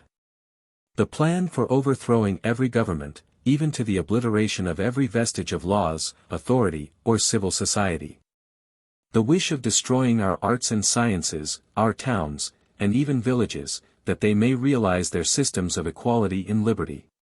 The desire of exterminating the greater part of human nature, to work the triumph of their vagabond clans, over the remaining part of mankind. These vows and wishes, these plots and plans, have already appeared in the lesser mysteries, and his adepts must have been as stupid as he wishes them to be impious and wicked. If they have not seen through the web that veils from their sight the baleful abyss. And, after all, it is not the object or the substance of their plots which is thus slightly veiled, the terms alone are concealed. There only remains to say, that all religion shall be destroyed for the adoption of atheism. Every constitution, whether monarchical or republican, shall be overthrown in favor of absolute independence, property shall be annihilated, science and arts shall be suppressed. Towns, houses, and fixed habitations, reduced to ashes, for the re-establishment of the roaming and savage life, which the hypocrite, in his cant, calls the patriarchal life. Such are the terms. And the scroll of this hideous pantomime needed only to be unrolled, to tell the names of those who were to appear on the gloomy stage of the last mysteries. The adept had long since inhaled the deleterious air with which Weishaupt had spared no pains to surround him, and could he nauseate this, or turn away from these disastrous machinations, the gates of the mysterious pit were shut against him. At such a sight nature shudders, the reader will cry out, none but monsters could have conceived or abetted such plots. Be it so, I will not contradict him, I only wish to name these monsters. Behold Weishaupt and his profound adepts. The reader will find the proofs of this exclamation in their own writings. Weishaupt, who divided his mysteries into two classes, also distributed his last secrets under two heads. First, religion, which was the object of the mages, the other comprehended what he called his polity, and he reserved it for the man-king. Let us separately investigate each of these degrees, commencing with that principle which he himself lays down, and from which he never deviates, that each degree shall be a preparatory concatenation of principles and doctrines, the ultimate tendency of which was to form the object of the last mysteries. Such a principle is more than sufficient to demonstrate that the secret to be imparted to his mages can be no other than the most absolute atheism, and the total subversion of every religion. The adept, however, has already imbibed such horrid principles. And the secret consists in telling him, in plain terms, that it was toward that point the sect had long since been leading him, and that in future all his thoughts, words, and actions must tend to second the views of the sect in their monstrous undertaking. That in the preceding degrees the name of religion had only been preserved the better to destroy the thing. But that in future the very name would only be the expression of chimeras, of superstition, of fanaticism, supported by despotism and ambition, as a tool for enslaving mankind. This explication is no vain fancy of mine. See Weishaupt confidentially writing to his intimate and incomparable Cadoswach. I firmly believe, that the secret doctrine of Christ had no other object in view than the re-establishment of Jewish liberty, which is the explanation I give of it. I even believe, that Freemasonry is nothing but a Christianity of this sort, at least, my explanation of their hieroglyphics perfectly coincides with such an explanation. In this sense, nobody could blush at being a Christian. For I preserve the name, and substitute reason, den ich lasse den Namen, and substituere ihm die Vernunft. He continues, it is no trivial matter to have discovered a new religion and a new polity in these tenebrous hieroglyphics. And he goes on to say, one might be induced to think that this was my highest degree. I have, nevertheless, three of infinitely more importance, for our grand mysteries. Here then is Weishaupt's decision on the degree of Epopt or Illuminized priest. It is Christianity preserving the name of religion, with the gospel converted into a code by means of which Christ taught the Jacobinical equality and liberty. Here Weishaupt is transcendent in his wickedness and his impiety. It is under the sacred name of religion that he teaches his disorganizing principles of equality and liberty. After having led his Epopts to the pinnacle of impiety, to what farther lengths can he possibly lead his mage? He may erase the names of religion and God. And this he will do in his higher mysteries. For who can expect to find them when he says, you know that the unity of God was one of the secrets revealed in the mysteries of Eleusis, as for that, there is no fear of any such thing being found in mine. After this, can the name of God be expected ever to be found in the mysteries of the Illuminized mage for any other purpose than to be blasphemed? We see this same Weishaupt reserving all the atheistical productions for this degree. He writes again to his incomparable man, with our beginners let us act prudently with respect to books on religion and polity. In my plan, I reserve them for the grand mysteries. At first we must put only books of history or of metaphysics into their hands. Let morality be our pursuit. Robinet, Mirabeau, that is to say, the system of nature written by Diderot, though attributed to Mirabeau, the social system, natural polity, the philosophy of nature, and such works, are reserved for my higher degrees. At present they must not even be mentioned to our adepts, and particularly Helvetius on man.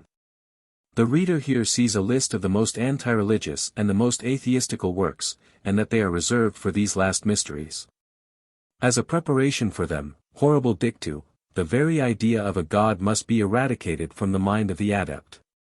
Can we doubt this, when we see Weishaupt thus write, do put Brother Numenius in correspondence with me.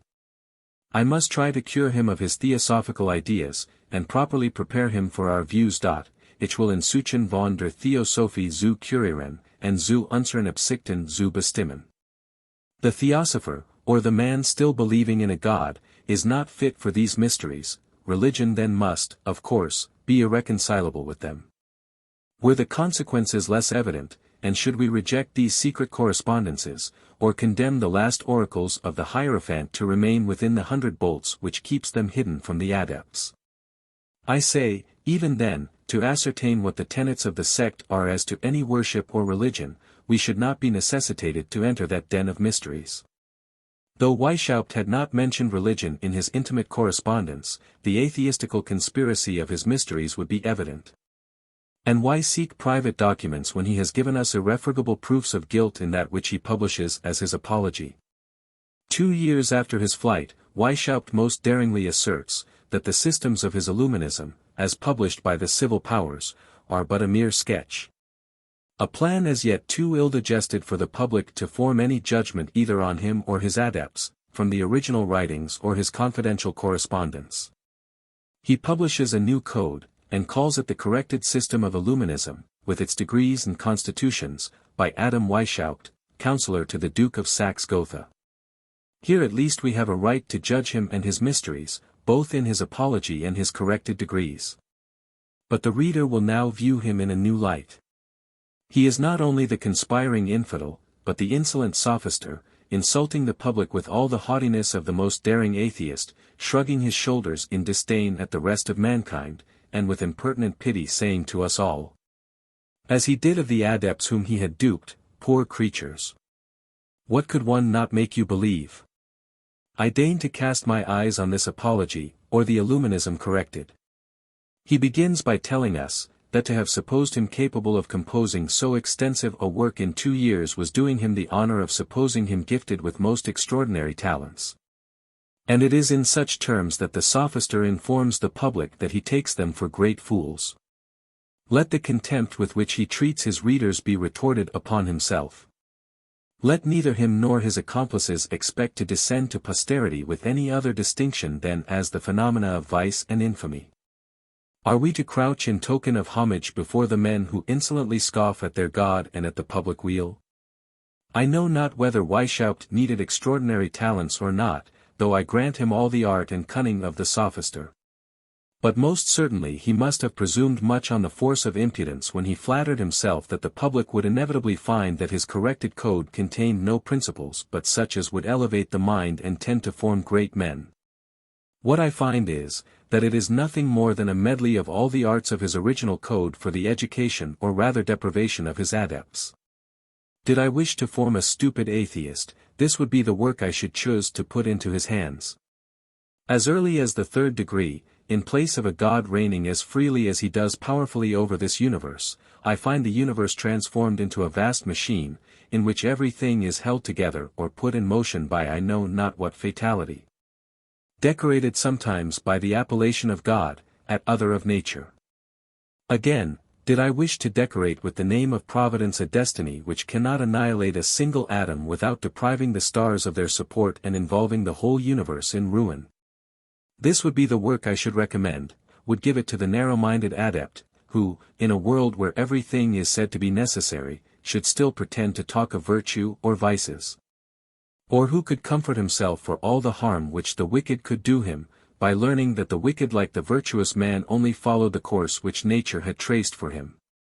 And that they would both arrive at the same point as himself. In fine, I would put it into the hands of the imbecile, who would call the art of making merry the art of being always happy, ars semper gadendi.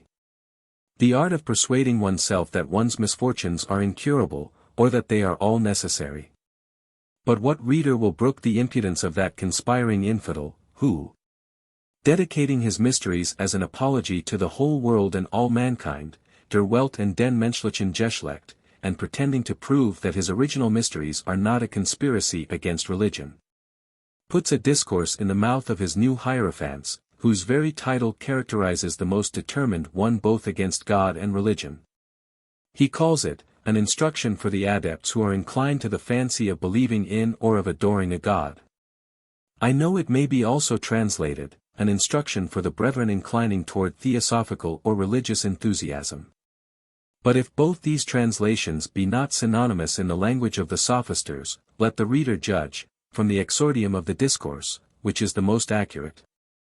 He who wishes to labor for the happiness of mankind, to add to the content and rest of the human species, to decrease their dissatisfaction, these are literally the words of our antitheosophical sophister, must scrutinize and weaken those principles which trouble their rest, contentment, and happiness.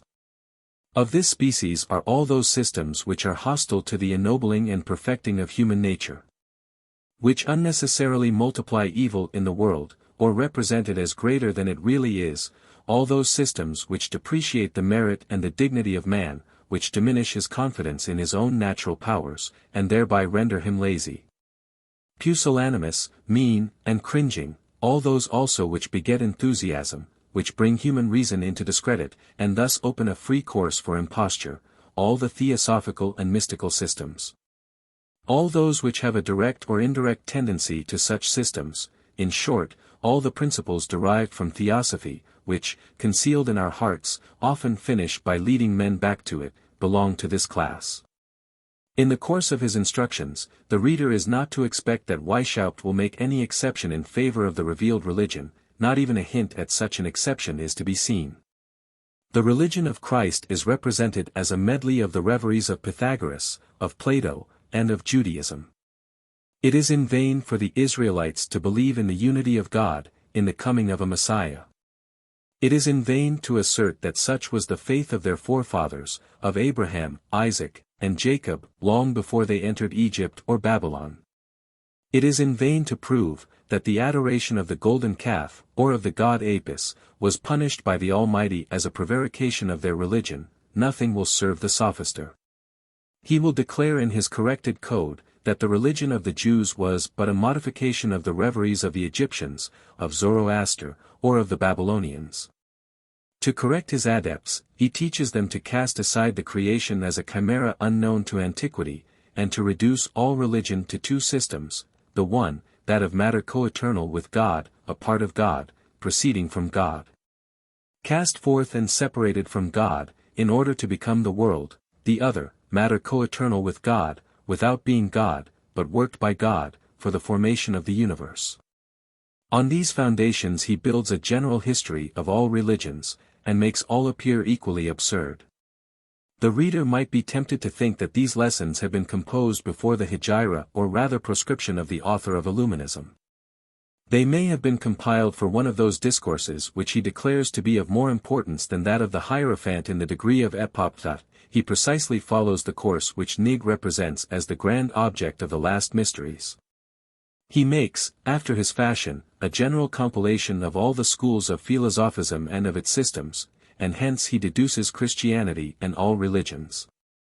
The result of the whole is, that all religions are founded on imposture and chimera, all end in rendering man cowardly, lazy, cringing, and superstitious, all degrade him, and trouble his repose.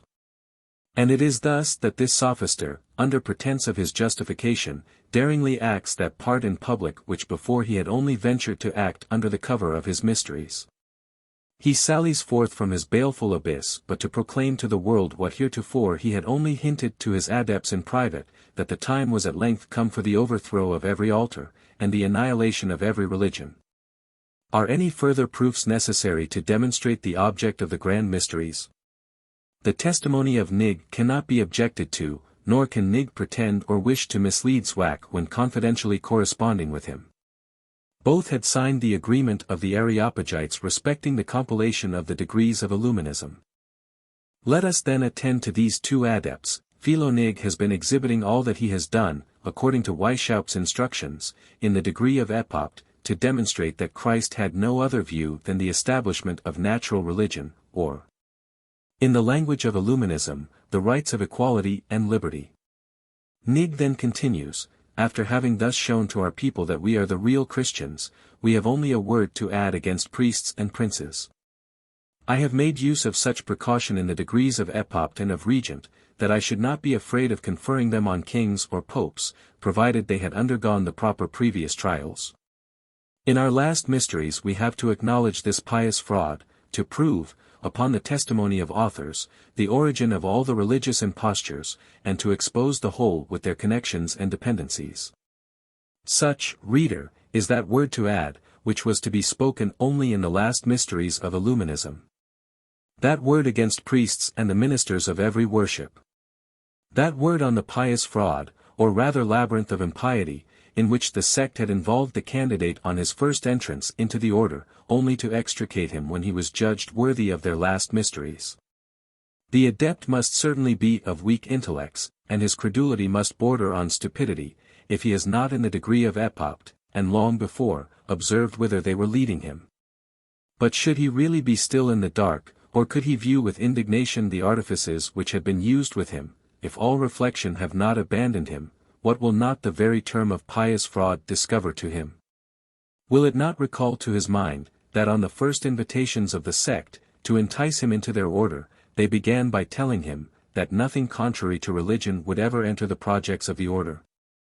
Does he not remember, that this declaration was repeated on his admission into the novitiate, and reiterated when he was received into the Minerva Academy?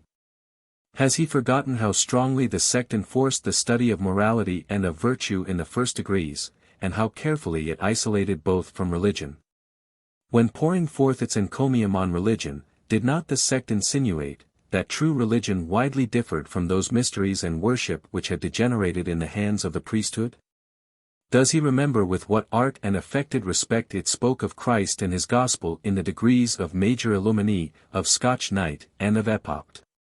How the gospel was insensibly metamorphosed into illuminized reason, its morality into that of nature, and from a moral, reasonable, and natural religion, how a religion and a morality of the rights of man, of equality and liberty, were deduced.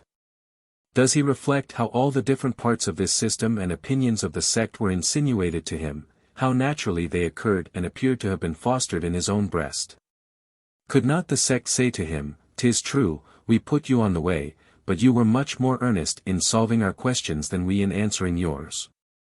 When, for example, we asked whether the religions which nations had adopted fulfilled the objects for which they were intended.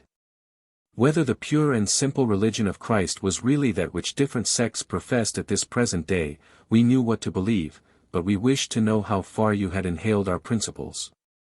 We had a multitude of prejudices to conquer in you, before we could succeed in persuading you that the pretended religion of Christ was but an invention of priestcraft, imposture, and tyranny.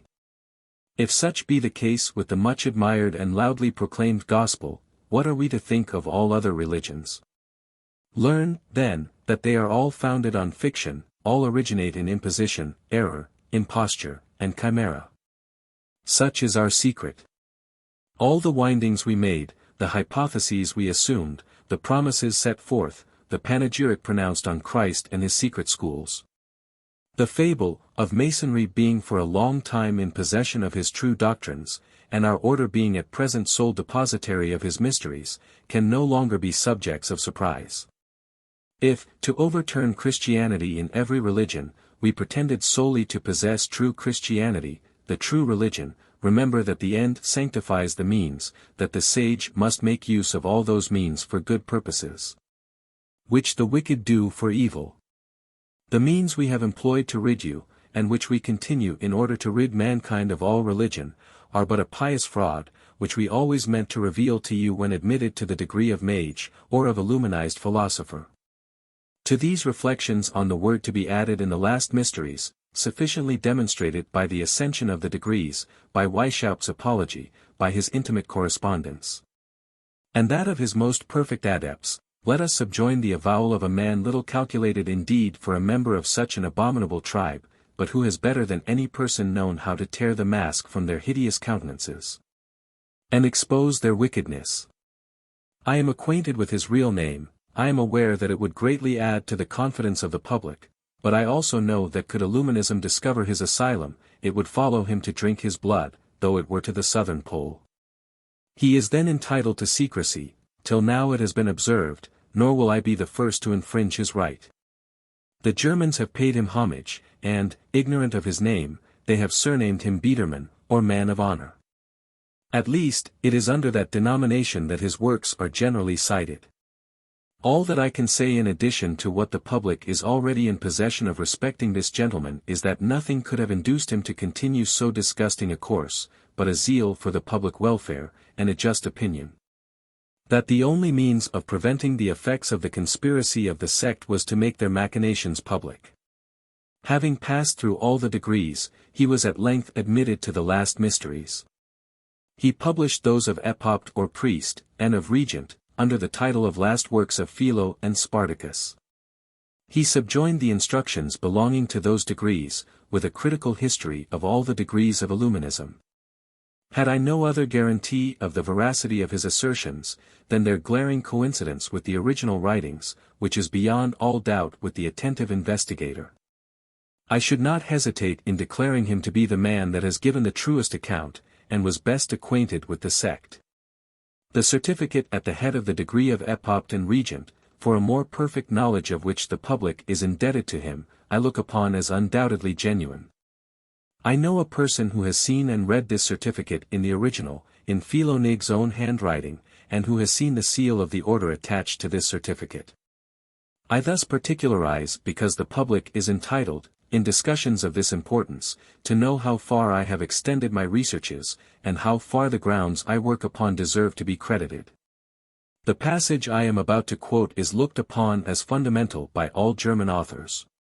It is from Biedermann, and occurs near the end of his critical history. With respect to the 2 degrees of mage and of man-king, there is no reception, that is to say, there are no ceremonies of initiation. Even the elect are not permitted to transcribe these degrees, they only hear them read, and that is the reason why I do not publish them with this work. The first is that of mage, also called philosopher. It contains the fundamental principles of Spinozism. Here everything is material, God and the world are but one and the same thing, all religions are inconsistent, chimerical, and the invention of ambitious men. Diverse principles, continues the author, thrown out in the preceding degrees might in some measure point out the object the sect had in view. Certainly nothing could be better grounded than such a surmise, nature, so often united with God, represented active like God, following with the same immensity of power, the same wisdom as God, the course which it had traced. 100 such expressions in the mouth of the Hierophant evidently indicated, that the God of Weishaupt was that of Spinoza or Lucretius, no other than matter and the universe, in fine, the God of atheism. Let the Sieur d'Alembert assert, that nothing can be more opposite to atheism than Spinozism, or let Spinoza say, that, so far from being an atheist, he converts everything into God. Will such an excuse raise pity or indignation in the reader? To deny that there is any other God than the world, is evidently denying the only being that can justly be called God. It is laughing at men, to wish to make them believe, that the person is preserved because they do not dare destroy the name, at the very time that the name of God is only used as an agent for the annihilation of every idea of a deity. I think I have sufficiently demonstrated, that the first object of these grand mysteries of Illuminism, prepared with so much art and cunning, is no other than to plunge the adepts into a monstrous atheism. To persuade all nations that religion is but an invention of ambitious impostors, and that to deliver nations from this despotism of imposture, and recover the famous rights of man, equality, and liberty, they must begin by annihilating every religion, every worship, every altar, and cease to believe in a God. Let us continue the declaration of Biedermann, and the object of the last part of the mysteries, or the degree of the man-king, will be equally clear. The second degree of the grand mysteries, he says, called the man-king, teaches that every inhabitant of the country or town, every father of a family, is sovereign, as men formerly were in the times of the patriarchal life. To which mankind is once more to be carried back. That, in consequence, all authority and all magistracy must be destroyed. I have read these 2 degrees, and have passed through all those of the order. How well authenticated soever this testimony may be, still one is loath to think that there could have existed men at once so absurd and so wicked as to take such exquisite pains to educate their adepts merely to address them in the end to the following purpose: all that we have done for you hitherto was only to prepare you to cooperate with us in the annihilation of all magistracy. all governments, all laws, and all civil society. Of every republic and even democracy, as well as of every aristocracy or monarchy, it all tended to infuse into you and make you insensibly imbibe that which we plainly tell you at present: all men are equal and free. This is their imprescriptible right. But it is not only under the dominion of kings that you are deprived of the exercise of these rights. They are annulled wherever man recognizes any other law than his own will. We have frequently spoken of despotism and of tyranny. But they are not confined to an aristocracy or a monarchy. Despotism and tyranny as essentially reside in the democratic sovereignty of the people, or in the legislative people, as in the legislative king. What right has that people to subject me and the minority to the decrees of its majority? Are such the rights of nature? Did the sovereign or legislative people exist any more than kings or aristocratic legislators at that period when man enjoyed his natural equality and liberty? Here then are our mysteries. All that we have said to you of tyrants and despots, was only designed insensibly to lead you to what we had to impart concerning the despotism and tyranny of the people themselves. Democratic governments are not more consonant with nature than any others.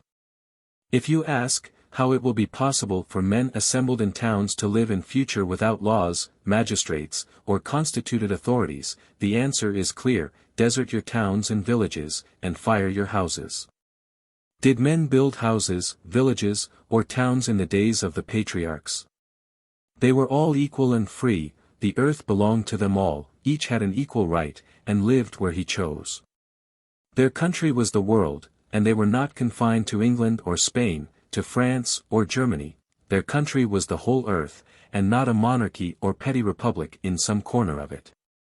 Be equal and free, and you will be cosmopolites or citizens of the world.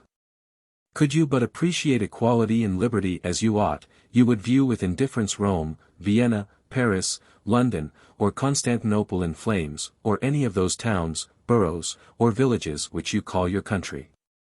Friend and brother, such is the grand secret which we reserved for our mysteries. It is painful indeed to believe, that stupidity, pride, and wickedness, should have thus combined to prepare adepts, who, attending Weishaupt's mysteries, could mistake them for the oracles of true wisdom and transcendent philosophy. How many Jacobins and those pretended patriots of democracy blush, when they learn the real object of the sect which directs their actions. When they learn that they have only been the tools of a sect whose ultimate object is to overturn even their democratic constitutions. But in attributing such language to the Hierophant of the last mysteries, what more have I said than the illuminizing legislator has already declared? What other can be the meaning of his patriarchal or of his nomade or roaming life, of those vagabond clans, or of man still in the savage state? What democracy even could consist with the patriarchal life or the vagabond clan? Where is the necessity for attending the last mysteries, to learn from the sect itself the extent of their conspiracies? We have seen Weishaupt cursing that day as one of the most disastrous for mankind, when, uniting themselves in civil society, they instituted laws and governments, and first formed nations and people. We have seen him depreciate nations and the national spirit as the grand source of egoism, call down vengeance on the laws and the rights of nations as incompatible with the laws and rights of nature. What else can the sect mean by saying, that nations shall disappear from the face of the earth, but the annihilation of all civil or national society? Why those blasphemies against the love of one's country, if not to persuade the adepts to acknowledge none? Have we not heard the Hierophant teaching that true morality consisted in the art of casting princes and governors aside and of governing oneself, that the real original sin in mankind was their uniting under the laws of civil society? That their redemption could be accomplished only by the abolition of this civil state? And when his frantic hatred against all government exalts his imagination, does he not enthusiastically exclaim, "Let the laughers laugh, the scoffers scoff"?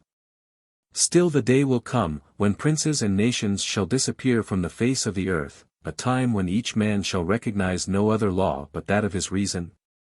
Nor does he hesitate to say, that this shall be the grand work of secret societies.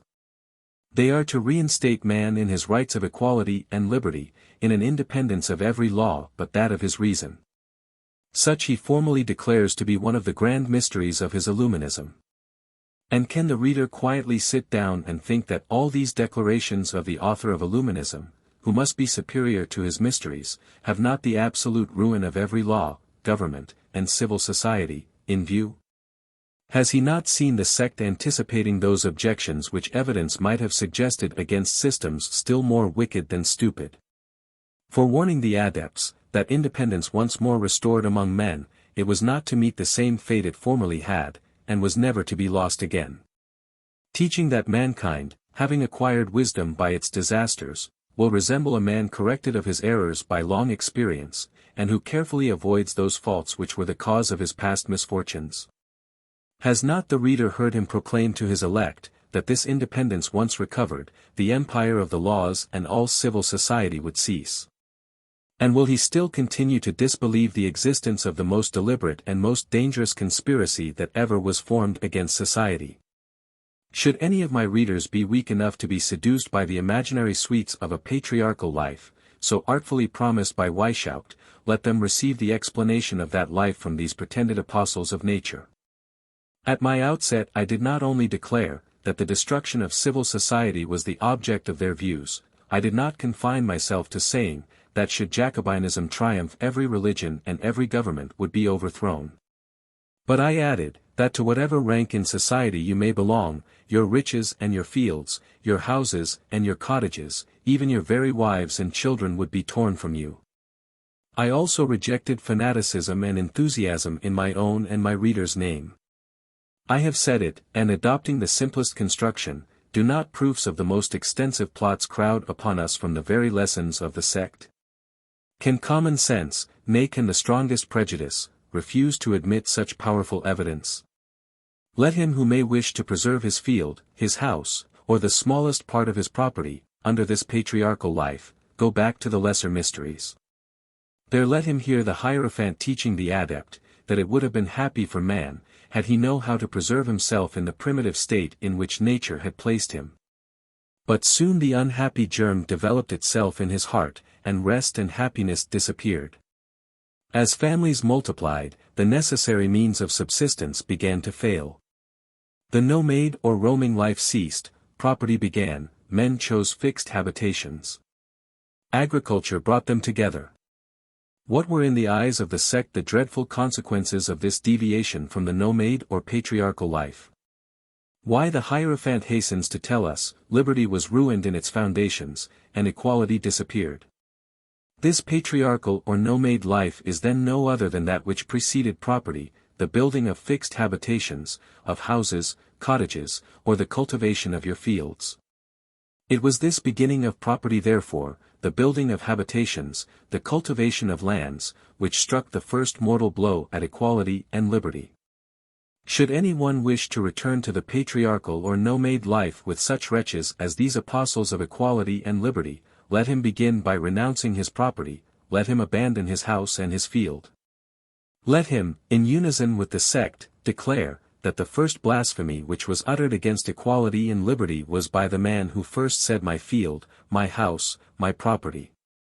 It must be voluntary blindness, indeed, in the man who will not see the hatred conceived and the conspiracies entered into by the sect against titles or pretensions to, nay against the very existence of property.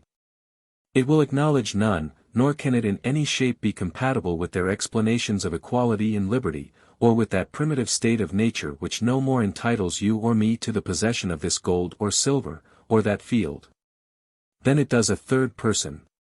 Here it is not simply the question of establishing the agrarian laws, where lands, riches, and other properties are to be equally distributed among all, it is not simply to abolish the distinction of rich and poor. No, every property is to be destroyed, that of the poor like that of the rich. The first man who was weary of the nomade, roaming, vagabond, and savage life, built a cot and not a palace. The first who furrowed the earth was in quest of bread and not of gold, but he nevertheless, according to the principles of the sect, was the man who struck the first deadly blow at equality and liberty. Poor or rich man then, according to the doctrine of the sect, the field you have recovered from the waste, and that you have cultivated, belongs to me equally as to you, or else to nobody. I, though idle, and inactive, am entitled to the fruit of your labors, I have a right to share those fruits which you have raised on the land which I left uncultured. Does not equality disappear, whether it be a poor or rich man who shall pretend to be entitled to or say this field is mine, I have that property? If the poor man has a title to his property, has not the rich man also one? Treasures and palaces are no more property than the cot or cottage.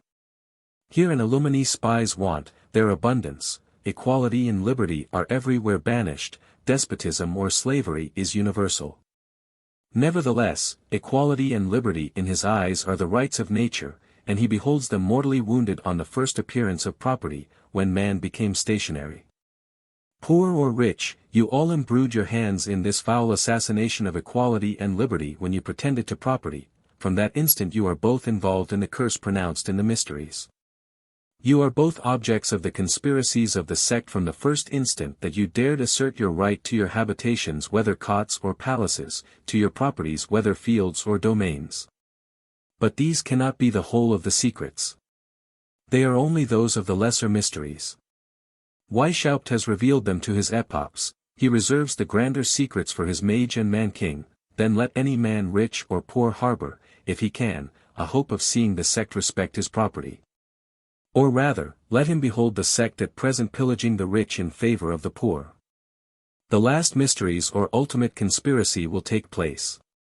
And then the poor man will learn, that if Illuminism begins by pillaging the rich, it is only to teach him that he is no better entitled to his property than the rich man was. And that the time is near when he will also be pillaged and fall a victim to the curse which has been pronounced against every proprietor. The progress of this sophism is worthy of remark.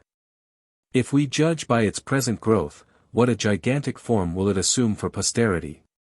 The Genoese sophister of equality and liberty, anticipating the modern Spartacus, had already dogmatically asserted, that the man who, having enclosed a piece of ground, first took upon himself to say this is mine, and found beings simple enough to believe him, was the true founder of civil society. He then continues, what crimes, what wars, what murders, what miseries, what horrors would that man have spared mankind, who, tearing down the fences or filling up the ditches of this new enclosure, had called out to his equals. Beware of hearkening to this impostor, you are ruined if ever you forget that the fruits belong to all, though the land belongs to none. How many crimes and spoliations would Rousseau have spared the French Revolution, if, contemning so disastrous a paradox, he had said with more judgment and veracity, the first man who enclosed a piece of land and took upon himself to say, this belongs to nobody, I will cultivate it, and from sterile it shall become fertile. I will follow the course which nature shall point out to me, to raise sustenance for me, my wife and children, and this land will become my property. The God of nature, who as yet has given it to nobody, offers and will give it to him who shall first cultivate it in reward for his labor. The first man who held such language, seconding the views of nature, and meeting with beings wise enough to imitate him, was the true benefactor of mankind.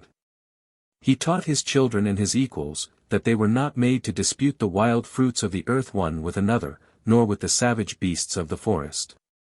No, he taught them, that there existed social and domestic virtues far preferable to the roaming and often ferocious life of the nomades. His posterity was blessed, his generations were multiplied. If it was not in his power to avert all the evils, he at least destroyed the first of them, that sterility which stinted the very growth of life and drove the scanty population of the earth into the forests like wild beasts. And too often assimilated them to the lion or the tiger, to whom they frequently fell a prey. Had the sophister of Geneva held this language, he would not have exposed himself to the ignominy of being the precursor of Weishaupt. But human imbecility has lavished its praises on this paradox, and have decorated it with the name of philosophy. The Bavarian sophister adopts the doctrine of Rousseau, and the delirium of pride has only refined on the frenzy of wickedness. That which in the mouth of the master had been but a paradox in support of the wildest independence, becomes in the scholar, without divesting itself of its folly, the blackest of conspiracies. It is now too late to say, that those were the wild chimeras of the sophisters. At present we are compelled to say, such are the plots contriving against all and each one's property, plots which have been awfully illustrated by the spoliation of the church, of the nobility, of the merchants. And of all rich proprietors. Let them be called chimeras if you are so determined. But remember, that they are the chimeras of Weishaupt, of the genius of conspiring brigands, of a genius the most fertile in sophisms and artifice for the execution of those plans supposed to be chimerical. What Jean-Jacques teaches his sophisters, the modern Spartacus infuses into his Illuminized legions, the fruits belong to all, the land to none. He farther states in his dark recesses, when property began, equality and liberty disappeared. And it is in the name of this equality and of this liberty that he conspires, that he invites his conspirators to restore mankind to the patriarchal or wandering life. Let not the reader be imposed upon by the term patriarchal life. The Illuminizing Hierophant speaks of Abraham and of the patriarchs, of the father priest and king, sole sovereign over his family. He is not to expect to see the father surrounded by his children, exercising the sweetest of all dominions, and each child, docile to the dictates of nature, revering the orders and anticipating the will of a beloved father. No. This empire is as imaginary as his priesthood. We have seen in the degree of mage, that the Illuminized patriarch can no more pretend to the acknowledgement of a god than can an atheist. We must then begin by withdrawing from the patriarchal life that interesting sight of the father offering up to heaven the prayers of his children, sacrificing in their name, and exercising in the midst of them the functions of the priest of the living God. In the next degree of the mysteries all his dominion over his children is to disappear, as his priesthood has already done. Nor was I afraid to assert in the beginning of this work, if Jacobinism triumphs, your very children shall be torn from you. I now repeat it, all this pretended sovereignty of the father is but a conspiracy against the paternal authority. The proofs are extant in the codes of the sect. Here again is Weishaupt deprived of the glory of the invention.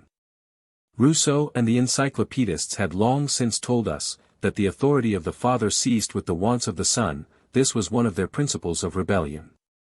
The man who invented his Illuminism only to convert it into the common sewer of every anti-Christian and antisocial error, could not leave your children in the dark as to these lessons of independence, though under the sanctuary of the paternal roof. Nor with respect to the pretended right of governing themselves, and of acknowledging no other law than that of their reason, as soon as they were strong enough to disobey, or no longer needed your assistance. Tell the Illuminizing Hierophant, that your children belong to you. It will be useless, for he has already answered, the paternal authority ceases with the wants of the children. The father would wrong his children, should he pretend to any authority over them after that period. This is but a principle laid down in the lesser mysteries. Follow up the consequences, or rather leave it to the revolution to develop such a principle. The reader will soon see to what this authority of the father is reduced. Scarcely can the child lisp the words equality and liberty, or that of reason, when the commands of his parents become the most horrid despotism, oppression, and tyranny. Nor is the patriarchal sovereign to expect any more affection than obedience from his subjects or his children. In imparting the doctrines of equality and liberty, the Hierophant had taught them to blaspheme the love of one's family even still more than the national love, or the love of one's country, as being the more direct and immediate principle of the most disastrous egoism. Let the father then inquire by what bonds his children still remain united to him, or how they are subjected to him, when, without fear, they may openly resist his patriarchal power as soon as their feeble arms have acquired sufficient strength to gather the fruits which were to serve them as food. No, this hellish sect acknowledges no ties. All those of nature, as well as those of government or religion, were to be dissolved in Weishaupt's last mysteries. The child, like the savage tiger of the forest, was to abandon his parents when strong enough to go alone in quest of his prey. And this is what the sect calls restoring man to his primitive state of nature, to the patriarchal life, to those days when filial piety compensated for all the necessary laws of civil society. Yes, it is by the most abandoned deprivation of all morals, by the extinction of the purest and justest sentiments of nature, that these conspirators consummate their last mysteries. In the name of equality and liberty, they abjure the love and authority of their country, in that name they curse the authority and love of their own family. As I proceed in revealing these plots, I know not whether the reader does not frequently ask himself, what then can these men want? Have they not fortunes to preserve in our state of society? Have they not children in their families? Can they be conspiring against themselves? Or, are they ignorant that their conspiracies will fall back upon themselves?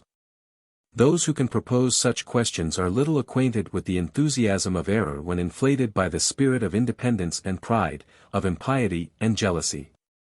They have not, like us, heard the cant of the heroes, demi-heroes, and sans-culottes of the Revolution. They will be equal and free, they will it above all things. It must cost them many sacrifices, but they are ready to make them. They will lose their fortunes in the pursuit, but you will not preserve yours. He that served will become the equal, nor will he recognize either God or man above him. Have we not seen the prince of the fallen angels exclaiming in his pride? Here at least we shall be free. Here we may reign secure, and in my choice. To reign is worth ambition, though in hell. Better to reign in hell, than serve in heaven. It is not to one of Weishaupt's adepts that the ties of nature are to be objects. He must be as heedless of the duty he owes to his parents as of the affection due to his children, or the baleful consequences of the mysteries cannot affect him.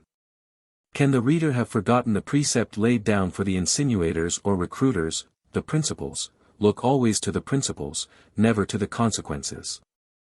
Or, in other words, strenuously support and insist upon these great principles of equality and liberty, never be frightened or stopped by their consequences, however disastrous they may appear. These wretches, blinded by their pride, do not know, then, that one single consequence proved to be false, contrary to nature, or hurtful to mankind, is a sufficient demonstration that both nature and truth hold the principle in detestation as the prime mover of these disasters. These madmen, with all the confidence of an atheistical Condorcet, when once become the adepts of Weishaupt, will exclaim even in the very tribune of the National Assembly, perish the universe, but may the principle remain. They will not see, that this principle of equality and liberty, devastating human nature, cannot be an equality and liberty congenial to mankind. These unhappy men fall victims, perishing under the axe of these disorganizing principles, and spend their last breath in crying, equality and liberty forever. No. They are all ignorant of the power of error stimulated by pride, who could think of counteracting the plots of the sect by the cries of nature, or even by the self-interest of the Illuminized adept. They have not sufficiently comprehended the artifice with which the Hierophant insinuates, vivifies, and inflames the enthusiastic zeal of his adepts. The reader may rest assured, that villainy never slumbers. It watches incessantly the opportunity for the completion of its views. It will persuade the imbecile adept, that all his wants are to disappear on the establishment of the reign of equality and liberty. That he will be as free from wants as the savage, that nature shall provide for them, and this heedless adept thirsts after such an equality. If the adept ruffian be taught that the fruits belong to all, though the land to none, he will easily find means of obtaining his share. But am I really thinking of reconciling the adepts with their plots? What is it to them whether you see any agreement between them or not? Villainy, we all know, is replete with contradictions, but is it the less wicked on that account, or are its crimes less real? In vain would the reader object and say, what can these men want with their monstrous equality, with their plots against our civil laws, our title to even the very name of property? Must we then, to please them, abandon our habitations? Must we renounce all arts and sciences, and end with burning our cities, towns, and villages, to follow them in herds like the savage and nomade clans? Are half the inhabitants of the globe to be slaughtered, the better to scatter these roaming herds? What can be the object of those arts and sciences, and particularly of those Minerval academies of Illuminism? Can it be for the propagation of science, or the involving mankind again in the disasters of barbarism, that all this parade of science is made? Can these illumines resemble the Goths, Huns, or Vandals? And is Europe once more threatened with an inundation of barbarians like those which formerly sallied from the north? In answering such questions, the reader may expect that I would put certain restrictions on the views of the sect. Nothing like a restriction or qualification. No, you must renounce all the arts, all the sciences.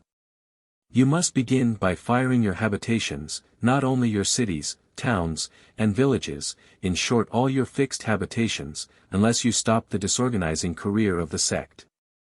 Yes, wherever its legions shall be at liberty to act and accomplish the grand object of the sect, there you may expect to see those scenes of plunder, rapine, and devastation, which heretofore traced the awful progress of the Huns, Goths, or Vandals. And this inference is fairly drawn from the very code of the sect. Has not the reader heard the Hierophant insinuating the designs of the sect upon the arts and sciences? Has he not taught the adept to answer, when asked what misfortunes reduced human nature to slavery, that it was civil society, the state, governments, and sciences? Has he not heard him exclaim, when shall the day come when, the clod of useless sciences banished from the earth, man shall recognize no other but the savage or nomade state, and which the sect styles patriarchal, primitive, natural? Has he not declared, that the happiness and glory of the sect would be at its zenith when, beholding those happy days, it could say, this is our work? When die Beschleunigung dieser Periode, unser Werk ist. Are we to be duped by the name of Minerval academies, with which the sect decorates its schools? Can we observe there any other study than that of applying the sciences to the subversion of science, as well as to the total annihilation of all religion or society? When we remark the anxiety with which the sect puts the following questions to the adept on his coming out of these academies, wishing to know what progress he has made in its principles before he is admitted to the Illuminized priesthood. Do the general and common sciences to which men apply infuse real light? Do they lead to true happiness? Are they not rather the offspring of variegated wants, or of the anti-natural state in which men exist? Are they not the invention of crazy brains laboriously subtle? The reader has heard these questions, he has heard the sect blaspheme science, and will he still believe that Illuminism recognizes any other sciences but those of the man-savage equal and free, roaming in the forests? Have not the revolutionary devastations, the multitude of monuments fallen beneath the hatchet of the Jacobin brigand, already demonstrated the frantic hatred of the modern Vandals? But the mysteries elucidate this enigma in a clearer manner. Reader, give vent to your indignation. Ask again, what can this Weishaupt be? What are these adepts of Illuminism? Treat them as barbarians, as Huns, as Ostrogoths. But see him smiling at your contempt, and teaching his adepts to honor themselves by imitating, and glory in the hope of hereafter surpassing, the disastrous devastations of those barbarians. Do you know in what light the Illuminizing legislator views these northern clans sallying from their forests and desolating the most flourishing countries of Europe, firing its towns, beating down its empires, and strewing the earth with ruins? He complacently beholds the precious remains of the patriarchal race, the true offspring of nature. It is with their hatchets that he means to regenerate mankind, and shape them out to the views of the sect. I did not note the lessons of the Hierophant on this subject, when lecturing the future Epopt. Hear the account which Weishaupt gives of these clans, when he pretends to historify human nature, at that epoch marked in the annals of Europe as a scourge, and called the inundation of the barbarians. Here is his description. At that period when all Europe had fallen prey to corruption, nature, which had preserved the true race of men in its original vigor and purity, came to the assistance of mankind. From distant, but poor and sterile countries, she calls those savage nations and sends them into the regions of luxury and voluptuousness to infuse new life into the enervated species of the south. And with new laws and morals to restore that vigor to human nature which flourished until an ill-extinguished germ of corruption infected even that portion of mankind which originally arrived in so pure a state. Or those barbarians the pretended regenerators of Europe sent by nature. Such are the encomiums lavished by the sect on the Goths and Vandals. You thought it would be offending this Illuminized tribe to compare them to barbarians, whereas they glory in the comparison. History has described these northern clans as carrying everywhere fire and sword, as ravaging countries, firing towns, destroying the monuments of the arts, depopulating empires. Their course is to be traced by ruins and wastes, and in their train appear ignorance and the Iron Age.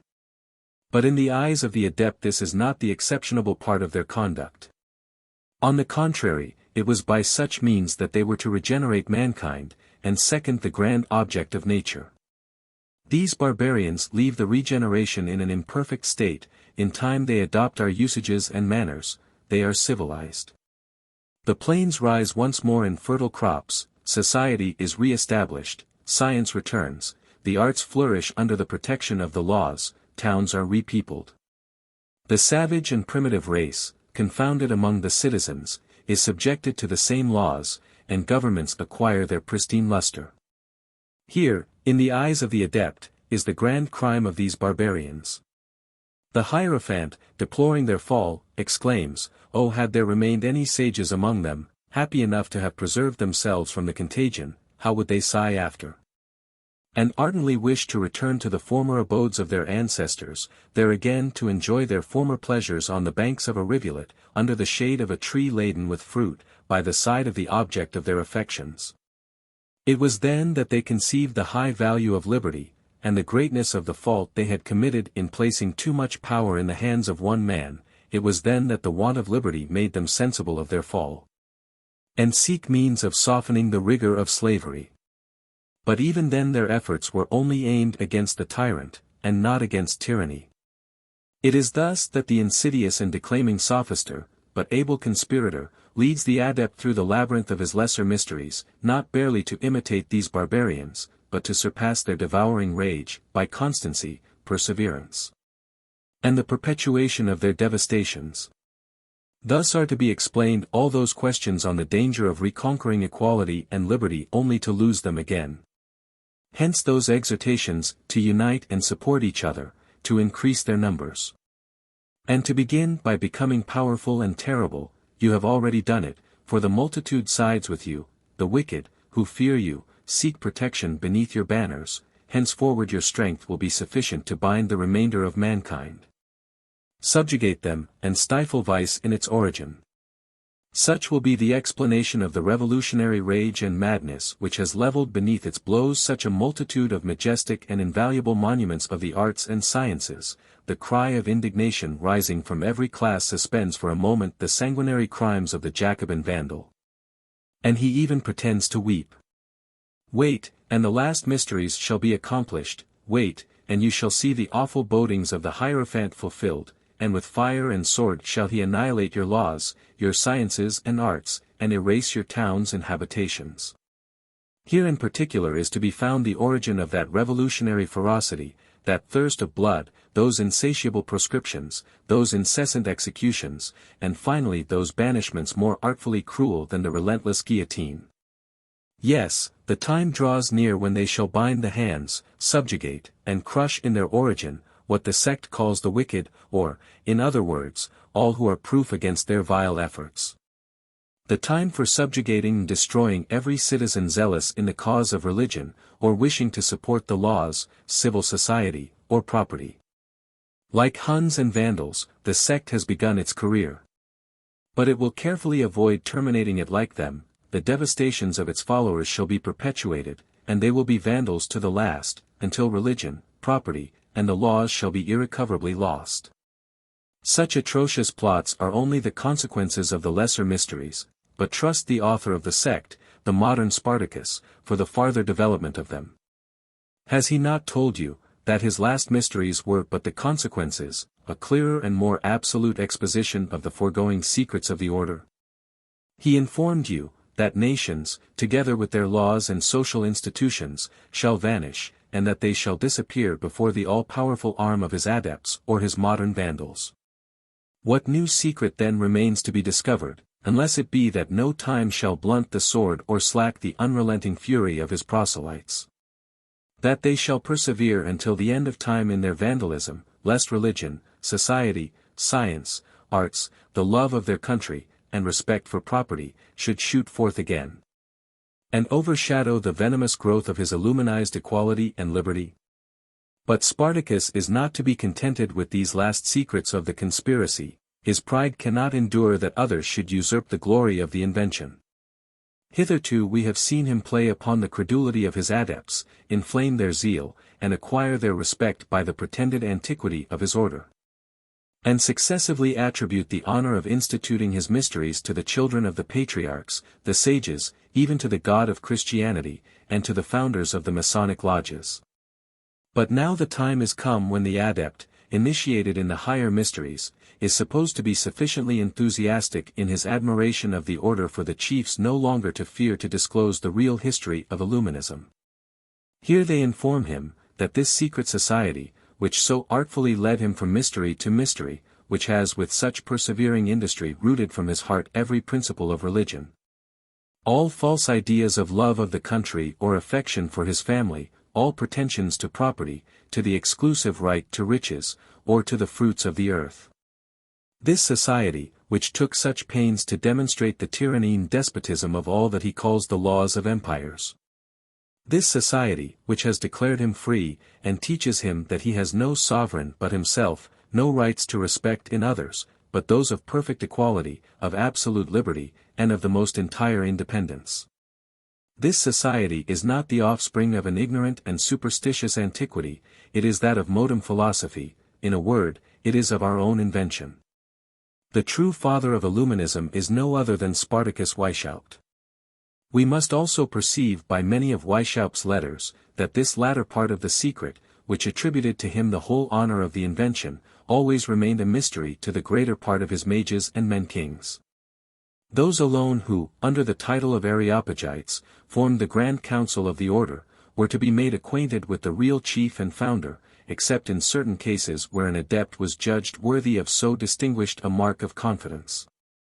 Whatever merit the adept might boast, Weishaupt knew no higher recompense than to tell them in the end, this general overthrow of the altar, of the throne, and of all society, is a conception of my own. To me and to me alone is due the whole glory. I have revealed the disastrous secrets of Illuminism. I have laid open the gradation and progressive degrees, the long chain of artifice, by which the sect prepares its adepts for the last mysteries, to behold them stripped of their veil without shuddering, and to embrace them with enthusiastic ardor. We must either commit the code of the sect to the flames, and deny the truth of its annals, even refuse the evidence of the familiar correspondence of Spartacus-Weishaupt the founder, and of Philonig the principal compiler.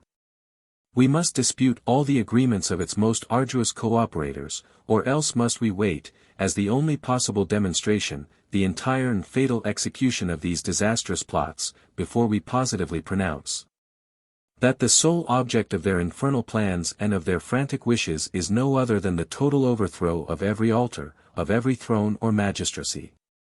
The annihilation of all authority and of all civil or religious society, the destruction of property whether in the hands of the rich or of the poor.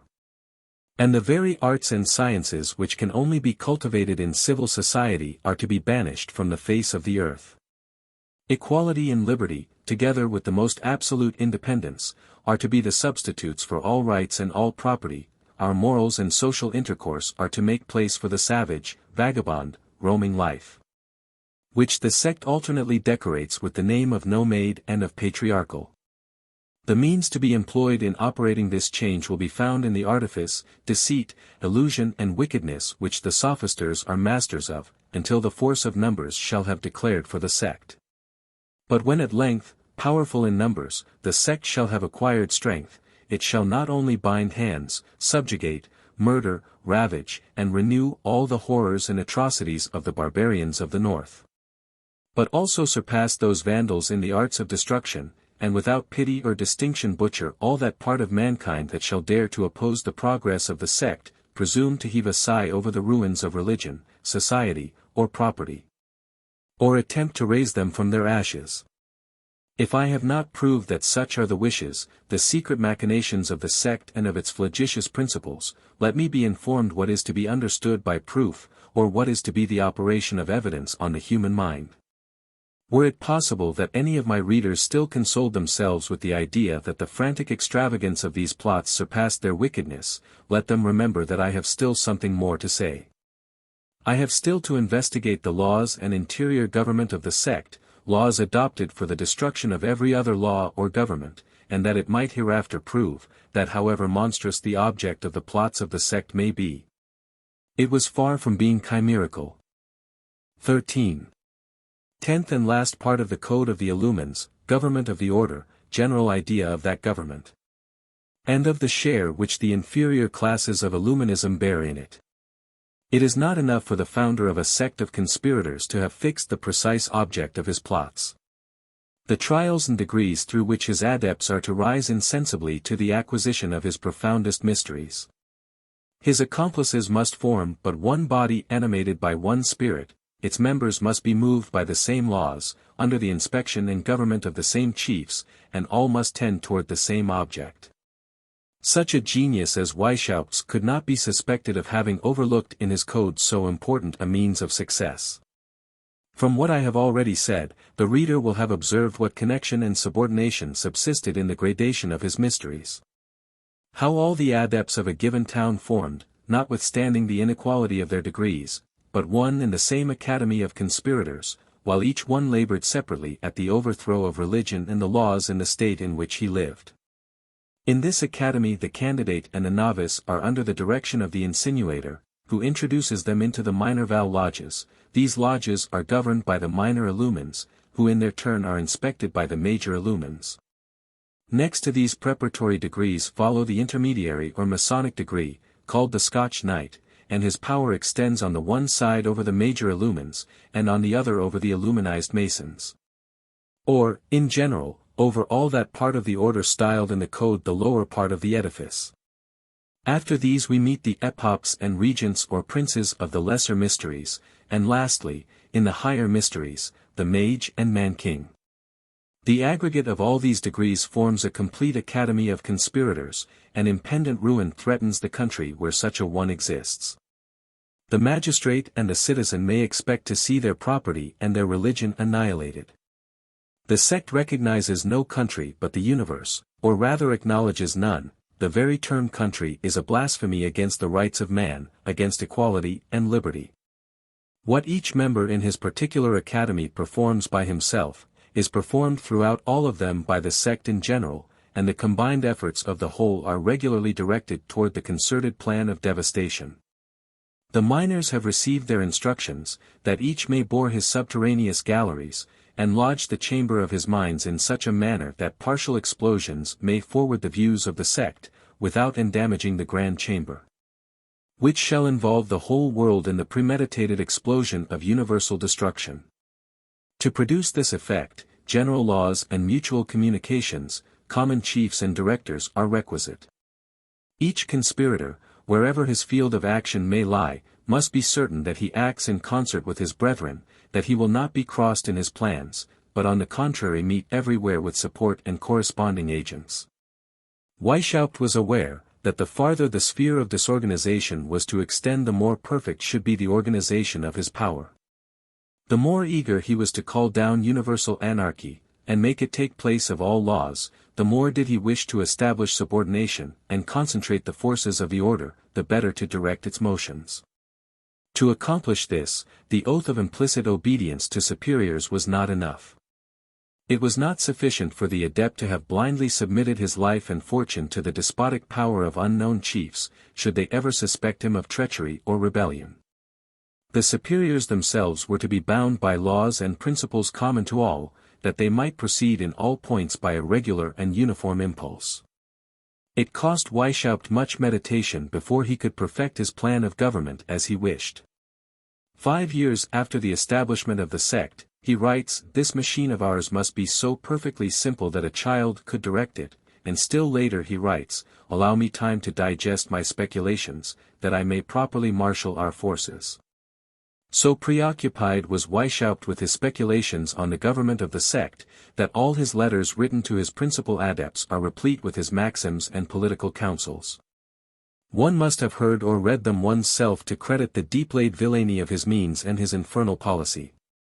Here is an example. In the same letter which I have just quoted of the 15 Esfander 1151 he gives 2 rules to be inserted among the instructions of the Areopagites, the one, to be on the reserve with candidates from among the class of the rich. Because that sort of men, proud, ignorant, averse to labor, and impatient of subordination, only seek admission to our mysteries in order to make them an object of ridicule and mockery. The other, not to take the smallest pains to prove, that Illuminism is in the sole possession of the true Masonry, because the best possible demonstration is to give none. Let Weishaupt himself explain a third law, which is to make a part of his political collection. That we may be uncontrolled in our discourse, let our pupils remark, that the superiors enjoy a great latitude in that respect.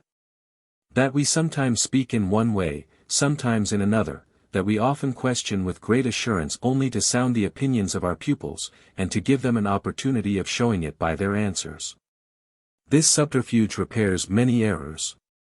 Let us always say, that the end will discover which of our observations conveys our true sentiments. Thus we may speak sometimes in one way, at others in a quite different one, that we may never be embarrassed, and that our real sentiments may always be impenetrable to our inferiors. Let this be also inserted in the instructions, etiam hoc inserator instructioni. It would still have a better effect, if you gave in charge to our major illumines to vary their conversation with their inferiors, for the above reasons, ex rationibus supradictus. These insertions of Latin are from Weishaupt, who frequently makes use of that language in his letters. It is immediately after having given these principles of government to the Areopagites, the chief superiors of his Illuminism, that Weishaupt adds, I entreat that the maxims which are so often to be found in my letters may not be lost. Collect them for the use of our Areopagites, as they are not always present in my mind. With time they might form an excellent political degree. Philo has long since been employed about it. Communicate also your private instructions to each other, which may in time grow into an uniform code. Read them attentively, that they may become familiar to you. Though I know them well and practice them, und auch darnach handle, they would take me too much time to digest them systematically. These maxims once engraved in your mind, you will enter better into my plans, and you will proceed more conformably to my mode of operation. Let the reader also profit of these instructions. They must bear evidence in my behalf while revealing all the monstrous artifices of the remaining part of the Illuminized code. From these long-meditated combinations, sprang forth that chain of laws which was to direct each Illuminee in all his proceedings. We first remark in this government, as a means of subordination, a general division of command, as well as of locality. Each department has a particular lodge for its adepts. Each Minerva lodge has a superior from among the preparatory class, under the inspection of the intermediary class.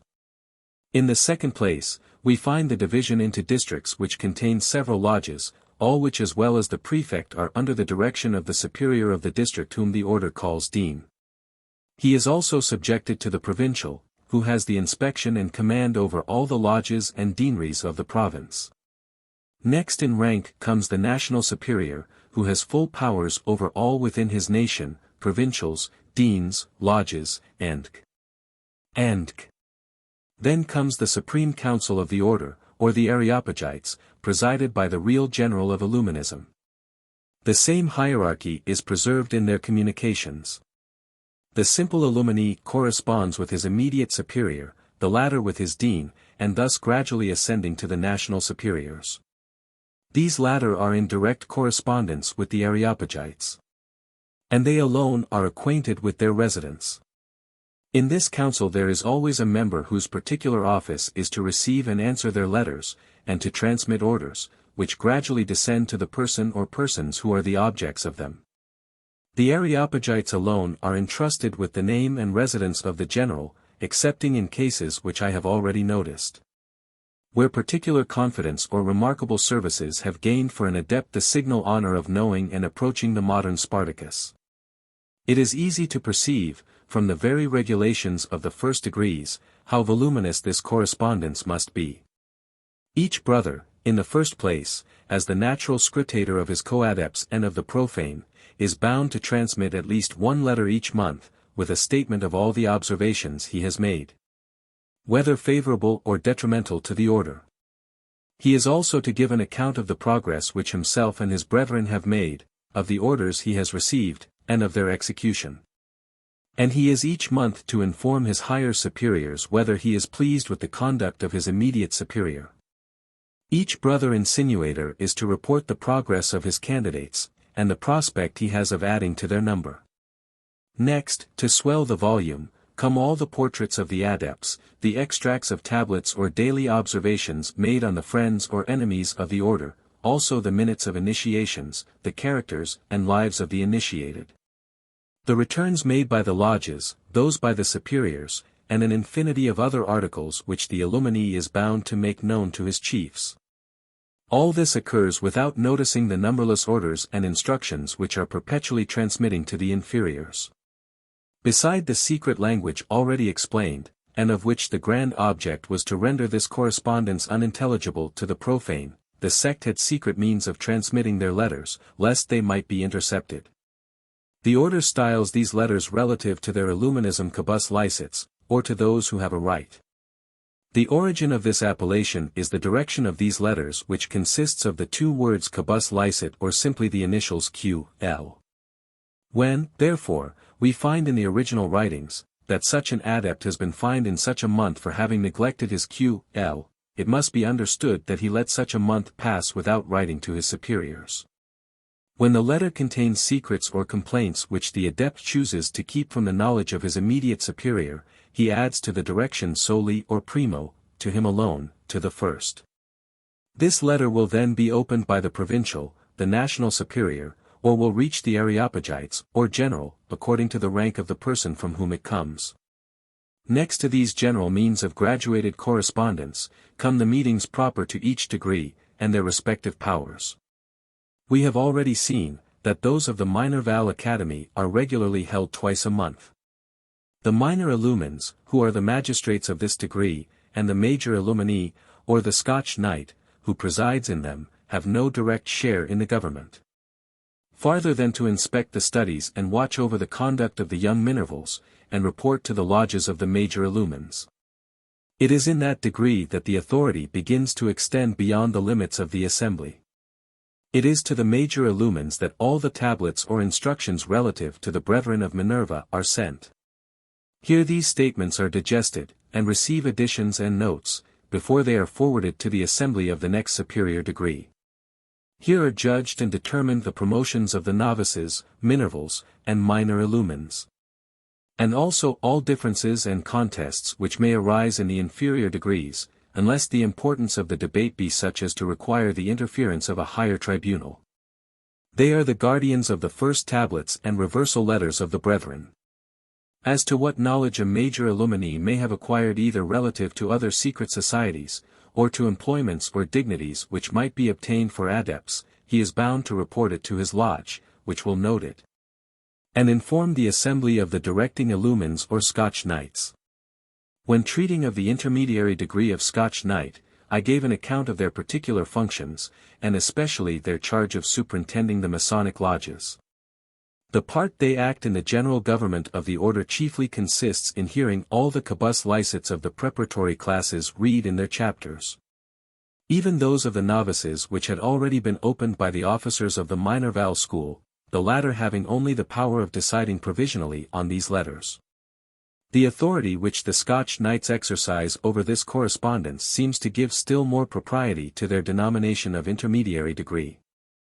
Their cabus licets are directly sent to the provincial lodge, which is composed entirely of adepts initiated in the mysteries of the order. But the knights read all letters coining from the preparatory class which have not the distinction of primo or soli. They classify and make extracts from all the cabus licets of lesser importance coming from the inferior degrees, and send the general extract to the provincial.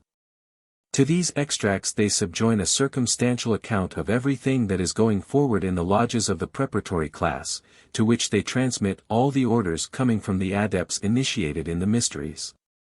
Even from those of the highest degrees with the very names of which they are unacquainted, and thus constitute a link between the two extremities.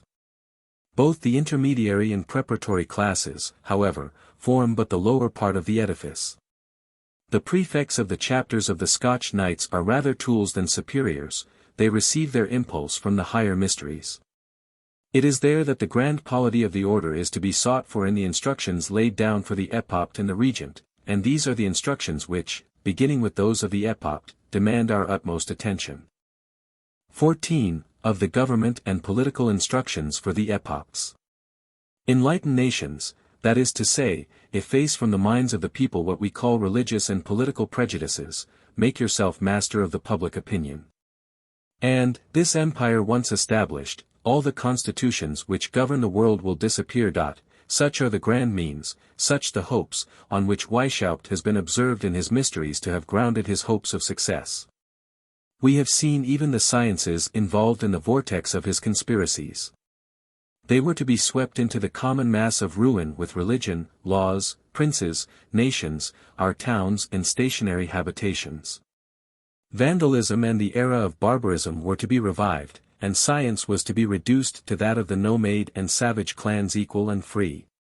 This gigantic mass of destruction could be the operation but of a general corruption and perversion of the public opinion, which is itself dependent on science. Or at least upon the reputation of wisdom and knowledge which he possesses who pretends to instruct us. To prepare the attack, therefore, it was necessary to make the sciences serve under the banners of the sect in the cause of their own annihilation, and through their means captivate the public opinion in favor of the sect. Its errors once triumphant, and everything dear and sacred to man vandalized and overthrown, sciences would of themselves shrink back and vanish from before the man savage and free. Such were the fruits of Weishaupt's meditations, such the spirit which dictated the laws given to his Epopts. This degree was to extend the conquests of the sect over public opinion by science, or, in other words, to dispense its anti-religious and antisocial doctrines under the bewitching name of science. He entirely devoted his degree of Epopts to the sciences, and may be said to have forestalled them all, that he might usurp and dictate to the public opinion, or, rather, tainted them all, to make them subservient to his views. Well assured that they would not survive the contagion. In his Minerval degree, it was the minds of the young adepts that he wished to pervert. But in his degree of Epopt, his means and views expand, and, under the same mask, he aims at nothing less than the perversion of the whole universe. He formed it into a secret academy, whose hidden ramifications, widely spreading throughout the globe, were, by means of the disastrous laws he had combined, at one blow to annihilate all society and the empire of science. The plan may appear inconceivable, and above the reach of the most disorganizing genius. But let the reader remember how clearly it has been proved in the mysteries, that Weishaupt and his followers were firmly resolved to bring back the human race to the days of the Huns and Vandals, and, by means of this vandalism, to all the ignorance of the nomade and savage clans, and to reduce the standard of science to that of the equality and liberty of Sansculottism. Let the reader now condescend to follow me in the exposition of the lessons which the sect has appropriated to the instruction of its Epopts, and the organization of their academy. The Illuminized priests, or Epopts, are presided over by a dean chosen by themselves. They are to be known to the inferior degrees only under the appellation of Epopt. Their meetings are called synods. All the Epopts within the circle of the same district compose a synod, but each district shall contain no more than 9 Epopts, exclusive of the dean and prefect of the chapter. The higher superiors may attend these synods. Of the 9 Epopts, 7 preside over the sciences distributed under as many heads in the following order. Physics. Under this head are comprehended dioptrics, catoptrics, hydraulics and hydrostatics, electricity, magnetism, attraction, and 2. Medicine, comprising anatomy, chirurgery, chemistry, and 3. Mathematics. Algebra, architecture, civil and military, navigation, mechanics, astronomy, and 4. Natural history. Agriculture, gardening, economics, the knowledge of insects and animals including man, mineralogy, metallurgy, geology, and the science of the earthly phenomena. V. Politics, which embraces the study of man, a branch in which the major illumines furnish the materials, geography, history, biography, antiquity, diplomatics. The political history of orders, their design, their progress, and their mutual dissensions. This last article seems to have the divers orders of Masonry in view. A nota bene is added in the original, with a particular injunction to attend to this article, which the dissensions of the Illumines and Freemasons had probably rendered of great importance to the sect.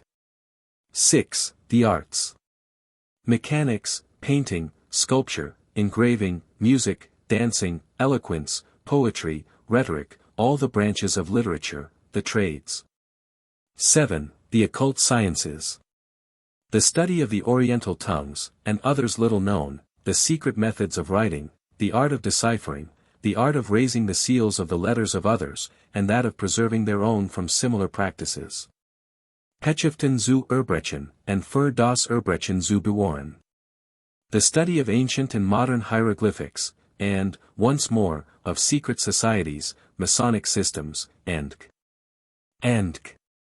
should the reader feel his indignation roused by the art of raising the seals and violating the secrecy of letters, and at seeing an adept named in each district to preside over this strange science, let him not forget that I am but the translator and transcriber of the code of the sect.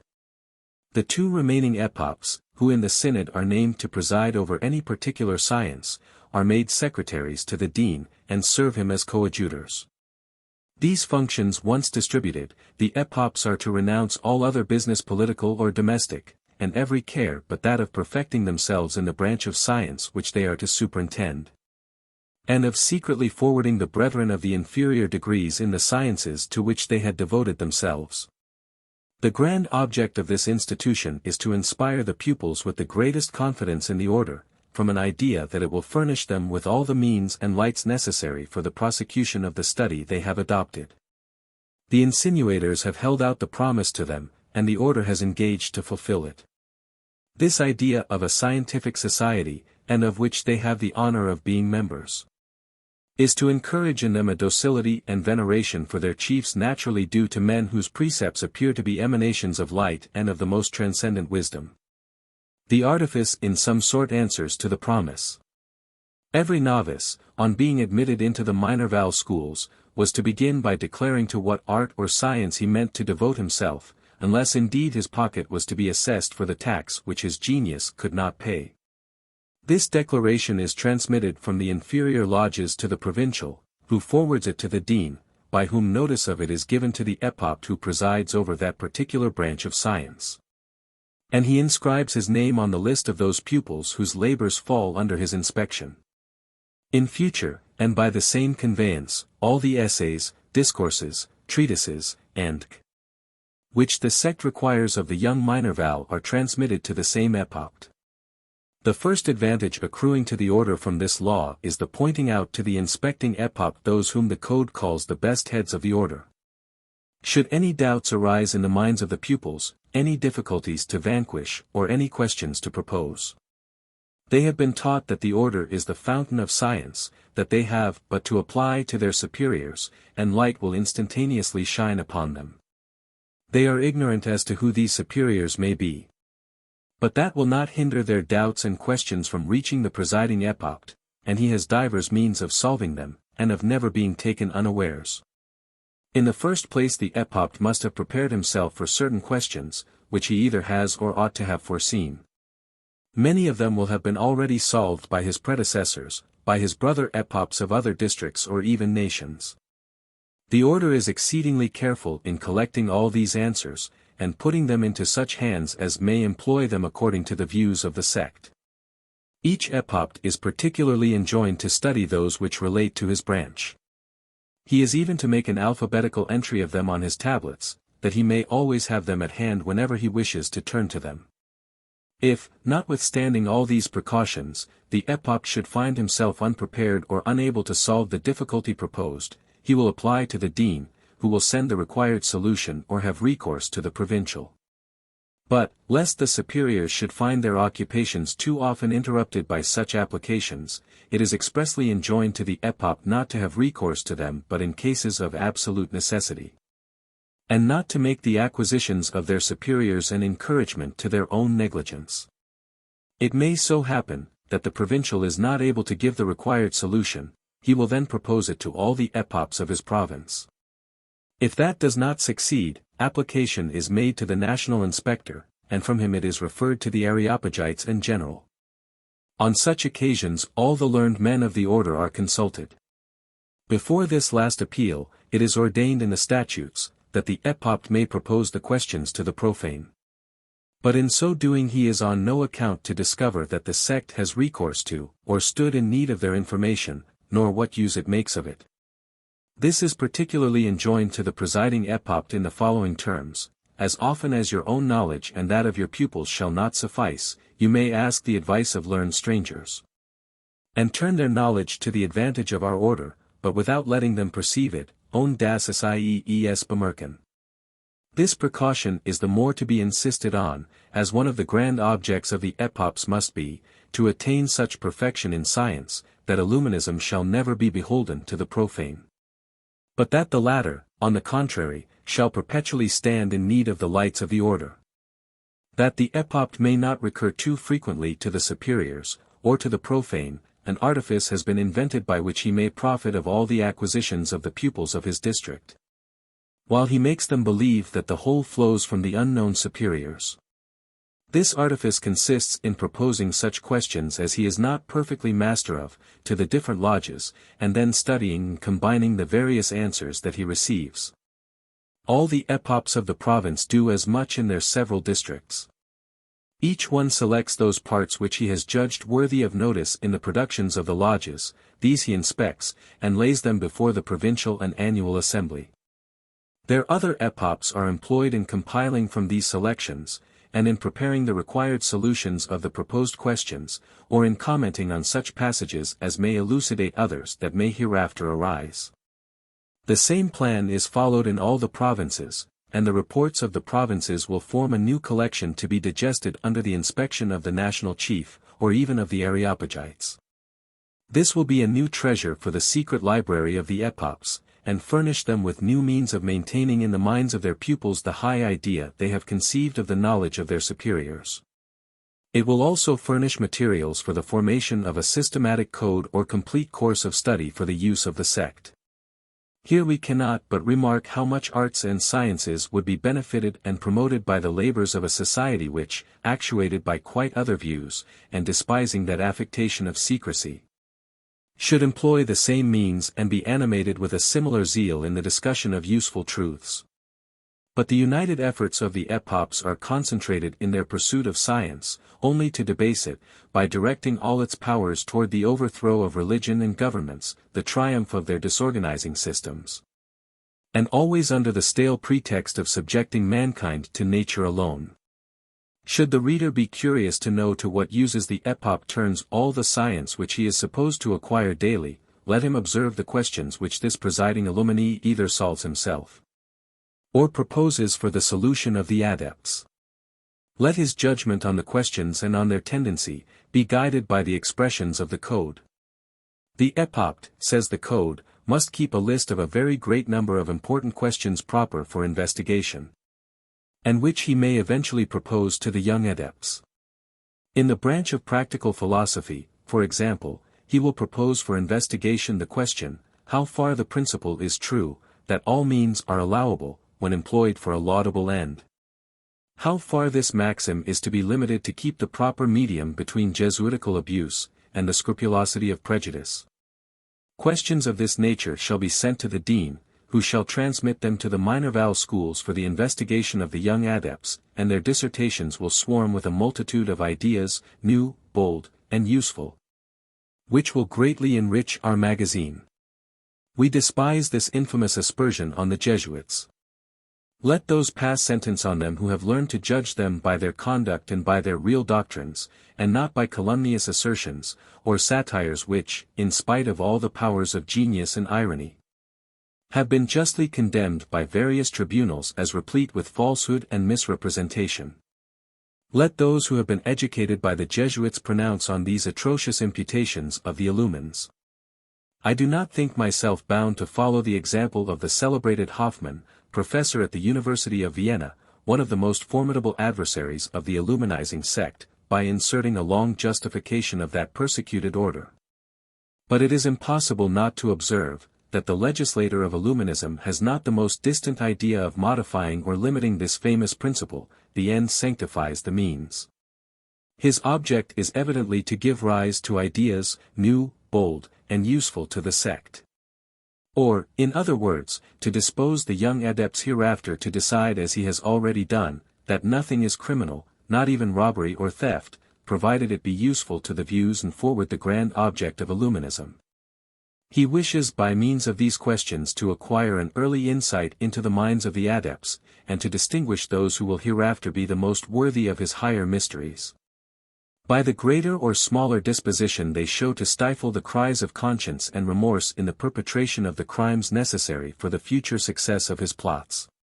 This is the sum total of the science to be carefully inculcated by the Epopts in the branch of practical philosophy.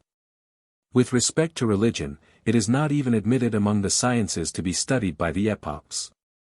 The Code has, however, furnished them with a means of traducing and blaspheming it.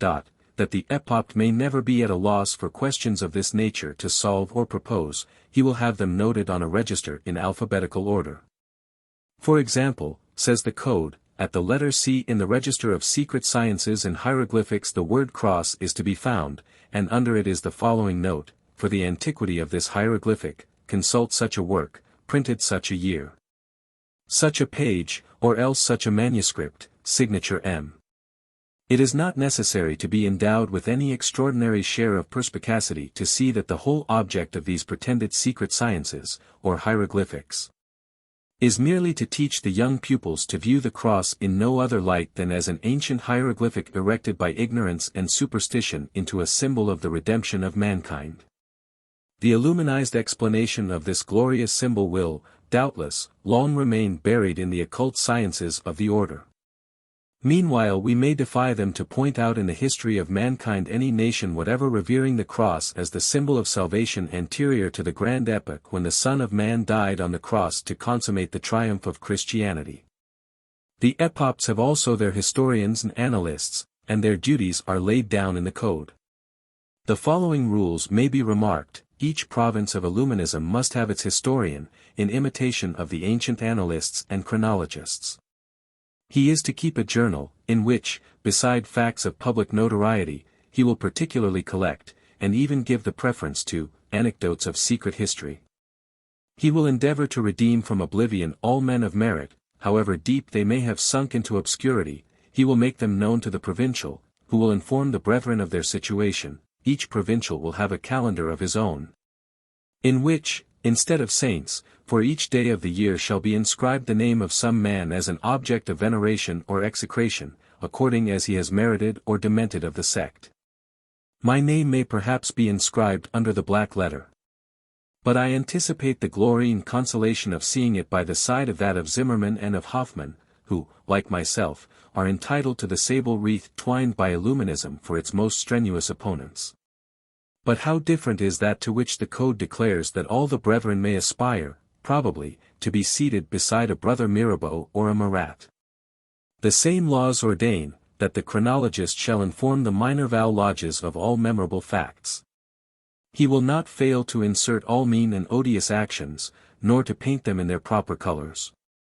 He will not pass unnoticed those of men occupying the first dignities, or enjoying the highest consideration. Next to the laws of the historian follow those for the Epopt who superintends that branch of science relating to politics, and particularly to the knowledge of mankind. The reader has already seen what stress the order lays upon this science, and how much they make it depend on the spirit of observation. Let no brother pretend to the dignity of Epopt, nor to the honor of presiding over any branch of science, until he has answered the three following questions. What is the spirit of observation? How is this spirit to be acquired, and what constitutes a good observer? What method is to be followed, in order to make just and exact observations? When an Epopt has sufficiently distinguished himself by his answers on these heads, to be judged worthy of being chosen the chief of the observers or scrutators, he is entrusted with all those notes which the reader has seen the sect so carefully collecting on the character, the passions, the talents, and history of the brethren. When these notes contain the portrait or life of any adept more than commonly interesting, he will make him, without naming him, the object of various questions to be proposed to the Minerval schools. He will ask, for example, what are the ideas which a man, with such and such passions or dispositions, will adopt or reject, how on such data can such and such inclinations be encouraged or weakened? What adept could be employed with most advantage in such a business? What must such a man's ideas be on religion and governments? Can he be looked upon as being superior to all prejudices, and ready to sacrifice his own personal interest to that of truth? Should he be deficient in confidence and attachment, what means should be employed to invigorate them, and what sort of man would be the fittest for such an undertaking? Finally, what employment in the state, or in the order, would he fill to the greatest advantage, or in which would he be the most useful? The Scrutator-in-Chief digests these answers into a proper statement, which he sends to the dean. The provincial receives it from the dean, and is thus enabled to form his judgment, whether that particular adept be a moral, disinterested, beneficent man, and free from all prejudice. Whether he can be useful to the order, and in what way he can be best employed. From the result of such observations, the scrutinizing Epopt will carefully select rules and general maxims on the knowledge of mankind. He will make a compilation of them, and transmit them to the superiors. By means, says the Code, of these and such like observations, the order will be enabled to make discoveries of every kind, to form new systems, and to give on all subjects irrefragable proofs of its labors and its immense fund of science. And the public will give it credit for being in possession of all human knowledge. Lest any of the profane should partake of this honor, or that any one of the members should not direct these sciences toward the object of Illuminism. Precautions are taken in the Code to assure the exclusive advantage of these labors to the sect. Particular parts of these sciences and discoveries may be printed by permission of the superiors. But the law adds, not only these books shall not be communicated to any of the profane, but as they will never be printed elsewhere than at the presses of the sect. They will only be entrusted to the brethren according to the rank they hold in the order. That our worthy cooperators may not be divested of the glory of their labors, every new principle laid down, machine invented, or discovery made, shall forever bear the name of its inventor, that his memory may be revered by future ages.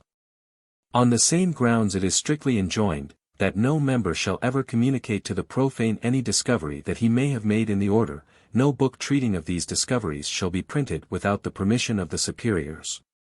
And hence arises the general regulation, that no brother shall publish any of his productions without leave of the provincial.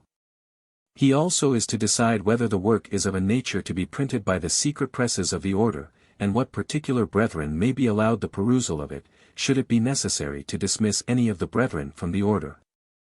The local superior is to receive notice that he may have the necessary time to withdraw from him not only the manuscripts, but even the printed works of the order. The Illuminizing legislator, in justification of all these precautions, alleges, in the first place, the undeniable right vested in the order to all the labors of its brethren. Then the lure of secrecy, which stimulates curiosity and the thirst of science. Finally, the advantage accruing to the sciences themselves, by being preserved among men who only impart them to others so prepared as to render them of the greatest possible utility. Beside, says he, every man has it in his power to make himself an Illuminee if he pleases, and to partake of their science. And who better able to render them useful to mankind, or to preserve them, than we are? After this justification, which the reader may appreciate, he returns to his Epopts, and tells them, that it is incumbent on them to direct and turn all the sciences toward the views of Illuminism. The wants of every country are to be maturely considered, as well as those of your district. Let them be the objects of deliberation in your synods, and ask instructions of your superiors. Then the legislator makes a sudden transition, and expands his views far beyond his lodges. The reader will scarcely suspect whither they tend. Let him read, and learn the grand object of the Epopts, what conquests they are to make for the order, and whither they are to extend the systems of Illuminism. You will, abruptly exclaims the legislator, incessantly form new plans, and try every means, in your respective provinces, to seize upon the public education, the ecclesiastical government, the chairs of literature, and the pulpit. This is one of the grand objects of the sect, and we shall see the code treating of it again in another part. To enhance the merits of his plans, and to insinuate his adepts into the ecclesiastical seminaries, and even into the pulpit, under the shadow of his pretended science. The Epopt must find means of acquiring the reputation of a man of transcendent learning. Wherever he appears, whether walking or stopping, sitting or standing, let rays of light encircle his head, which shall enlighten all who approach him. Let every one think himself happy in hearing the pure truth from his lips. Let him on all occasions, combat prejudice, but with precaution, and according to the rules laid down, with dexterity and with all the respect due to the persons he is addressing. Who could believe that these were lessons given to a modern vandal by his disorganizing legislator, whose heart thirsts after the happy period when that encircling light of his epopts shall have vandalized the whole universe, and nations shall have disappeared from off the face of the earth? But the Epopt has yet to aim at another conquest, that of the empire over the literary world. In the literary world certain writings generally take the lead for a time, according to the fashion, and inspire feeble minds with admiration. At one time the enthusiastic productions of religion, at another the sentimental novels of wit, or perhaps philosophical reveries, pastorals, romances on chivalry, epic poems, or odes, will inundate the republic of letters. The Epopt will turn all his skill toward bringing into fashion the principles of our order, the sole tendency of which is the happiness of mankind. Or, in other words, those baleful principles which, under the pretense of rendering human nature more happy and united in one family, aim at nothing less than destroying every religion, every title to property, every town, every fixed residence, and every nation. Our principles must be made fashionable, that the young writers may diffuse them among the people, and serve the order without intending it. In order to raise the public spirit, he must with the greatest ardor preach up the general interest of humanity, and inculcate the utmost indifference for all associations or secret unions which are only formed among the subjects of one particular nation. Here the impious legislator blasphemously cites for an example Christ, and his pretended indifference for his family. Because Christ died for the redemption of all mankind, because his affection for the most holy of mothers never made him lose sight of that great work, is that a ground on which the illuminizing Epopt shall persuade his simple auditory? That to love all mankind is to dissolve the bonds of nations? As a farther rule for acquiring this literary empire, he will take care that the writings of the members of the order shall be cried up, and that the trumpet of fame shall be sounded in their honor. He will also find means of hindering the reviewers from casting any suspicions on the writers of the sect. With respect to the literati, and writers who, without belonging to the order, show principles coinciding with ours, should they be what we call good, class them among those who are to be enrolled. Let the dean have a list of those men, and from time to time he will hand it about among the brethren. Let us now take a cursory view of these laws, and of their gradual tendency to infect the whole literary world. In its minor Val academies the sect begins by forming its pupils, and the care with which its disorganizing principles are instilled into the young adept has already been displayed. Lest any of these principles should swerve from the grand object, the Epopts oversee all the schools of the same district. These latter have their provincial assemblies, where everything is prepared, combined, and foreseen.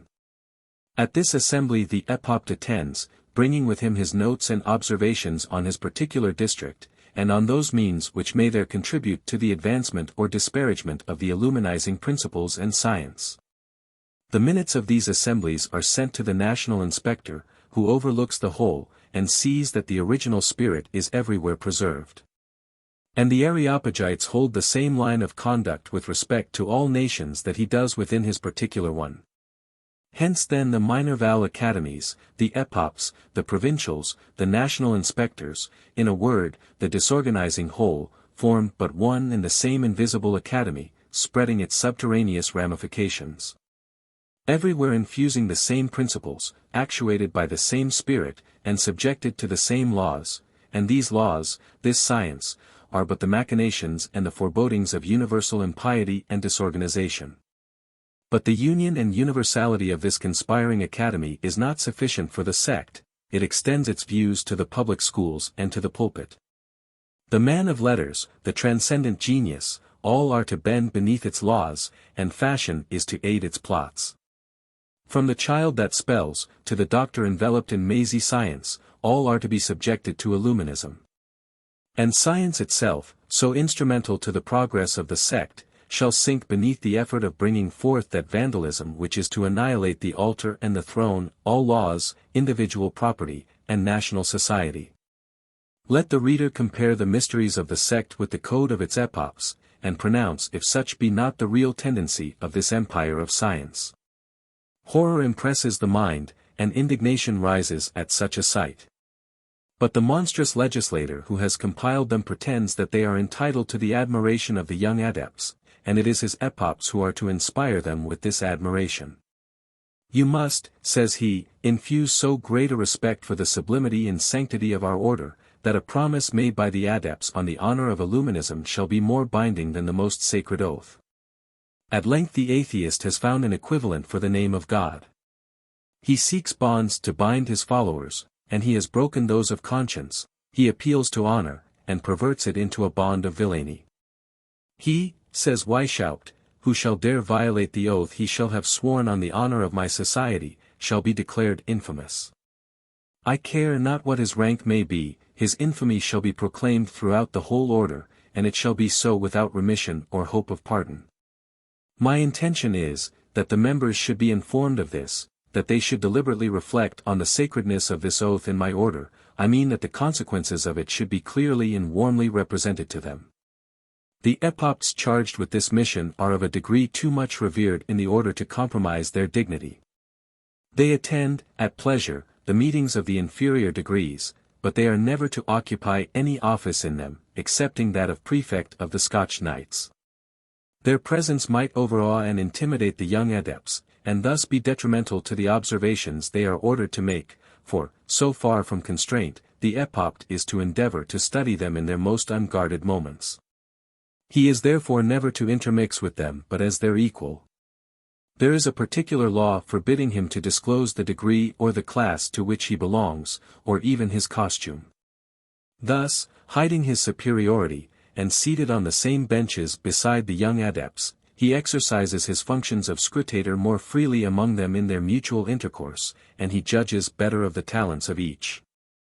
His lessons, coming apparently from an equal, will sink deeper into their minds, and, without betraying his authority, he will the better observe their progress and their failings. Should any of these pupils have shown a zeal and fidelity beyond all doubt, he may take them into his confidence, he will point them out to the dean, who may call them about his person and make them his acolytes. The dean may even throw a great part of the weight of his correspondence on them, and carry them to the synod of the epopts, until they shall have shown themselves worthy of being initiated to all the mysteries reserved for this class. Thus ends that part of the code which is to be communicated to the epopts.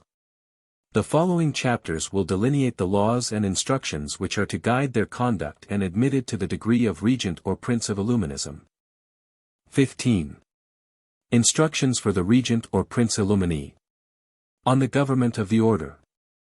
The prominent feature of all the instructions given by the Illuminizing legislator to his epopts is the consecration of their degree to the perversion of the public opinion, and to the attainment of the empire of sciences, that he may direct them all to the support of his disorganizing equality and liberty and to universal anarchy.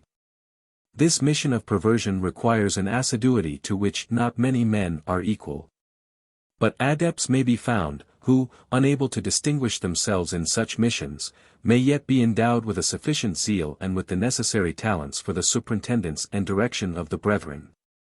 There are others again whose disastrous successes are to be recompensed by the higher employments in the order, and it is from these two classes of epopts that the order selects its regents.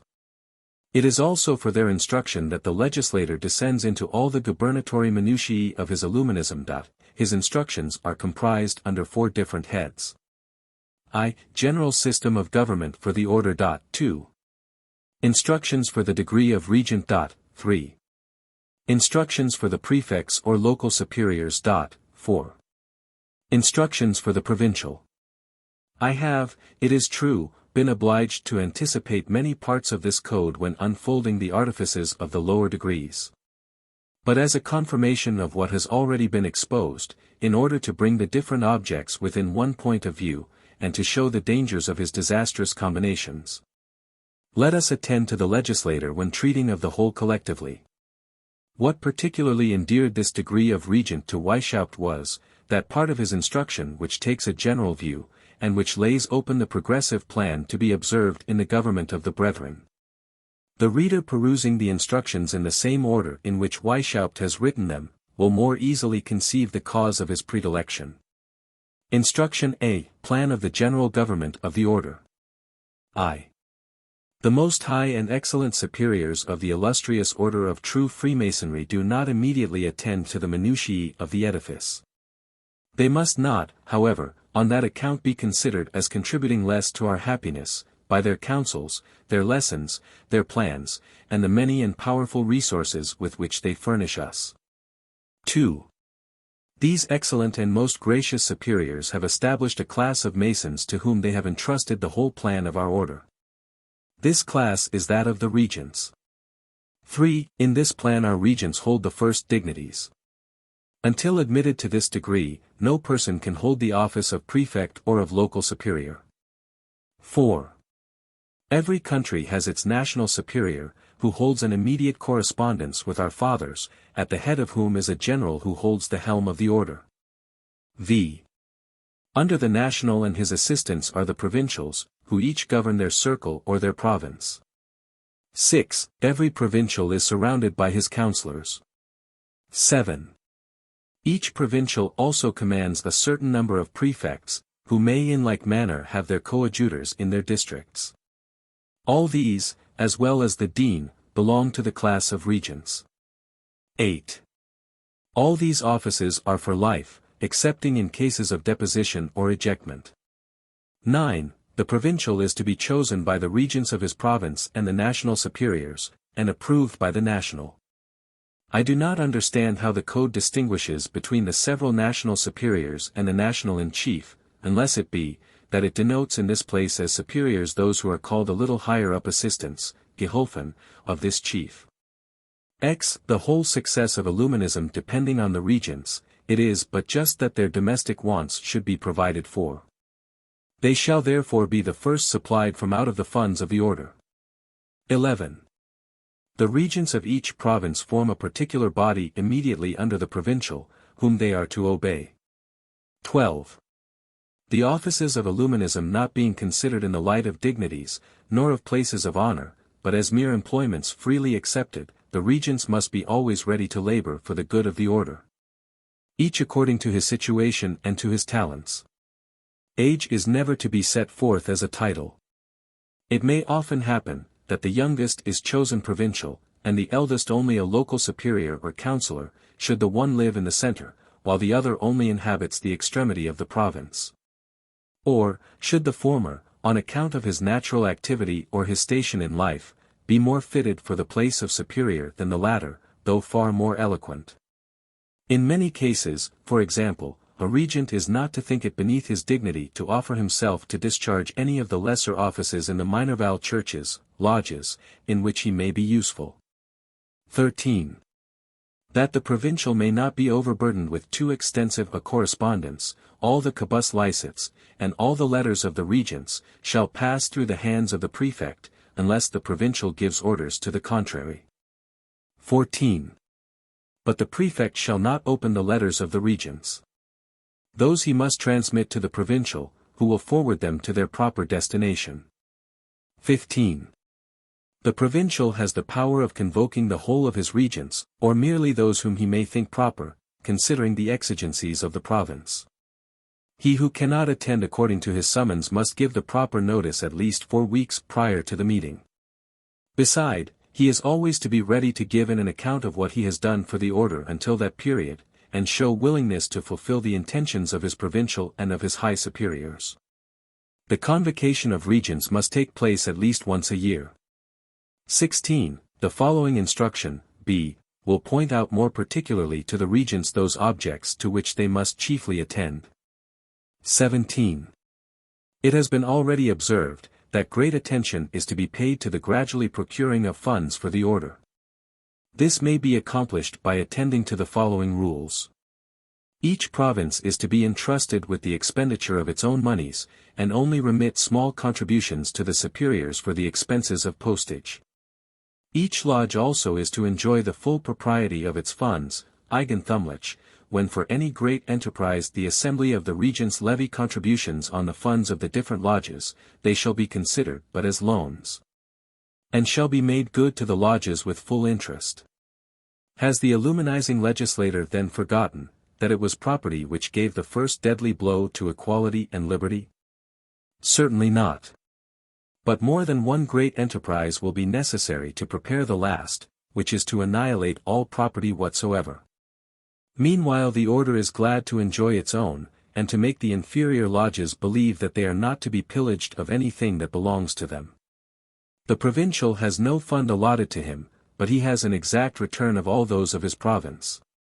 The general receipts will consist, 1 degree. In the contributions paid on the receptions of masons, Framor Receptionsgelder, 2 degrees. In the overplus of the monthly contributions, 3 degrees. In voluntary subscriptions, 4 degrees. In fines, 5 degrees. In legacies and donations, 6 degrees. In our commerce and traffic, Handel und Gewerbe. The expenses are, 1 degree. The expenses of the meetings, postage, decorations, and some few journeys, 2 degrees. Pensions to the poor brethren who have no other means of subsistence, 3 degrees. Sums paid for the promotion of the grand object of the order, 4 degrees. Sums paid for the encouraging of talents, 5 degrees. The expenses of experiments and trials, 6 degrees. For widows and children, 7 degrees. For foundations. Thus terminates the first part of the instructions for the regent. After the reading of this, which takes place on the day of his inauguration, his attention is called to the following. Instruction B for the whole degree of regent. The reader has seen, ut supra, art. 16. The regent forewarned to pay a particular attention to this second part of the instructions. Let the reader also profit of the hint. He will see that many of the arcana of the sect still remain to be revealed. I. The object of the order being to render man more happy, virtue more attractive, and vice less powerful, it is necessary that our brethren, the teachers and governors of mankind, should publicly assume an unimpeachable character. A regent of Illuminism therefore will be the most perfect of men. He will be prudent, provident, ingenious, irreproachable, and of manners so urbane that his company shall be courted with avidity. He is to acquire the reputation of being enlightened, benevolent, honest, disinterested, and full of ardor for great and extraordinary enterprises, all contributing to the general good. It would be useless to recall to the mind of my reader what is to be understood, in the language of Illuminism, by virtue, vice, or public good. He will therefore on reflection be the less surprised at perusing the following instructions framed for these virtuous teachers and governors of mankind. 2. The regents are to study the means of ruling and governing without betraying any such intention.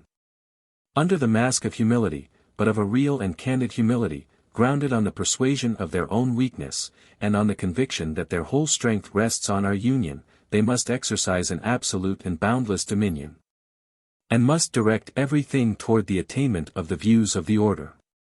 Let them avoid a pedantic reserve, at once disgusting and ridiculous in the eyes of the sage. Let them give the example of a respectful submission to the superiors.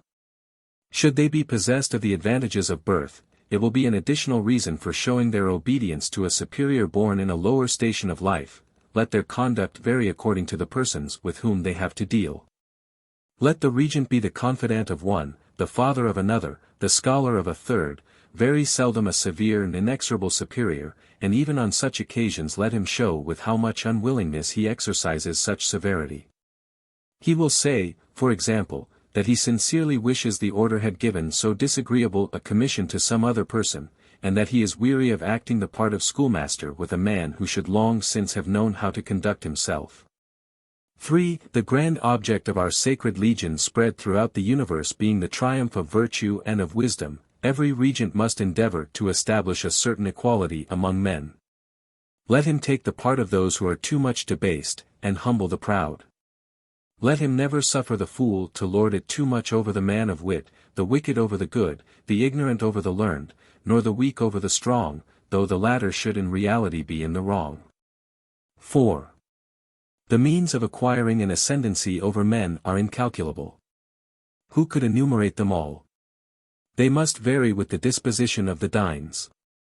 At one period it is a taste for the marvelous and extraordinary that is to be wrought upon. At another the lure of secret societies is to be held out. For this reason it is very proper to make your inferiors believe, without telling them the real state of the case, that all other secret societies, particularly that of Freemasonry, are secretly directed by us. Or else, and it is really the fact in some states, that potent monarchs are governed by our order. When anything remarkable or important comes to pass, hint that it originated with our order. Should any person by his merit acquire a great reputation, let it be generally understood that he is one of us. How smoothly flows this combination of artifice from the pen of the illuminizing legislator! But I hope that my reader will not expect to find a method in my translation, where the legislator has disdained method. It is easy to perceive, that to heap artifice upon artifice is much more his object, than to give a studied connection to principles with which he supposes his adepts to be sufficiently impressed. Or may it not be said, that this disorder is the effect of studied art? But let us proceed and trace the steps of Weishaupt. With no other object than to give your orders the appearance of coming from a mysterious hand, you may, for example, put a letter under the plate of an adept when dining at an inn. Though it might have been a much less trouble to forward it to him at his own lodgings, you may attend large and commercial towns during the time of fairs in different characters, as a merchant, an officer, an abbé. Everywhere you will personate an extraordinary man having important business on your hands. But all this must be done with a great deal of art and caution, lest you should have the appearance of an adventurer. It is to be well understood, that these characters are not to be assumed in towns where you are likely to be discovered either by the police or the standers-by. At other times, you may write your orders with a chemical preparation of ink, which disappears after a certain time. A regent is as much as possible to hide from his inferiors all his weaknesses, even his ill health, or disgusts. At any rate, he is never to complain. 6. Here he repeats the instruction on the art of flattering and gaining over women to their cause, already transcribed, page 43. 7. You must also gain over to the order the common people. The great plan for succeeding in this is to influence the schools. You may also attempt it by liberalities, or by great show and splendor. At other times by making yourself popular, and even tolerating, with an air of patience, prejudices which may hereafter be gradually eradicated. 8. When you have succeeded anywhere in making yourself master of the public authority in government, you will pretend not to have the least power, for fear of awakening the attention of those who may oppose us. But, on the contrary, when you find it impossible to succeed, you will assume the character of a person who has everything at his command. That will make us both feared and sought after, and of course will strengthen our party. 9. All the ill success or disgusts which may befall the order are to be concealed with the utmost caution from the inferiors. X. It is the duty of the regents to supply the wants of the brethren, and to procure the best employments for them, after having given the proper intimation to the superior. 11. The regents shall be particularly cautious and discreet in their discourse, but shall carefully avoid anything denoting the least perplexity of mind. There are even some occasions whereon an extensive genius is to be affected. On others, they may pretend that their friendship has made them say a word too much. By these means the secrecy of the inferior is put to the test. They may also spread certain reports among our people, which may prepare them to receive ideas which the order wishes to infuse into their minds. On all doubtful occasions, the regent will consult his superiors by means of a quibus licet. 12. Whatever rank or station a regent may hold in the order, he will seldom answer the questions of the inferiors verbally, but generally in writing, that he may have time to reflect or even consult on the answers he should give. 13. The regents will unceasingly attend to everything relating to the grand interests of the order, to the operations of commerce, or such things as may in any way contribute to augment the power of the order. They will transmit all plans of that nature to the provincial. Should it be a case requiring expedition, he will give him advice of it by some other channel than the quibus licets, which the provincial has not the power of opening. 14. They will follow the same line of conduct with respect to everything that tends to influence the order in general, and find means of putting its united forces in motion at one and the same time. 15. When an author sets forth principles true in themselves, but which do not as yet suit our general plan of education for the world, or principles the publication of which is premature, every effort must be made to gain over the author. But should all our attempts fail, and we should be unable to entice him into the order, let him be discredited by every possible means. 16. If a regent should conceive hopes of succeeding in suppressing any religious houses, and of applying their revenues to our object, for example, to the establishment of proper country schools, he may depend on it, that such a project would be particularly grateful to the superiors. 17. The regents will also turn their attention toward a solid plan for establishing a fund to support the widows of the brethren. 18. One of our most important objects must be, to hinder the servile veneration of the people for princes from being carried too far. All such abject flattery tends only to make those men worse who are already for the most part of very common and weak understandings. You will show an example of the proper conduct to be held in this respect. Shun all familiarity with them. Behave to them politely, but without constraint, that they may honor and fear you. Write and speak of them as you would of other men, that they may be made to recollect that they are but men like other people, and that their authority is a thing purely conventional. 19. When there happens to be a man of merit among our adepts but little known by or entirely unknown to the public, no pains are to be spared to acquire celebrity for him. Let our disguised brethren everywhere sound the trumpet of his praises, and force envy and party spirit to be silent. XX The essay of our principles and of our schools is most easily and most successfully made in small states. The inhabitants of capitals and commercial towns are too corrupt, too much a prey to their passions, and think themselves too much enlightened, to submit to our lessons. 21. It is useful to send visitors from time to time, or to give a regent that is traveling the commission to visit the meetings, to ask for the minutes, and to call on the brethren in order to examine their papers or journals, and receive their complaints. These plenipotentiaries, presenting themselves in the name of the high superiors, may correct many faults, and boldly suppress abuses which the prefects had not the courage to reform, though ready to enforce the commands of the visitor. 22. If our order cannot establish itself in any particular place with all the forms and regular progress of our degrees, some other form may be assumed. Always have the object in view, that is the essential point. No matter what the cloak may be, provided you succeed, a cloak is however always necessary, for in secrecy our strength principally lies.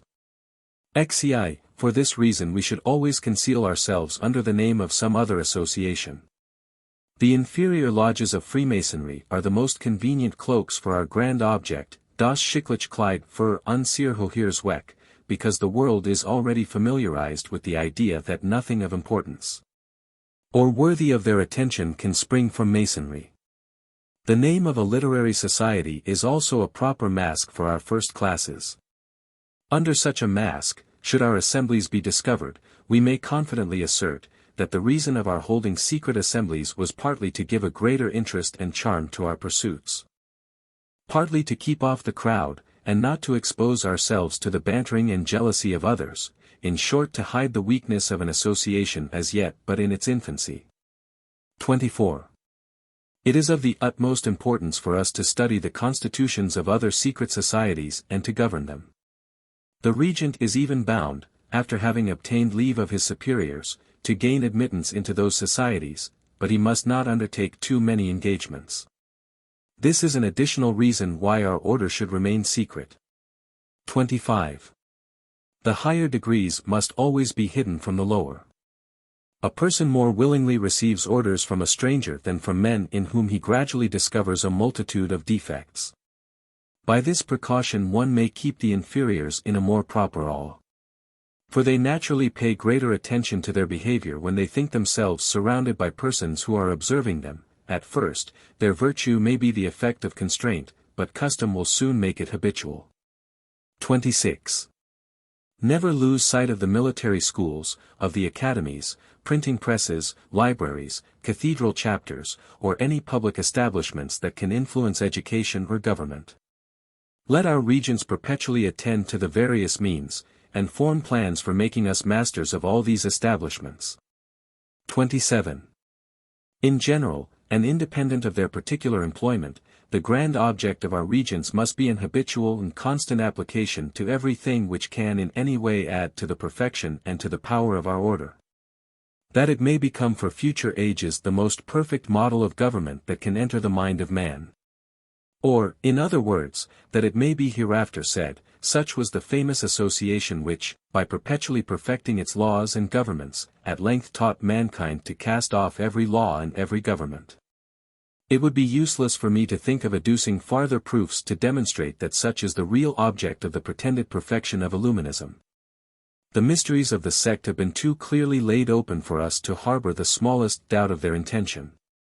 But to acquire this perfection and power for the sect, Weishaupt has modeled still farther laws for his regents, according to the different offices they hold in the hierarchy of the order.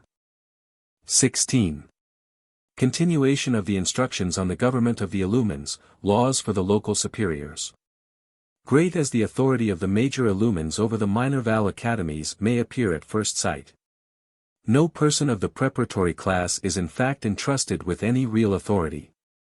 Even the Scotch knight in his intermediate class does not enjoy any.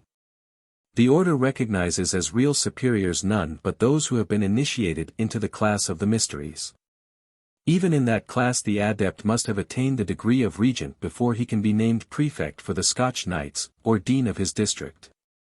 Those are the first two offices which the order considers as having any real authority over the brethren. Though the code expressly declares, that each superior shall find in his instructions the respective laws concerning his particular duty, it certainly contains none for the office of dean. A single chapter is indeed to be found in the code on his election and consecration. On the first establishment of a new district he is elected by the provincial. But on his deposition or death the epopts assemble and choose a successor by the plurality of votes, the provincial only having the right of confirming such an election. With regard to what the code terms his consecration, Weihung de Decani, it is generally performed by what is called a plenipotentiary, and in a sort of barbarous Latin, extremely inelegant. Were not the impiety of it as abominable as the ceremonial is low, it might form an excellent scene for the theatres of Bartholomew Fair. The Illuminizing legislator, a very inferior copyist of Molière's Malade Imaginaire, ridicules St. Paul, Moses, and all religious ceremonies, as Molière did the quack disciples of Hippocrates. Little wit is required to scoff at religious rites, and yet our legislator has only succeeded in being disgustingly impious. Such turpitude is not worthy of our notice, for none but epopts can admire it. This nevertheless is all the information the code can give us respecting the dean. 12. The same cannot be said of the instructions for the prefects.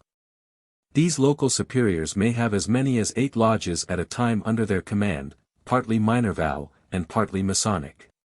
The prefect is the first regent within his prefecture, and has the direction of all that part of the order styled in the code the lower part of the edifice. All the quibus licets of his district pass through his hands.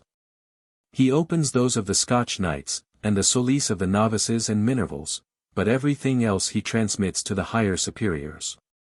When he founds new lodges, or receives new brethren, he gives the new geographical names and characteristics, which he selects from the list that he has received from the provincial. He makes a general report to the provincial of everything that has happened within his prefecture once a month.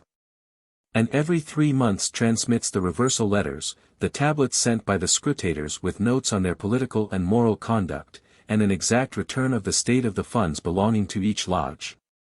He decides on the promotion of the brethren as far as Scotch knight, but can confer the latter degree only with the consent of the provincial. He has the right once a year of commanding all the adepts under his direction to return whatever writings the order may have entrusted them with. He returns them to those on whose fidelity he has reason to rely, but not to those whom he may have any reason to suspect, or who are intended to be dismissed. The foundation of the edifice rests solely on the vigilance, experience, and zeal of the prefect. And it was to the direction of their conduct in every part of the government that Weishaupt dedicated his lessons under the following heads: I. Preparations. 2. Tuition of the pupils. 3. Spirit or love of the order. 4. Subordination. V. Secrecy. Each of these articles contains a cloud of those artifices which the reader has seen interspersed in divers parts of the code, but which now become the peculiar study of the prefect. I shall only extract the most striking, or those on which the legislator particularly insists, such, for example, as the following, to be found in the first pages of the head preparation. Our strength chiefly consists in numbers. But much will also depend on the means employed to form the pupil. Young people are pliant and easily take the impression. The prefect will therefore spare no pains to gain possession of the schools which lie within his district, and also of their teachers. He will find means of placing them under the tuition of members of our order. For this is the true method of infusing our principles and of training our young men. It is thus that the most ingenious men are prepared to labor for us and are brought into discipline. And thus that the affection conceived by our young pupils for the order will gain as deep root as do all other early impressions. Under the same head are to be found instructions for the prefect equally curious, on the propagation of the order. When a new colony is to be founded, begin by choosing a bold and enterprising adept entirely devoted to the order. Send him some time beforehand to live on the spot where you intend making the new establishment. Before you proceed to people the extremities, begin by making your ground good at the center. Your next object must be, to gain over such persons as are constant residents, as merchants and canons. Such missions should only be entrusted to brethren of independent fortune, and who would occasion no expense to the order. For though all the brethren are entitled to succor when in real want, yet those of one province are as seldom as possible to be an expense to the neighboring ones. Nor are the other districts by any means to be made acquainted with the weakness of the order in yours. Beside, the funds must find a sufficiency to succor those of the Minerva school who may stand in need of it, that our promises in their case may be performed. You will not seek to extend yourself till you have consolidated your establishment in the capital of your district. You will seriously examine and cautiously select from the brethren those who are the most able to undertake such a mission. You will next consider whether it will be proper to begin your establishment by a Minerval church or a Masonic lodge. Pay most particular attention to the man whom you place at the head of the new colony. Observe whether he is courageous, zealous, prudent, exact, and punctual, whether fitted for the forming new adepts, whether he enjoys a good reputation or is much considered. Whether he is a man of business and capable of a serious and constant application, in short, whether he has all the necessary qualifications for an undertaking of such high importance. Consider also the locality. Is the place proposed near to or distant from the capital of your district? Is it a dangerous or safe situation for such an undertaking? Is it great or small, more or less populous? By what means can you best succeed, and which can be easiest employed? What time would be requisite for the perfecting of such an establishment? To what persons can you apply on first setting off? If your first applications be ill made, all future attempts will be fruitless. What pretense or what name is to be assumed? How is the new colony to be subordinated or coordinated? That is to say, what superiors shall it be under, and with what lodges shall it correspond?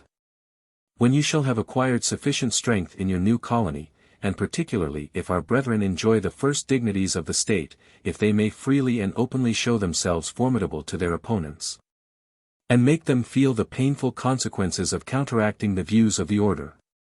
If you have wherewith to satisfy the wants of the brethren, if, so far from having to fear from the government, the order directs those who hold the reins, then be assured that we shall not be wanting in numbers or in the choice of adepts. We shall soon have more than we have occasion for. I cannot too strongly recommend this method of proceeding. If it be necessary for us to be masters of the ordinary schools, of how much more importance will it be to gain over the ecclesiastical seminaries and their superiors? With them, we gain over the chief part of the country. We acquire the support of the greatest enemies to innovation, and the grand point of all is, that through the clergy we become masters of the middle and lower classes of the people. But remember that great caution is necessary with the ecclesiastics. These gentlemen are generally either too free or too scrupulous, and those who are too free have seldom any morals. The legislator then proceeds to the exclusion of the religious, and tells the insinuator to avoid the Jesuits as he would the plague. While perusing these laws, I suppose the reader makes nearly the same reflections which I am tempted every instant to commit to paper. Should the following article ever meet the eye of a prince, it will give him ample room for reflection. When the prefect shall have gradually succeeded in placing the most zealous members of the order in the councils and offices under the prince, he will have arrived at the full extent of his commission. He will have done much more than if he had initiated the prince himself. In general, princes are not to be admitted into the order, and even those who are received are seldom to be permitted to rise above the degree of Scotch knight. After what has been seen of this degree and those that precede, it is rather extraordinary that Weishaupt should deign to grant admission to princes, for he did not wait for this degree before he clearly insinuated his plans. Princes, at least, who had not surmised them before their admission to that degree must have been void of penetration indeed. What hopes then could the legislator entertain of their not perceiving his plots against all legitimate authority? His confidential letters will explain the enigma. Brethren, he writes to his Areopagites, you will take care to have the following corrections made before you show the constitutions of our degrees to the elector. In the degree of minor Illuminee, in place of the words imbecile monks say imbecile men, in the degree of major Illuminee blot out the words priests and princes are in our way. With respect to the degree of priest show no part of it excepting the Discourse on Sciences, and read that over carefully lest any allusion or reference to any other part of the degree should remain. These corrections begin to clear the enigma. A more insidious expedient will veil his plots in complete darkness. I mean, says Weishaupt when speaking to the Areopagites of the inferior degrees, to revise the whole system.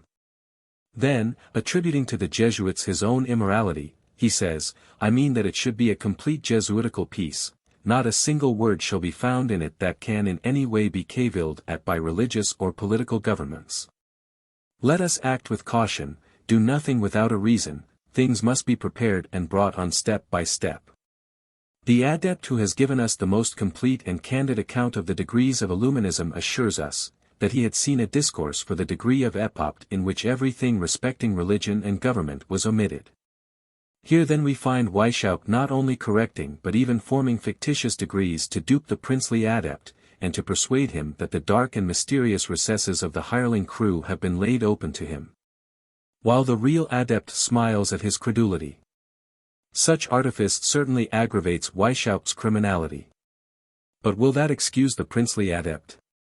Notwithstanding the veil artfully thrown over the impious and seditious principles of the sect, did he not begin by swearing obedience and protection to the order?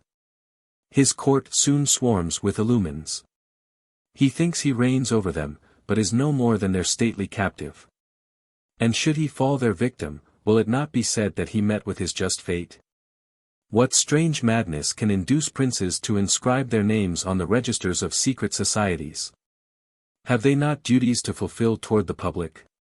On what right can their oaths of submission and protection be grounded, sworn in the recesses of secret lodges, to men who hide themselves from public view, when their labors, cares, and protecting power are to extend over the whole state and to all its citizens? On the throne, or with pretensions to it, do they not degradingly swear obedience and protection to masters of lodges? By what right will they promulgate laws emanating from lodges? When their subjects swore allegiance and fidelity to them, did those subjects expect to be governed by a slave, or be subjected to laws proclaimed indeed by their prince, but dictated by some master Illuminee or Rosicrucian? And ye, magistrates of the people, who are to sit in judgment over the mutual and disputed claims of the citizens in general, what confidence can be placed in you after you have sworn obedience and protection to this illuminizing sect? Even in actions just or unjust. Such reflections will rise refulgent from the page of history, and would to God that the revolution had not already indelibly engraved them. If ever self-love should have directed the actions of men, and supplied the place of nobler motives, the princely dupe will have found ample matter in the laws of Illuminism to stimulate his. When he but casts his eye on the following article contained in the instructions for the prefects, or local superiors, under the head Formation of Pupils, what will numbers avail us, if unity and similarity of sentiment do not prevail? No rank, no state of life, can dispense the brethren from our labors or our trials. To accustom them to despise all distinctions, and to view the world and human nature in the grand scale, the prefect shall carefully collect all the anecdotes he can, remarkable either for their generosity or meanness. Not regarding to whom they relate, whether princes or citizens, rich or poor. He will transmit them to the masters of the Minervals, and these will expose them in a proper manner to their pupils. They will not forget to give the name of the prince of great personage, though the trait should dishonor him. For, says the code, every member must be made sensible, that we distribute impartial justice, and that among us the wicked man upon the throne is called a villain, ein shirk heist, just as freely, if not more so, than the criminal who is being led to the gallows. Under the same head we may observe another article remarkable enough, on the means of rendering the language of the adepts more uniform when speaking before any of the order, or of facts relating to it. On these occasions the prefect will take care secretly to instruct the lower superiors in what style they are to hold forth, what ideas to propagate, and in what manner they should make their pupils speak. Hence the pupils will constantly accord themselves in everything, whether in language or action, with the superiors, though their motives may be unknown to them. But these means we shall all tend toward the same object. The young adepts will accustom themselves to search and dive into the intentions of the order, to refrain from acting, or to be silent on all doubtful occasions, till they have received the advice or orders of their superior as to what they ought to do or say. Under the head love or spirit of the order, the prefect is instructed, that such love or spirit is to be infused by descanting on the beauty and importance of the object of the sect, the integrity of its members, the greatness and certainty of its means, the utility of the instruction imparted, and security promised to all its pupils by the order. This love will always be proportionate to the certainty of being happy while attached to the order, and of finding real happiness in no other place. To stimulate it, he must always feed them with the hopes of new discoveries more and more important. And, lest their zeal should diminish, try to keep our pupils constantly occupied with objects relating to the order, make it their favorite pursuit. See what the Roman Catholic Church does to make its religion familiar to its followers, how it keeps their attention incessantly toward it, model yourself by that. It would be impossible to foresee all cases and lay down rules for them. Let it then be the constant study of the prefects and other superiors to prepare themselves for unforeseen events, let them propose and distribute prizes for the best compositions on such cases. Perpetual vigilance will render it impossible for the edifice not sooner or later to succeed, and to take a proper consistency according to the local circumstances. Exhort the brethren to complacency, beneficence, and generosity toward each other and toward the order. The next article treats of obedience. Here the prefect is informed, that should he have been diligent and successful in impressing the young pupils with the grandeur of the views of the sect, they will doubtless obey the superiors with pleasure. How can they do otherwise than submit themselves to be conducted by superiors who have so carefully guided them hitherto, who contributed so much to their present happiness, and who promise to perpetuate it in future? May the man who is not to be enticed into obedience by such advantages be rejected from among us, let him be cast out from the society of the elect. The spirit of obedience is to be more particularly infused by example and instruction, by the conviction that to obey our superiors is in fact only fulfilling our own inclination, by the gradual progress of the degrees, by the hopes of discovering more important truths, by fear properly managed, by honors, rewards, and distinctions granted to the docile, by contempt cast on the stubborn, by avoiding familiarity with the inferiors, by the exemplary punishment of the rebellious, by the selection of those whom we know to be devoted to us and ready to execute all our commands, by a particular attention to the quibus licets whereby we may see how far the orders of the superiors have been executed, and by the punctuality of the intermediary superiors in sending the tablets or reports respecting their inferiors. The more particular those tablets are, the better they will be, for it is on them that all the operations of the order are grounded. It is by their means that the progress and number of the brethren are to be known.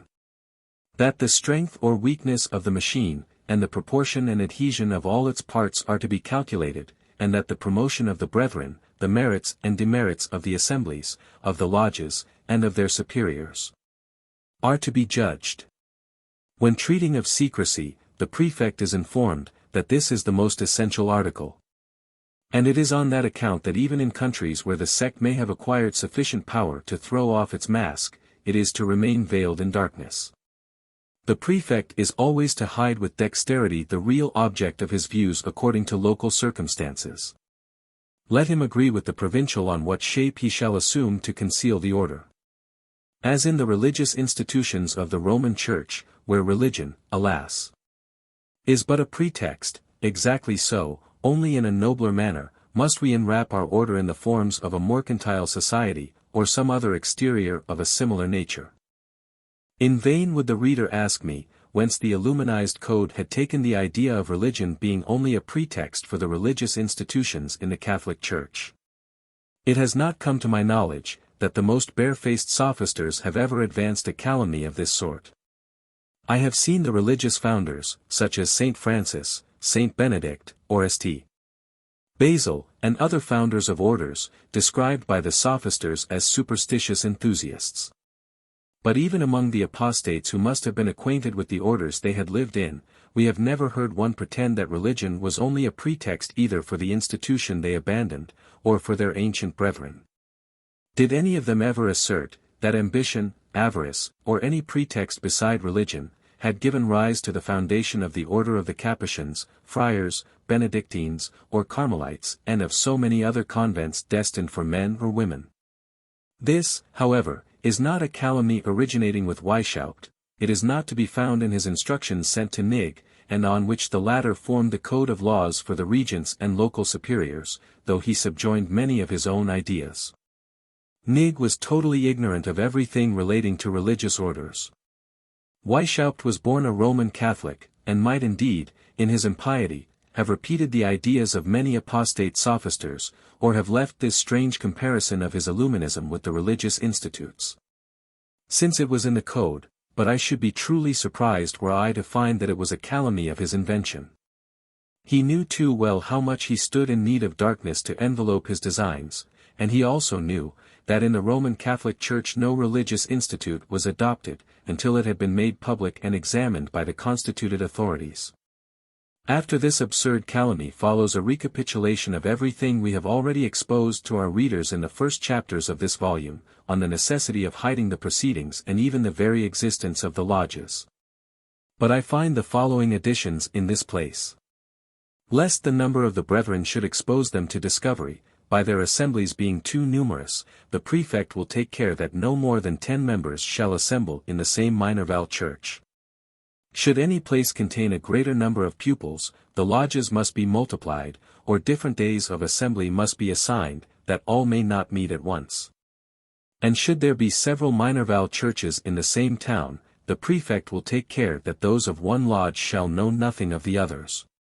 For the better direction of the lower part of the edifice, he will observe the following rules. He is to nominate the magistrates of the Minervals, but the chief of these magistrates can only be named with the consent of the provincial. He will be responsible for those he names. He will overlook the Masonic and Minerval lodges, to see that everything is regularly and punctually executed. He will not permit any discourses to be delivered there which may give any strong suspicions of what is contriving against religion, the state, or morals. He will suffer no brother to be advanced to the higher degrees before he has acquired the requisite qualities and principles. On this point, says the code, he cannot carry his precautions, anxiety, and scrupulosity too far. It has already been stated in the rules, that persons not belonging to the order may be received into the Masonic lodges of Illuminism, the prefect will carefully watch lest any of these strangers should take the lead in the lodges. They should as far as possible be honest men, sedate, and quiet, but by some means or other they should be made useful to the order. Without leave of the provincial, the prefect shall hold no correspondence on matters relating to the order with any person out of his province, as his peculiar object will be to watch over and to instruct the superiors of the Minerval and Masonic lodges. He will have recourse to the provincial in all doubtful cases of any importance. Let the prefect make himself perfect master of these rules, let him follow them with precision, let him always attend to the whole of the object. Let him take care that each one may attend to his duty, doing neither more nor less than the law requires, and he will find in this instruction all that is necessary for the regulation of his conduct. Such is the promise which terminates the laws for the prefect of Illuminism.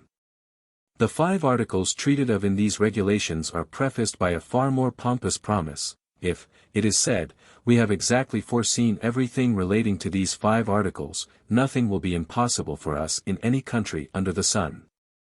17. Instructions for the provincial. By far the greater part of the code of laws which has just been laid before the reader as relating to the regents and prefects of the Illumines was originally written by Weishaupt for the instruction of his provincials. This is evident from the first digest of these laws, as they appear in the second part of the second volume of the original writings of the sect, from page 17 to 43. It is even one of those parts which Nig looked upon as a masterpiece of politics. So replete with artifice did he think it, that he deemed it a pity to circumscribe the knowledge of it to the provincials alone.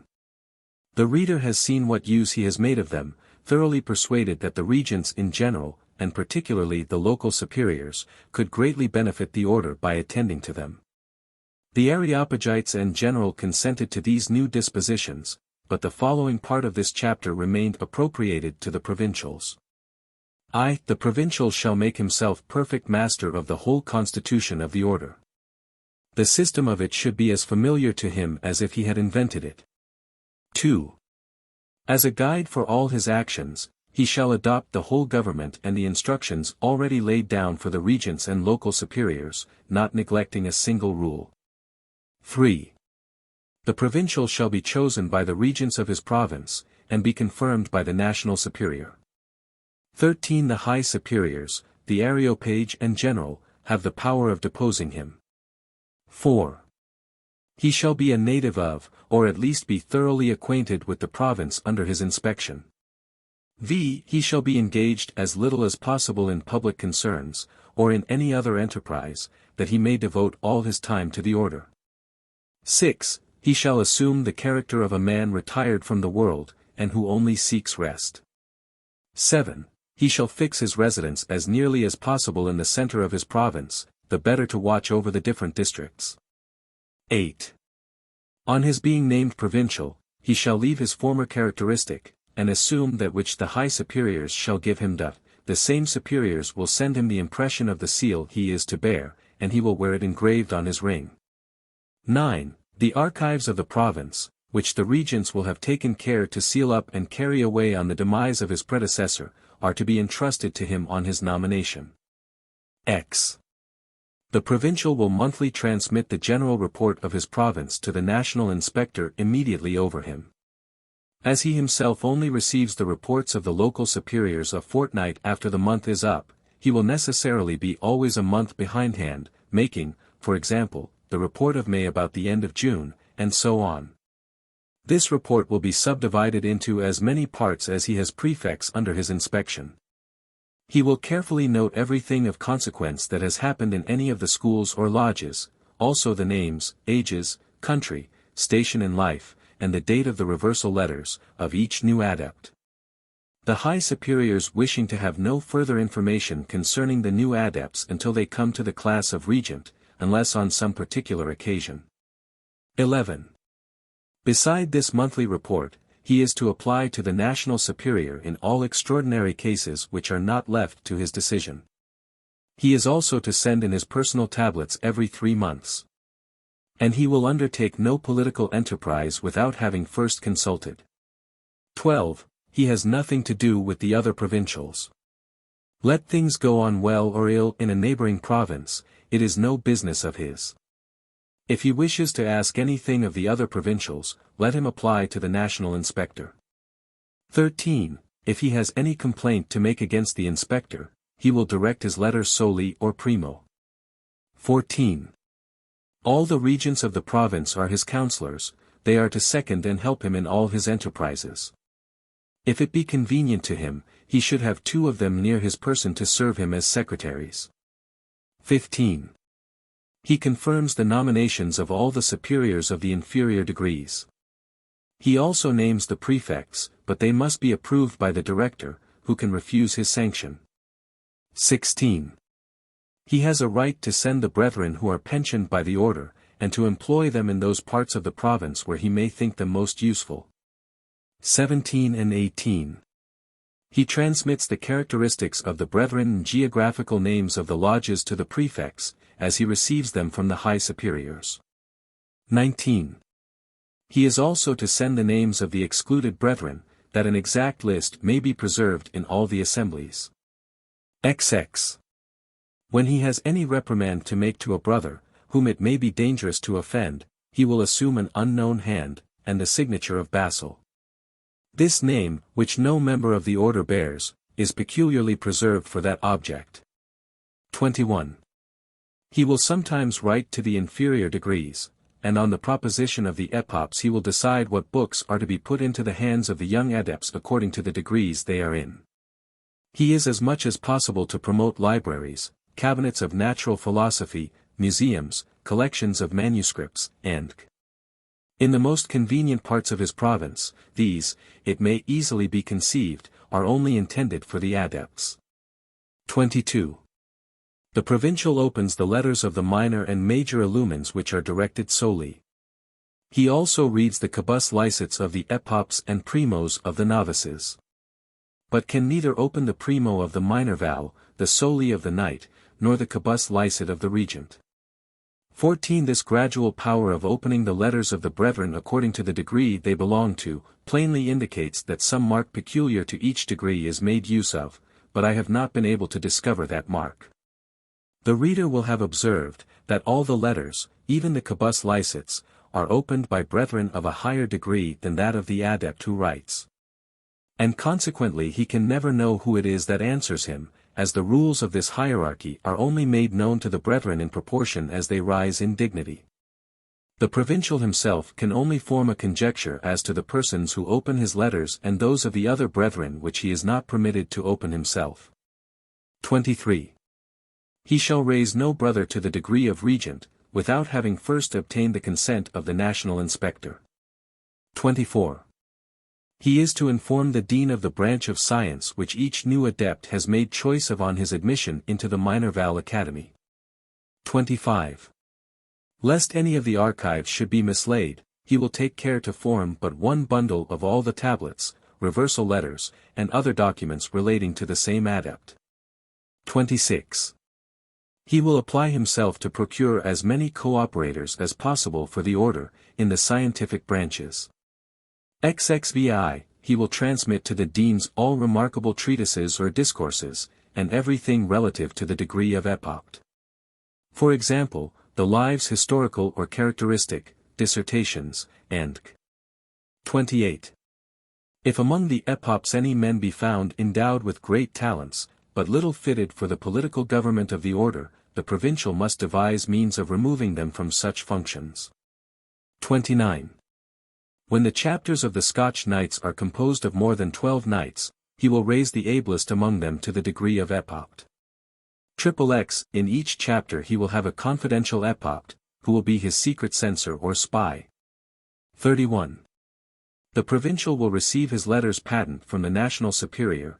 When he issues those for the chapters of the Scotch knights, he will make use of the following formula: we of the Grand Lodge of the Germanic Orient, constituted provincial and master of the district of NN, make known that by these presents we give to the venerable brother, here is the characteristic and true name of the new venerable or master, full powers to erect a secret chapter of the most holy Scotch masonry. and to propagate this royal art conformably to his instructions by the establishment of new Masonic lodges of the 3 symbolic degrees, given at the Directory of the district. L. S. Secret Provincial. Of the Directory. Without any further signature. 32. To say everything in a few words, the provincial has the special charge of putting his province in a proper situation for attempting everything for the general good, and for preventing all evil. Happy the state where our order shall have acquired such power. Nor will it prove a difficult task for the provincial who shall implicitly follow the instructions of his high superiors. Seconded by so many able men deeply versed in moral sciences, submissive and secretly laboring like himself, there can be no noble enterprise which he may not undertake. Nor evil design which he cannot avert, therefore let there be no connivance at faults. No nepotism, no private piques, no views but for the general good, no object, no motives but those of the order. And let the brethren rely upon us, that we shall never create any provincials but such as are capable of fulfilling these duties. But let it be also remembered, that we reserve in our hands all the means necessary for chastising the man who should presume to abuse the power he has received from us. 33. This power must never be employed but for the good of the brethren. We should indeed help all whom we can help, but when the circumstances are similar, the members of our society are always to have the preference. Particularly as to those whose fidelity is proof against all the powers of seduction. In their support let us be prodigal of our toils, our money, our honor, our goods, even our blood, and let the least affront offered to any Illuminee be the general cause of the order. Thus terminate the instructions for the provincial. They forewarn us of the existence of a most tremendous power above him whence all the authority of the order emanates. A power which reserves to itself the means of chastising whoever shall abuse that portion which it has entrusted to any of its adepts, that is to say, who shall not have made it subservient to the grand object and to all the plots of the sect. There are, in fact, 3 offices in the hierarchical orders of superiors above the provincial.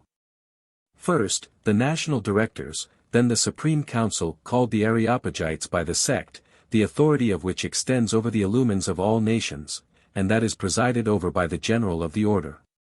The following chapter will give every light on these supreme magistrates of Illuminism which the known archives of the sect can reflect. 18. Of the national directors, of the Areopagites, and of the general of Illuminism. In the general plan of the government of the Illumines it is said that every brother shall receive particular instructions according to the rank he holds in the hierarchy of the order, yet I have never been able to discover those intended for the use of the national directors. This part of the code is not to be found either in the 2 volumes so often quoted of the original writings, or in that of Philo and Spartacus which has thrown so much light on the mysteries. It does not appear that any of the German writers who have been the best informed on, and the most strenuous opponents of, Illuminism have ever been able to discover them. For some time I even entertained doubts whether the superiors called national directors, and those styled inspectors, were not of the same degree in the hierarchy of the sect that they were certainly distinct employments in the year 1782. For Weishaupt's letters at that period mention Germany as divided into 3 inspections, each inspector having several provincials subordinate to him. But, on the other side, the general account which the order puts into the hands of its regents, and the last works of Philo printed in 1788, mention no intermediate office between the provincials and the nationals. Which latter are sometimes described as national superiors, at others as national inspectors. Their correspondence and subordination is direct from the Supreme Council. It is therefore evident, that in the last digest of the Code the 2 offices of National Inspector and Director were united.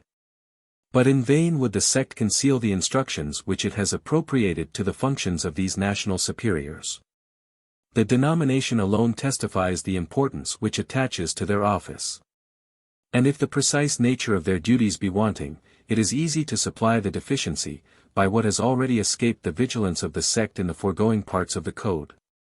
Let the reader recall to his mind what has been said in the chapter on the Epopts, of the systems which they were to form in order to seize on the empire of the sciences and direct them all toward the accomplishment of the plots of the sect. In the same degree we have seen them annually assembling in each province, and compiling from their partial attacks every means that their inventions could furnish, insensibly to enslave the public opinion, and to eradicate from the minds of the people what the sect is pleased to call religious prejudices. We have seen the class of regents more particularly occupied in sapping the foundations of the throne, and in destroying that veneration in which nations held the persons and functions of their sovereigns, nay, there exists a particular law framed for the Epopts which has not yet been cited, and which must here be introduced. It is to be found in the second volume of the original writings, second section, entitled, Articles Agreed Upon by the Areopagites in Artemeth 1151 A.D. December 1781, there under the article High Mysteries, I read, if among our Epopts any speculative geniuses are to be found, they shall be admitted to the degree of mage. These adepts shall be employed in collecting and digesting all the grand philosophical systems, and will invent or compile for the people a system of religion which our order means as soon as possible to give to the universe. I do not forget that I am to treat of the national directors, but am somewhat afraid that my readers may adduce this plan for giving a new religion to the whole universe, as invalidating their plot for the destruction of every religion. Let such readers, however, reflect on the religion which Weishaupt has himself laid down for his mages. It is the rankest Spinozism, admitting of no God but the world itself, that is to say, absolute atheism. Let them also remember, that one of the last secrets of the grand mysteries, is to reveal to the adepts that all religions are grounded on and are the invention of imposture. Nor is it by any means difficult to account for these two schemes of the sect, the one for the creation of a new religion, the other for the destruction of all. These plans are to be successive in their operations. Sentiments of religion are too deeply engraven in the minds of the people for Weishaupt to flatter himself with suddenly eradicating it, or at least without substituting some capricious and sophisticated faith, which in reality would no more constitute a religion than the worship of reason, of which the French Revolution has given us an impure essay. The religion, therefore, to be invented by the mages of Illuminism is no more than a preparatory step that should destroy the religion of Christ throughout the universe. This advantage gained, it will remain no very difficult task to open the eyes of the whole world on the inanity and imposture of their own.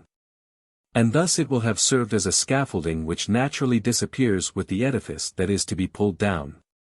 This religion to be invented may be considered as on a parallel with those new governments, those democracies, which are to amuse the people until the period shall come when their illuminizing equality and liberty shall have taught them that each one is essentially his own sovereign, that this sovereignty is an imprescriptible right inherent in each man, in direct opposition to democracy, and even to all property or social compact.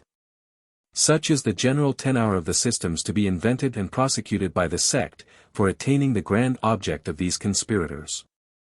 All the adepts which the sect comprises under the denomination of speculative geniuses are perpetually laboring at these systems under the direction of the provincials. But they are not the persons who complete the plans. They are only to present the first sketch, which each provincial is obliged to transmit to the National Directory, there to undergo a further investigation and receive its final polish.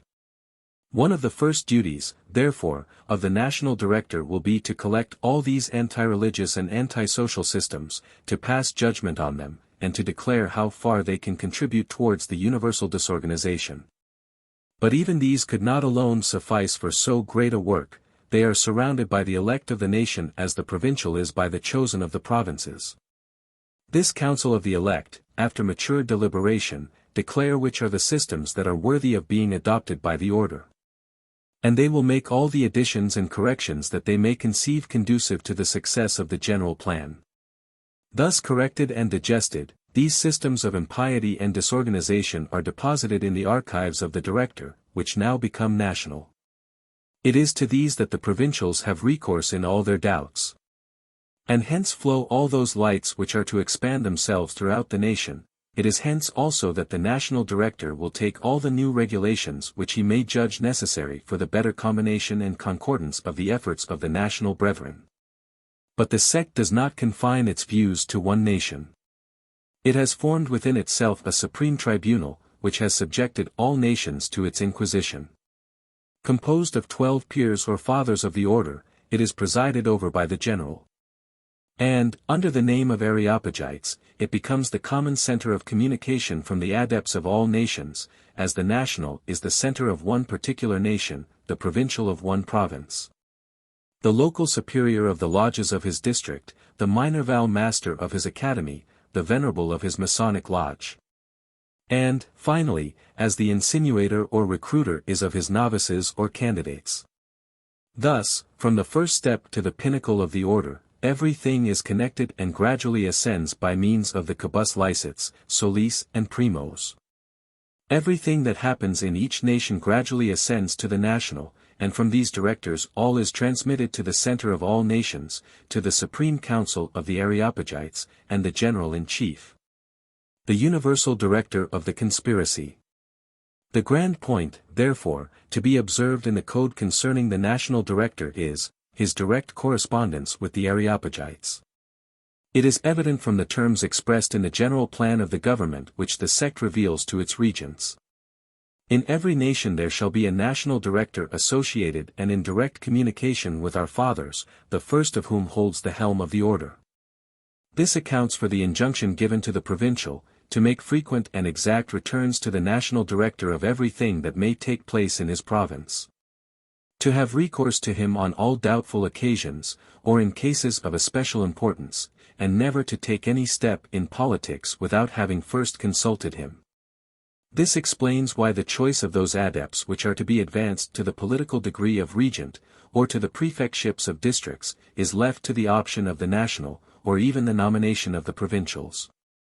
This informs us why all the quibus licets of the regents are reserved to the director, that is to say, that all the secrets of their political discoveries may more certainly reach the hands of him who is to leave no secret hidden from the fathers of the order.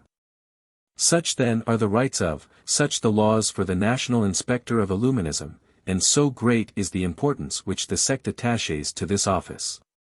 To him are forwarded all the secrets of the brethren spread throughout the provinces, the courts, or towns, to him are sent all the projects, all the reports on the successes gained by, or dangers impending over the order.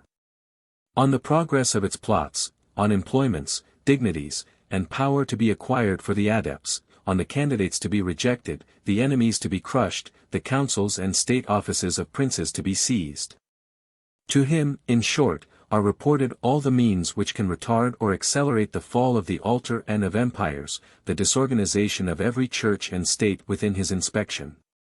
It is by means of his direct correspondence, and that of his co-nationals, that the discoveries of the scrutators, the political plans of the brethren, the speculations of the plotting geniuses of the order, the plans proposed and debated in the councils of princes, and everything, in short, which can weaken or strengthen the opinion of the people, which is to be foreseen or hindered, to be anticipated or hastened in each town, court, or family, are concentrated, and subjected to the views of the Supreme Council of the sect.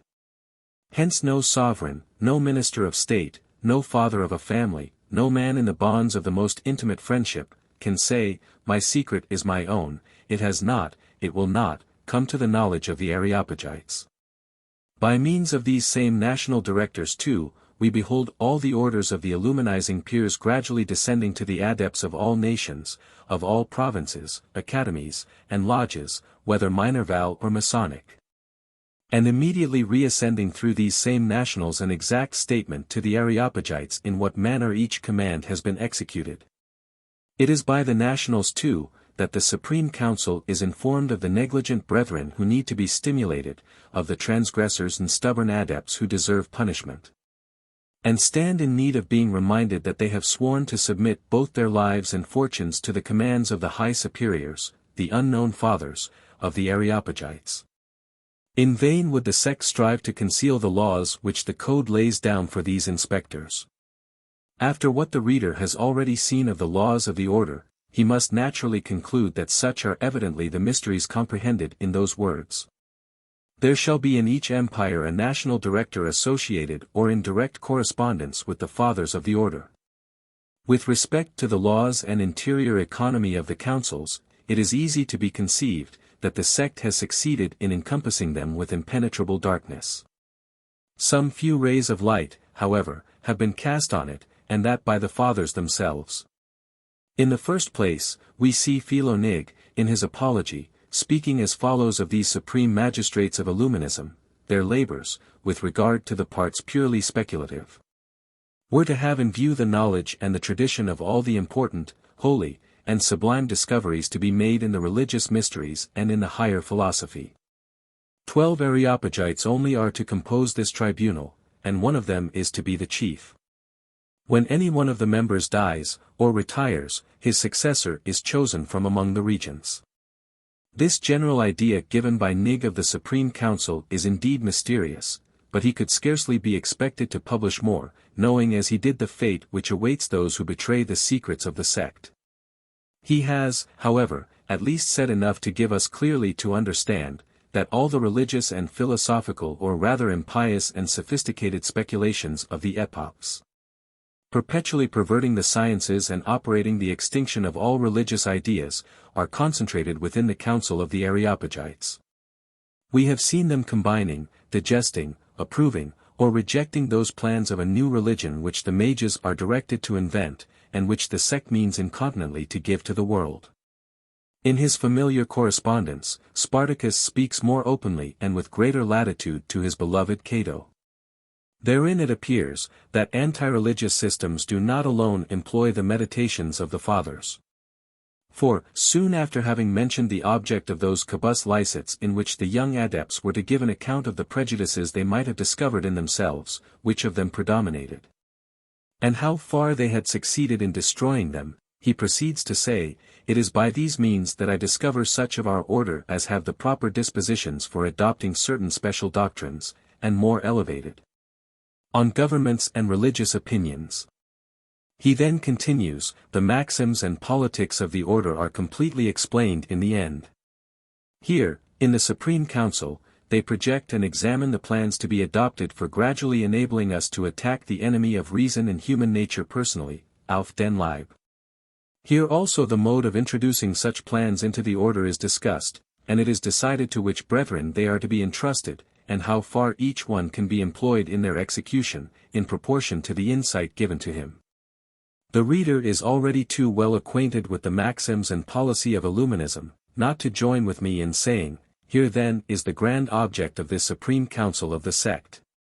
It is in that dark recess that all those artifices are devised for rendering the disorganizing systems of equality and liberty familiar to the Illuminizing adepts. There is exactly ascertained the proportion which each class of the brethren can bear in this universal destruction of religion, empire, society, and property. There again is the day anxiously sought and the means prepared, for hereafter throwing off the mask, and attacking personally the defenders of religion, laws, and property, as so many enemies to reason and humanity.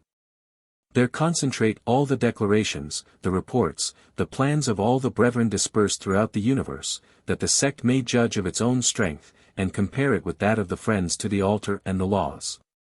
To sum up all, it is there that the artifices and means are determined on, and the merits and powers of the higher adepts are investigated prior to their being entrusted with that part of the grand conspiracy to which their abilities are best adapted.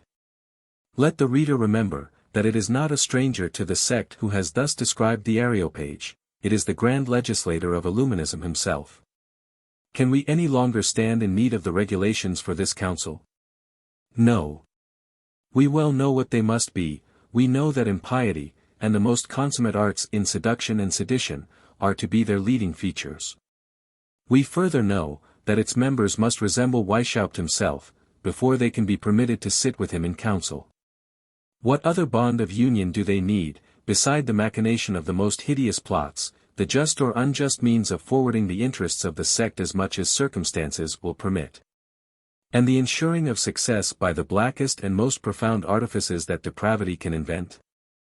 The fertile genius of the legislator, however, would not commit the success of the least of his crimes to chance.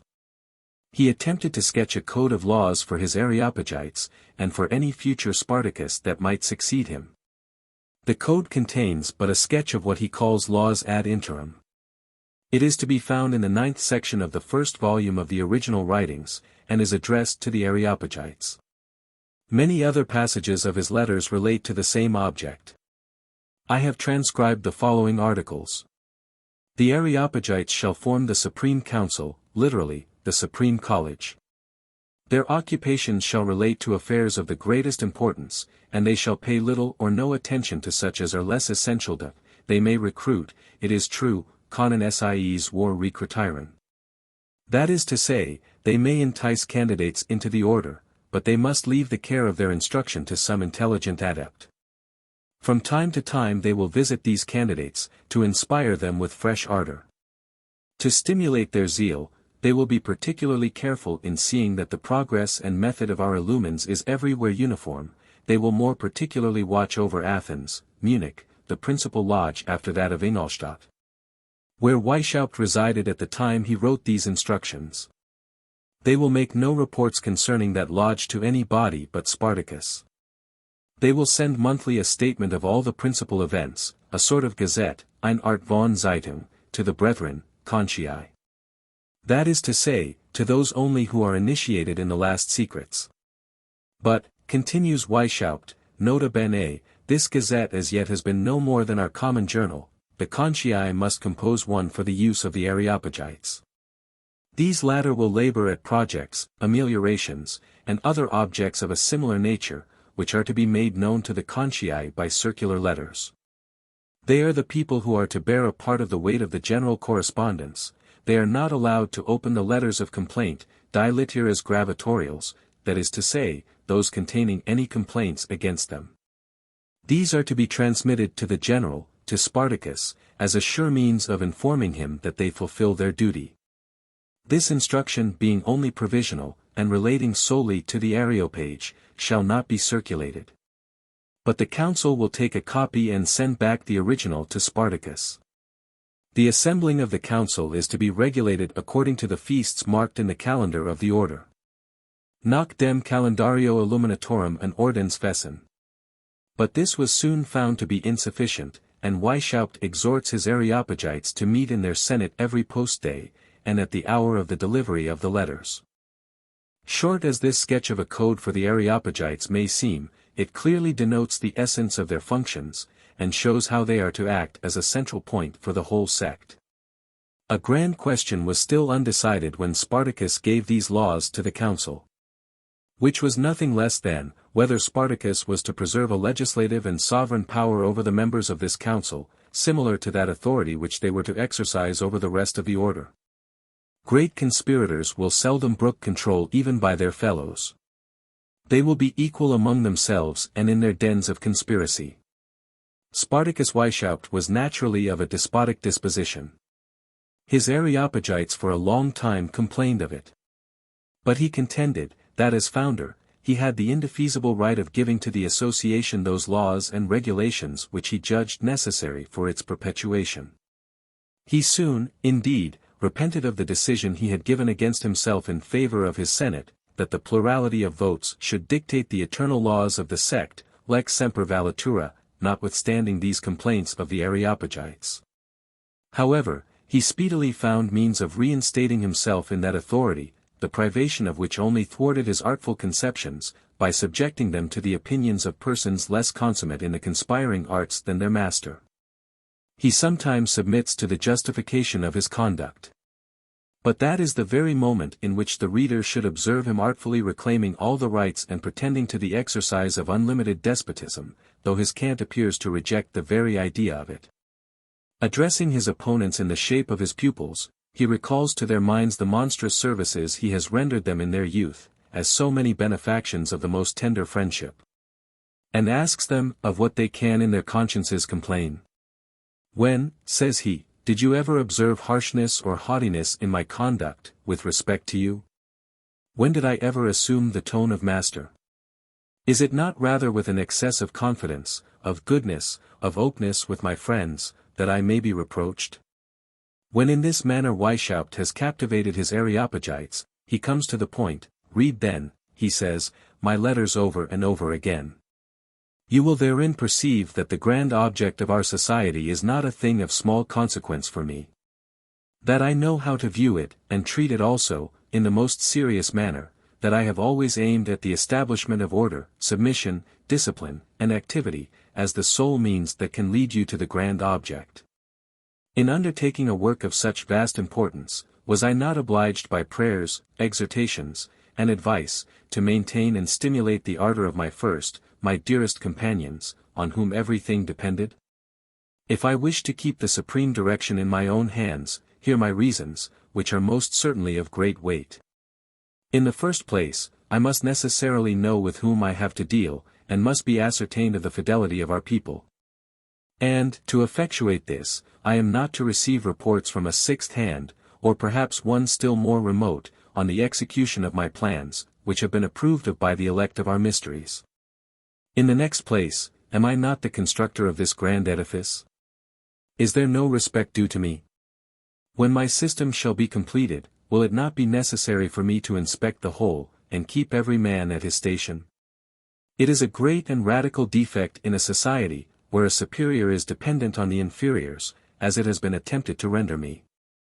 But, to show you how much I value the friendship of my former friends, above all the authority I may exercise over others, I renounce all my rights, all my authority.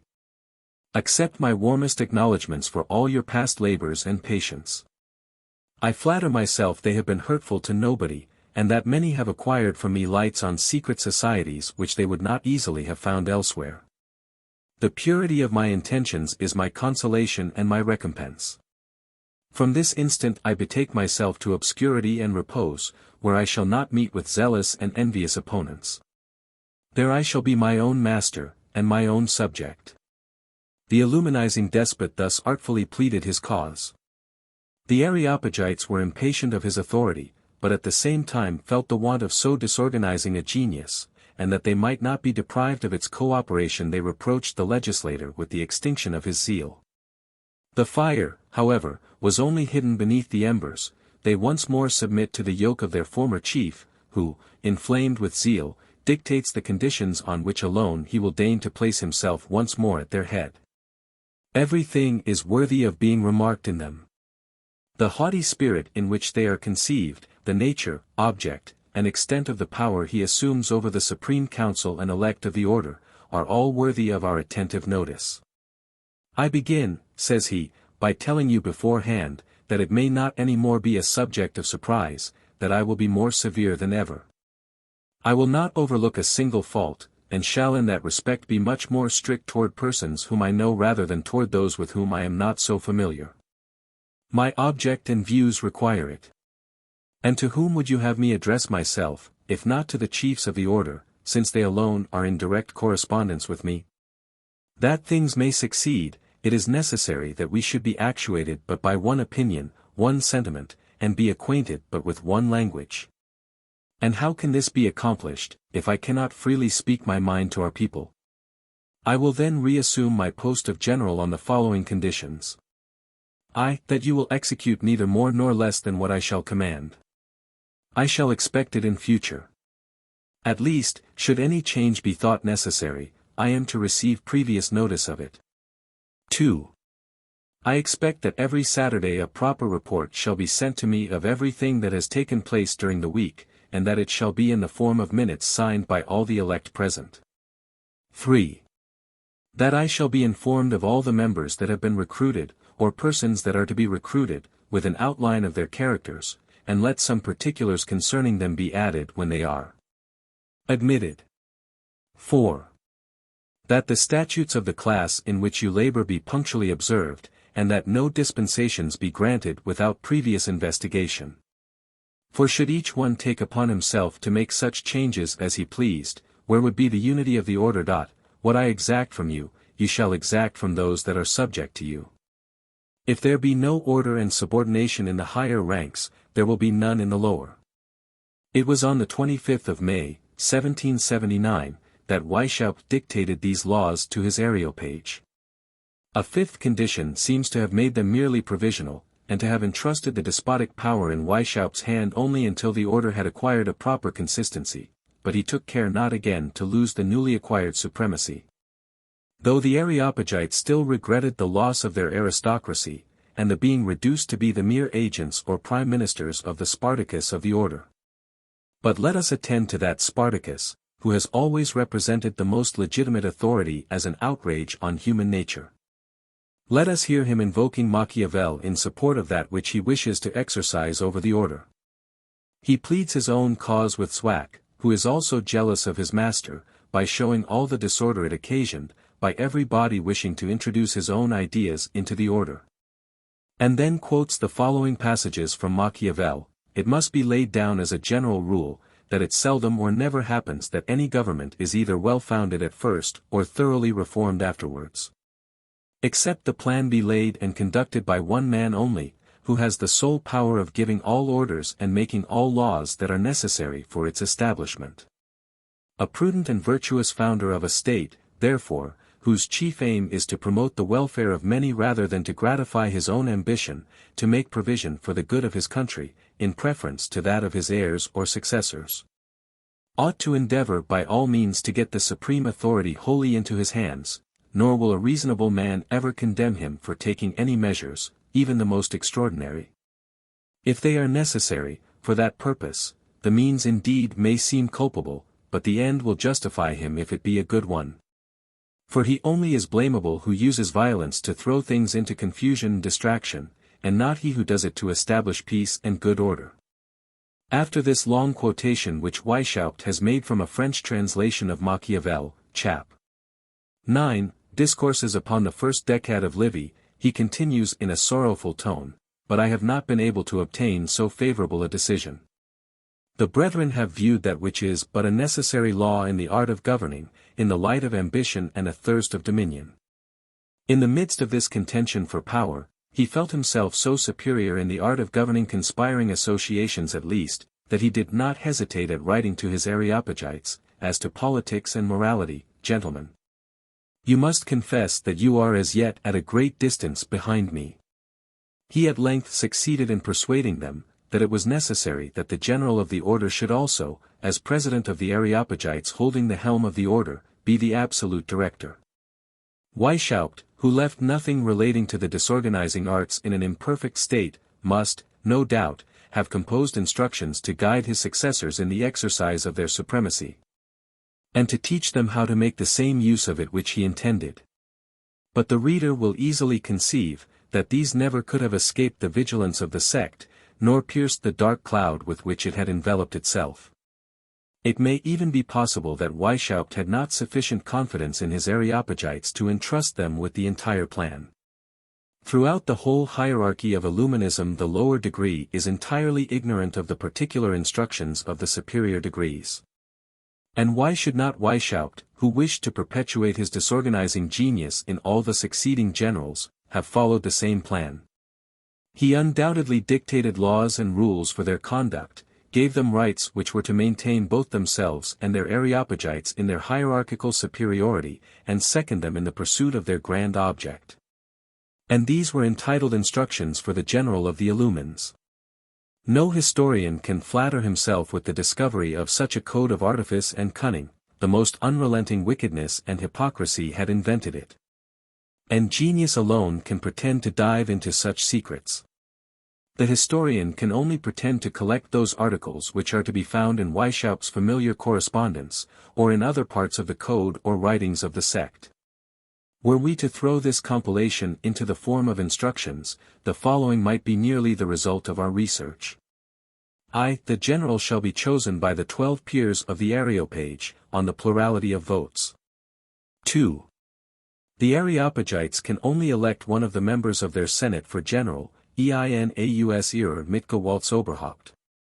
That is to say, a man who has sufficiently distinguished himself among the regents to be admitted among the 12 supreme adepts of Illuminism, and who has afterwards made himself so eminent in their council that he is judged to be the first Illuminee in the world.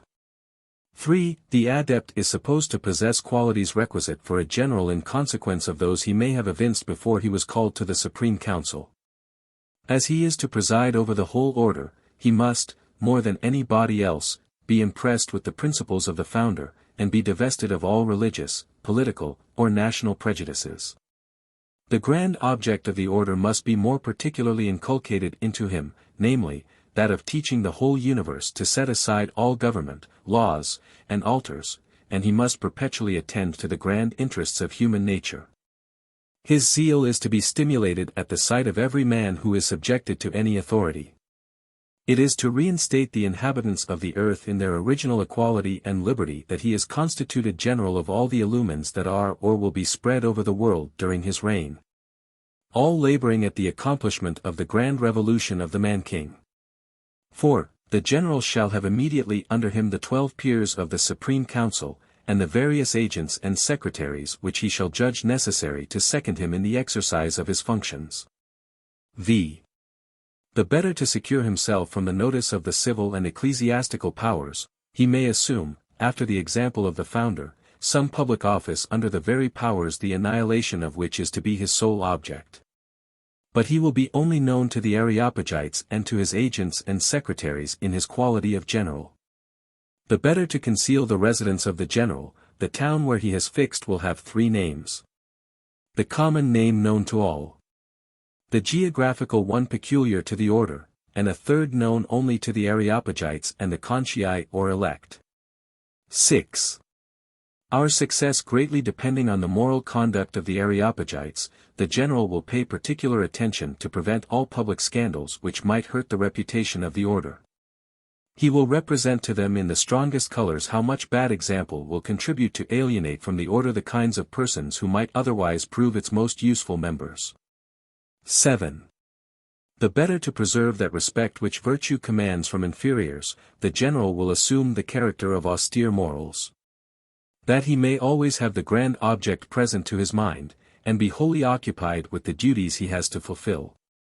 Let him never lose sight of that great maxim so frequently inculcated in his letters by the founder, as the leading feature to which he owed all his successes. Multum sudavit idealsit, abstinat venire et vino. He neither feared heat nor cold. He abstained from wine and women, that he might always be master of his secret, always be master of himself, and prepared for all exigencies where the interests of the order might require it. 8. The general shall be the central point for the Areopagites, as the latter are for the whole body of Illumines. That is to say, each Areopagite holding correspondence with the national inspectors is to make a report of all the quibus licet sent, and of all the secrets discovered by the corresponding inspector. The secrets thus flowing from all parts will ultimately settle under the eye of the general. 9. The functions of the general, and the success of his dispositions, greatly depending on the information he receives by means of this correspondence, he will distribute it among his Areopagites, assigning to each that of a particular nation whose inspector is to transmit all his reports to him. The principal heads of this correspondence shall be, first, the number of the brethren in general, that the force of the sect may be ascertained in each nation. 2. Delay, those brethren who distinguish themselves the most by their zeal and intelligence. 3. Delay, those adepts who hold important offices about the court, in the church, armies, or magistracy. Also what kinds of services might be expected from or prescribed to them in the grand revolution which our order was preparing for human nature. For thly, the general progress which our maxims and our doctrine were making in the public opinion, how far nations were prepared for the grand revolution. What strength and means of defense still remained in the hands of the civil and ecclesiastical powers, what persons were to be placed or displaced, what engines were to be played off, to hasten and secure the success of our revolution, and the means necessary to bind the hands of those who might resist. 11. If from this correspondence he should judge it necessary to dismiss any of the brethren from the order, and all the rights recognized by the adepts as inherent in the order, particularly that of life and death being in the hands of the general, he will have to decide what further punishment is to follow the ejectment, whether the culprit is to be declared infamous throughout all the lodges of the order, or whether the pain of death is to be pronounced against him. 12. The general, after having chastised the imprudent, cowardly, and treacherous adepts, will turn his attention toward the discovery of those brethren who may be best fitted for seconding his views in each empire. Without making himself known to them, he will establish a line of communication between them.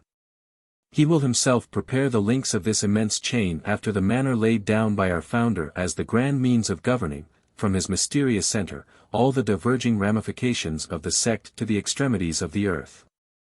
As a means of vivifying invisible armies in an instant, of putting them in motion, of directing their course, and of irretrievably executing the most astonishing revolutions. Even before the very potentates whose thrones are overturned have had time to surmise their danger. 13. The use of the chain is obvious and easy. To touch the fist link is all that is required. A single stroke of a pen is the grand spring that imparts motion to the whole.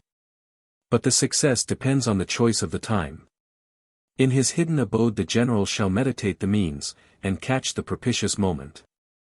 The signal of universal revolution shall not be given till a time when the combined force and instantaneous efforts of the brethren shall be irresistible.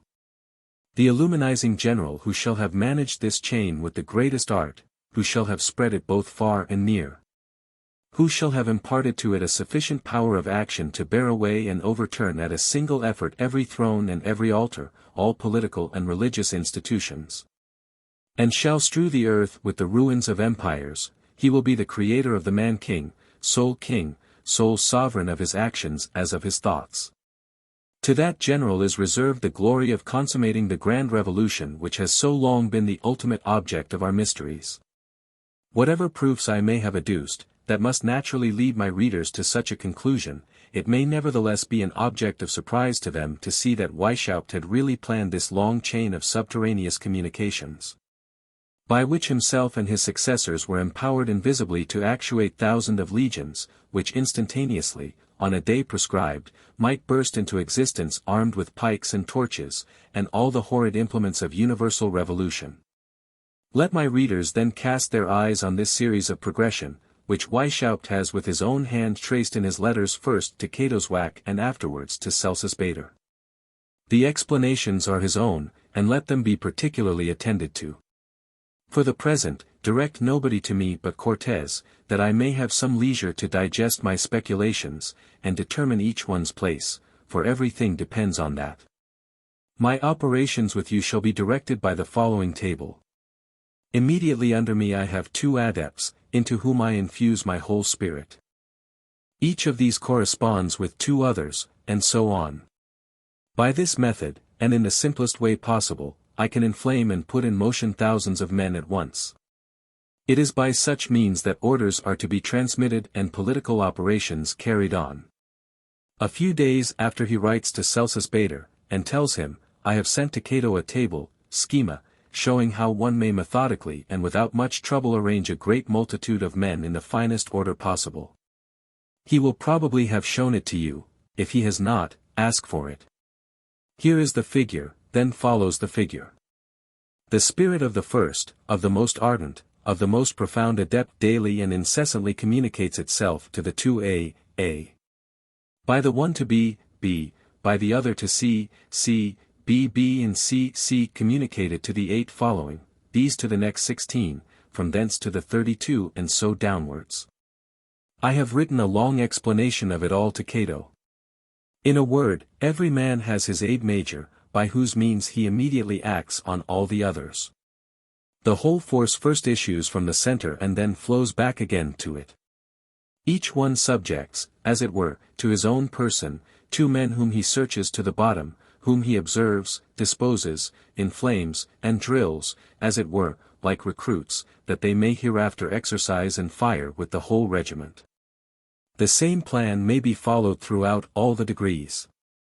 This is not a document which, like many others, flowed unintentionally from Weishaupt's pen, and which he left his disciples to collect, in order to form the political code. Give me leisure to digest my speculations.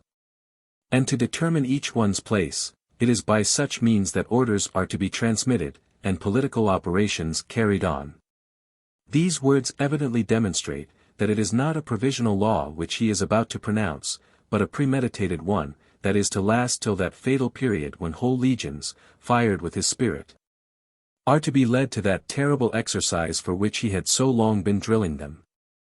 That time so expressly foretold by Weishaupt and his hierophants, when they were to tie hands, to subjugate, fire on, and vandalized the whole universe.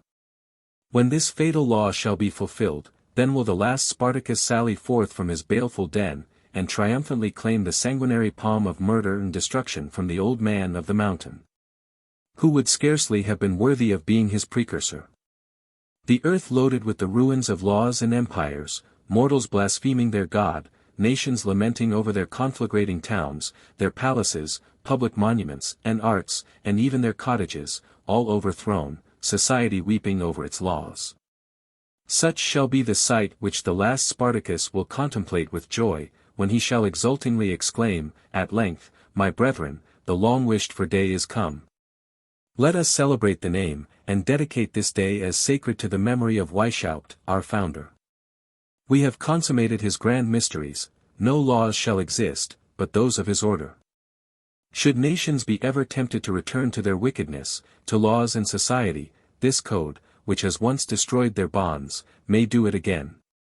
Will not hell vomit forth its legions to applaud this last Spartacus, to contemplate in amazement this work of the illuminizing code? Will not Satan exclaim, "Here then are men as I wished them. I drove them from Eden. Weishaupt has driven them to the forests. I taught them to offend their God, he has made them reject their God entirely. I had left the earth to repay them for the sweat of their brow, he has stricken it with sterility. For it will be in vain for them to pretend to till and sow that which they shall not reap. I left them in their inequality of riches, but he has swept all away, he has destroyed the very idea of property, he has transformed mankind into brigands. Their virtues, happiness, and greatness under the protecting laws of society or of their country, was an object of jealousy to me. But he has cursed their laws and their country, and has reduced them to the stupid pride and ignorance of the roaming, savage, and vagabond clans. In tempting them to sin, I could not deprive them of repentance and the hope of pardon. But Weishaupt has taught them to scoff at crime and despise repentance. Villainy without remorse, and hopeless misfortune, are all that he has left to the miserable inhabitants of the earth. Meanwhile, before Satan shall exultingly enjoy this triumphant spectacle, which the illuminizing code is preparing, let us examine how far success has hitherto attended on its footsteps. What share has it borne in that revolution which has already desolated so many countries and menaces so many others? How it engendered that disastrous monster called Jacobin, raging uncontrolled, and almost unopposed, in these days of horror and devastation. In short, what effects this code of the Illumines has produced, and what effects it may produce. This will be the object of the historical part of the sect, and of the IVTH and last volume of these memoirs. The end.